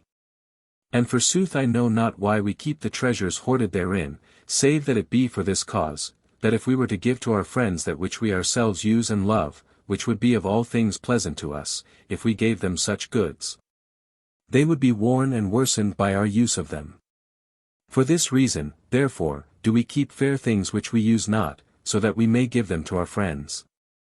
Now, guests, both of the Waste and the Westland, since here is no gate thing or meeting of the Dale wardens, and we sit here but for our pleasure, let us go take our pleasure within doors for a while, if it seem good to you." Therewith he arose, and the folk made way for him and his guests, and Folk-Mote went on the right hand of Iron Face, and beside him went the chapman, who looked on him with a half-smile, as though he knew somewhat of him. But on the other side of Iron Face went the Sunbeam, whose hand he held, and after these came Face of God, leading in the rest of the newcomers, who yet held the flowery branches in their hands. Now so much had Face of God told the Dale's men, that they deemed they all knew these men for their battle-fellows of whom they had heard tell. And this the more as the men were so goodly and manly of aspect, especially Folk-Mote, so that they seemed as if they were nigh akin to the gods. As for the Sunbeam, they knew not how to praise her beauty enough, but they said that they had never known before how fair the gods might be. So they raised a great shout of welcome as the men came through the gate into the burg, and all men turned their backs on the booths, so eager were they to behold closely these new friends. But as the guests went from the gate to the house of the Face, going very slowly because of the press, there in the front of the throng stood the bride with the women of the runaways, whom she had caused to be clad very fairly. And she was fain to do them a pleasure by bringing them to sight of these newcomers, of whom she had not heard who they were, though she had heard the cry that strangers were at hand. So there she stood smiling a little with the pleasure of showing a fair sight to the poor people, as folk do with children. But when she saw those twain going on each side of the alderman she knew them at once. And when the Sunbeam, who was on his left side, passed so close to her that she could see the very smoothness and dainty fashion of her skin, then was she astonied, and the world seemed strange to her, until they were gone by. And for a while afterwards, she knew not where she was nor what she did, though it seemed to her as if she still saw the face of that fair woman as in a picture. But the Sunbeam had noted her at first, even amongst the fair women of Burgstead, and she so steady and bright beside the wandering timorous eyes and lowering faces of the thralls. But suddenly, as I met eye, she saw her face change. She saw her cheek whiten, her eyes stare, and her lips quiver, and she knew at once who it was, for she had not seen her before as Folk-Mote had. Then the Sunbeam cast her eyes adown, lest her compassion might show in her face, and be a fresh grief to her that had lost the wedding and the love, and so she passed on. As for Folk-Mote, he had seen her at once amongst all that folk as he came into the street, and in sooth he was looking for her. And when he saw her face change, as the sight of the Sunbeam smote upon her heart, his own face burned with shame and anger, and he looked back at her as he went toward the house. But she saw him not, nor noted him. And none deemed it strange that he looked long on the bride, the treasure of Burgstead. But for some while Folk-Mote was few-spoken and sharp-spoken amongst the chieftains, for he was slow to master his longing and his wrath. So when all the guests had entered the door of the house of the Face, the alderman turned back, and, standing on the threshold of his house, spake unto the throng. Men of the Dale, and ye outlanders who may be here, know that this is a happy day. For hither have come to us guests, men of the kindred of the gods, and they are even those of whom face of God my son hath told you. And they are friends of our friends and foes of our foes. These men are now in my house, as is but right. But when they come forth I look to you to cherish them in the best way ye know, and make much of them, as of those who may help us and who may by us be holpen. Therewith he went in again and into the hall, and bade show the newcomers to the dais. And wine of the best, and meat such as was to hand, was set before them. He bade men also get ready high feast as great as might be against the evening, and they did his bidding straightway. Chapter 33. The alderman gives gifts to them of Shadowy Vale. In the hall of the Folk-Mote sat on the dais at the right hand of the alderman, and the sunbeam on his left hand.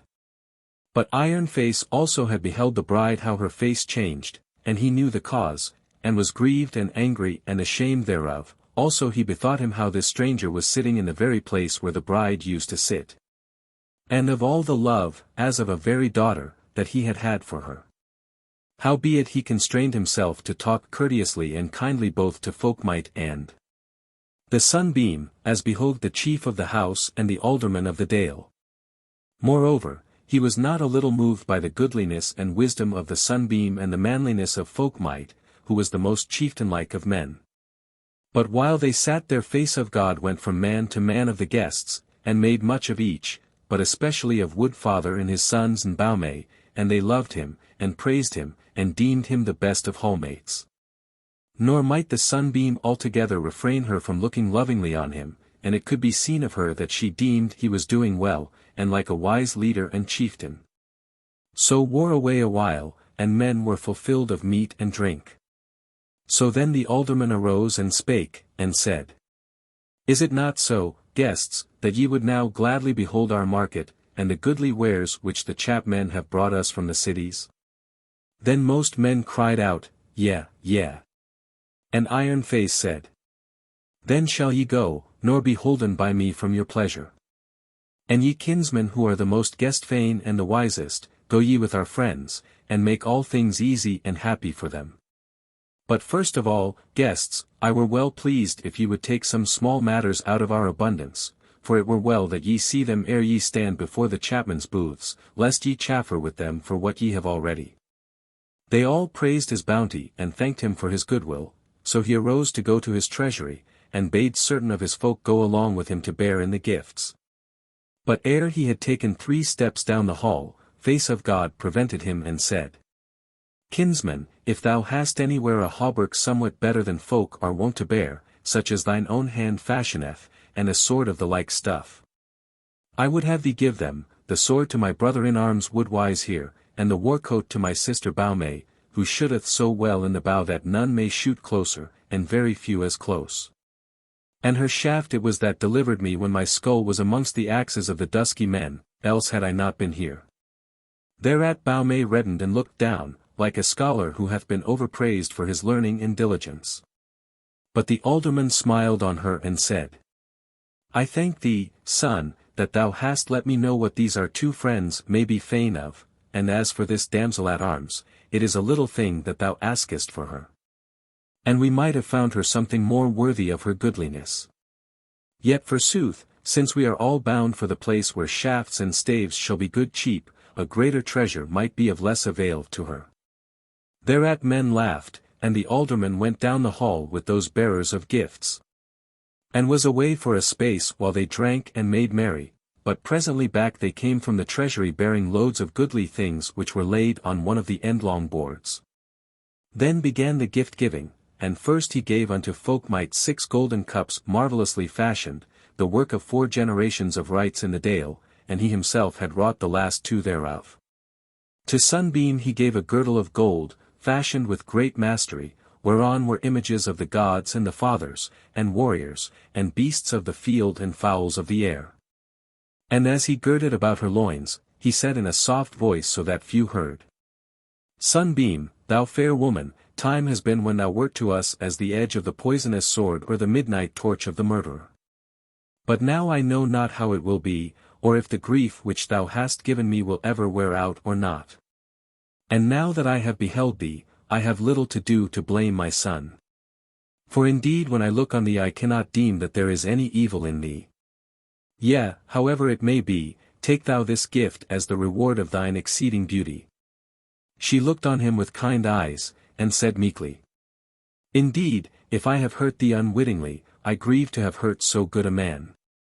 Hereafter belike we may talk more of this, but now I will but say, that whereas at first I needed but to win thy son's goodwill, so that our folk might come to life and thriving again, now it is come to this. That he holdeth my heart in his hand and may do what he will with it. Therefore I pray thee withhold not thy love either from him or from me. He looked on her wondering, and said, Thou art such an one as might make the old man young, and the boy grow into manhood suddenly. And thy voice is as sweet as the voice of the songbirds singing in the dawn of early summer soundeth to him who hath been sick unto death, but who hath escaped it and is mending. And yet I fear thee.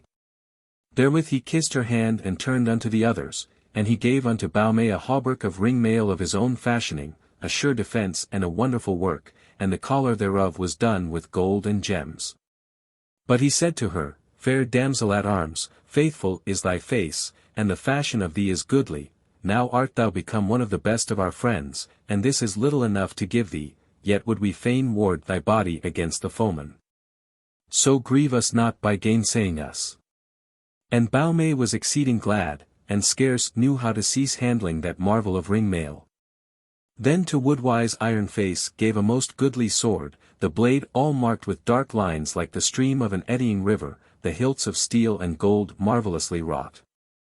And all the work of a smith who had dwelt in the house of his father's father, and was a great warrior. Unto Woodfather he gave a very goodly helm parcel gilded. And to his sons and the other folk fair gifts of weapons and jewels and girdles and cups and other good things, so that their hearts were full of joy, and they all praised his open hand. Then some of the best and merriest of the kinsmen of the face, and face of God with them, brought the guests out into the street and among the booths. Their face of God beheld the bride again. And she was standing by the booth of a chapman and dealing with him for a piece of goodly silken cloth to be a gown for one of her guests, and she was talking and smiling as she chaffered with him, as her wont was. For she was ever very friendly of demeanour with all men.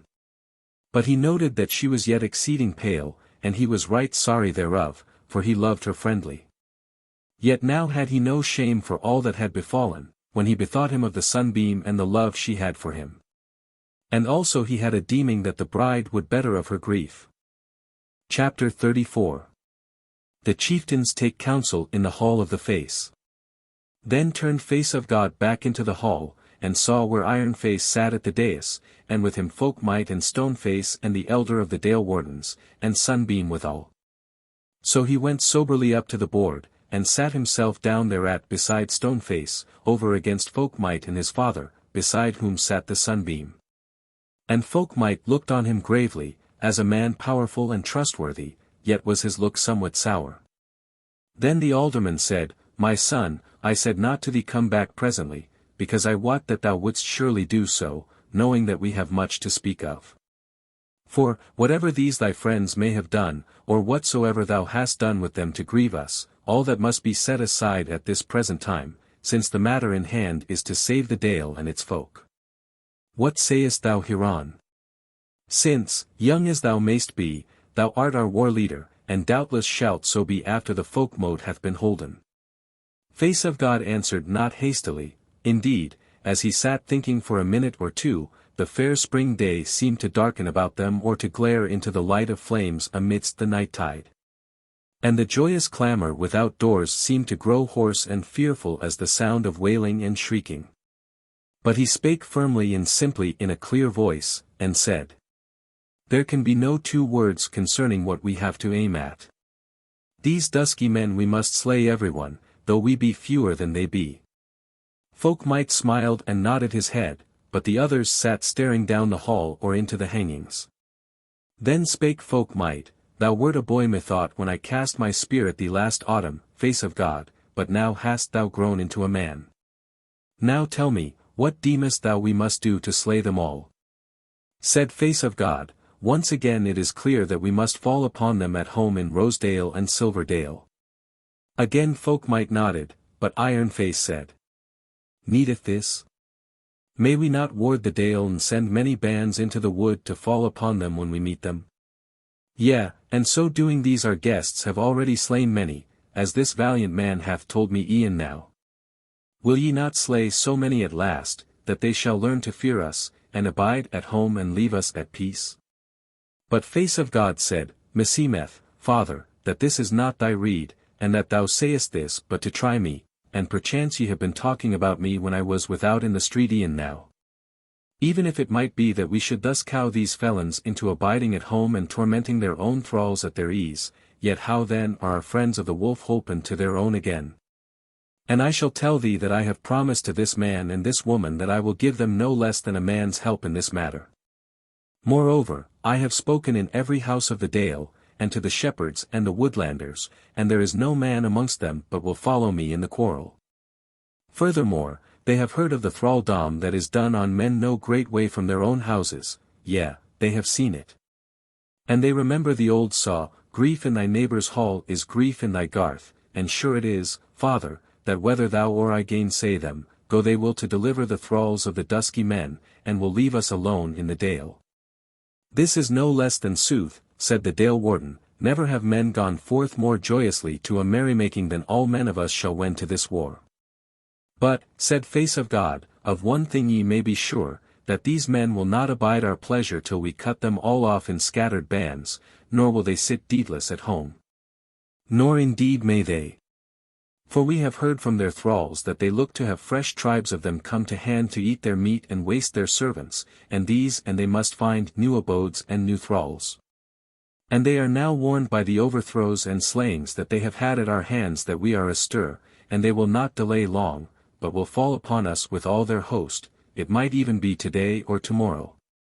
Said Folk-Mote, in all this thou sayest sooth, brother of the Dale, and to cut this matter short, I will tell you all, that yesterday we had with us a runaway from Silverdale, it is overlong to tell how we fell in with her, for it was a woman.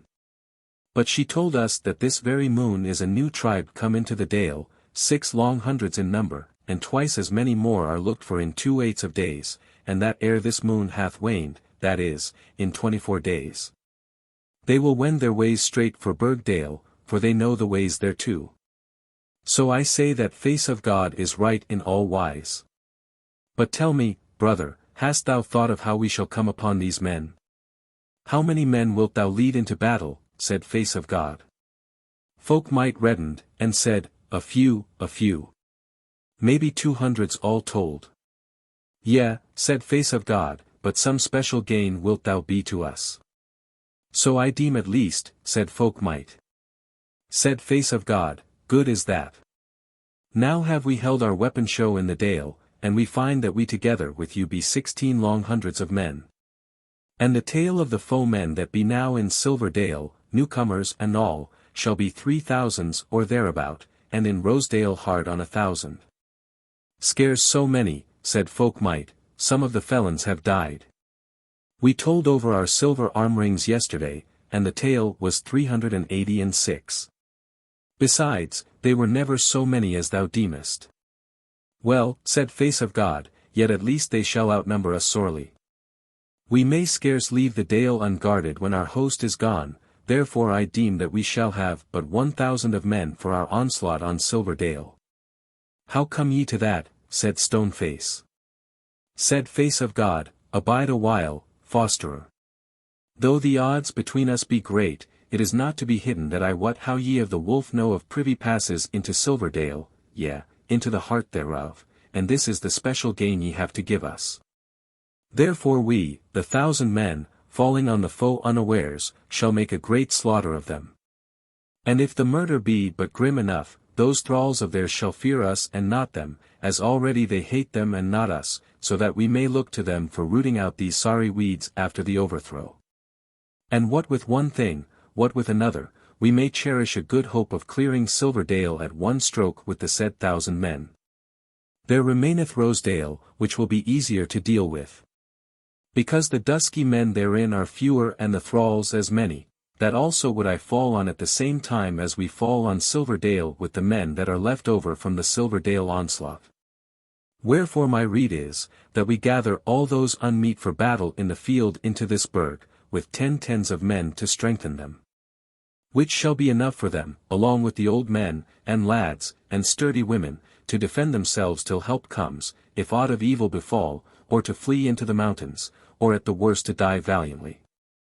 Then let the other 500s fare up to Rosedale, and fall on the Dusky Men therein about the same time, but not before our onslaught on Silverdale, thus shall hand help foot, so that stumbling be not falling. And we may well hope that our rede shall thrive. Then was he silent, and the sunbeam looked upon him with gleaming eyes and parted lips, waiting eagerly to hear what Folk-Mote would say. He held his peace a while, drumming on the board with his fingers, and none else spake a word. At last he said, War leader of Burgdale, all that thou hast spoken likes me well, and even so must it be done, saving that parting of our host and sending one part to fall upon Rosedale. I say, nay. Let us put all our might into that one stroke on Silverdale, and then we are undone indeed if we fail, but so shall we be if we fail anywise, but if we win Silverdale, then shall Rosedale lie open before us. My brother, said Face of God, thou art a tried warrior, and I but a lad, but dost thou not see this, that whatever we do, we shall not at one onslaught slay all the Dusky Men of Silverdale? And those that flee before us shall betake them to Rosedale, and tell all the tale. And what shall hinder them then from falling on Burgdale, since they are no great way from it, after they have murdered what they will of the unhappy people under their hands? Said Folk-Mote, I say not but that there is a risk thereof, but in war we must needs run such risks, and all should be risked rather than that our blow on Silverdale be light.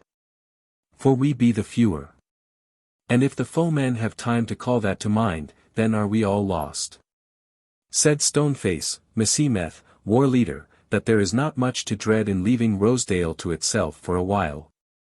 For not only may we follow hard on the fleers if they flee to Rosedale, and be there no long time after them, before they have time to stir their host, but also after the overthrow we shall be free to send men back to Burgdale by way of Shadowy Vale.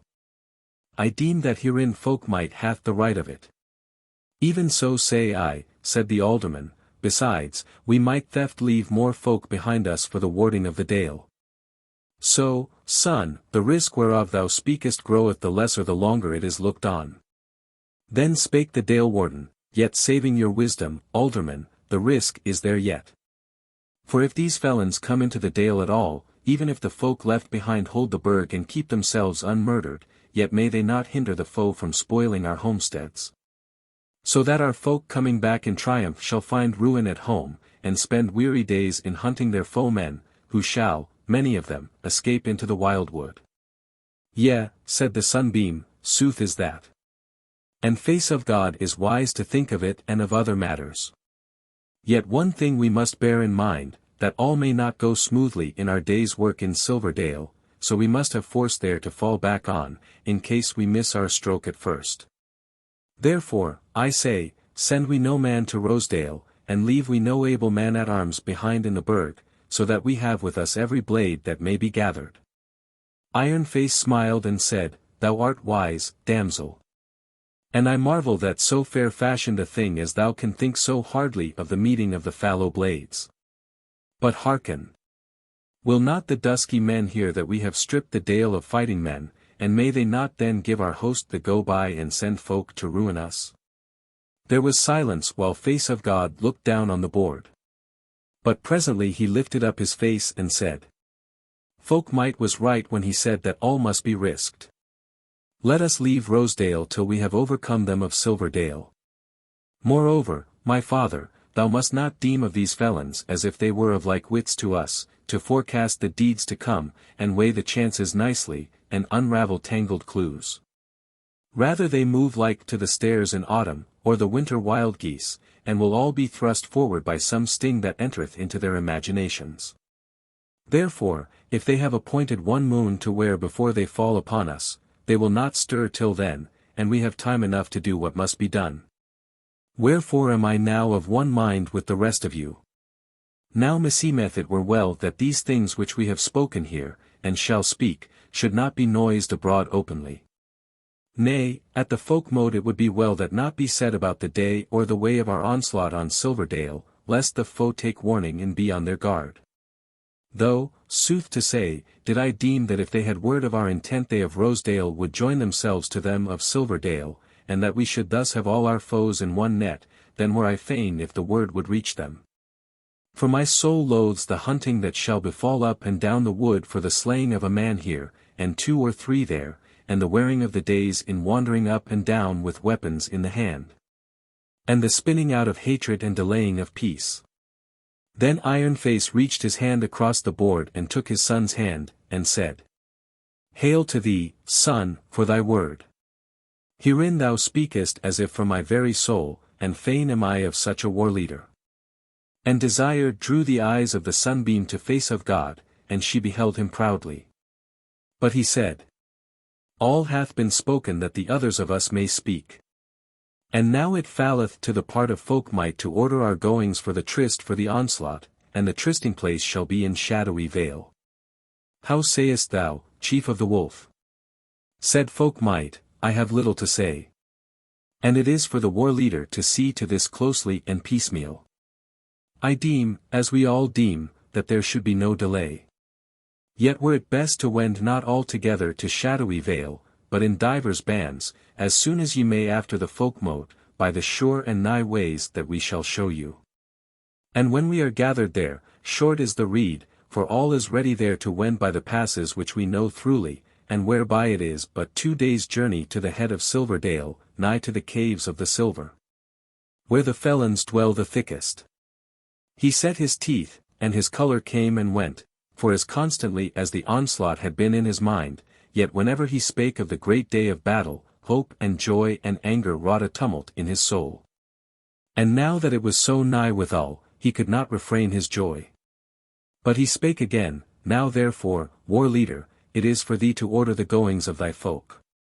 But I will tell thee that they shall not need to take aught with them save their weapons and victual for the way, that is, for 30 hours, because all is ready for them in Shadowy Vale, though it be but a poor place as to victual.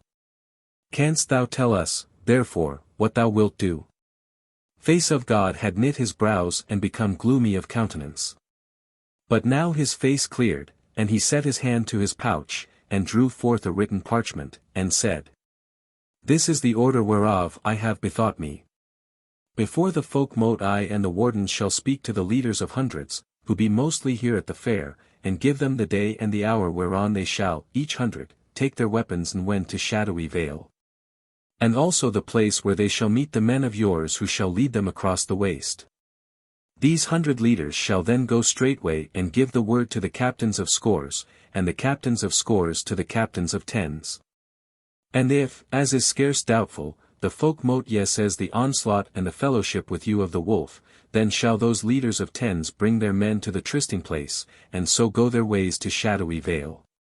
Now here I have the roll of our weapon show, and I will look to it that none shall be passed over.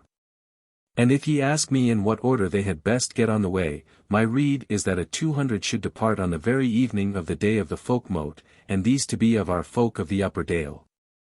And on the morning of the morrow of the Folk-Mote another 200s from the dale, and in the evening of the same day the folk of the shepherds, 300s or more, and that will be easy to them.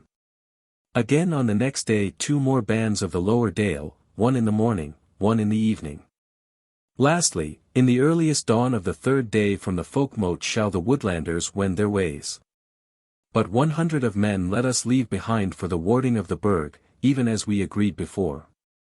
As for the place of tryst for the faring over the waste, let it be the end of the knolls just by the jaws of the pass yonder, where the weltering water comes into the dale from the east. How say ye? They all said, and Folk-Mote especially, that it was right well devised, and that thus it should be done.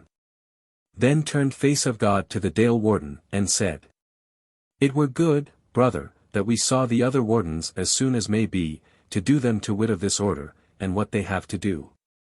Therewith he arose and took the elder of the Dale wardens away with him, and the twain set about their business straightway. Neither did the others abide long in the hall, but went out into the burg to see the chapmen and their wares. There the alderman bought what he needed of iron and steel and other matters. And Folk-Mote cheapened him a dagger curiously wrought, and a web of gold and silk for the sunbeam, for which wares he paid in silver arm rings, new wrought and of strange fashion. But amidst of the chaffer was now a great ring of men. And in the midst of the ring stood reedsman, fiddle and bow in hand, and with him were 4 damsels wondrously arrayed. For the first was clad in a smock so craftily wrought with threads of green and many colours, that it seemed like a piece of the green field beset with primroses and cowslips and harebells and windflowers, rather than a garment woven and sewn. And in her hand she bore a naked sword, with golden hilts and gleaming blade. But the second bore on her roses done in like manner, both blossoms and green leaves, wherewith her body was covered decently, which else had been naked. The third was clad as though she were wading the wheat field to the waist, and above was wrapped in the leaves and bunches of the wine tree. And the fourth was clad in a scarlet gown flecked with white wool to set forth the winter's snow, and broidered over with the burning brands of the holy hearth, and she bore on her head a garland of mistletoe. And these 4 damsels were clearly seen to image the 4 seasons of the year: spring, summer, autumn, and winter. But amidst them stood a fountain or conduit of gilded work cunningly wrought, and full of the best wine of the Dale, and gilded cups and beakers hung about it. So now reedsman fell to caressing his fiddle with the bow till it began to make sweet music, and therewith the hearts of all danced with it, and presently words come into his mouth, and he fell to singing. And the damsels answered him. Earth-wielders, that fashion the Dale-dwellers' treasure. Soft are ye by seeming, yet hardy of heart. No warrior amongst us withstandeth your pleasure. No man from his meadow may thrust you apart. Fresh and fair are your bodies, but far beyond telling are the years of your lives, and the craft ye have stored. Come give us a word, then, concerning our dwelling, and the days to befall us, the fruit of the sword. Winter saith. When last in the feast hall the Yule fire flickered, the foot of no foeman fared over the snow, and naught but the wind with the ash branches bickered. Next Yule ye may deem it a long time ago. Autumn saith. Loud laughed ye last year in the wheat field a-smiting, and ye laughed as your backs drave the beam of the press. When the edge of the warsword the acres are lighting, look up to the banner and laugh ye no less. Summer saith. Ye called and I came, and how good was the greeting, when ye wrapped me in roses both bosom and side. Here yet shall I long, and be fain of our meeting, as hidden from battle your coming I bide. Spring saith.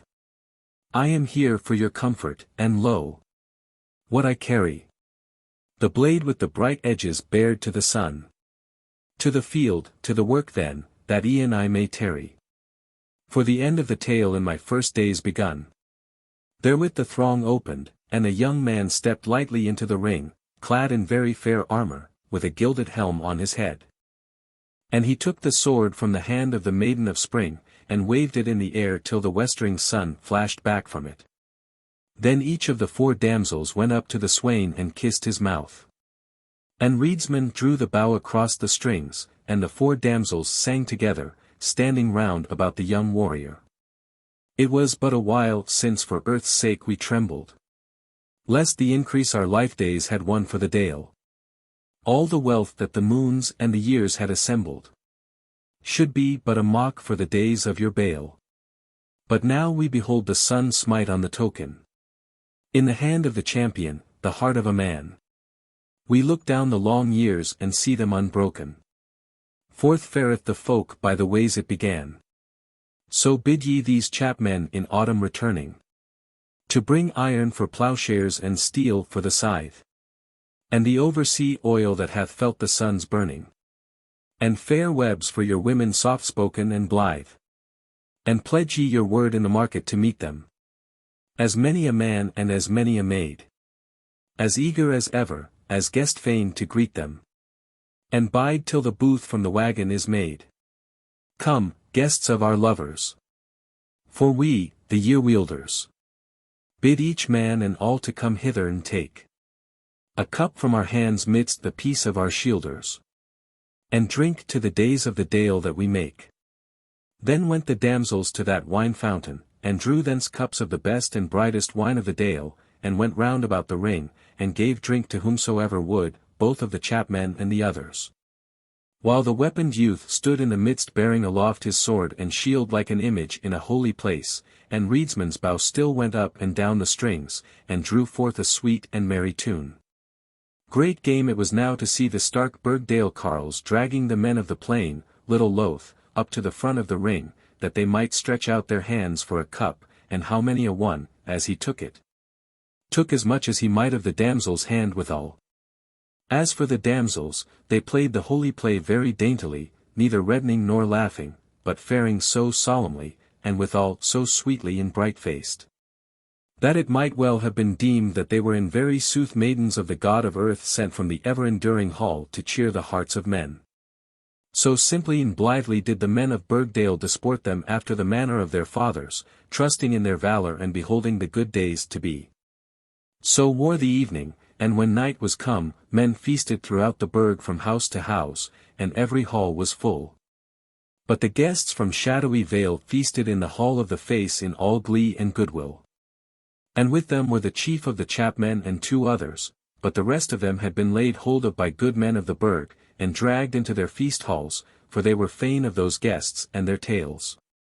One of the chapmen in the house of the Face knew Folk-Mote, and hailed him by the name he had borne in the cities, Regulus to wit. Indeed, the chief chapman knew him, and even somewhat over well, for he had been held to ransom by Folk-Mote in those past days, and even yet feared him, because he, the chapman, had played somewhat of a dastard's part to him. But the other was an open-hearted and merry fellow, and no weakling, and Folk-Mote was fain of his talk concerning times bygone, and the fields they had foughten in, and other adventures that had befallen them, both good and evil. As for Face of God, he went about the hall soberly, and spake no more than behoved him, so as not to seem a mar-feast, for the image of the slaughter to be yet abode with him, and his heart foreboded the aftergrief of the battle. He had no speech with the sunbeam till men were sundering after the feast, and then he came close to her amidst of the turmoil, and said, "Time presses on me these days. But if thou wouldest speak with me tomorrow as I would with thee, then mightest thou go on the bridge of the burg about sunrise, and I will be there, and we 2 only." Her face, which had been somewhat sad that evening, for she had been watching his, brightened at that word, and she took his hand as folk came thronging round about them, and said, "Yea, friend, I shall be there, and fain of thee." And therewithal they sundered for that night. And all men went to sleep throughout the burg, howbeit they set a watch at the burg gate. And Hall Face, when he was coming back from the woodland ward about sunset, fell in with Redcoat of Waterless and 80 men on the portway coming to meet him and take his place. All which was clean contrary to the wont of the Burgdalers, who at most whiles held no watch and ward, not even in fair time. Chapter 35. Face of God talketh with the sunbeam. Face of God was at the bridge on the morrow before sunrising, and as he turned about at the bridge foot he saw the sunbeam coming down the street. And his heart rose to his mouth at the sight of her, and he went to meet her and took her by the hand, and there were no words between them till they had kissed and caressed each other, for there was no one stirring about them. So they went over the bridge into the meadows, and eastward of the beaten path thereover. The grass was growing thick and strong, and it was full of flowers, as the cowslip and the oxlip, and the checkered daffodil, and the wild tulip. The blackthorn was well nigh done blooming, but the hawthorn was in bud, and in some places growing white. It was a fair morning, warm and cloudless, but the night had been misty, and the haze still hung about the meadows of the dale where they were wettest, and the grass and its flowers were heavy with dew, so that the sunbeam went barefoot in the meadow. She had a dark cloak cast over her kirtle, and had left her glittering gown behind her in the house. They went along hand in hand exceeding fain of each other, and the sun rose as they went, and the long beams of gold shone through the tops of the tall trees across the grass they trod, and a light wind rose up in the north. As Face of God stayed a moment and turned toward the face of the sun and prayed to him, while the sunbeam's hand left the war leader's hand and stole up to his golden locks and lay amongst them. Presently they went on, and the feet of Face of God led him unwitting toward the chestnut grove by the old dyke where he had met the bride such a little while ago, till he bethought whither he was going and stopped short and reddened. And the sunbeam noted it, but spake not, but he said, Hereby is a fair place for us to sit and talk till the day's work beginneth. So then he turned aside, and soon they came to a hawthorn brake out of which arose a great tall-stemmed oak, showing no green as yet save a little on its lower twigs. And anigh it, yet with room for its boughs to grow freely, was a great bird-cherry tree, all covered now with sweet-smelling white blossoms. There they sat down on the trunk of a tree felled last year, and she cast off her cloak, and took his face between her two hands and kissed him long and fondly, and for a while their joy had no word. But when speech came to them, it was she that spake first and said, Goldmane, my dear, sorely I wonder at thee and at me, how we are changed since that day last autumn when I first saw thee. Whiles I think, didst thou not laugh when thou wert by thyself that day, and mock at me privily, that I must needs take such wisdom on myself, and lessen thee standing like a stripling before me? Dost thou not call it all to mind and make merry over it, now that thou art become a great chieftain and a wise warrior, and I am yet what I always was, a young maiden of the kindred, save that now I abide no longer for my love? Her face was exceeding bright and rippled with joyous smiles, and he looked at her and deemed that her heart was overflowing with happiness, and he wondered at her indeed that she was so glad of him, and he said, Yea, indeed. Oft do I see that morning in the woodland hall and thee and me therein, as one looketh on a picture. Yea verily, and I laugh, yet is it for very bliss, neither do I mock at all. Did I not deem thee a god then? And am I not most happy now when I can call it thus to mind? And as to thee, thou wert wise then, and yet art thou wise now. Yea, I thought thee a god, and if we are changed, is it not rather that thou hast lifted me up to thee, and not come down to me?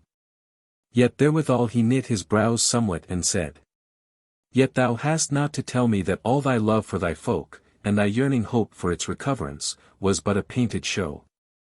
Else why shouldst thou love me the better now that I am become a chieftain, and therefore am more meet to understand thy hope and thy sorrow? Did I not behold thee as we stood before the wolf of the hall of Shadowy Vale, how the tears stood in thine eyes as thou beheldest him, and thine hand in mine quivered and clung to me, and thou wert all changed in a moment of time? Was all this then but a seeming and a beguilement? O young man, she said, hast thou not said it, that we stood there close together, and my hand in thine and desire growing up in me? Dost thou not know how this also quickeneth the story of our folk, and our goodwill towards the living, and remembrance of the dead? Shall they have lived and desired, and we deny desire and life? Or tell me, what was it made thee so chieftain-like in the hall yesterday, so that thou wert the master of all our wills, for as self-willed as some of us were? Was it not that I, whom thou deemest lovely, was thereby watching thee and rejoicing in thee? Did not the sweetness of thy love quicken thee? Yet because of that was thy warrior's wisdom and thy foresight an empty show. Heedest thou not the folk of the Dale? Wouldest thou sunder from the children of the fathers, and dwell amongst strangers? He kissed her and smiled on her and said, Did I not say of thee that thou wert wiser than the daughters of men? See how wise thou hast made me. She spake again, Nay, nay, there was no feigning in my love for my people.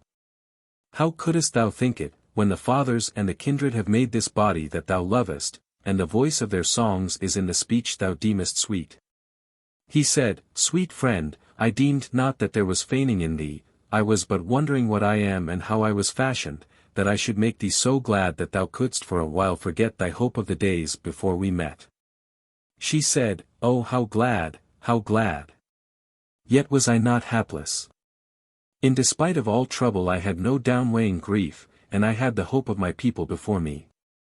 Good were my days, but I knew not till now how glad a child of man may be. Their words were hushed for a while amidst their caresses. Then she said, Goldmane, my friend, I mocked not my past self because I deemed that I was a fool then, but because I see now that all that my wisdom could do, would have come about without my wisdom. And that thou, deeming thyself something less than wise, didst accomplish the thing I craved, and that which thou didst crave also, and with all wisdom embraced thee, along with love. Therewith she cast her arms about him and said, O friend, I mock myself of this, that erst thou deemedst me a god and fearedst me, but now thou seemest to me to be a god, and I fear thee. Yea, though I have longed so sore to be with thee since the day of shadowy Vale, and though I have wearied of the slow wearing of the days, and it hath tormented me, yet now that I am with thee, I bless the torment of my longing. For it is but my longing that compelleth me to cast away my fear of thee and caress thee, because I have learned how sweet it is to love thee thus. He wound his arms about her, and sweeter was their longing than mere joy. And though their love was beyond measure, yet was therein no shame to aught, not even to the lovely Dale and that fair season of spring, so goodly they were among the children of men. In a while they arose and turned homeward, and went over the open meadow, and it was yet early, and the dew was as heavy on the grass as before, though the wide sunlight was now upon it, glittering on the wet blades, and shining through the bells of the checkered daffodils till they looked like gouts of blood. Look, said Sunbeam, as they went along by the same way whereas they came, deemest thou not that other speech friends besides us have been abroad to talk together apart on this morning of the eve of battle? It is not unwonted, that we do, even though we forget the trouble of the people, to think of our own joy for a while. The smile died out of her face as she spoke, and she said, O friend, this much may I say for myself in all sooth, that indeed I would die for the kindred and its good days, nor falter therein, but if I am to die, might I but die in thine arms. He looked very lovingly on her, and put his arm about her and kissed her and said, What ails us to stand in the doom ring and bear witness against ourselves before the kindred? Now I will say, that whatsoever the kindred may or can call upon me to do, that will I do, nor grudge the deed, I am sackless before them. But that is true which I spake to thee when we came together up out of shadowy Vale, to wit, that I am no strifeful man, but a peaceful. And I look to it to win through this war, and find on the other side either death, or life amongst a happy folk, and I deem that this is mostly the mind of our people. She said, Thou shalt not die, thou shalt not die.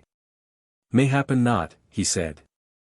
Yet yesterday I could not but look into the slaughter to come, and it seemed to me a grim thing, and darkened the day for me, and I grew a cold as a man walking with the dead.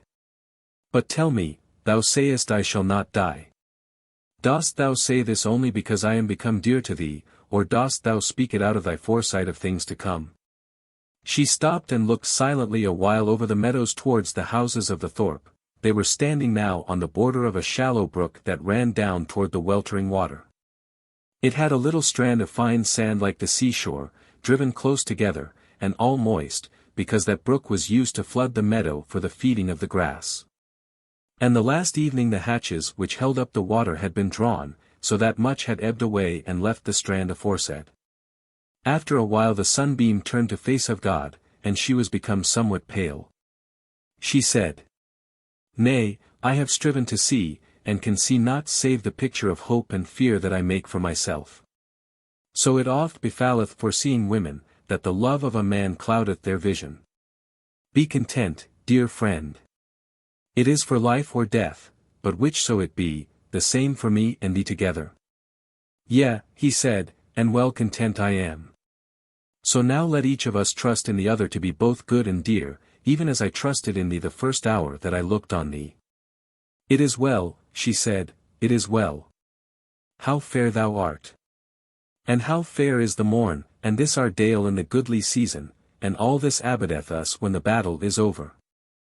Once more her voice became sweet and wheedling, and the smile lit up her face again, and she pointed down to the sand with her finger, and said, See thou! Here indeed have other lovers passed by across the brook. Shall we wish them good luck? He laughed and looked down on the sand, and said, Thou art in haste to make a story up. Indeed I see that these first footprints are of a woman, for no carle of the Dale has a foot as small, for we be tall fellows. And these others withal are a man's footprints, and if they showed that they had been walking side by side, simple had been thy tale, but so it is not. I cannot say that these two pairs of feet went over the brook within 5 minutes of each other. But sure it is that they could not have been faring side by side. Well, belike they were lovers bickering, and we may wish them luck out of that. Truly it is well seen that Baume hath done thine hunting for thee, dear friend. Or else wouldest thou have lacked venison, for thou hast no hunter's eye. Well, she said, but wish them luck, and give me thine hand upon it. He took her hand, and fondled it, and said, By this hand of my speech friend, I wish these twain all luck, in love and in leisure, in faring and fighting, in sowing and samming, in getting and giving. Is it well enough wished? If so it be, then come thy ways, dear friend, for the day's work is at hand. It is well wished, she said. Now hearken, by the valiant hand of the war leader, by the hand that shall unloose my girdle, I wish these twain to be as happy as we be. He made as if to draw her away, but she hung aback to set the print of her foot beside the woman's foot, and then they went on together, and soon crossed the bridge, and came home to the house of the Face. When they had broken their fast, Face of God would straight get to his business of ordering matters for the warfare, and was wishful to speak with Folk-Mote, but found him not either in the house or the street. But a man said, I saw the tall guest come abroad from the house and go toward the bridge very early in the morning. The sunbeam, who was anigh when that was spoken, heard it and smiled, and said, Goldmane, deemest thou that it was my brother whom we blessed? I wot not, he said, but I would he were here, for this gear must speedily be looked to. Nevertheless it was nigh an hour before Folk-Mote came home to the house. He strode in lightly and gaily, and shaking the crest of his war-helm as he went. He looked friendly on Face of God, and said to him, Thou hast been seeking me, war leader, but grudge it not that I have caused thee to tarry. For as things have gone, I am twice the man for thine helping that I was yestereve. And thou art so ready and deft, that all will be done in due time. He looked as if he would have had Face of God ask of him what made him so fain, but Face of God said only, I am glad of thy gladness. But now let us dally no longer, for I have many folk to see today and much to set a-going. So therewith they spake together a while, and then went their ways together toward Burgstead and the Woodlanders. Chapter 36. Folk-Mote speaketh with the bride. It must be told that those footprints which Face of God and the sunbeam had blessed betwixt jest and earnest had more to do with them than they wot of. For Folk-Mote, who had had many thoughts and longings since he had seen the bride again, rose up early about sunrise, and went out a-doors, and wandered about the burg, letting his eyes stray over the goodly stone houses and their trim gardens. Yet noting them little, since the bride was not there. At last he came to where there was an open place, straight-sided, longer than it was wide, with a wall on each side of it, over which showed the blossomed boughs of pear and cherry and plum trees. On either hand before the wall was a row of great lindens, now showing their first tender green, especially on their lower twigs, where they were sheltered by the wall.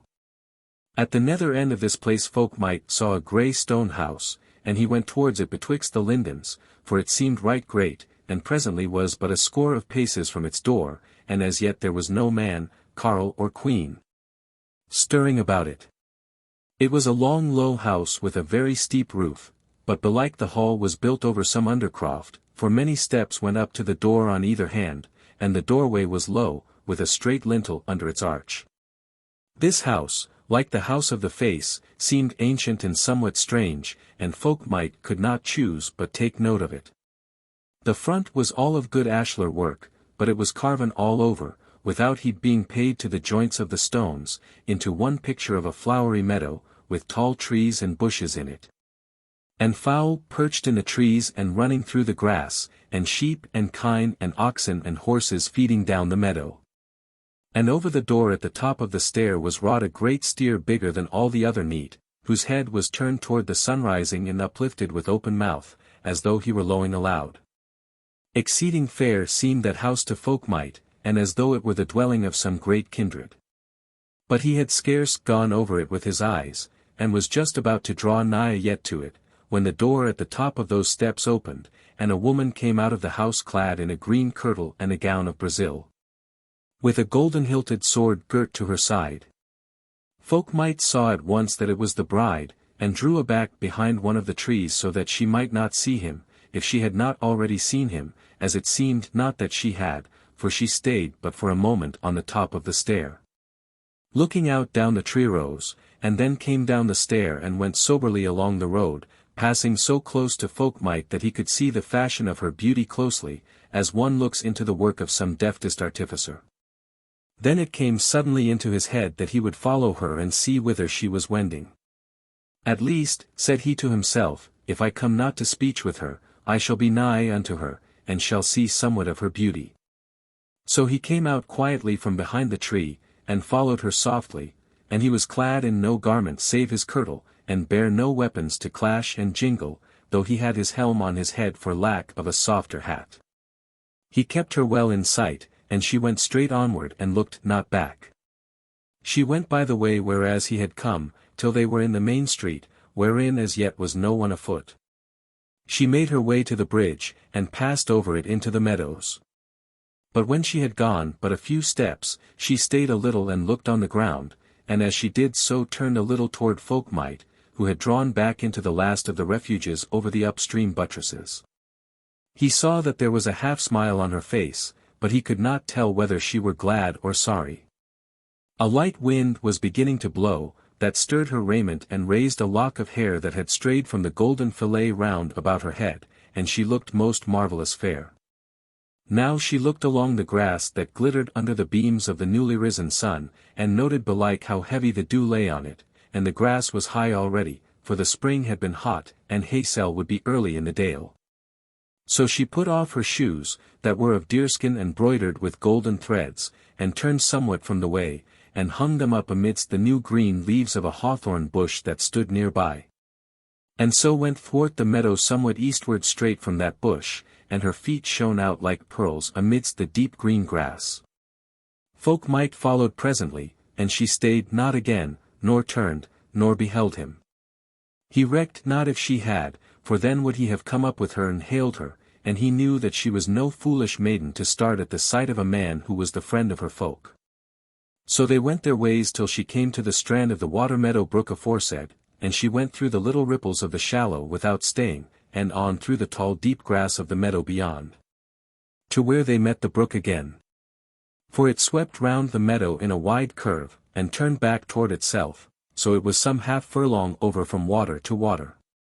She stood a while on the brink of the brook here, which was brimful and nigh running into the grass, because there was a dam just below the place. And Folk-Mote drew nigher to her under cover of the thorn bushes, and looked at the place about her and beyond her. The meadow beyond stream was very fair and flowery, but not right great. For it was bounded by a grove of ancient chestnut trees, that went on and on toward the southern cliffs of the dale. In front of the chestnut wood stood a broken row of blackthorn bushes, now growing green and losing their blossom. And he could see betwixt them that there was a grassy bank running along, as if there had once been a turf wall and ditch round about the chestnut trees. For indeed this was the old place of tryst between Goldmane and the bride, whereof the tale hath told before. The bride stayed scarce longer than gave him time to note all this. But he deemed that she was weeping, though he could not rightly see her face, for her shoulders heaved, and she hung her face adown and put up her hands to it. But now she went a little higher up the stream, where the water was shallower, and waded the stream and went up over the meadow, still weeping, as he deemed, and went between the blackthorn bushes. And sat her down on the grassy bank with her back to the chestnut trees. Folk-Mote was ashamed to have seen her weeping, and was half-minded to turn him back again at once, but love constrained him, and he said to himself, Where shall I see her again privily if I pass by this time and place? So he waited a little till he deemed she might have mastered the passion of tears, and then came forth from his bush, and went down to the water and crossed it, and went quietly over the meadow straight towards her.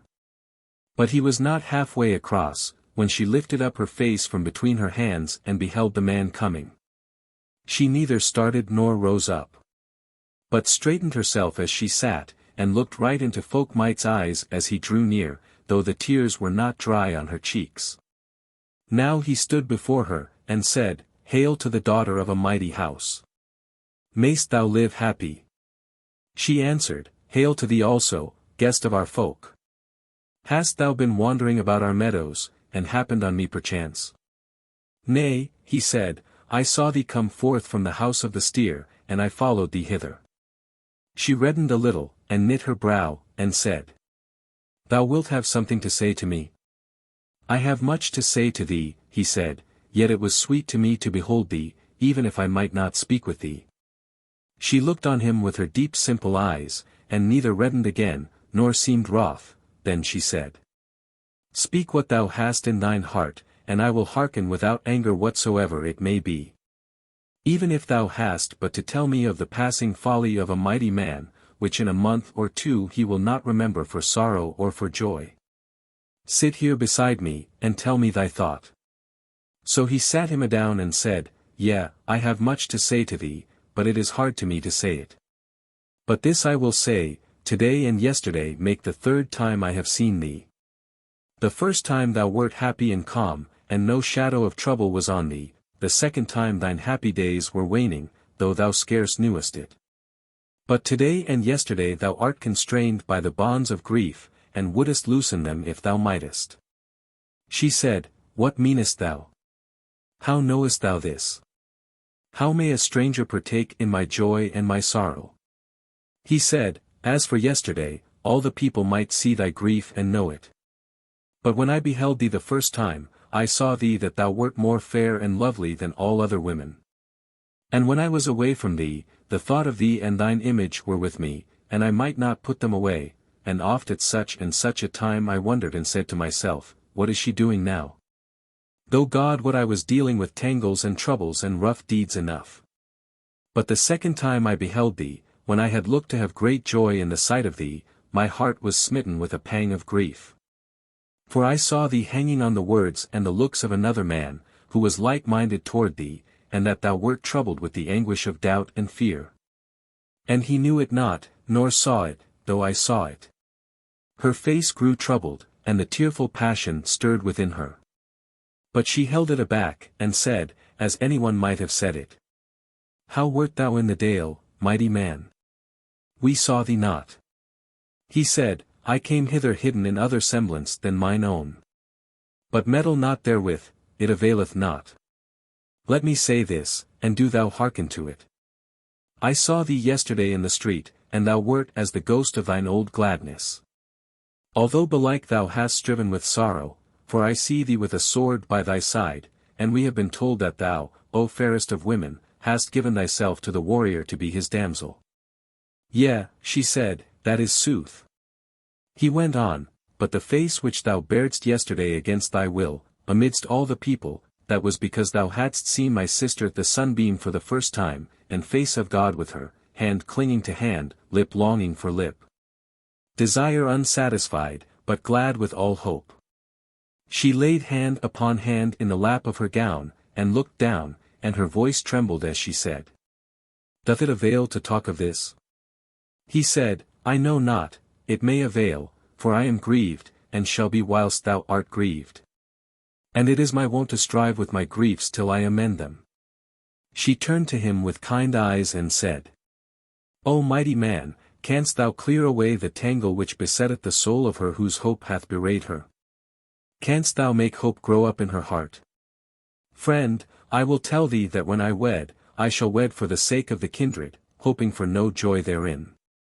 Yea, or if by some chance the desire of man came again into my heart, I should strive with it to rid myself of it, for I should know of it that it was but a wasting folly, that should but beguile me, and wound me, and depart, leaving me empty of joy and heedless of life. He shook his head and said, Even so thou deemest now, but one day it shall be otherwise. Or dost thou love thy sorrow? I tell thee, as it wears thee and wears thee, thou shalt hate it, and strive to shake it off. Nay, nay, she said. I love it not, for not only it grieveth me, but also it beateth me down and belittleth me. Good is that, said he. I know how strong thine heart is. Now, wilt thou take mine hand, which is verily the hand of thy friend, and remember what I have told thee of my grief which cannot be sundered from thine? Shall we not talk more concerning this? For surely I shall soon see thee again, and often. Since the warrior, who loveth me belike, letteth thee into fellowship with me. Yea, I tell thee, O friend, that in that fellowship shalt thou find both the seed of hope, and the sun of desire that shall quicken it. Therewith he arose and stood before her, and held out to her his hand all hardened with the sword hilt, and she took it, and stood up facing him, and said, This much will I tell thee, O friend. That what I have said to thee this hour, I thought not to have said to any man, or to talk with a man of the grief that weareth me, or to suffer him to see my tears. And marvellous I deem it of thee, for all thy might, that thou hast drawn this speech from out of me, and left me neither angry nor ashamed, in spite of these tears, and thou whom I have known not, though thou knewest me. But now it were best that thou depart, and get thee home to the house of the face, where I was once so frequent, for I wot that thou hast much to do, and as thou sayest, it will be in warfare that I shall see thee. Now I thank thee for thy words and the thought thou hast had of me, and the pain which thou hast taken to heal my hurt. I thank thee, for as grievous as it is to show one's hurts even to a friend. He said, O bride, I thank thee for hearkening to my tale, and one day shall I thank thee much more. Mayest thou fare well in the field and amidst the folk. Therewith he kissed her hand, and turned away, and went across the meadow and the stream, glad at heart and blithe with everyone, for kindness grew in him as gladness grew. Chapter 37. Of the Folk-Mote of the Dalemen, the shepherd folk, and the woodland carles, the banner of the wolf displayed. Now came the day of the great Folk-Mote, and there was much thronging from everywhere to the Mote-stead. But most from Burgstead itself, whereas few of the dale dwellers who had been at the fair had gone back home. Albeit some of the shepherds and of the dalesmen of the westernmost dale had brought light tents, and tilted themselves in the night before the mote down in the meadows below the Mote-stead. From early morning there had been a stream of folk on the portway setting westward, and many came thus early that they might hold converse with friends and well-wishers, and some that they might disport them in the woods. Men went in no ordered bands, as the Burgstead men at least had done on the day of the weapon show, save that a few of them who were arrayed the bravest gathered about the banners, and went with them to the Mote-stead. For all the banners must needs be there. The Folk-Mote was to be hallowed in 3 hours before noon, as all men knew. Therefore an hour before that time were all men of the dale and the shepherds assembled that might be looked for, save the aldermen and the chieftains with the banner of the burg, and these were not like to come many minutes before the hallowing. Folk were gathered on the field in such wise, that the men-at-arms made a great ring round about the doom-ring, albeit there were many old men there, girt with swords that they should never heave up again in battle. So that without that ring there was naught save women and children.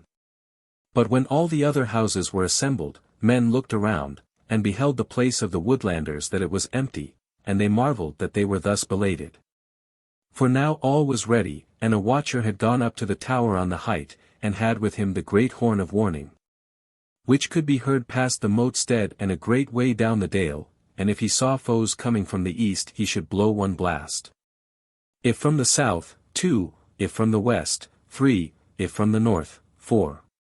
So half an hour from the appointed time of hallowing rose the rumour that the alderman was on the road, and presently they of the women who were on the outside of the throng, by drawing nigh to the edge of the sheer rock, could behold the banner of the burg on the portway, and soon after could see the wain, done about with green boughs, wherein sat the chieftains in their glittering war gear. Speedily they spread the tidings, and a confused shout went up into the air. And in a little while the wain stayed on Wildlake's way at the bottom of the steep slope that went up to the Mote-stead, and the banner of the burg came on proudly up the hill. Soon all men beheld it, and saw that the tall Hall-face bore it in front of his brother Face of God, who came on gleaming in war gear better than most men had seen. Which was indeed of his father's fashioning, and his father's gift to him that morning. After Face of God came the alderman, and with him Folk-Mote leading the sunbeam by the hand, and then Stoneface and the elder of the dale wardens. And then the 6 burg wardens. As to the other dale wardens, they were in their places on the field. So now those who had been standing up turned their faces toward the altar of the gods, and those who had been sitting down sprang to their feet, and the confused rumour of the throng rose into a clear shout as the chieftains went to their places, and sat them down on the turf seats amidst the doom-ring facing the speech hill and the altar of the gods. Amidmost sat the alderman, on his right hand Face of God, and out from him Hallface, and then Stoneface and 3 of the wardens. But on his left hand sat first the 2 guests, then the elder of the Dale wardens, and then the other 3 burg wardens. As for the banner of the burg, its staff was stuck into the earth behind them, and the banner raised itself in the morning wind and flapped and rippled over their heads. There then they sat, and folk abided, and it still lacked some minutes of the due time, as the alderman wat by the shadow of the great standing stone betwixt him and the altar. Therewithal came the sound of a great horn from out of the wood on the north side, and men knew it for the horn of the woodland carles, and were glad, for they could not think why they should be belated. And now men stood up a tiptoe and on others' shoulders to look over the heads of the women and children to behold their coming, but their empty place was at the southwest corner of the ring of men. So presently men beheld them marching toward their place, cleaving the throng of the women and children, a great company. For besides that they had with them 20 more of men under weapons than on the day of the weapon show, all their little ones and women and outworn elders were with them, some on foot, some riding on oxen and asses. In their forefront went the 2 signs of the battle shaft and the war spear. But moreover, in front of all was borne a great staff with the cloth of a banner wrapped round about it, and tied up with a hempen yarn that it might not be seen. Stark and mighty men they looked, tall and lean, broad-shouldered, dark-faced. As they came amongst the throng the voice of their horn died out, and for a few moments they fared on with no sound save the tramp of their feet. Then all at once the man who bare the hidden banner lifted up one hand, and straightway they fell to singing, and with that song they came to their place. And this is some of what they sang. O white, white sun, what things of wonder hast thou beheld from thy wall of the sky? All the roofs of the rich and the grief thereunder. As the fear of the earl folk flitteth by. Thou hast seen the flame steal forth from the forest, to slay the slumber of the lands. As the dusky lord whom thou abhorrest clomb up to thy burg unbuilt with hands. Thou lookest down from thy door the golden, nor badest thy wide shining mirth. As the ramparts fall, and the roof trees olden lie smouldering low on the burning earth. When flitteth the half-dark night of summer from the face of the murder great and grim, 'tis thou thyself and no newcomer shines golden bright on the deed undim. Art thou our friend, O day dawn's lover? Full oft thine hand hath sent aslant bright beams athwart the wood-bear's cover, where the feeble folk and the nameless haunt. Thou hast seen us quail, thou hast seen us cower. Thou hast seen us crouch in the green abode, while for us wert thou slaying slow hour by hour, and smoothing down the war-rough road. Yea, the rocks of the waste were thy dawns upheaving, to let the days of the years go through, and thy noons the tangled brake were cleaving, the slow-foot season's deed to do. Then gaze adown on this gift of our giving. For the wolf comes wending frith and ford, and the folk fares forth from the dead to the living, for the love of the leaf by the light of the sword. Then ceased the song, and the whole band of the Woodlanders came pouring tumultuously into the space allotted them, like the waters pouring over a river dam, their white swords waving aloft in the morning sunlight. And wild and strange cries rose up from amidst them, with sobbing and weeping of joy. But soon their troubled front sank back into ordered ranks, their bright blades stood upright in their hands before them, and folk looked on their company, and deemed it the very terror of battle and render of the ranks of war. Right well were they armed, for though many of their weapons were ancient and somewhat worn, yet were they the work of good smiths of old days. And moreover, if any of them lacked good war gear of his own, that had the alderman and his sons made good to them. But before the hedge of steel stood the 2 tall men who held in their hands the war tokens of the battle shaft and the war spear, and betwixt them stood one who was indeed the tallest man of the whole assembly, who held the great staff of the hidden banner. And now he reached up his hand, and plucked at the yarn that bound it, which of set purpose was but feeble, and tore it off, and then shook the staff aloft with both hands, and shouted, and lo! The banner of the wolf with the sunburst behind him, glittering bright, new woven by the women of the kindred, ran out in the fresh wind, and flapped and rippled before his warriors there assembled. Then from all over the moat stead arose an exceeding great shout, and all men waved aloft their weapons. But the men of Shadowy Vale who were standing amidst the men of the face knew not how to demean themselves, and some of them ran forth into the field and leapt for joy, tossing their swords into the air, and catching them by the hilts as they fell, and amidst it all the Woodlanders now stood silent, unmoving, as men abiding the word of onset. As for that brother and sister, the sunbeam flushed red all over her face, and pressed her hands to her bosom, and then the passion of tears overmastered her, and her breast heaved, and the tears gushed out of her eyes, and her body was shaken with weeping. But Folk-Mote sat still, looking straight before him, his eyes glittering, his teeth set, his right hand clutching hard at the hilts of his sword, which lay naked across his knees. And the bride, who stood clad in her begemmed and glittering war array in the forefront of the men of the steer, nigh unto the seats of the chieftains, beheld Folk-Mote, and her face flushed and brightened, and still she looked upon him. The alderman's face was as of one pleased and proud, yet was its joy shadowed as it were by a cloud of compassion. Face of God sat like the very image of the war god, and stirred not, nor looked toward the sunbeam. For still the thought of the after-grief of battle, and the death of friends and folk that loved him, lay heavy on his heart, for all that it beat wildly at the shouting of the men. Chapter 38. Of the great Folk-Mote, atonements given, and men made sackless. Amidst the clamour uprose the aldermen. For it was clear to all men that the Folk-Mote should be holden at once, and the matters of the war, and the fellowship, and the choosing of the war leader, speedily dealt with. So the alderman fell to hallowing in the Folk-Mote. He went up to the altar of the gods, and took the gold ring off it, and did it on his arm, then he drew his sword and waved it toward the four Erts, and spake. And the noise and shouting fell, and there was silence but for him.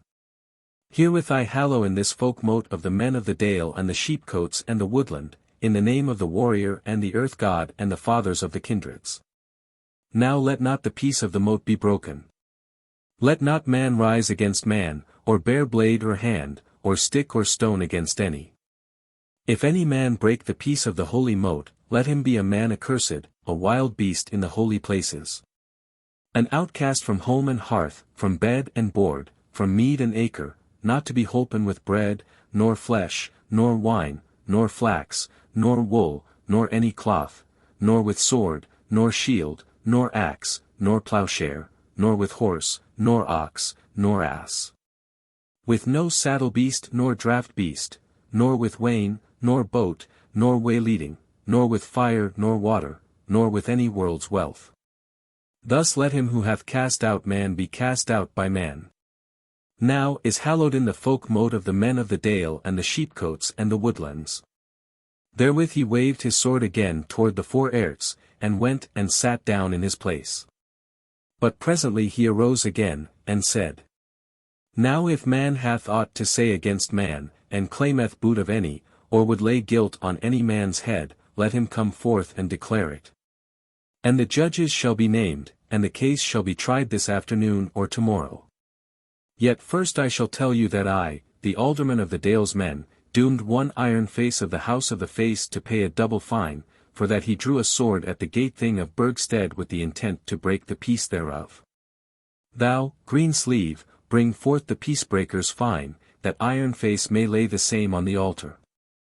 Then came forth a man from the men of the face bearing a bag, and he brought it to Iron Face, who went up to the altar and poured forth weighed gold from the bag thereon, and said, Warden of the Dale, come thou and weigh it. Nay, quoth the warden, it needeth not, no man here doubteth thee, Alderman Iron Face. A murmur of yea went up, and none had a word to say against the alderman, but they praised him rather. Also men were eager to hear of the war, and the fellowship, and to be done with these petty matters. Then the alderman rose again and said, Hath any man a grief against any other of the kindreds of the dale, or the sheepcotes, or the woodlands? None answered or stirred. So after he had waited a while, he said, Is there any who hath any guilt to lay against a stranger, an outlander, being such a man as he deems we can come at? Thereat was a stir amongst the men of the fleece of the shepherds, and their ranks opened, and there came forth an ill-favoured lean old man, long-nebbed, blear-eyed, and bent, girt with a rusty old sword, but not otherwise armed.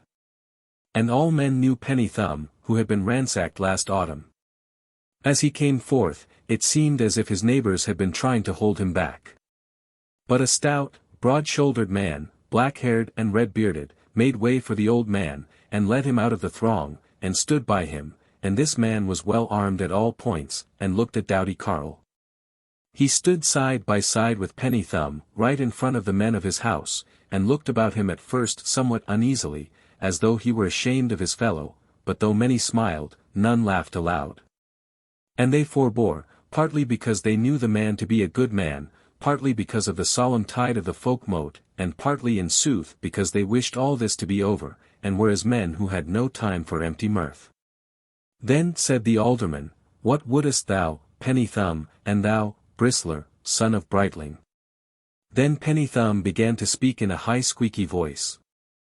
"Alderman, and lord of the folk." But therewithal Bristle pulled him back, and said, "I am the man who hath taken this quarrel upon me, and have sworn upon the holy Boar to carry this feud through. And we deem, alderman, that if they who slew Rusty and ransacked Penny Thumb be not known now, yet they soon may be." As he spake, came forth those 3 men of the shepherds and the 2 Dalesmen who had sworn with him on the holy Boar. Then up stood Folk-Mote, and came forth into the field, and said, "Bristler, son of Brightling, and ye other good men and true, it is but sooth that the ransackers and the slayer may soon be known. And here I declare them unto you, I it was and none other who slew Rusty, and I was the leader of those who ransacked Penny Thumb, and cowed Heartsbane of Greentofts. As for the slaying of Rusty, I slew him because he chased me, and would not forbear, so that I must either slay or be slain, as hath befallen me erewhile, and will befall again, methinks. As for the ransacking of Penny Thumb, I needed the goods that I took, and he needed them not, since he neither used them, nor gave them away, and, they being gone, he hath lived no worser than aforetime. Now I say, that if ye will take the outlawry off me, which, as I hear, ye laid upon me, not knowing me, then will I handsel self-doom to thee, Bristler, if thou wilt bear thy grief to purse, and I will pay thee what thou wilt out of hand. Or if perchance thou wilt call me to home, thither will I go, if thou and I come unslain out of this war. As to the ransacking and cowing of Heartsbane, I say that I am sackless therein, because the man is but a ruffler and a man of violence, and hath cowed many men of the Dale. And if he gainsay me, then do I call him to the home after this war is over, either him or any man who will take his place before my sword." Then he held his peace, and man spake to man, and a murmur arose, as they said for the more part that it was a fair and manly offer. But Bristler called his fellows and Penny Thumb to him, and they spake together. And sometimes Penny Thumb's shrill squeak was heard above the deep-voiced talk of the others, for he was a man that harboured malice. But at last Bristler spake out and said, "Tall man, we know that thou art a chieftain and of good will to the men of the Dale and their friends, and that want drave thee to the ransacking, and need to the manslaying. And neither the living nor the dead to whom thou art guilty are to be called good men. Therefore will I bring the matter to purse, if thou wilt handsel me self-doom." "Yea, even so let it be," quoth Folk-Mote, and stepped forward and took Bristler by the hand, and handselled him self-doom. Then said Bristler, "Though Rusty was no good man, and though he followed thee to slay thee, yet was he in his right therein, since he was following up his goodman's gear. Therefore shalt thou pay a full blood white for him, that is to say, the worth of 300s in weedstuff in whatso goods thou wilt. As for the ransacking of Penny Thumb, he shall deem himself well paid if thou give him our hundreds in weedstuff for that which thou didst borrow of him."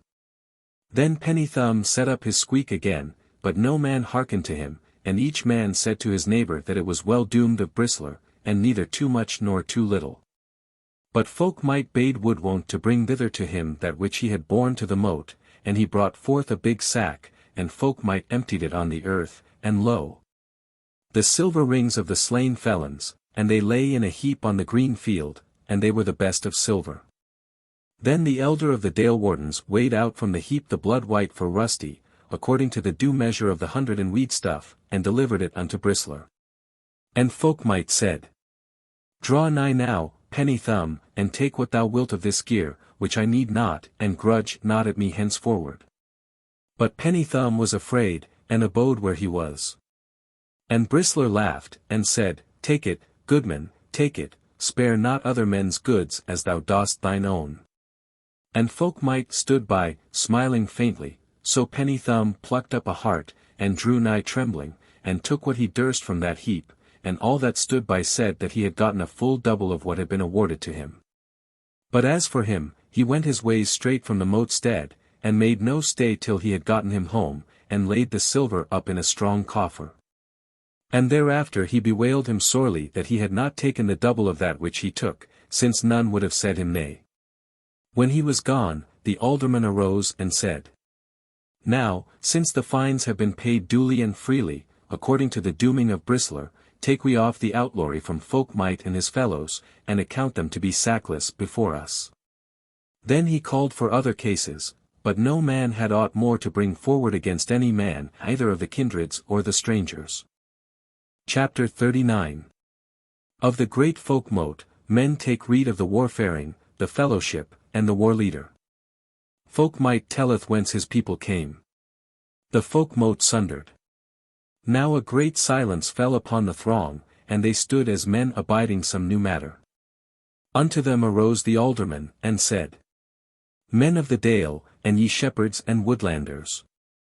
It is well known to you that we have foemen in the wood and beyond it, and now have we gotten sure tidings, that they will not abide at home or in the wood, but are minded to fall upon us at home. Now therefore I will not ask you whether ye will have peace or war, for with these foemen ye may have peace no otherwise save by war. But if ye think with me, 3 things have ye to determine: first, whether ye will abide your foes in your own houses, or will go meet them at theirs. Next, whether ye will take to you as fellows in arms a valiant folk of the children of the gods, who are foemen to our foemen, and lastly, what man ye will have to be your war leader. Now, I bid all those here assembled, to speak hereof, any man of them that will, either what they may have conceived in their own minds, or what their kindred may have put into their mouths to speak. Therewith he sat down, and in a little while came forth old Hallward of the house of the Steer, and stood before the alderman, and said, O alderman, all we say, since war is awake we will not tarry. But will go meet our foes while it is yet time. The valiant men of whom thou tellest shall be our fellows, were there but 3 of them.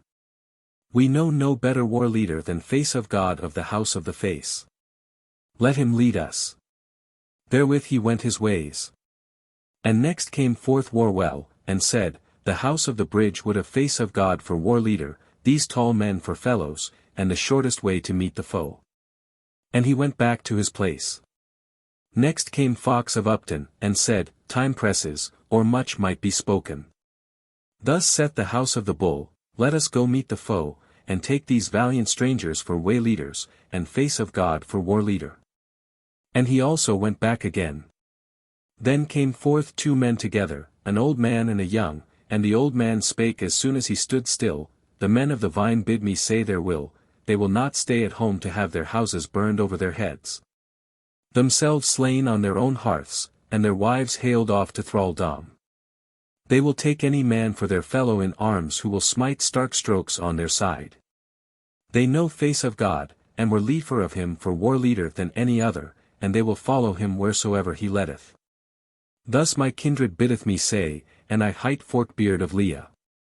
If I live through this war, I shall have lived through 5. Therewith he went back to his place. But the young man lifted up his voice and said, To all this I say ye, and so am I bidden by the kindred of the sickle. I am Redbeard of the Knolls, the son of my father. And he went to his place again. Then came forth Stoneface, and said, The house of the Face saith, Lead us through the wood, O Face of God, thou war leader, and ye warriors of the wolf. I am Stoneface, as men know, and this word hath been given to me by the kindred. And he took his place again. Then came forth together the 3 chiefs of the shepherds, to wit Hound under Greenbury, Strongatharm, and the Hillier. And Strongatharm spake for all three, and said, The men of Greenbury, and they of the Fleece and the Thorn, are of one accord, and bid us say that they are well pleased to have Face of God for war leader. And that they will follow him and the warriors of the Wolf to live or die with them, and that they are ready to go meet the foe at once, and will not skulk behind the walls of Greenbury. Therewith the three went back again to their places. Then came forth that tall man that bare the banner of the Wolf, when he had given the staff into the hands of him who stood next. He came and stood over against the seat of the chieftains. And for a while he could say no word, but stood struggling with the strong passion of his joy, but at last he lifted his hands aloft, and cried out in a loud voice. O war, war!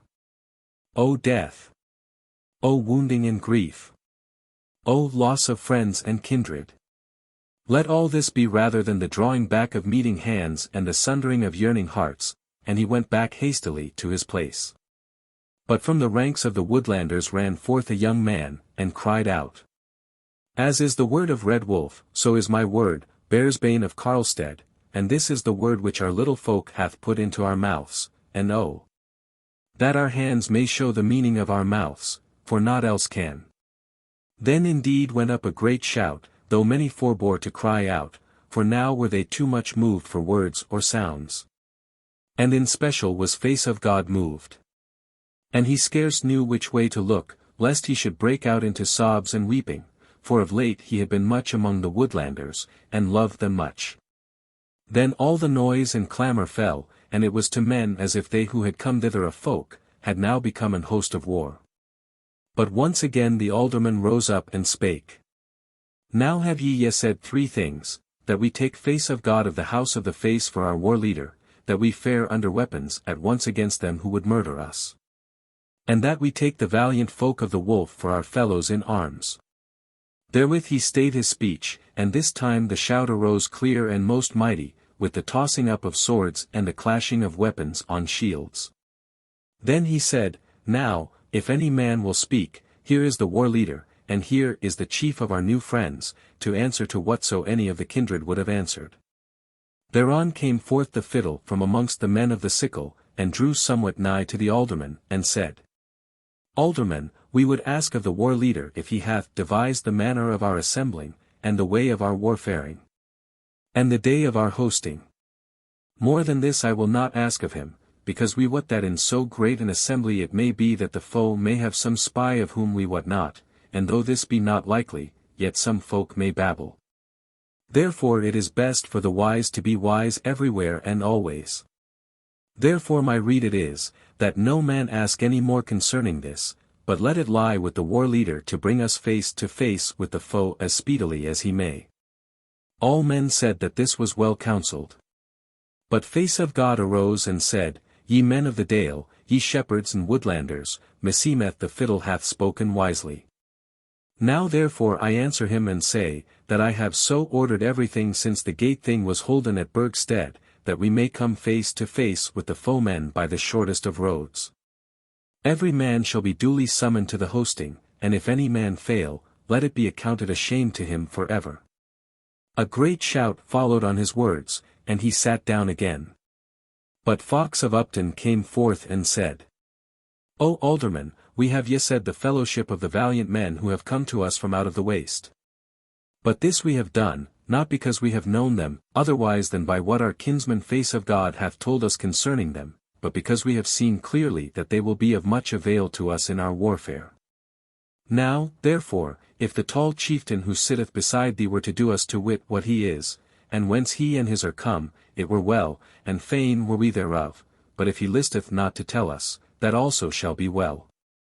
Then arose Folk-Mote in his place, but or ever he could open his mouth to speak, the tall red wolf strode forward bearing with him the banner of the wolf and the sunburst, and came and stood beside him. And the wind ran through the folds of the banner, and rippled it out above the heads of those twain. Then Folk-Mote spake and said, O men of the Dale and the sheepcotes, I will do as ye bid me do. And fain were ye of the story if every deal ye knew. But long, long were its telling, were I to tell it all, let it bide till the cup of deliverance ye drink from hall to hall.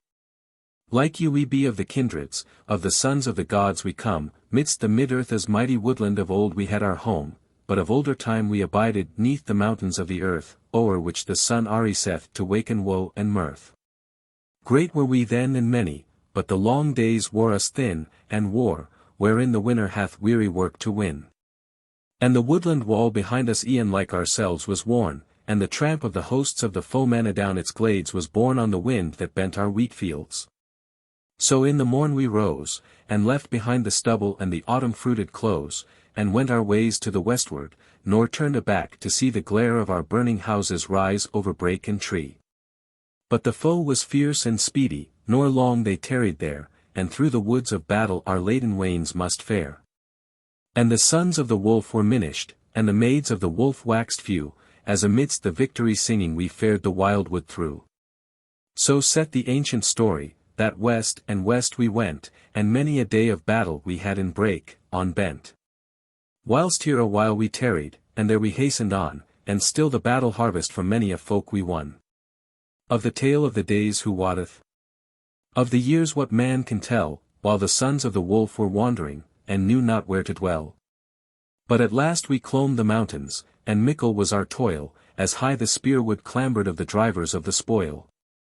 And tangled were the passes and the beacons flared behind, and the horns of gathering onset came up upon the wind.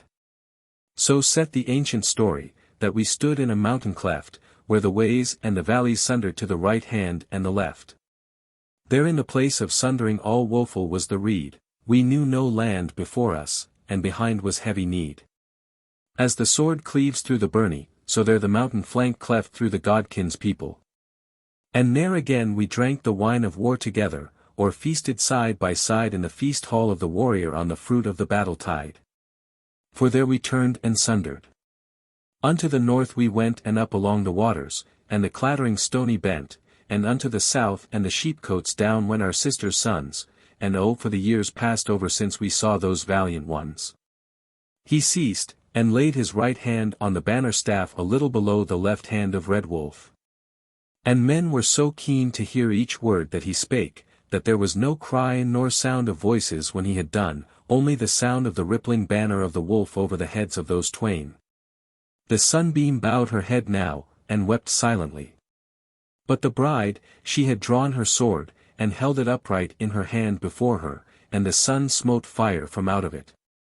Then it was but a little while before Red Wolf lifted up his voice, and sang. Hearken a wonder, O folk of the field! How they that did sunder stand shield beside shield! Lo! The old wont and manner by fearless folk made. On the bowl of the banner the brothers' hands laid. Lo! Here the token of what hath betid. Grown whole is the broken, found that which was hid. Now one way we follow whatever shall befall. As seeketh the swallow his yesteryear's haul. Seldom folk fewer to fight stead hath fared. Ne'er have men truer the battle reed bared. Grey locks now I carry, and old am I grown. Nor looked I to tarry to meet with mine own. For we who remember the deeds of old days were not but the ember of battle ablaze. For what man might aid us? What deed and what day should come where weird laid us aloof from the way? What man save that other of twain rent apart? Our war friend, our brother, the peace of our heart. Then hearken the wonder how shield beside shield. The twain that did sunder went down to the field. Now when he had made an end, men could no longer forbear the shout. And it went up into the heavens, and was borne by the west wind down the dale to the ears of the stay-at-home women and men unmeet to go abroad, and it quickened their blood and the spirits within them as they heard it. And they smiled and were fain. For they knew that their kinsfolk were glad. But when there was quiet on the moat field again, Folk-Mote spake again and said, It is sooth that my brother saith, and that now again we wend, all the sons of the wolf together, till the trouble hath an end. But as for that tale of the ancients, it saith that we who went to the northward, climbed and stumbled o'er many a stony bent, till we happed on that isle of the wasteland, and the grass of shadowy Vale, where we dwelt till we throve a little, and felt our might avail. Then we fared abroad from the shadow and the little light it hold, and the increase fell to the valiant, and the spoil to the battle bold, and never a man gainsaid us with the weapons in our hands. And in Silverdale the happy we gat us life and lands. So wore the years o'er wealthy. And meseemeth that ye know how we sowed and reaped destruction, and the day of the overthrow, how we leaned on the staff we had broken, and put our lives in the hand of those whom we had vanquished and the feeble of the land. And these were the stone of stumbling, and the burden not to be borne, when the battle blast fell on us and our day was overworn. Thus then did our wealth bewray us, and left us wise and sad. And to you, bold men, it falleth once more to make us glad, if so your hearts are bidding, and ye deem the deed of worth. Such were we, what we shall be, 'tis yours to say henceforth. He said furthermore, how great we have been I have told you already, and ye shall see for yourselves how little we be now. Is it enough, and will ye have us for friends and brothers? How say ye? They answered with shout upon shout, so that all the place and the wild wood round about was full of the voice of their crying.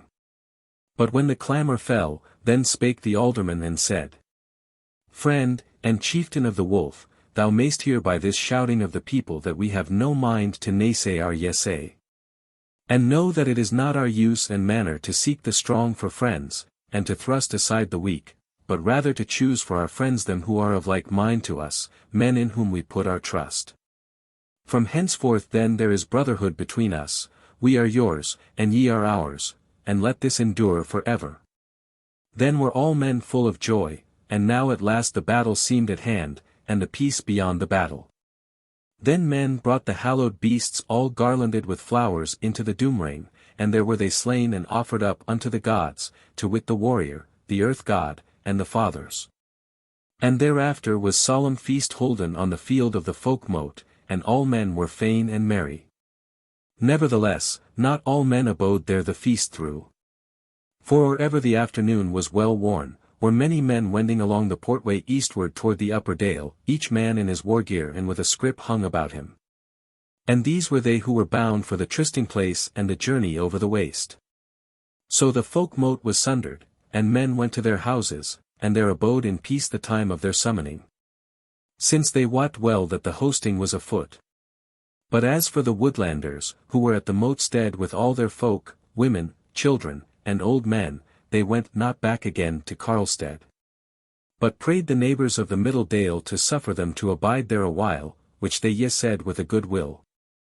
So the Woodlanders tilted themselves in, the more part of them, down in the meadows below the Mote-stead, along either side of Wildlake's way. But their ancient folk, and some of the women and children, the neighbours would have into their houses, and the rest they furnished with victual and all that they needed without price, looking upon them as their very guests.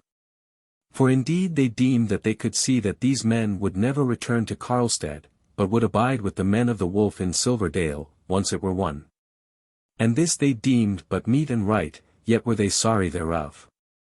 For the Woodlanders were well beloved of all the dalesmen, and now that they had gotten to know that they were come of so noble a kindred, they were better beloved yet, and more looked upon. Chapter 40. Of the hosting in Shadowy Vale. It was on the evening of the 4th day after the Folk-Mote that there came through the waste to the rocky edge of Shadowy Vale a band of some 15 score of men at arms. And with them a multitude of women and children and old men, some afoot, some riding on asses and bullocks. And with them were sumpter asses and neat laden with household goods, and a few goats and kine. And this was the whole folk of the Woodlanders come to the hosting in Shadowy Vale and the home of the children of the Wolf. Their leaders of the way were Woodfather and Woodwonte and 2 other carles of Shadowy Vale, and Red Wolf the Tall, and Bearsbane and Wargrove were the captains and chieftains of their company. Thus then they entered into the narrow pass aforesaid, which was the in-gate to the vale from the waste, and little by little its dimness swallowed up their long line. As they went by the place where the lowering of the rock wall gave a glimpse of the valley, they looked down into it as face of God had done, but much change was there in little time. There was the black wall of crags on the other side stretching down to the gill of the great force, there ran the deep green waters of the shivering flood. But the grass which face of God had seen naked of everything but a few kine, thereon now the tents of men stood thick. Their hearts swelled within them as they beheld it, but they forbore the shout and the cry till they should be well within the vale, and so went down silently into the darkness. But as their eyes caught that dim image of the wolf on the wall of the pass, man pointed it out to man, and not a few turned and kissed it hurriedly. And to them it seemed that many a kiss had been laid on that dear token since the days of old, and that the hard stone had been worn away by the fervent lips of men. And that the air of the murk place yet quivered with the vows sworn over the sword blade. But down through the dark they went, and so came on to the stony scree at the end of the pass and into the vale, and the whole folk save the 3 chieftains flowed over it and stood about it down on the level grass of the vale. But those 3 stood yet on the top of the scree, bearing the war signs of the shaft and the spear, and betwixt them the banner of the wolf and the sunburst newly displayed to the winds of Shadowy Vale. Up and down the vale they looked, and saw before the tents of men the old familiar banners of Burgdale rising and falling in the evening wind. But amidst of the doomring was pitched a great banner, whereon was done the image of the wolf with red gaping jaws on a field of green. And about him stood other banners, to wit, the silver arm on a red field, the red hand on a white field, and on green fields both, the golden bushel and the ragged sword. All about the plain shone glittering war gear of men as they moved hither and thither, and a stream of folk began at once to draw toward the scree to look on those newcomers. And amidst the helmed Burgdalers and the white-coated shepherds went the tall men of the wolf, bareheaded and unarmed save for their swords, mingled with the fair strong women of the kindred, treading barefoot the soft grass of their own vale. Presently there was a great throng gathered round about the Woodlanders, and each man as he joined it waved hand or weapon toward them, and the joy of their welcome sent a confused clamour through the air. Then forth from the throng stepped Folk-Mote, unarmed save his sword, and behind him was Face of God, in his war gear save his helm, hand in hand with the sunbeam, who was clad in her goodly flowered green kirtle. Her feet naked like her sisters of the kindred. Then Folk-Mote cried aloud, a full and free greeting to our brothers. Well be ye, O sons of our ancient fathers. And today are ye the dearer to us because we see that ye have brought us a gift, to wit, your wives and children, and your grandsires unmeet for war. By this token we see how great is your trust in us, and that it is your meaning never to sunder from us again. O well be ye, well be ye. Then spake Red Wolf and said, Ye sons of the wolf, who parted from us of old time in that cleft of the mountains, it is our very selves that we give unto you, and these are a part of ourselves, how then should we leave them behind us? Bear witness, O men of Burgdale and the sheepcotes, that we have become one folk with the men of Shadowy Vale, never to be sundered again. Then all that multitude shouted with a loud voice. And when the shout had died away, Folk-Mote spake again. O warriors of the sundering, here shall your wives and children abide, while we go a little journey to rejoice our hearts with the hard hand play. And take to us that which we have missed, and tomorrow morn is appointed for this same journey, unless ye be over foot weary with the ways of the waste. Red Wolf smiled as he answered, This ye say in jest, brother, for ye may see that our day's journey hath not been overmuch for our old men, how then should it weary those who may yet bear sword?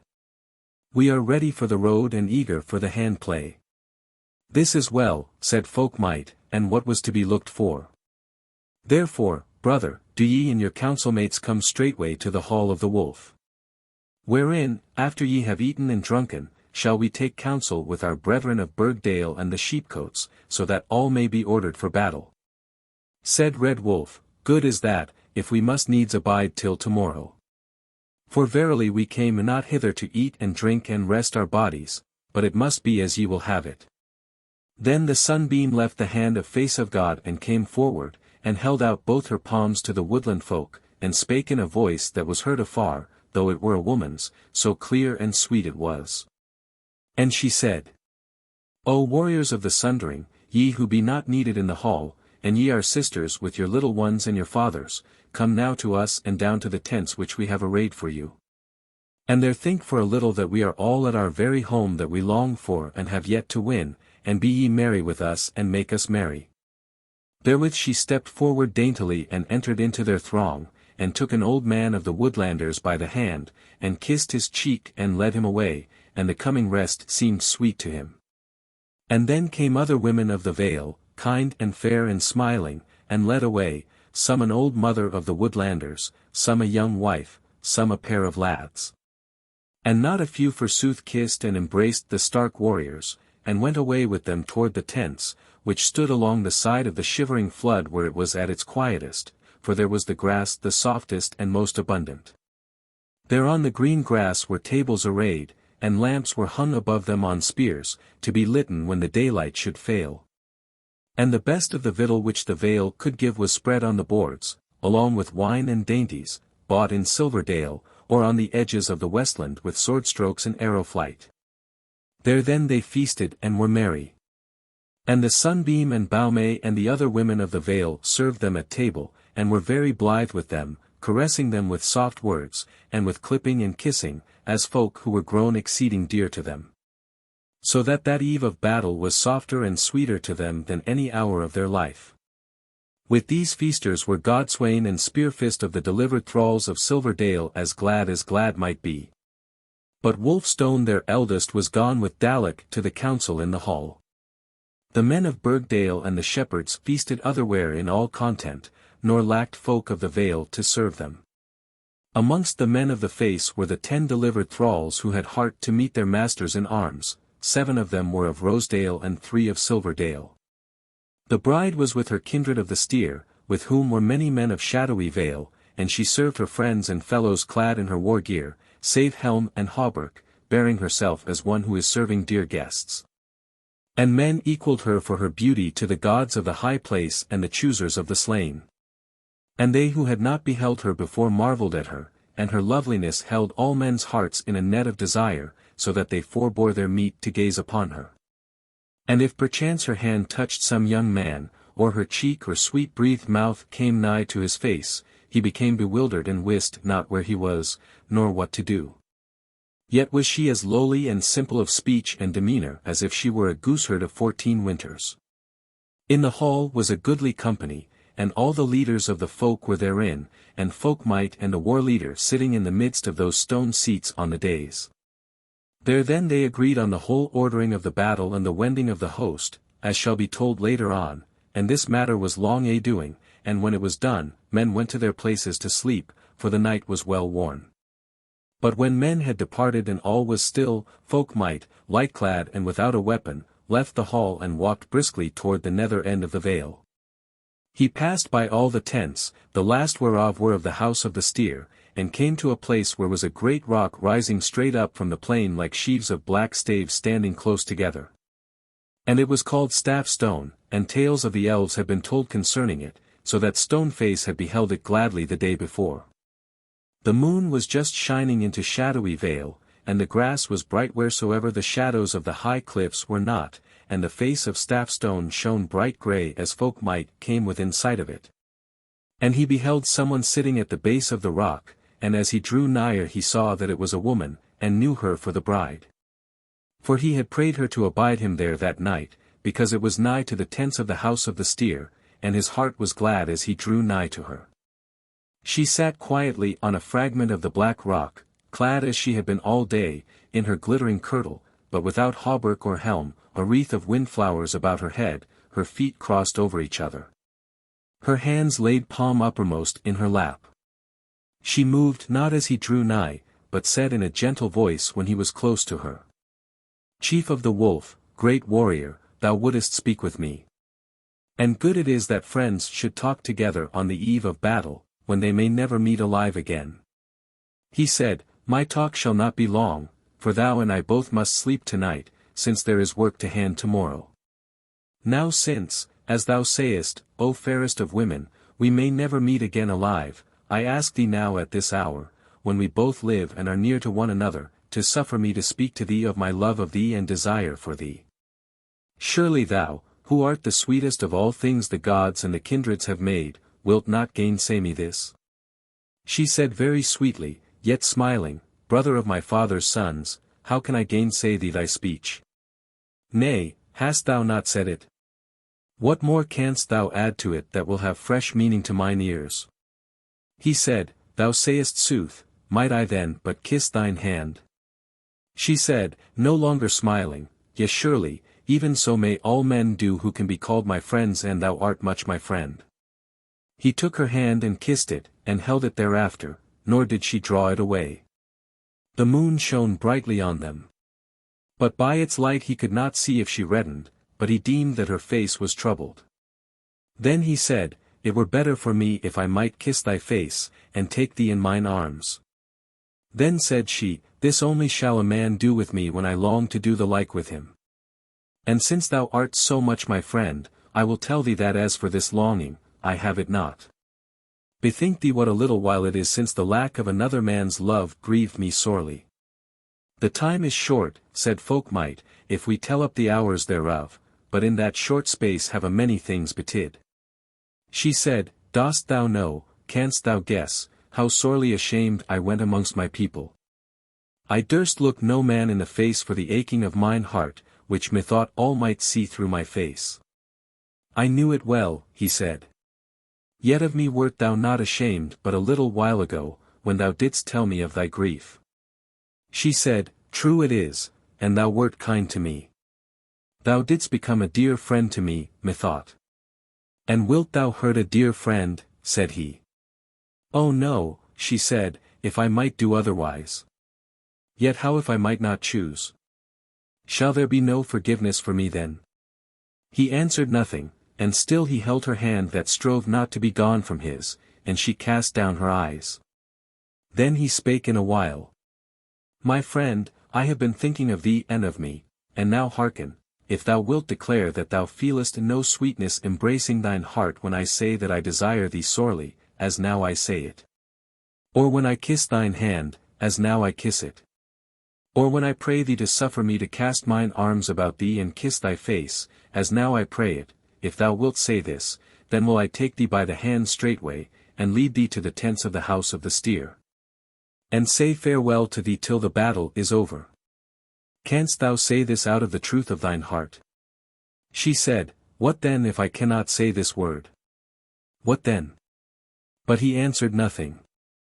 And she sat still a little while, and then arose and stood before him, looking him in the eyes, and said, I cannot say it. Then he caught her in his arms and strained her to him, and then kissed her lips and her face again and again, and she strove not with him. But at last she said, Yet after all this shalt thou lead me back to my folk straightway. And when the battle is done, if both we are living, then shall we speak more thereof. So he took her hand and led her on toward the tents of the steer, and for a while he spake not, for he doubted himself, what he should say. But at last he spake. Now is this better for me than if it had not been, whether I live or whether I die. Yet thou hast not said that thou lovest me and desirest me. Wilt thou compel me, she said. Tonight I may not say it. Who shall say what words my lips shall fashion when we stand together victorious in Silverdale, then indeed may the time seem long from now. He said, Yea, true is that. Yet once again I say that so measured long and long is the time since first I saw thee in Burgdale before thou knewest me. Yet now I will not bicker with thee, for be sure that I am glad at heart. And lo you! Our feet have brought us to the tents of thy people. All good go with thee. And with thee, sweet friend, she said. Then she lingered a little, turning her head toward the tents, and then turned her face toward him and laid her hand on his neck, and drew his head adown to her and kissed his cheek, and therewith swiftly and lightly departed from him. Now the night wore and the morning came, and Face of God was abroad very early in the morning, as his custom was. And he washed the night from off him in the Carl's bath of the shivering flood, and then went round through the encampment of the host, and saw none stirring save here and there the last watchman of the night. He spake with one or two of these, and then went up to the head of the vale, where was the pass that led to Silverdale. And there he saw the watch, and spake with them, and they told him that none had as yet come forth from the pass, and he bade them to blow the horn of warning to rouse up the host as soon as the messengers came thence.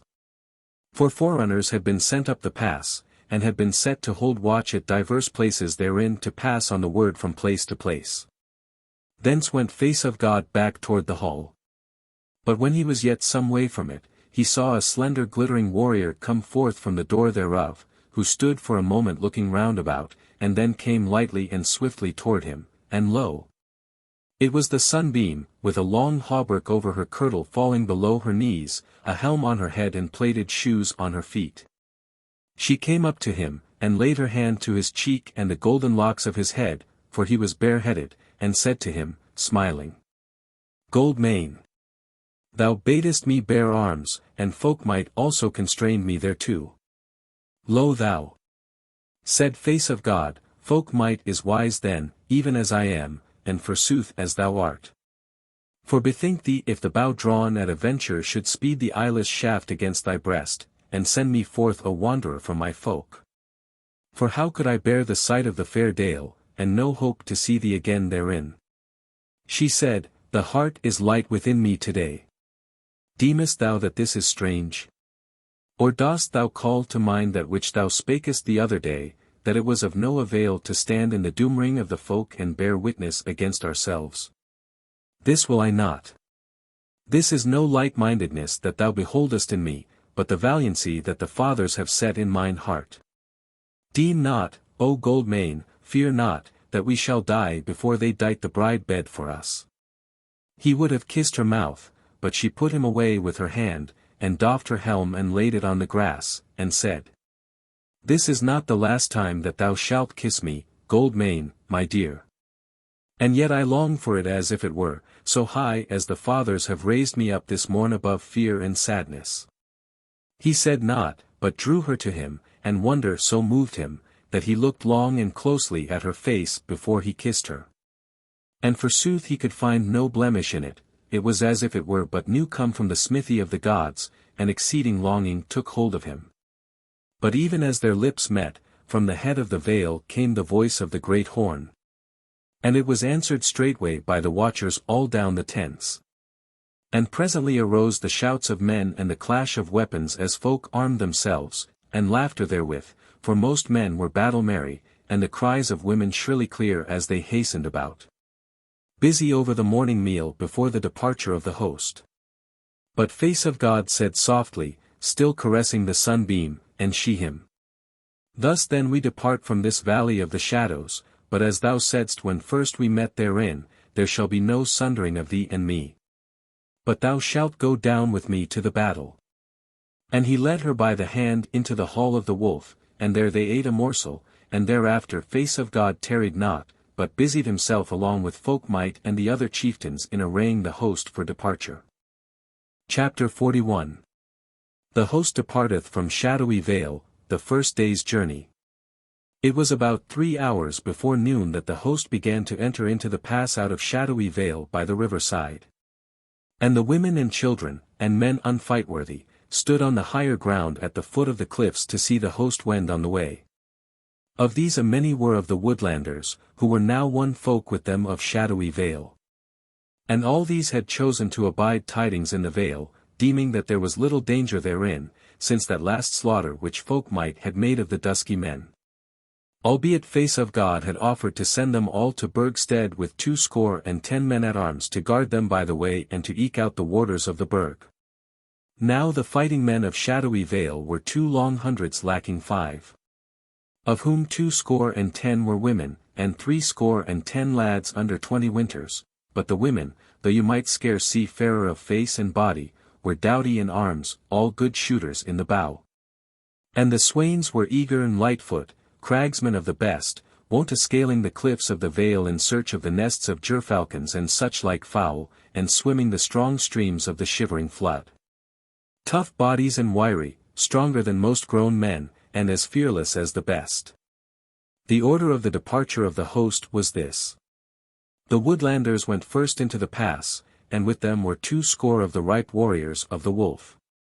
Then came of the kindreds of Burgdale, the men of the steer, the bridge, and the bull, then the men of the vine and the sickle, then the shepherd folk, and lastly, the men of the face led by Stoneface and Hallface. With these went another 200 of the dwellers in Shadowy Vale, and the rest were scattered up and down the bands of the host to guide them into the best paths and to make the way easier to them. Face of God was sundered from his kindred, and went along with Folk-Mote in the forefront of the host, while his father the alderman went as a simple man-at-arms with his house in the rearward. The sunbeam followed her brother and face of God amidst the warriors of the wolf, and with her were Baume clad in the alderman's gift, and Wood-father and his children.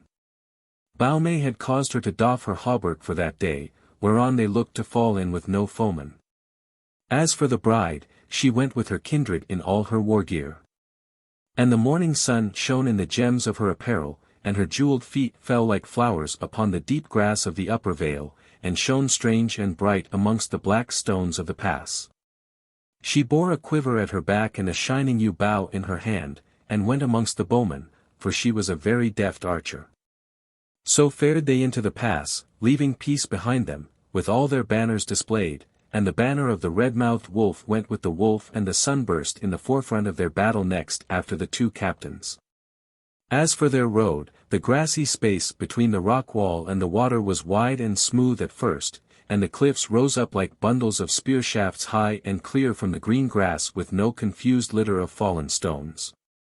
So that the men strode on briskly, their hearts high raised and full of hope. And as they went, the sweetness of song stirred in their souls, and at last Baume fell to singing in a loud clear voice, and her cousin Wood-Wights answered her. And all the warriors of the wolf who were in their band fell into the song at the ending, and the sound of their melody went down the water and reached the ears of those that were entering the pass. And of those who were abiding till the way should be clear of them, and this is some of what they sang. Baume singeth. Hear ye never a voice come crying out from the waste where the winds fare wide? Sons of the wolf, the days are dying. And where in the clefts of the rocks do ye hide? Into your hands hath the sword been given. Hard are the palms with the kiss of the hilt. Through the trackless waste hath the road been riven, for the blade to seek to the heart of the guilt. And yet ye bide and yet ye tarry. Dear deem ye the sleep twixt hearth and board. And sweet the maiden mouths ye marry. And bright the blade of the bloodless sword. Wood-Wights singeth. Yea, here we dwell in the arms of our mother, the shadowy queen, and the hope of the waste. Here first we came, when never another adown the rocky stair made haste. Far is the foe, and no sword beholdeth what deed we work and whither we wend. Dear are the days, and the year enfoldeth the love of our life from end to end. Voice of our fathers, why will ye move us, and call up the sun our swords to behold? Why will ye cry on the foeman to prove us? Why will ye stir up the heart of the bold? Baume singeth. Purblind am I, the voice of the chiding. Then tell me what is the thing ye bear? What is the gift that your hands are hiding? The gold adorned, the dread and dear. Wood-Wights singeth. Dark in the sheath lies the anvil's brother. Hid is the hammered death of men. Would ye look on the gift of the green-clad mother? How then shall ye ask for a gift again? The warriors sing. Show we the sunlight the gift of the mother. As foot follows foot to the foeman's den. Gleam sun, breathe wind, on the anvil's brother. For bare is the hammered death of men. Therewith they shook their naked swords in the air, and fared on eagerly, and as swiftly as the pass would have them fare. But so it was, that when the rearward of the host was entering the first of the pass, and was going on the wide smooth sward, the vanward was gotten to where there was but a narrow space clear betwixt water and cliff. For otherwhere was a litter of great rocks and small, hard to be threaded even by those who knew the passes well. So that men had to tread along the very verge of the shivering flood, and wary must they be, for the water ran swift and deep betwixt banks of sheer rock half a fathom below their very footsoles, which had but bare space to go on the narrow way. So it held on for a while, and then got safer, and there was more space for going betwixt cliff and flood. Albeit it was toilsome enough, since for some way yet there was a drift of stones to cumber their feet, some big and some little, and some very big. After a while the way grew better, though here and there, where the cliffs lowered, were wide screes of loose stones that they must needs climb up and down. Thereafter for a space was there an end of the stony cumber, but the way betwixt the river and the cliffs narrowed again, and the black crags grew higher, and at last so exceeding high, and the way so narrow, that the sky overhead was to them as though they were at the bottom of a well, and men deemed that thence they could see the stars at noontide. For some time withal had the way been mounting up and up, though the cliffs grew higher over it, till at last they were but going on a narrow shelf, the shivering flood swirling and rattling far below them betwixt sheer rock walls grown exceeding high, and above them the cliffs going up towards the heavens as black as a moonless starless night of winter. And as the flood thundered below, so above them roared the ceaseless thunder of the wind of the pass, that blew exceeding fierce down that strait place, so that the skirts of their garments were wrapped about their knees by it, and their feet were well nigh stayed at whiles as they breasted the push thereof.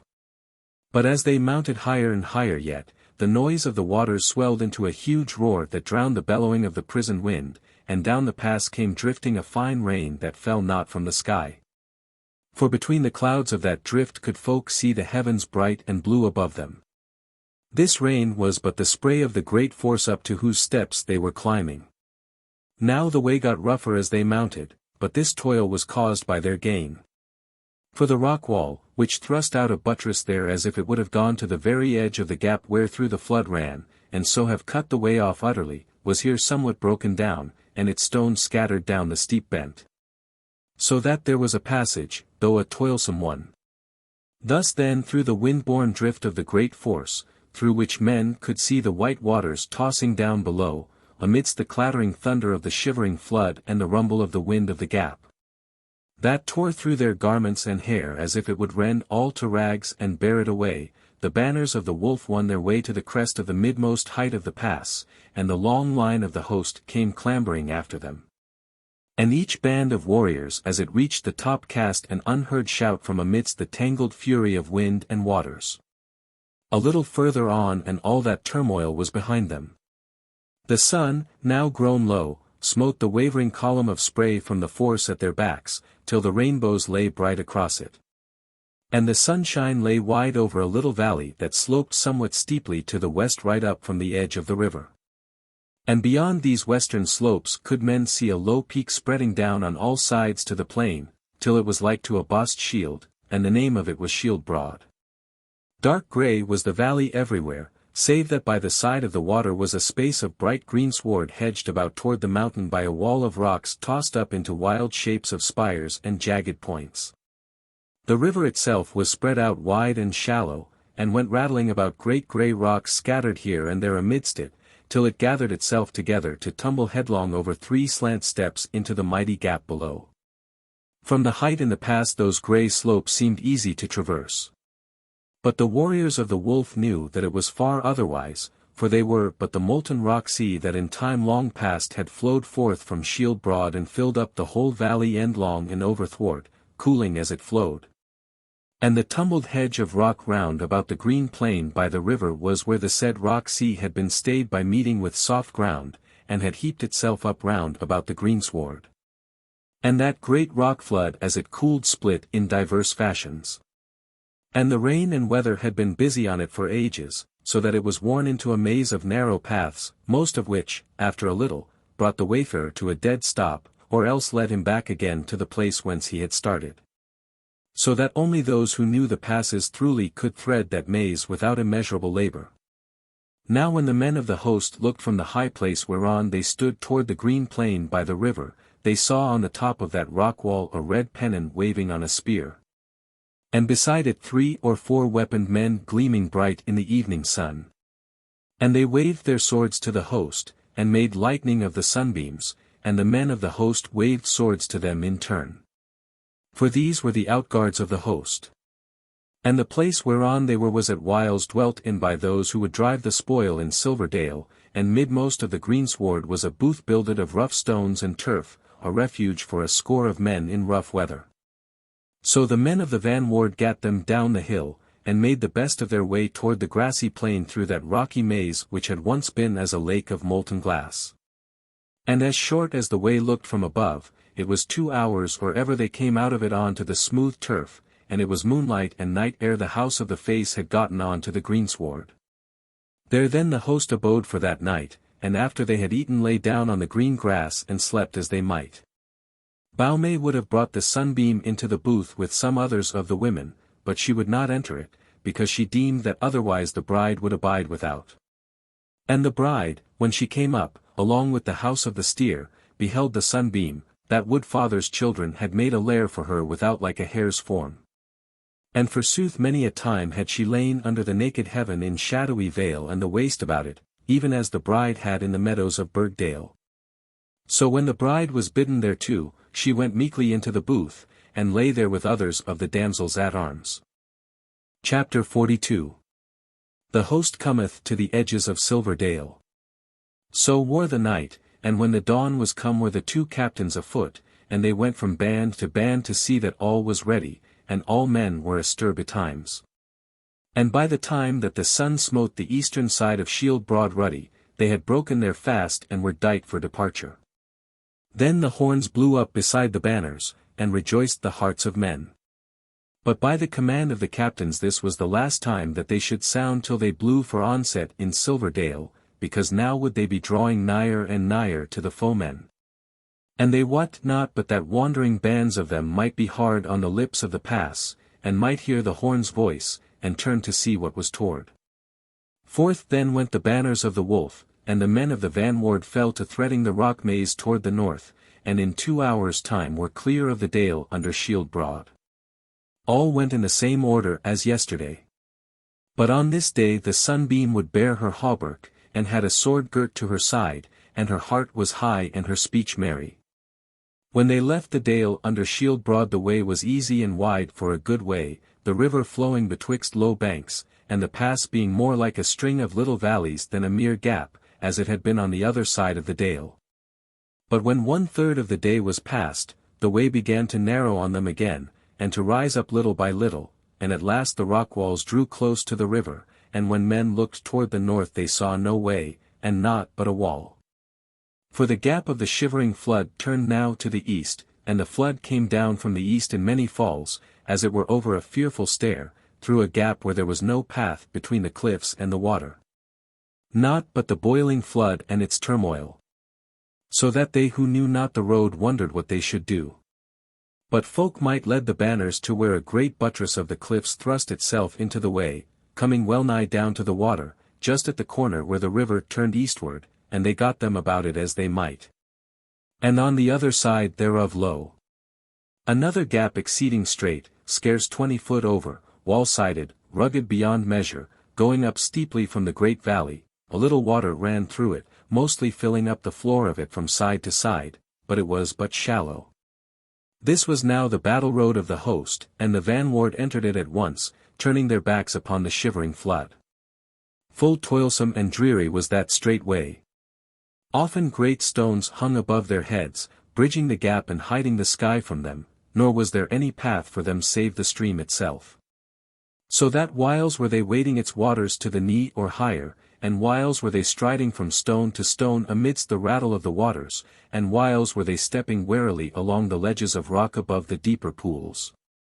And in all wise labouring in overcoming the rugged road amidst the twilight of the gap. Thus they toiled till the afternoon was well worn, and so at last they came to where the rock wall was somewhat broken down on the north side, and great rocks had fallen across the gap, and dammed up the waters, which fell scantily over the dam from stone to stone into a pool at the bottom of it. Up this breach, then, below the force they scrambled and struggled, for rough indeed was the road for them.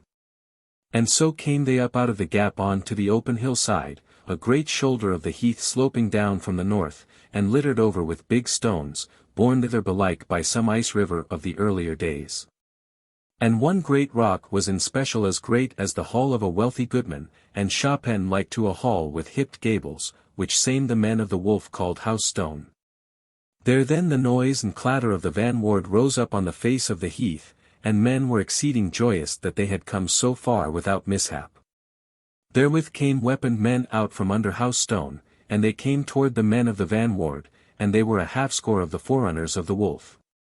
Therefore Folk-Mote and Face of God fell at once into speech with them, and had their tidings, and when they had heard them, they saw not to hinder the host from going on their road to Silverdale forthright. And there were still 3 hours of daylight before them. So the vanward of the host tarried not, and the captains left word with the men from under House Stone that the rest of the host should fare on after them speedily, and that they should give this word to each company. As men came up from out the gap. Then they fared speedily up the hillside, and in an hour's wearing had come to the crest thereof, and to where the ground fell steadily toward the north, and hereabout the scattered stones ceased. And on the other side of the crest the heath began to be soft and boggy, and at last so soft, that if they had not been wisely led, they had been bemired oftentimes. At last they came to where the flows that trickled through the mires drew together into a stream, so that men could see it running, and thereon some of the Woodlanders cried out joyously that the waters were running north. And then all knew that they were drawing nigh to Silverdale. No man they met on the road, nor did they of Shadowy Vale look to meet any. Because the Dusky Men were not great hunters for the more part, except it were of men, and especially of women. And, moreover, these hill slopes of the mountain necks led no whither and were utterly waste and dreary, and there was not to be seen there but snipes and bitterns and wimbrel and plover, and here and there a hill fox. Or the great ern hanging over the heath on his way to the mountain. When sunset came, they were getting clear of the miry ground, and the stream which they had come across amidst of the mires had got clearer and greater, and rattled down between wide stony sides over the heath. And here and there it deepened as it cleft its way through little knolls that rose out of the face of the mountain neck. As the host climbed one of these and was come to its topmost, it was low enough not to turn the stream. Face of God looked and beheld dark blue mountains rising up far off before him, and higher than these, but away to the east. The snowy peaks of the world mountains. Then he called to mind what he had seen from the Burg of the Runaways, and he took Folk-Mote by the arm, and pointed toward those far-off mountains. Yea, said Folk-Mote, so it is, war leader. Silverdale lieth between us and yonder blue ridges, and it is far nigher to us than to them. But the sunbeam came close to those twain, and took Face of God by the hand and said, O gold mane, dost thou see? And he turned about and beheld her, and saw how her cheeks flamed and her eyes glittered, and he said in a low voice, Tomorrow for mirth or silence, for life or death. But the whole vanward as they came up stayed to behold the sight of the mountains on the other side of Silverdale, and the banners of the folk hung over their heads, moving but little in the soft air of the evening, so went they on their ways. The sun sank, and dusk came on them as they followed down the stream, and night came, and was clear and starlit, though the moon was not yet risen. Now was the ground firm and the grass sweet and flowery, and wind-worn bushes were scattered round about them, as they began to go down into the gill that cleft the wall of Silverdale. And the night wind blew in their faces from the very dale and place of the battle to be. The path down was steep at first, but the gill was wide, and the sides of it no longer straight walls, as in the gaps of their earlier journey, but broken, sloping back, and, as they might see on the morrow, partly of big stones and shaly grit. Partly grown over with bushes and rough grass, with here and there a little stream trickling down their sides. As they went, the gill widened out, till at last they were in a valley going down to the plain, in places steep, in places flat and smooth, the stream ever rattling down the midst of it, and they on the west side thereof. The vale was well grassed, and oak trees and ash and holly and hazel grew here and there about it. And at last the host had before it a wood which filled the vale from side to side, not much tangled with undergrowth, and quite clear of it nigh to the stream side. Thereinto the vanward entered, but went no long way ere the leaders called a halt and bade pitch the banners, for that there should they abide the daylight. Thus it had been determined at the council of the Hall of the Wolf. For Folk-Mote had said, with an host as great as ours, and mostly of men come into a land of which they know not at all, an onslaught by night is perilous, yea, and our foes should be overmuch scattered. And we should have to wander about seeking them. Let us rather abide in the wood of Wooddale till the morning, and then display our banners on the hillside above Silverdale, so that they may gather together to fall upon us, in no case shall they keep us out of the dale.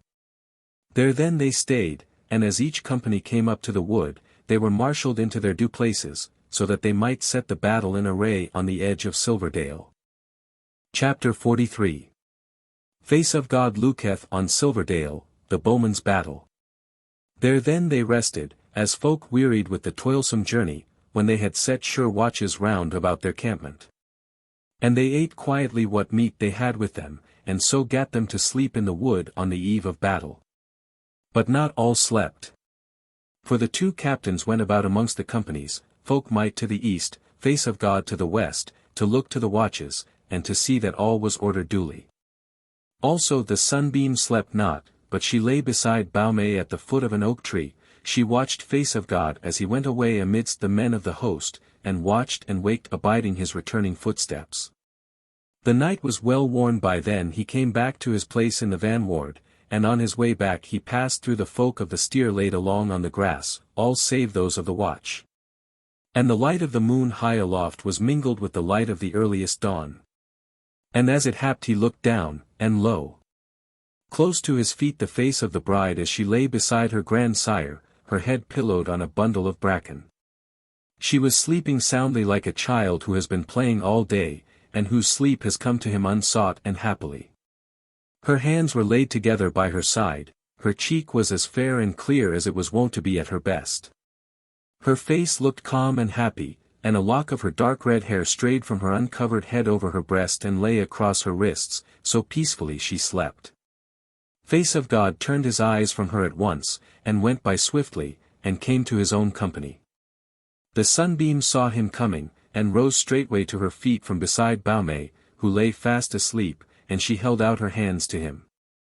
And he took them and kissed them, and he cast his arms about her and kissed her mouth and her face, and she his in likewise, and she said, O gold mane, if this were but the morrow of tomorrow!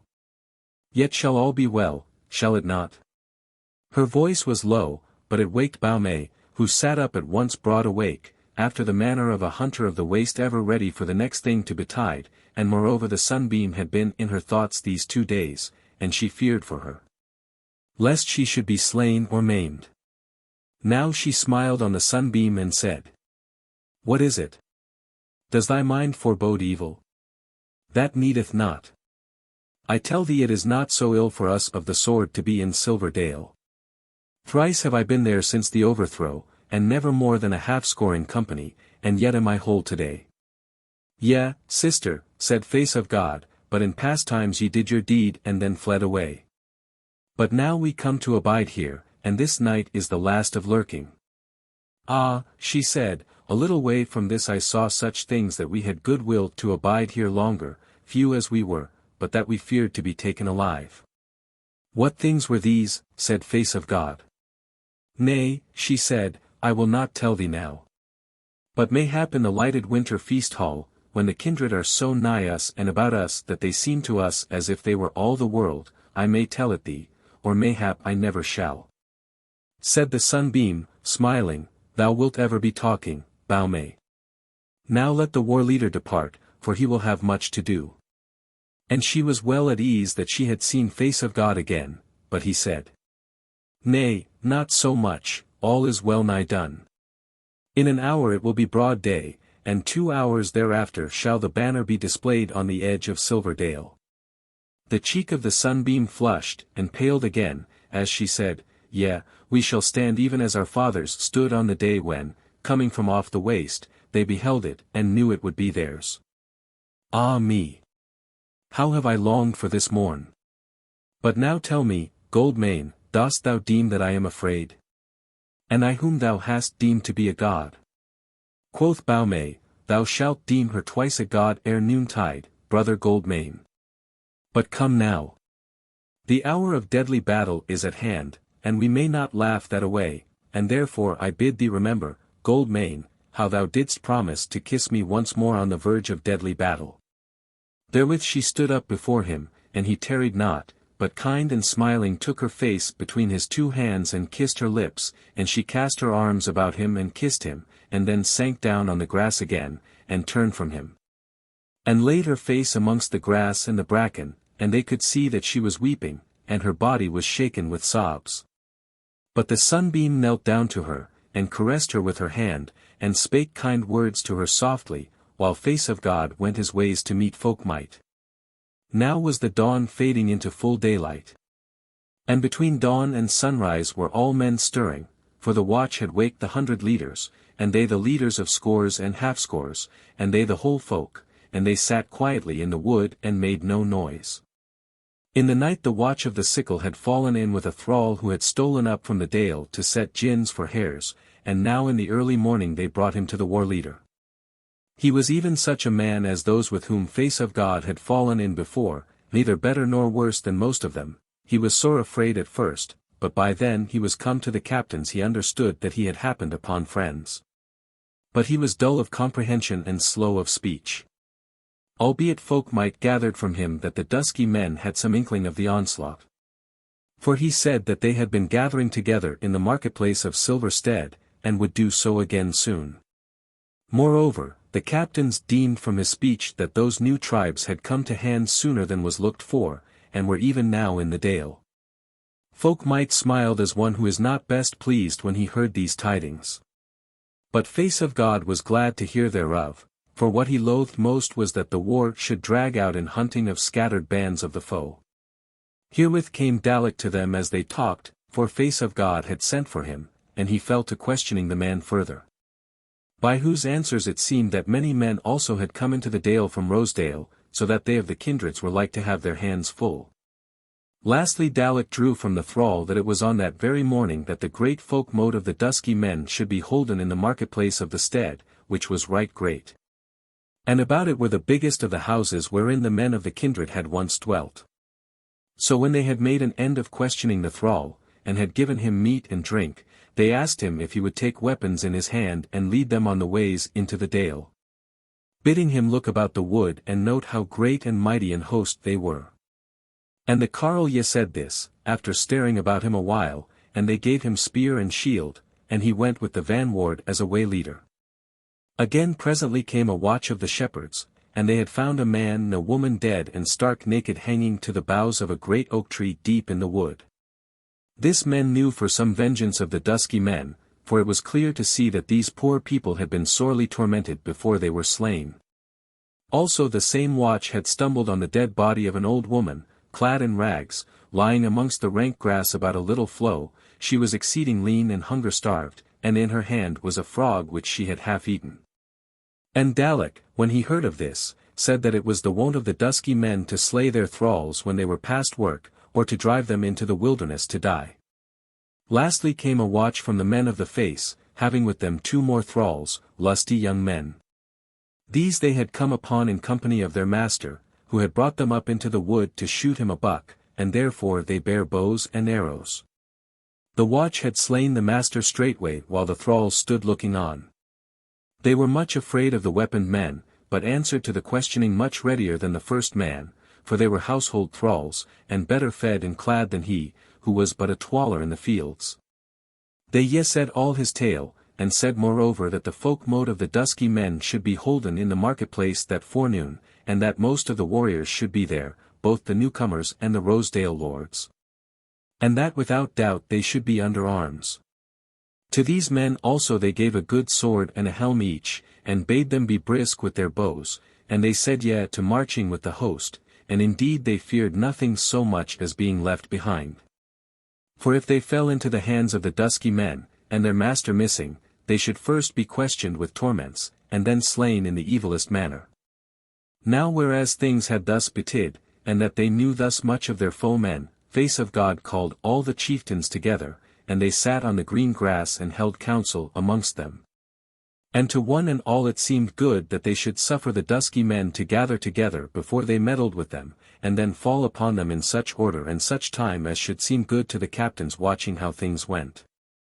And this would be easy, whereas they were all lying in the wood in the same order as they would stand in battle array if they were all drawn up together on the brow of the hill.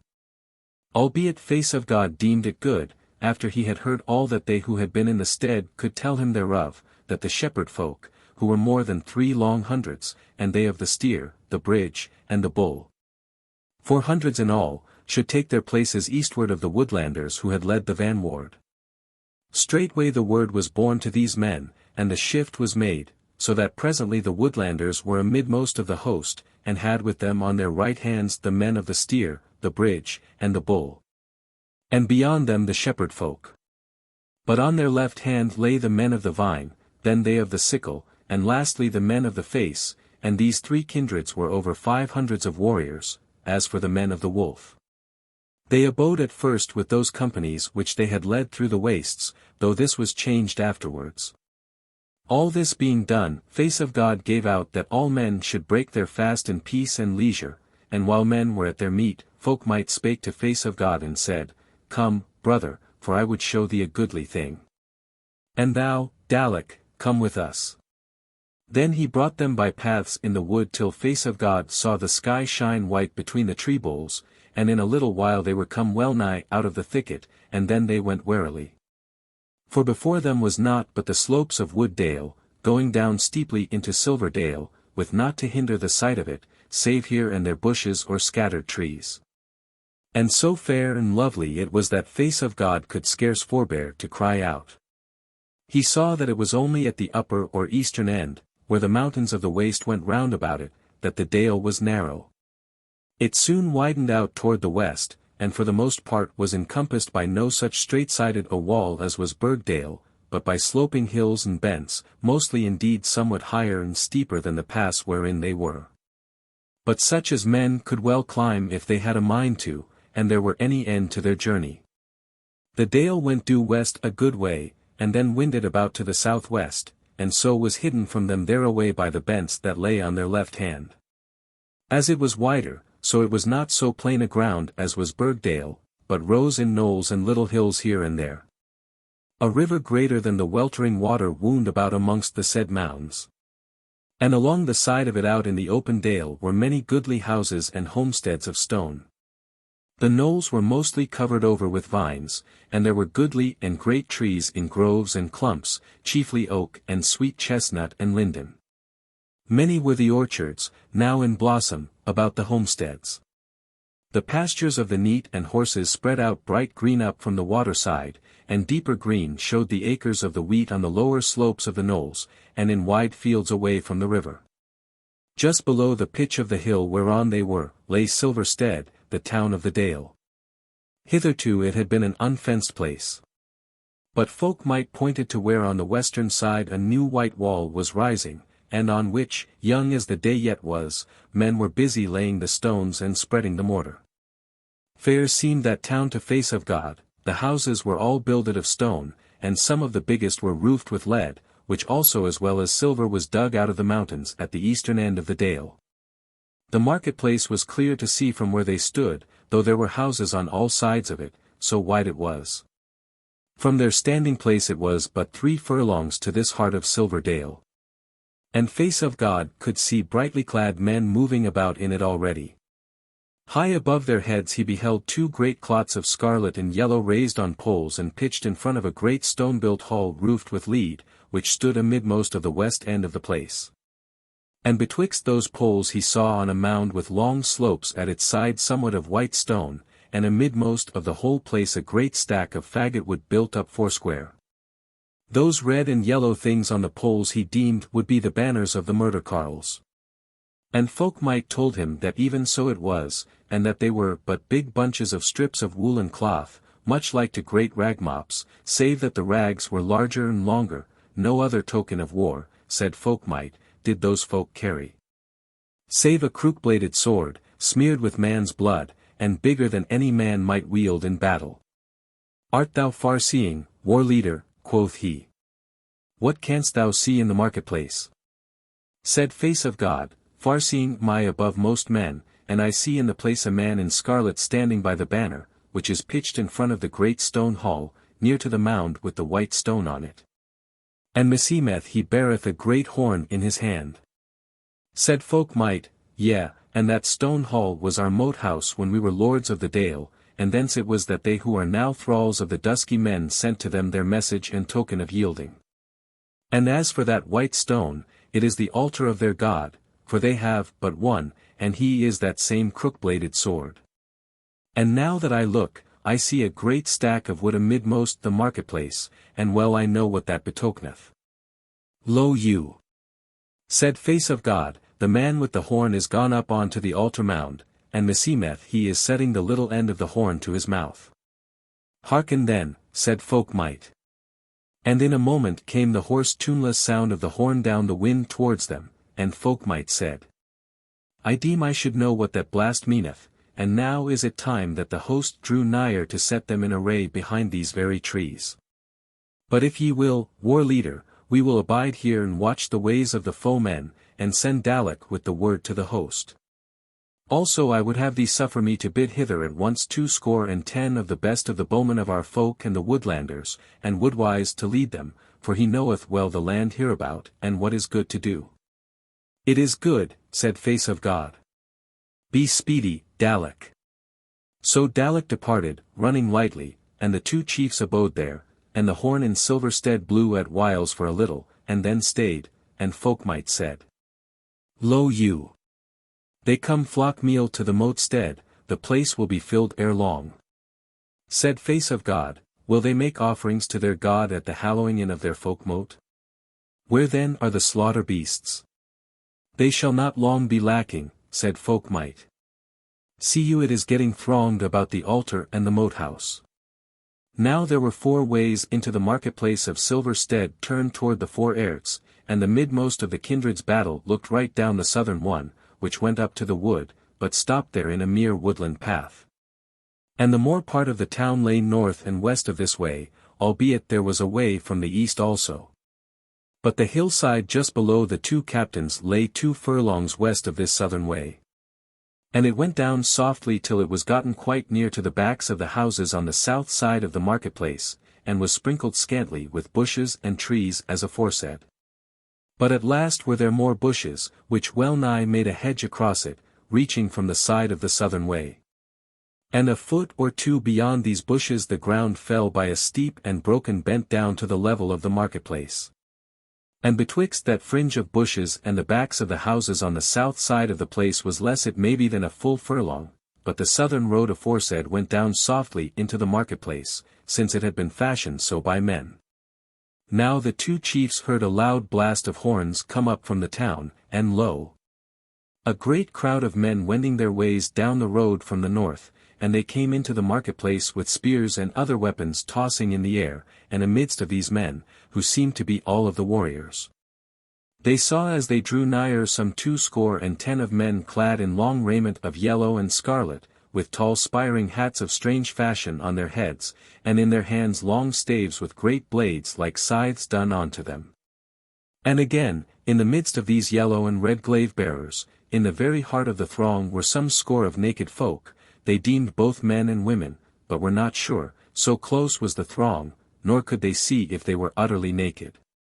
Lo you, brother, quoth Folk-Mote, said I not that the beasts for the hewing should not tarry? Yonder naked folk are even they, and ye may well deem that they are the thralls of the Dusky Men. And meseemeth by the whiteness of their skins they be of the best of them.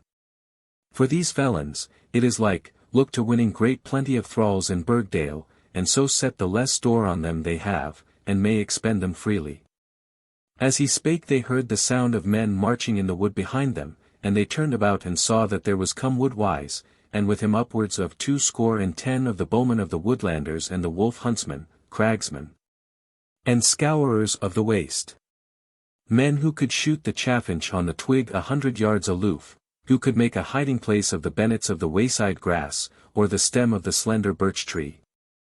With these must needs be Baume, who was the closest shooter of all the kindreds. So then Wood-Wights told the war leader that Dalek had given the word to the host, and that all men were astir and would be there presently in their ordered companies. And Face of God spake to Folk-Mote, and said, Chief of the Wolf, wilt thou not give command to these bowmen, and set them to the work, for thou wottest thereof?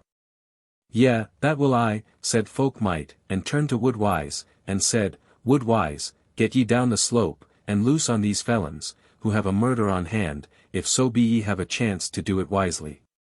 But in any case come ye all back. For all shall be needed yet today.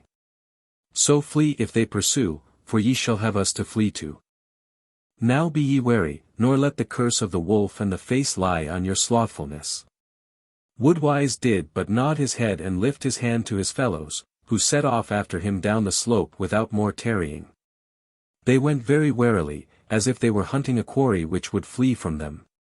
And they crept amongst the grass and stones from bush to bush like serpents, and so, unseen by the dusky men, who indeed were busied over their own matters, they came to the fringe of bushes above the broken ground aforesaid. And there they took their stand, and before them below those steep banks was but the space at the back of the houses. As to the houses, as aforesaid, they were not so high as elsewhere about the marketplace. And at the end of a long low hall there was a gap between its gable and the next house, whereby they had a clear sight of the place about the God's altar and the banners, and the great hall of Silverdale, with the double stair that went up to the door thereof. There then they made them ready, and woodwise set men to watch that none should come sidelong on them unawares. Their bows were bent and their quivers open, and they were eager for the fray. Thus they beheld the marketplace from their cover, and saw that those folk who were to be hewn to the god were now standing facing the altar in a half-ring. And behind them in another half-ring the glaive-bearers who had brought them thither stood glaive in hand ready to hew them down when the token should be given. And these were indeed the priests of the god. There was clear space round about these poor slaughter thralls, so that the bowmen could see them well, and they told up a score of them, half men, half women. And they were all stark naked save for wreaths of flowers about their middles and their necks. And they had shackles of lead about their wrists. Which same lead should be taken out of the fire wherein they should be burned, and from the shape it should take after it had passed through the fire would the priests foretell the luck of the deed to be done. It was clear to be seen from thence that Folk-Mote was right when he said that these slaughter thralls were of the best of the house thralls and bedmates of the dusky men, and that these felons were open-handed to their god, and would not cheat him, or withhold from him the best and most delicate of all they had. Now spake Woodwise to those about him, it is sure that Folk-Mote would have us give these poor thralls a chance, and that we must loose upon the felons who would hew them down, and if we are to come back again, we can go no nigher. What sayest thou, Baume? Is it nigh enough? Cannot be done. Yea, she said, nigh enough it is.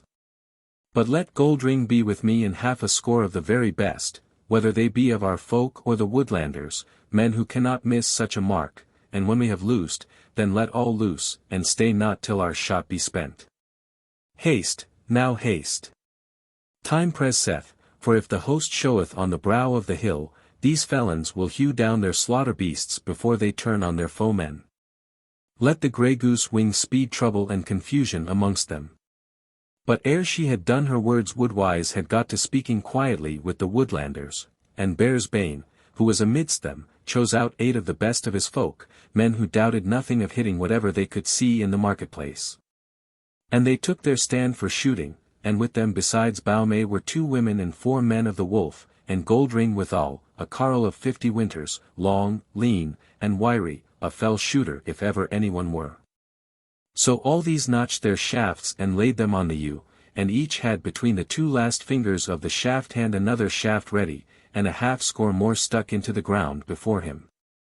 Now giveth Woodwise the word to these 16 as to which of the felons with the glaives they shall each one aim at, and he saith withal in a soft voice, Help cometh from the hill, soon shall battle be joined in Silverdale. Thus stand they watching Baume and Goldring till they draw home the notches. And amidst their waiting the glaive-bearing felons fall singing a harsh and ugly hymn to their crooked sword god, and the market-stead is thronged endlong and overthwart with the tribes of the dusky men. There now standeth Baume far-sighted and keen-eyed, her face as pale as a linen sleeve, an awful smile on her glittering eyes and close-set lips, and she feeling the twisted string of the red yew and the polished sides of the notch. While the yelling song of the dusky priests quavers now and ends with a wild shrill cry, and she noteth the midmost of the priests beginning to handle his weapon, then swift and steady she draweth home the notches. While the yew bough standeth still as the oak bole ere the summer storm ariseth, and the twang of the 16 strings mocketh but one fell sound as the feathered bane of men goeth on its way. There was silence for a moment of time in the market of Silverstead, as if the bolt of the gods had fallen there. And then arose a huge wordless yell from those about the altar, and one of the priests who was left hove up his glaive two-handed to smite the naked slaughter thralls. But or ever the stroke fell, Baume's second shaft was through his throat, and he rolled over amidst his dead fellows, and the other 15 had loosed with her, and then even as they could Wood-Wights and the others of their company. And all they notched and loosed without tarrying, and no shout, no word came from their lips, only the twanging strings spake for them, for they deemed the minutes that hurried by were worth much joy of their lives to be. And few indeed were the passing minutes ere the dead men lay in heaps about the altar of the crooked sword, and the wounded men wallowed amidst them. Chapter 44. Of the onslaught of the men of the steer, the bridge, and the bull. Wild was the turmoil and confusion in the market-stead. For the more part of the men therein knew not what had befallen about the altar, though some clomb up to the top of that stack of faggots built for the burning of the thralls, and when they saw what was toward fell to yelling and cursing. And their fellows on the plain place could not hear their story for the clamour, and they also fell to howling as if a wood full of wild dogs was there. And still the shafts rained down on that throng from the bent of the bowmen, for another 20 men of the Woodlanders had crept down the hill to them, and shafts failed them not. But the dusky men about the altar, for all their terror, or even maybe because of it, now began to turn upon the scarce-seen foemen, and to press up wildly toward the hillside, though as it were without any order or aim. Every man of them had his weapons, and those no mere gilded toys, but their very tools of battle, and some, but no great number, had their bows with them and a few shafts. And these began to shoot at whatsoever they could see on the hillside, but at first so wildly and hurriedly that they did no harm. It must be said of them that at first only those about the altar fell on toward the hill. For those about the road that led southward knew not what had betided nor whither to turn. So that at this beginning of the battle, of all the thousands in the great place it was but a few hundreds that sat on the bent of the bowmen. And at these the bowmen of the kindred shot so close and so wholly together that they fell one over another in the narrow ways between the houses whereby they must needs go to gather on the plain ground betwixt the backs of the houses and the break of the hillside. But little by little the archers of the dusky men gathered behind the corpses of the slain, and fell to shooting at what they could see of the men of the kindreds, which at that while was not much, for as bold as they were. They fought like wary hunters of the wood and the waste. But now at last throughout all that throng of felons in the marketplace the tale began to spread of foemen come into the dale and shooting from the bents, and all they turned their faces to the hill. And the whole set of the throng was thitherward. Though they fared but slowly, so evil was the order of them, each man hindering his neighbour as he went. And not only did the dusky men come flock-meal toward the bent of the bowmen, but also they jostled along toward the road that led southward. That beheld Wood-Wights from the bent, and he was minded to get him and his aback, now that they had made so great a slaughter of the foemen. And 2 or 3 of his fellows had been hurt by arrows, and Baume, she would have been slain thrice over but for the hammer-work of the alderman. And no marvel was that. For now she stood on a little mound not half covered by a thin thorn bush, and notched and loosed at whatever was most notable, as though she were shooting at the mark on a summer evening in shadowy Vale. But as Wood-Wights was at point to give the word to depart, from behind them rang out the merry sound of the Burgdale horns, and he turned to look at the wood side, and lo! Thereunder was the hill bright and dark with men at arms, and over them floated the banners of the wolf, and the banners of the steer, the bridge, and the bull. Then gave forth the bowmen of the kindreds their first shout, and they made no stay in their shooting, but shot the eagerer, for they deemed that help would come without their turning about to draw it to them, and even so it was. For straightway down the bent came striding face of God betwixt the 2 banners of the wolf, and beside him were Red Wolf the tall and Wargrove, and therewithal Wood-Won't and Wood-Wicked, and many other men of the wolf. For now that the men of the kindreds had been brought face to face with the foe, and there was less need of them for way-leaders, the more part of them were liefer to fight under their own banner along with the Woodlanders. So that the company of those who went under the wolves was more than 3 long hundreds and a half. And the bowmen on the edge of the bent shouted again and merrily, when they felt that their brothers were amongst them, and presently was the arrow-storm at its fiercest. And the twanging of bowstrings and the whistle of the shafts was as the wind among the clefts of the mountains. For all the newcomers were bowmen of the best. But the kindreds of the steer, the bridge, and the bull, they hung yet a while longer on the hill's brow, their banners floating over them and their horns blowing. And the dusky felons in the marketplace beheld them, and fear and rage at once filled their hearts, and a fierce and dreadful yell brake out from them, and joyously did the men of Burgdale answer them. And song arose amongst them even such as this. The men of the bridge sing. Why stand ye together, why bear ye the shield? Now the calf strength tether at edge of the field. Now the lamb bleateth stronger and waters run clear. And the day groweth longer and glad is the year. Now the mead flowers jostle so thick as they stand. And singeth the throstle all over the land. The men of the steer sing. No cloud the day darkened, no thunder we heard. But the horn's speech we hearkened as men una feared. Yea, so merry it sounded, we turned from the dale. Where all wealth abounded, to what of its tale? The men of the bridge sing. What white bulls then bear ye, what wealth of the woods? What chaffers hear ye bid loud for your goods? The men of the bulls sing. Oh, the bright beams we carry are stems of the steel. Nor long shall we tarry across them to deal. Hark the men of the cheaping, how loudly they cry. On the hook for the reaping of men doomed to die. They all sing. Heave spear up. Fare forward, O men of the dale. For the warrior, our warward, shall hearken the tale. Therewith they ceased a moment, and then gave a great and hearty shout all together, and all their horns blew, and they moved on down the hill as one man, slowly and with no jostling, the spearmen first, and then they of the axe and the sword. And on their flanks the deft archers loosed on the stumbling jostling throng of the Dusky Men, who for their part came on drifting and surging up the road to the hill. But when those big spearmen of the dale had gone a little way the horn's voice died out, and their great staved spears rose up from their shoulders into the air, and stood so a moment, and then slowly fell forward. As the oars of the longship fall into the rowlocks, and then over the shoulders of the foremost men showed the steel of the 5 ranks behind them, and their own spears cast long bars of shadow on the whiteness of the sunny road. No sound came from them now save the rattle of their armor and the tramp of their steady feet. But from the Dusky Men rose up hideous confused yelling, and those that could free themselves from the tangle of the throng rushed desperately against the on-rolling hedge of steel, and the whole throng shoved on behind them. Then met steel and men, here and there an ash stave broke, here and there a dusky felon rolled himself unhurt under the ash staves, and hewed the knees of the Dale's men, and a tall man came tottering down. But what men or Wood-Wights could endure the push of spears of those mighty husbandmen? The dusky ones shrunk back yelling, or turned their backs and rushed at their own folk with such fierce agony that they entered into the throng, till the terror of the spear reached to the midmost of it and swayed them back on the hindermost. For neither was there outgate for the felons on the flanks of the spearmen, since there the feathered death beset them, and the bowman, and the bride amongst the foremost, shot wholly together, and no shaft flew idly. But the wise leaders of the Dale's men would not that they should thrust in too far amongst the howling throng of the Dusky Men, lest they should be hemmed in by them.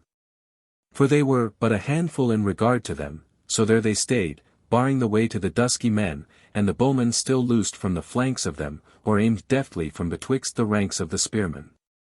And now was there a space of 10 strides or more betwixt the Dale's men and their foes, over which the spears hung terribly, nor durst the Dusky Men adventure there, and thereon was naught but men dead or sorely hurt.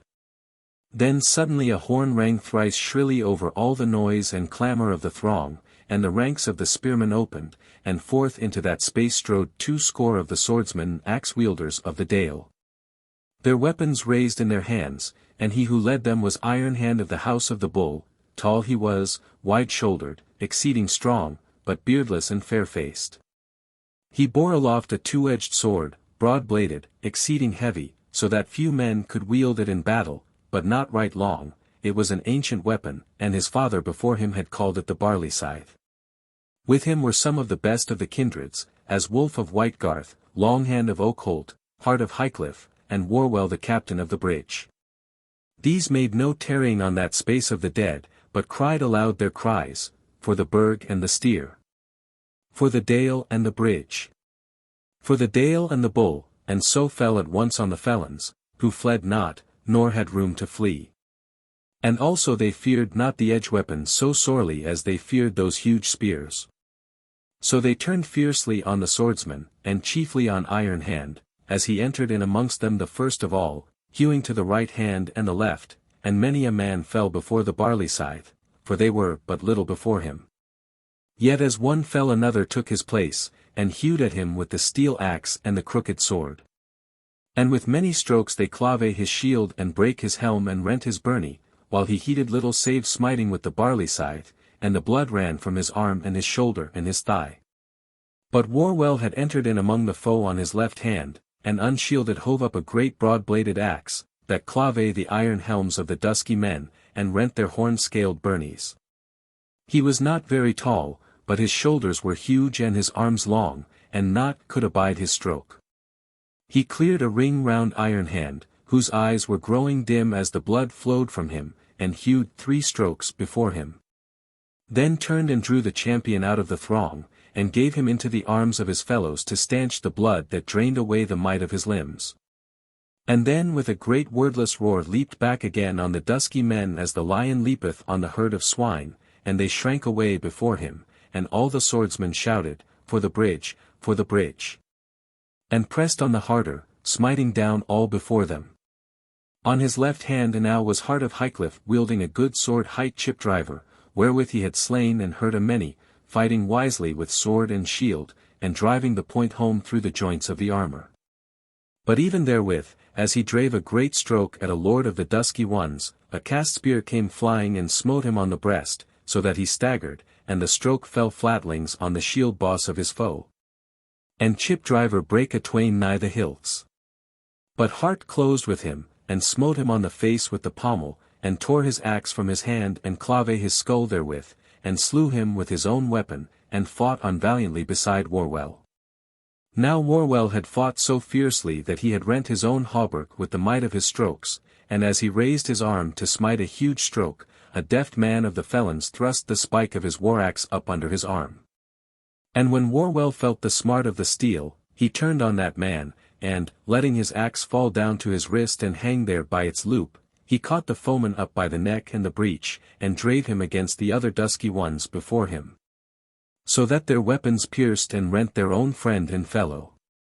Then he put forth the might of his arms and the pith of his body, and hove up that felon and cast him on to the heads of his fellow murder carles, so that he rent them and was rent by them. Then Warwell fell on again with the axe, and all the champions of the Dale shouted and fell on with him, and the foe shrank away. And the Dale's men cleared a space 5 fathoms length before them, and the spearmen drew onward and stood on the space whereon the first onslaught had been. Then drew those hewers of the Dale together, and forth from the company came the man that bare the banner of the Bridget, and the champions gathered round him. And they ordered their ranks and strode with the banner before them 3 times to and fro across the road athwart the front of the spearmen, and then with a great shout drew back within the spear hedge. Albeit 5 of the champions of the Dale had been slain outright there, and the more part of them hurt more or less. But when all were well within the ranks, once again blew the horn, and all the spears sank to the rest, and the kindreds drave the spear furrow, and a space was swept clear before them. And the cries and yells of the Dusky Men were so fierce and wild that the rough voices of the Dale's men were drowned amidst them. Forth then came every bowman of the kindred that was there and loosed on the Dusky Men, and they forsooth had some bowmen amongst them, but cooped up and jostled as they shot but wildly, whereas each shaft of the Dale went home truly. But amongst the bowmen forth came the bride in her glittering war gear, and stepped lightly to the front of the spearmen. Her own yew-bow had been smitten by a shaft and broken in her hand, so she had caught up a short horn bow and a quiver from one of the slain of the Dusky Men. And now she knelt on one knee under the shadow of the spears nigh to her grandsire Hallward, and with a pale face and knitted brow and notched and loosed on the throng of foemen. As if she were some daintily fashioned engine of war. So fared the battle on the road that went from the south into the market-stead. Valiantly had the kindred fought there, and no man of them had blenched, and much had they won, but the way was perilous before them, for the foe was many and many. Chapter 45. Of Face of God's Onslaught. Now the banners of the wolf flapped and rippled over the heads of the Woodlanders and the men of the wolf. And the men shot all they might, nor took heed now to cover themselves against the shafts of the Dusky Men. As for these, for all they were so many, their arrow shot was no great matter, for they were in very evil order, as has been said. And moreover, their rage was so great to come to handy strokes with these foemen, that some of them flung away their bows to brandish the axe or the sword. Nevertheless were some among the kindred hurt or slain by their arrows. Now stood Face of God with the foremost, and from where he stood he could see somewhat of the battle of the Dalemen, and he wot that it was thriving, therefore he looked before him and close around him, and noted what was toward there. The space betwixt the houses and the break of the bent was crowded with the fury of the Dusky Men tossing their weapons aloft, crying to each other and at the kindred, and here and there loosing a bowstring on them. But whatever was their rage they might not come a many together past a line within 10 fathom of the bent's end. For 300 of the best of bowmen were shooting at them so ceaselessly that no dusky man was safe of any bare place of his body, and they fell over one another in that penfold of slaughter, and for all their madness did but little. Yet was the heart of the war leader troubled, for he wot that it might not last for ever, and there seemed no end to the throng of murder carles. And the time would come when the arrow shot would be spent, and they must needs come to handy strokes, and that with so many. Now a voice spake to him as he gazed with knitted brows and careful heart on that turmoil of battle. What now hast thou done with the sunbeam, and where is her brother? Is the chief of the wolf skulking when our work is so heavy? And thou meseemeth art over late on the field, the mowing of this meadow is no sluggard's work. He turned and beheld Baume, and gazed on her face for a moment, and saw her eyes how they glittered, and how the pommels of her cheeks were burning red and her lips dry and grey. But before he answered he looked all round about to see what was to note. And he touched Baume on the shoulder and pointed to down below where a man of the felons had just come out of the court of one of the houses, a man taller than most, very gaily arrayed, with gilded scales all over him, so that, with his dark face and blue eyes, he looked like some strange dragon. Baume spake not, but stamped her foot with anger. Yet if her heart were hot, her hand was steady. For she notched a shaft, and just as the dusky chief raised his axe and brandished it aloft, she loosed, and the shaft flew and smote the felon in the armpit and the default of the armor, and he fell to earth. But even as she loosed, Face of God cried out in a loud voice. O lads of battle! Shoot close and all together. Tarry not, tarry not. For we need a little time ere sword meets sword, and the others of the kindreds are at work. But Baume turned round to him and said, Wilt thou not answer me? Where is thy kindness gone? Even as she was speaking she had notched and loosed another shaft, speaking as folk do who turn from busy work at loom or bench. Then said Face of God, Shoot on, sister Baume. The sunbeam is gone with her brother, and he is with the men of the face. He broke off here, for a man fell beside him hurt in the neck, and Face of God took his bow from his hands and shot a shaft, while one of the women who had been hurt also tended the newly wounded man. Then Face of God went on speaking. She was unwilling to go, but Folk-Mote and I constrained her, for we knew that this is the most perilous place of the battle. See those 3 felons, Baume.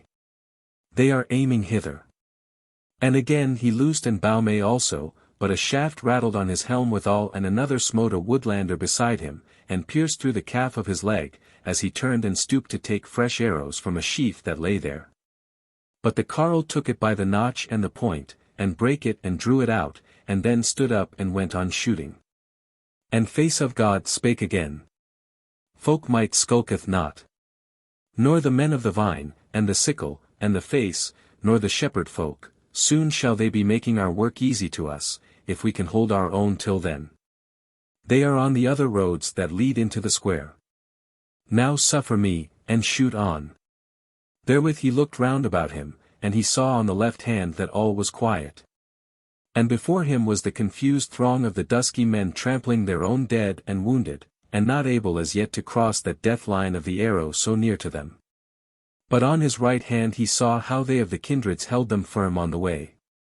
Then for a moment of time he considered and thought, till him seemed he could see the whole battle yet to be foughten.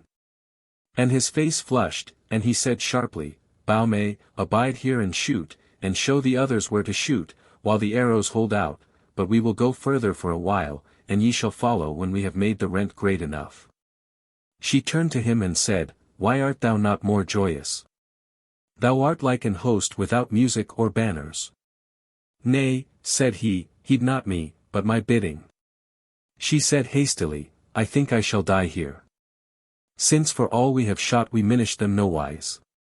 Now kiss me this once amidst the battle, and say farewell. He said, Nay, nay, it shall not go thus. Abide a little while, and thou shalt see all this tangle open, as the sun cleaveth the clouds on the autumn morning. Yet lo thou! Since thou wilt have it so. And he bent forward and kissed her face, and now the tears ran over it, and she said smiling somewhat, Now is this more than I looked for, whatso may betide. But while she was yet speaking he cried in a great voice. Ye who have spent your shot, or have nigh spent it, to axe and sword, and follow me to clear the ground, twixt the bent and the hulls. Let each help each, but throng not each other. Shoot wisely, ye bowmen, and keep our backs clear of the foe. On, on. For the burg and the face, for the burg and the face. Therewith he leapt down the steep of the hill, bounding like the hart, with Dale Warden naked in his hand. And they that followed were 210. And the arrows of their bowmen rained over their heads on the Dusky Men, as they smote down the first of the foemen, and the others shrieked and shrank from them, or turned on them smiting wildly and desperately. But face of God swept round the great sword and plunged into that sea of turmoil and noise and evil sights and savours, and even therewith he heard clearly a voice that said, Goldring, I am hurt, take my bow a while, and knew it for Baume's. But it came to his ears like the song of a bird without meaning, for it was as if his life were changed at once, and in a minute or two he had cut thrice with the edge and thrust twice with the point, eager, but clear-eyed and deft. And he saw as in a picture the foe before him, and the grey roofs of Silverstead, and through the gap in them the tops of the blue ridges far aloof. And now had 3 fallen before him, and they feared him, and turned on him, and smote so many together that their strokes crossed each other, and one warded him from the other.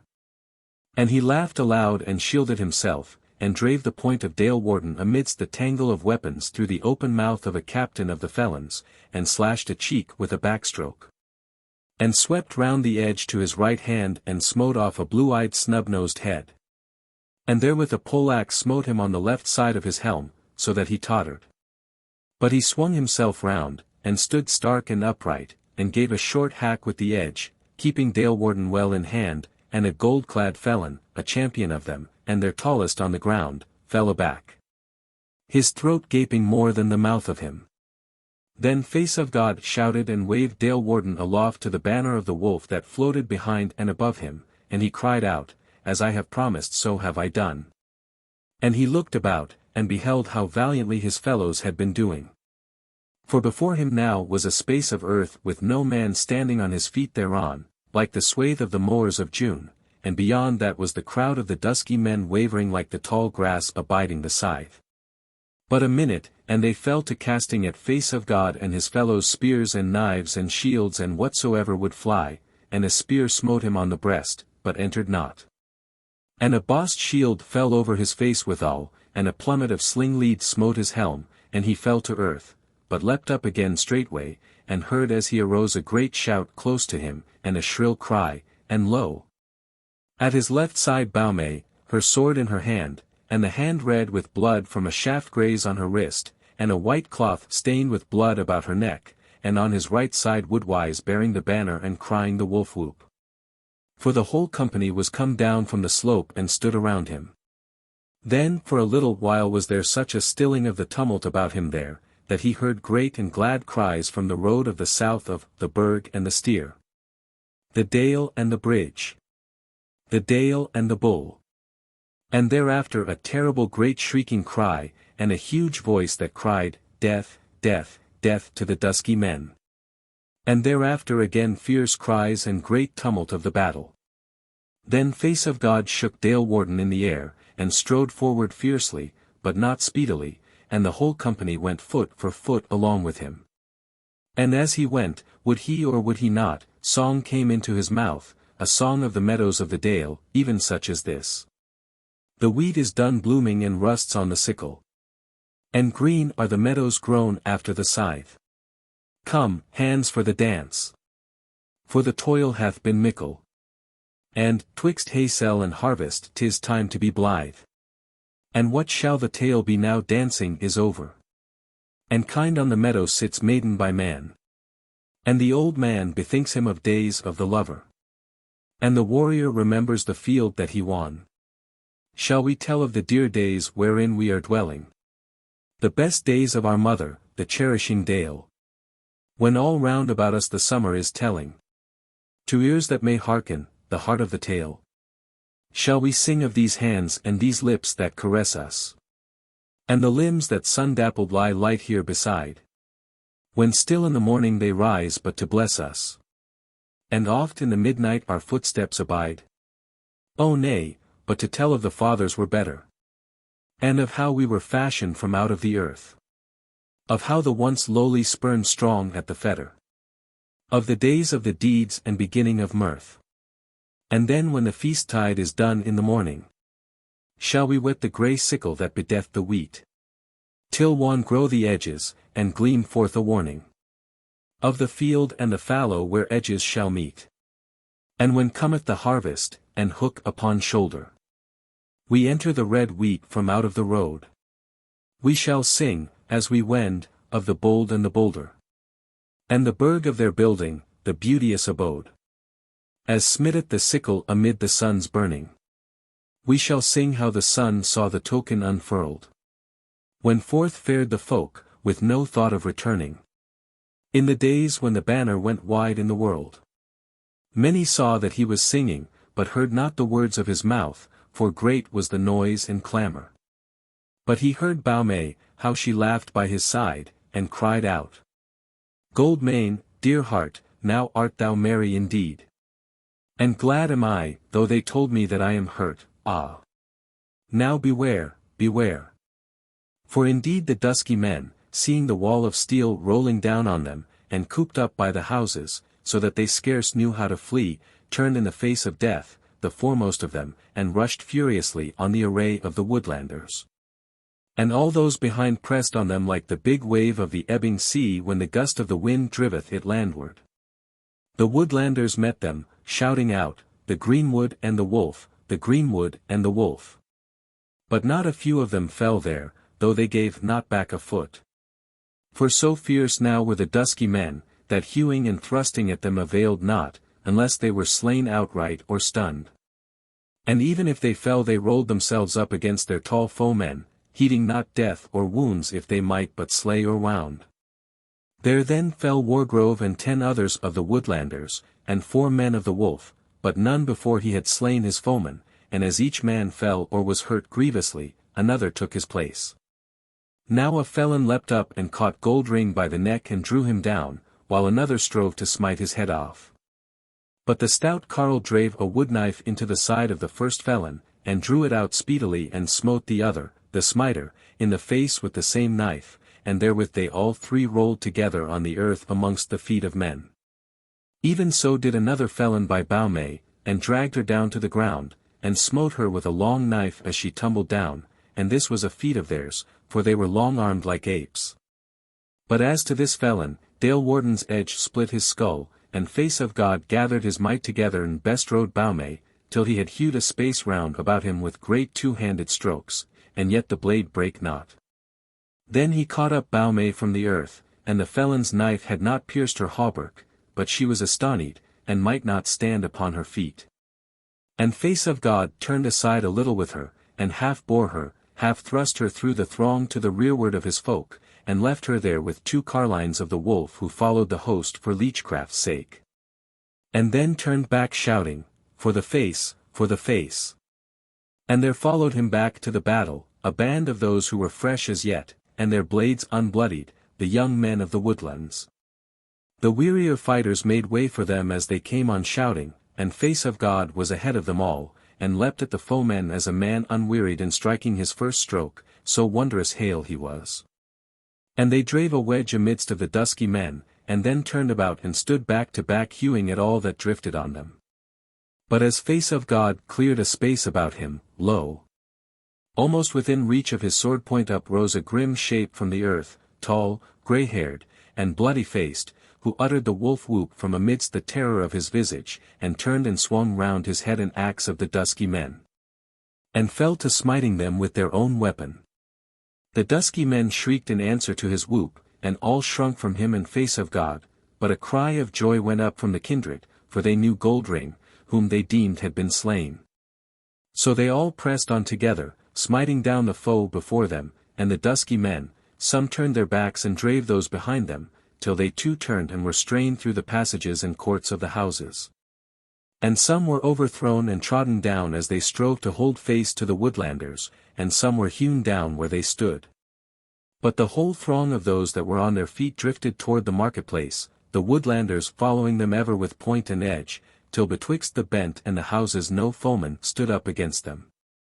Then they stood together, and raised the whoop of victory, and blew their horns long and loud in token of their joy, and the woodland men lifted up their voices and sang. Now far, far aloof, standeth lintel and roof, the dwelling of days, of the woodland ways. Now not wendeth there, save the wolf and the bear, and the fox of the waste, faring soft without haste. No carle the axe whetteth on oak-laden hill, no shaft the heart letteth to wend at his will. None heedeth the thunderclap over the glade, and the wind-storm thereunder makes no man afraid. Is it thus then that in death man's days on mid-earth? For no man there wendeth in sorrow or mirth. Nay, look down on the road, from the ancient abode, betwixt acre and field, shineth helm, shineth shield, and high over the heath fares the bane in his sheath. For the wise men and bold go their ways o'er the wold. Now the warrior hath given them heart and fair day. Unbidden, undriven, they fare to the fray. By the rock and the river the banners they bear, and their battle staves quiver 'neath halbert and spear. On the hill's brow they gather, and hang o'er the dale, as the clouds of the Father hang, laden with bale. Down shineth the sun on the war deed half done. All the foredoomed to die, in the pale dust they lie. There they leapt, there they fell, and their tale shall we tell. But we, e'en in the gate of the Wargarth we wait, till the drift of war weather shall whistle us on, and we tread all together the way to be won to the dear land, the dwelling for whose sake we came, to do deeds for the telling of song-becrowned fame. Settle helm on the head then, heave sword for the dale, nor be mocked of the dead men for deedless and pale. Chapter 46. Men meet in the market of Silverstead. So sang they, but face of God went with Red Wolf, who was hurt sorely, but not deadly, and led him back toward the place just under the break of the bent. And there he found Baume in the hands of the women who were tending her hurts. She smiled on him from a pale face as he drew nigh, and he looked kindly at her, but he might not abide there, for haste was in his feet. He left Red Wolf to the tending of the women, and clomb the bent hastily, and when he deemed he was high enough, he looked about him, and somewhat more than half an hour had worn since Baume had sped the first shaft against the Dusky Men. He looked down into the market stead, and deemed he could see that nigh the moat house the Dusky Men were gathering into some better order. But they were no longer drifting toward the southern bents, but were standing round about the altar as men abiding somewhat, and he deemed that they had gotten more bowshot than before, and that most of them bare bows. Though so many had been slain in the battles of the southern bents, yet was the market-stead full of them, so to say, for others had come thereto in place of those that had fallen. But now as he looked arose mighty clamour amongst them. And a little west of the altar was a stir and a hurrying onward and around as in the eddies of a swift stream. Face of God wot not what was betiding there, but he deemed that they were now ware of the onfall of Folk-Mote and Hallface and the men of Burgdale, for their faces were all turned to where that was to be looked for. So he turned and looked on the road to the east of him, where had been the battle of the steer, but now it was all gone down toward the marketplace, and he could but hear the clamour of it. But not he saw thereof, because of the houses that hid it. Then he cast his eyes on the road that entered the market-stead from the north, and he saw thereon many men gathered, and he wot not what they were. For though there were weapons amongst them, yet were they not all weaponed, as far as he could see. Now as he looked this way and that, and deemed that he must tarry no longer, but must enter into the courts of the houses before him and make his way into the market-stead, lo! A change in the throng of dusky warriors nigh the moat house, and the ordered bands about the altar fell to drifting toward the western way with one accord, with great noise and hurry and fierce cries of wrath. Then made face of God no delay, but ran down the bent at once, and at the break of it came upon Boar standing upright in sword in hand, and as he passed, she joined herself to him, and said, What new tidings now, Goldmane? Tidings of battle, he cried, tidings of victory. Folk-Mote hath fallen on, and the dusky men run hastily to meet him. Hark, hark! For as he spoke came a great noise of horns, and Boar said, What horn is that blowing? He stayed not, but shouted aloud, For the face, for the face! Now will we fall upon their backs. Therewith was he come to his company, and he cried out to them, Heard ye the horn, heard ye the horn? Now follow me into the marketplace. Much is yet to do. Even therewith came the sound of other horns, and all men were silent a moment, and then shouted all together, for the Woodlanders knew it for the horn of the shepherds coming on by the eastward way. But Face of God waved his sword aloft and set on at once, and they followed and gat them through the courts of the houses and their passages into the marketplace. There they found more room than they looked to find. For the foemen had drawn away on the left hand toward the battle of Folk-Mote, and on the right hand toward the battle of the steer, and great was the noise and cry that came thence. Now stood Face of God under the two banners of the wolf in the marketplace of Silverstead, and scarce had he time to be high-hearted, for needs must he ponder in his mind what thing were best to do. For on the left hand he deemed the foe was the strongest and best ordered. But there also were the kindreds the doughtiest, and it was little like that the felons should overcome the spear-casters of the face and the glaive-bearers of the sickle, and the bowmen of the vine, there also were the wisest leaders. As the stark elder Stoneface, and the tall Hall-Face, and his father of the unshaken heart, and above all Folk-Mote, fierce in his wrath, but his anger burning steady and clear, like the oaken butt on the hearth of the hall. Then as his mind pictured him amongst the foe, it made therewith another picture of the slender warrior Sunbeam caught in the tangle of battle, and longing for him and calling for him amidst the hard handplay. And thereat his face flushed, and all his body waxed hot, and he was on the very point of leading the onset against the foe on the left. But therewith he bethought him of the bold men of the steer and the bridge and the bull weary with much fighting. And he remembered also that the bride was amongst them and fighting, it might be, amidst the foremost, and if she were slain how should he ever hold up his head again? He bethought him also that the shepherds, who had fallen on by the eastern road, valiant as they were scarce so well armed or so well led as the others.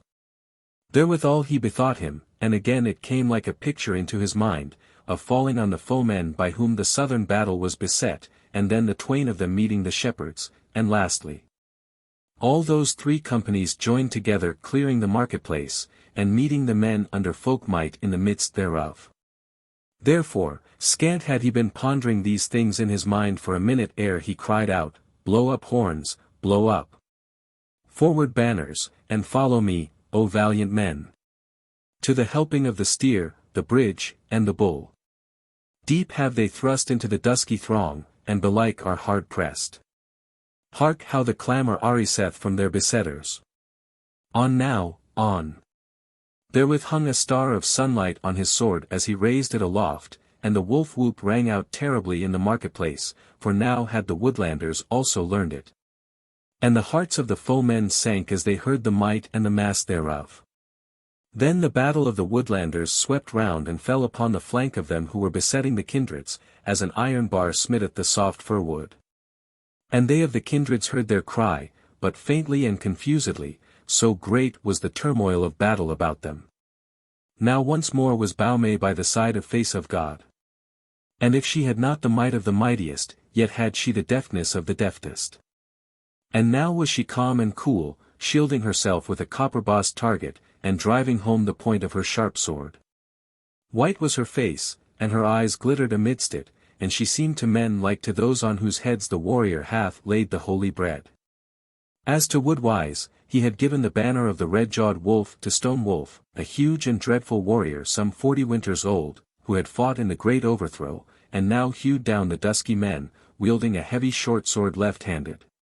But Wood-Wights himself fought with a great sword, giving great strokes to the right hand and the left, and was no more hasty than is the hewer in the winter wood. Face of God fought wisely and coldly now, and looked more to warding his friends than destroying his foes, and both to Baume and Wood-Wights his sword was a shield. For oft he took the life from the edge of the upraised axe, and stayed the point of the foeman in mid-air. Even so wisely fought the whole band of the Woodlanders and the wolves, who got within smiting space of the foe. For they had no will to cast away their lives when assured victory was so nigh to them. Sooth to say, the handplay was not so hard to them as it had been betwixt the Bent and the houses. For the Dusky Men were intent on dealing with the men of the Kindreds from the southern road, who stood war-wearied before them, and they were hewing and casting at them, and baying and yelling like dogs.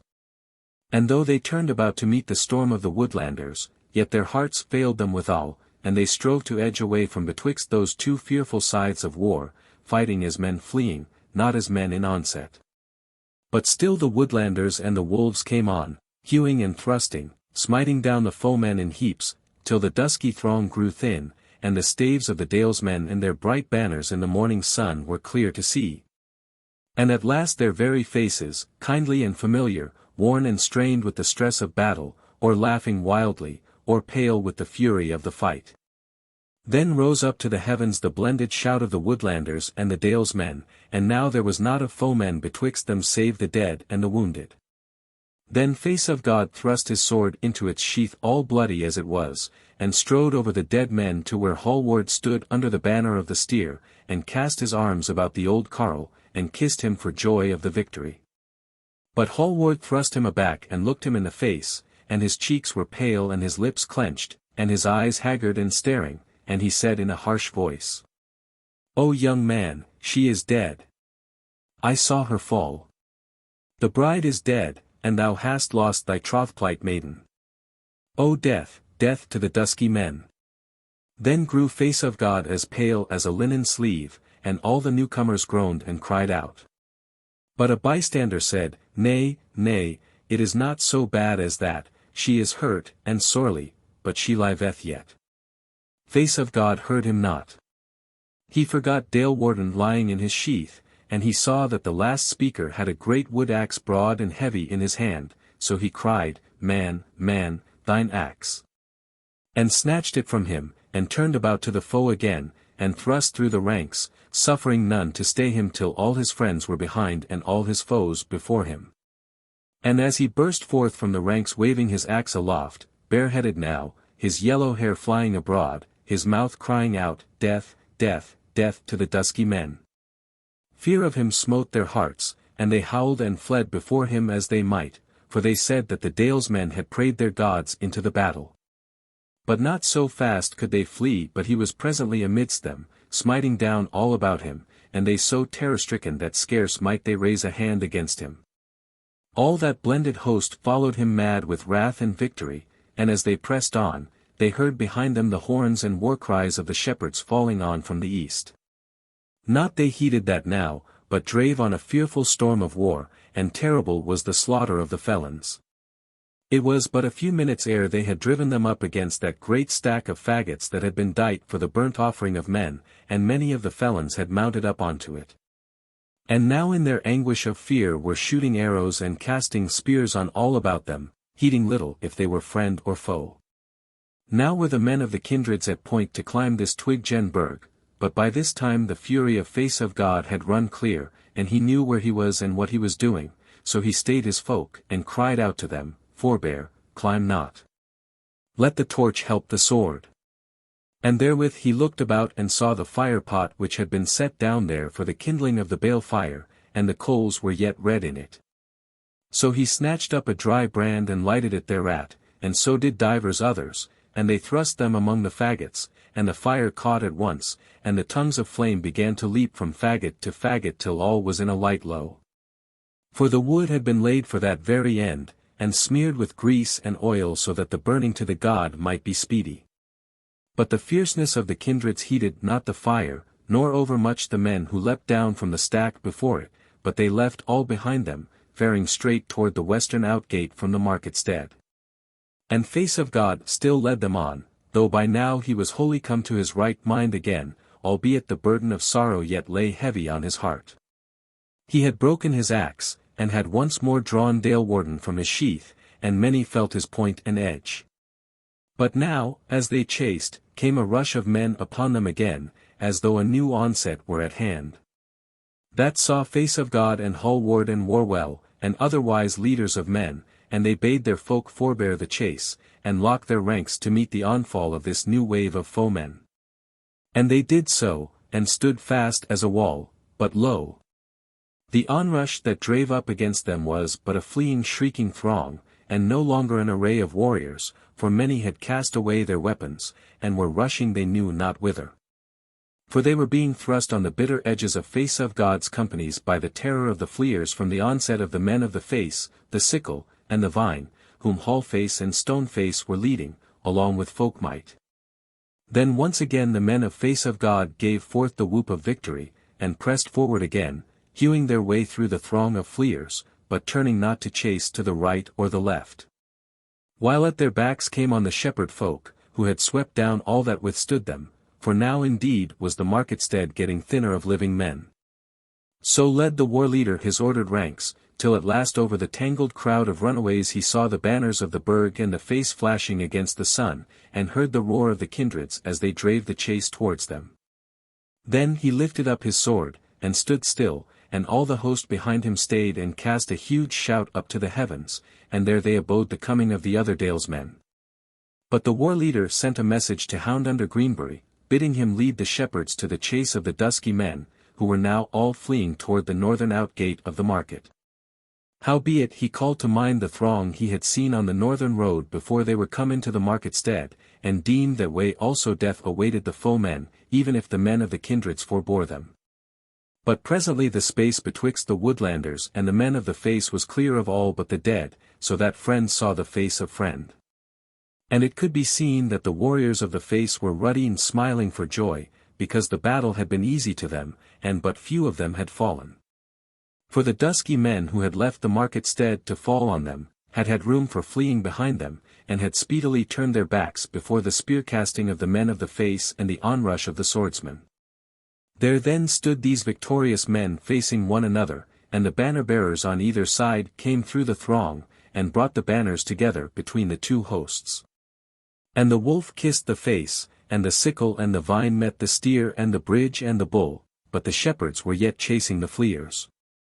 There in the forefront stood Hallface the Tall, with the joy of battle in his eyes.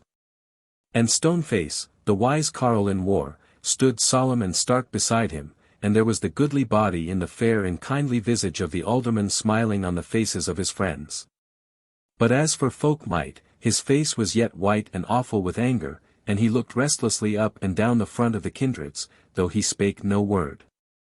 Then Face of God could no longer forbear, but he thrust Dalewarden into his sheath, and ran forward and cast his arms about his father's neck and kissed him. And the blood of himself and of the foemen was on him, for he had been hurt in divers places, but not sorely, because of the good hammer-work of the alderman.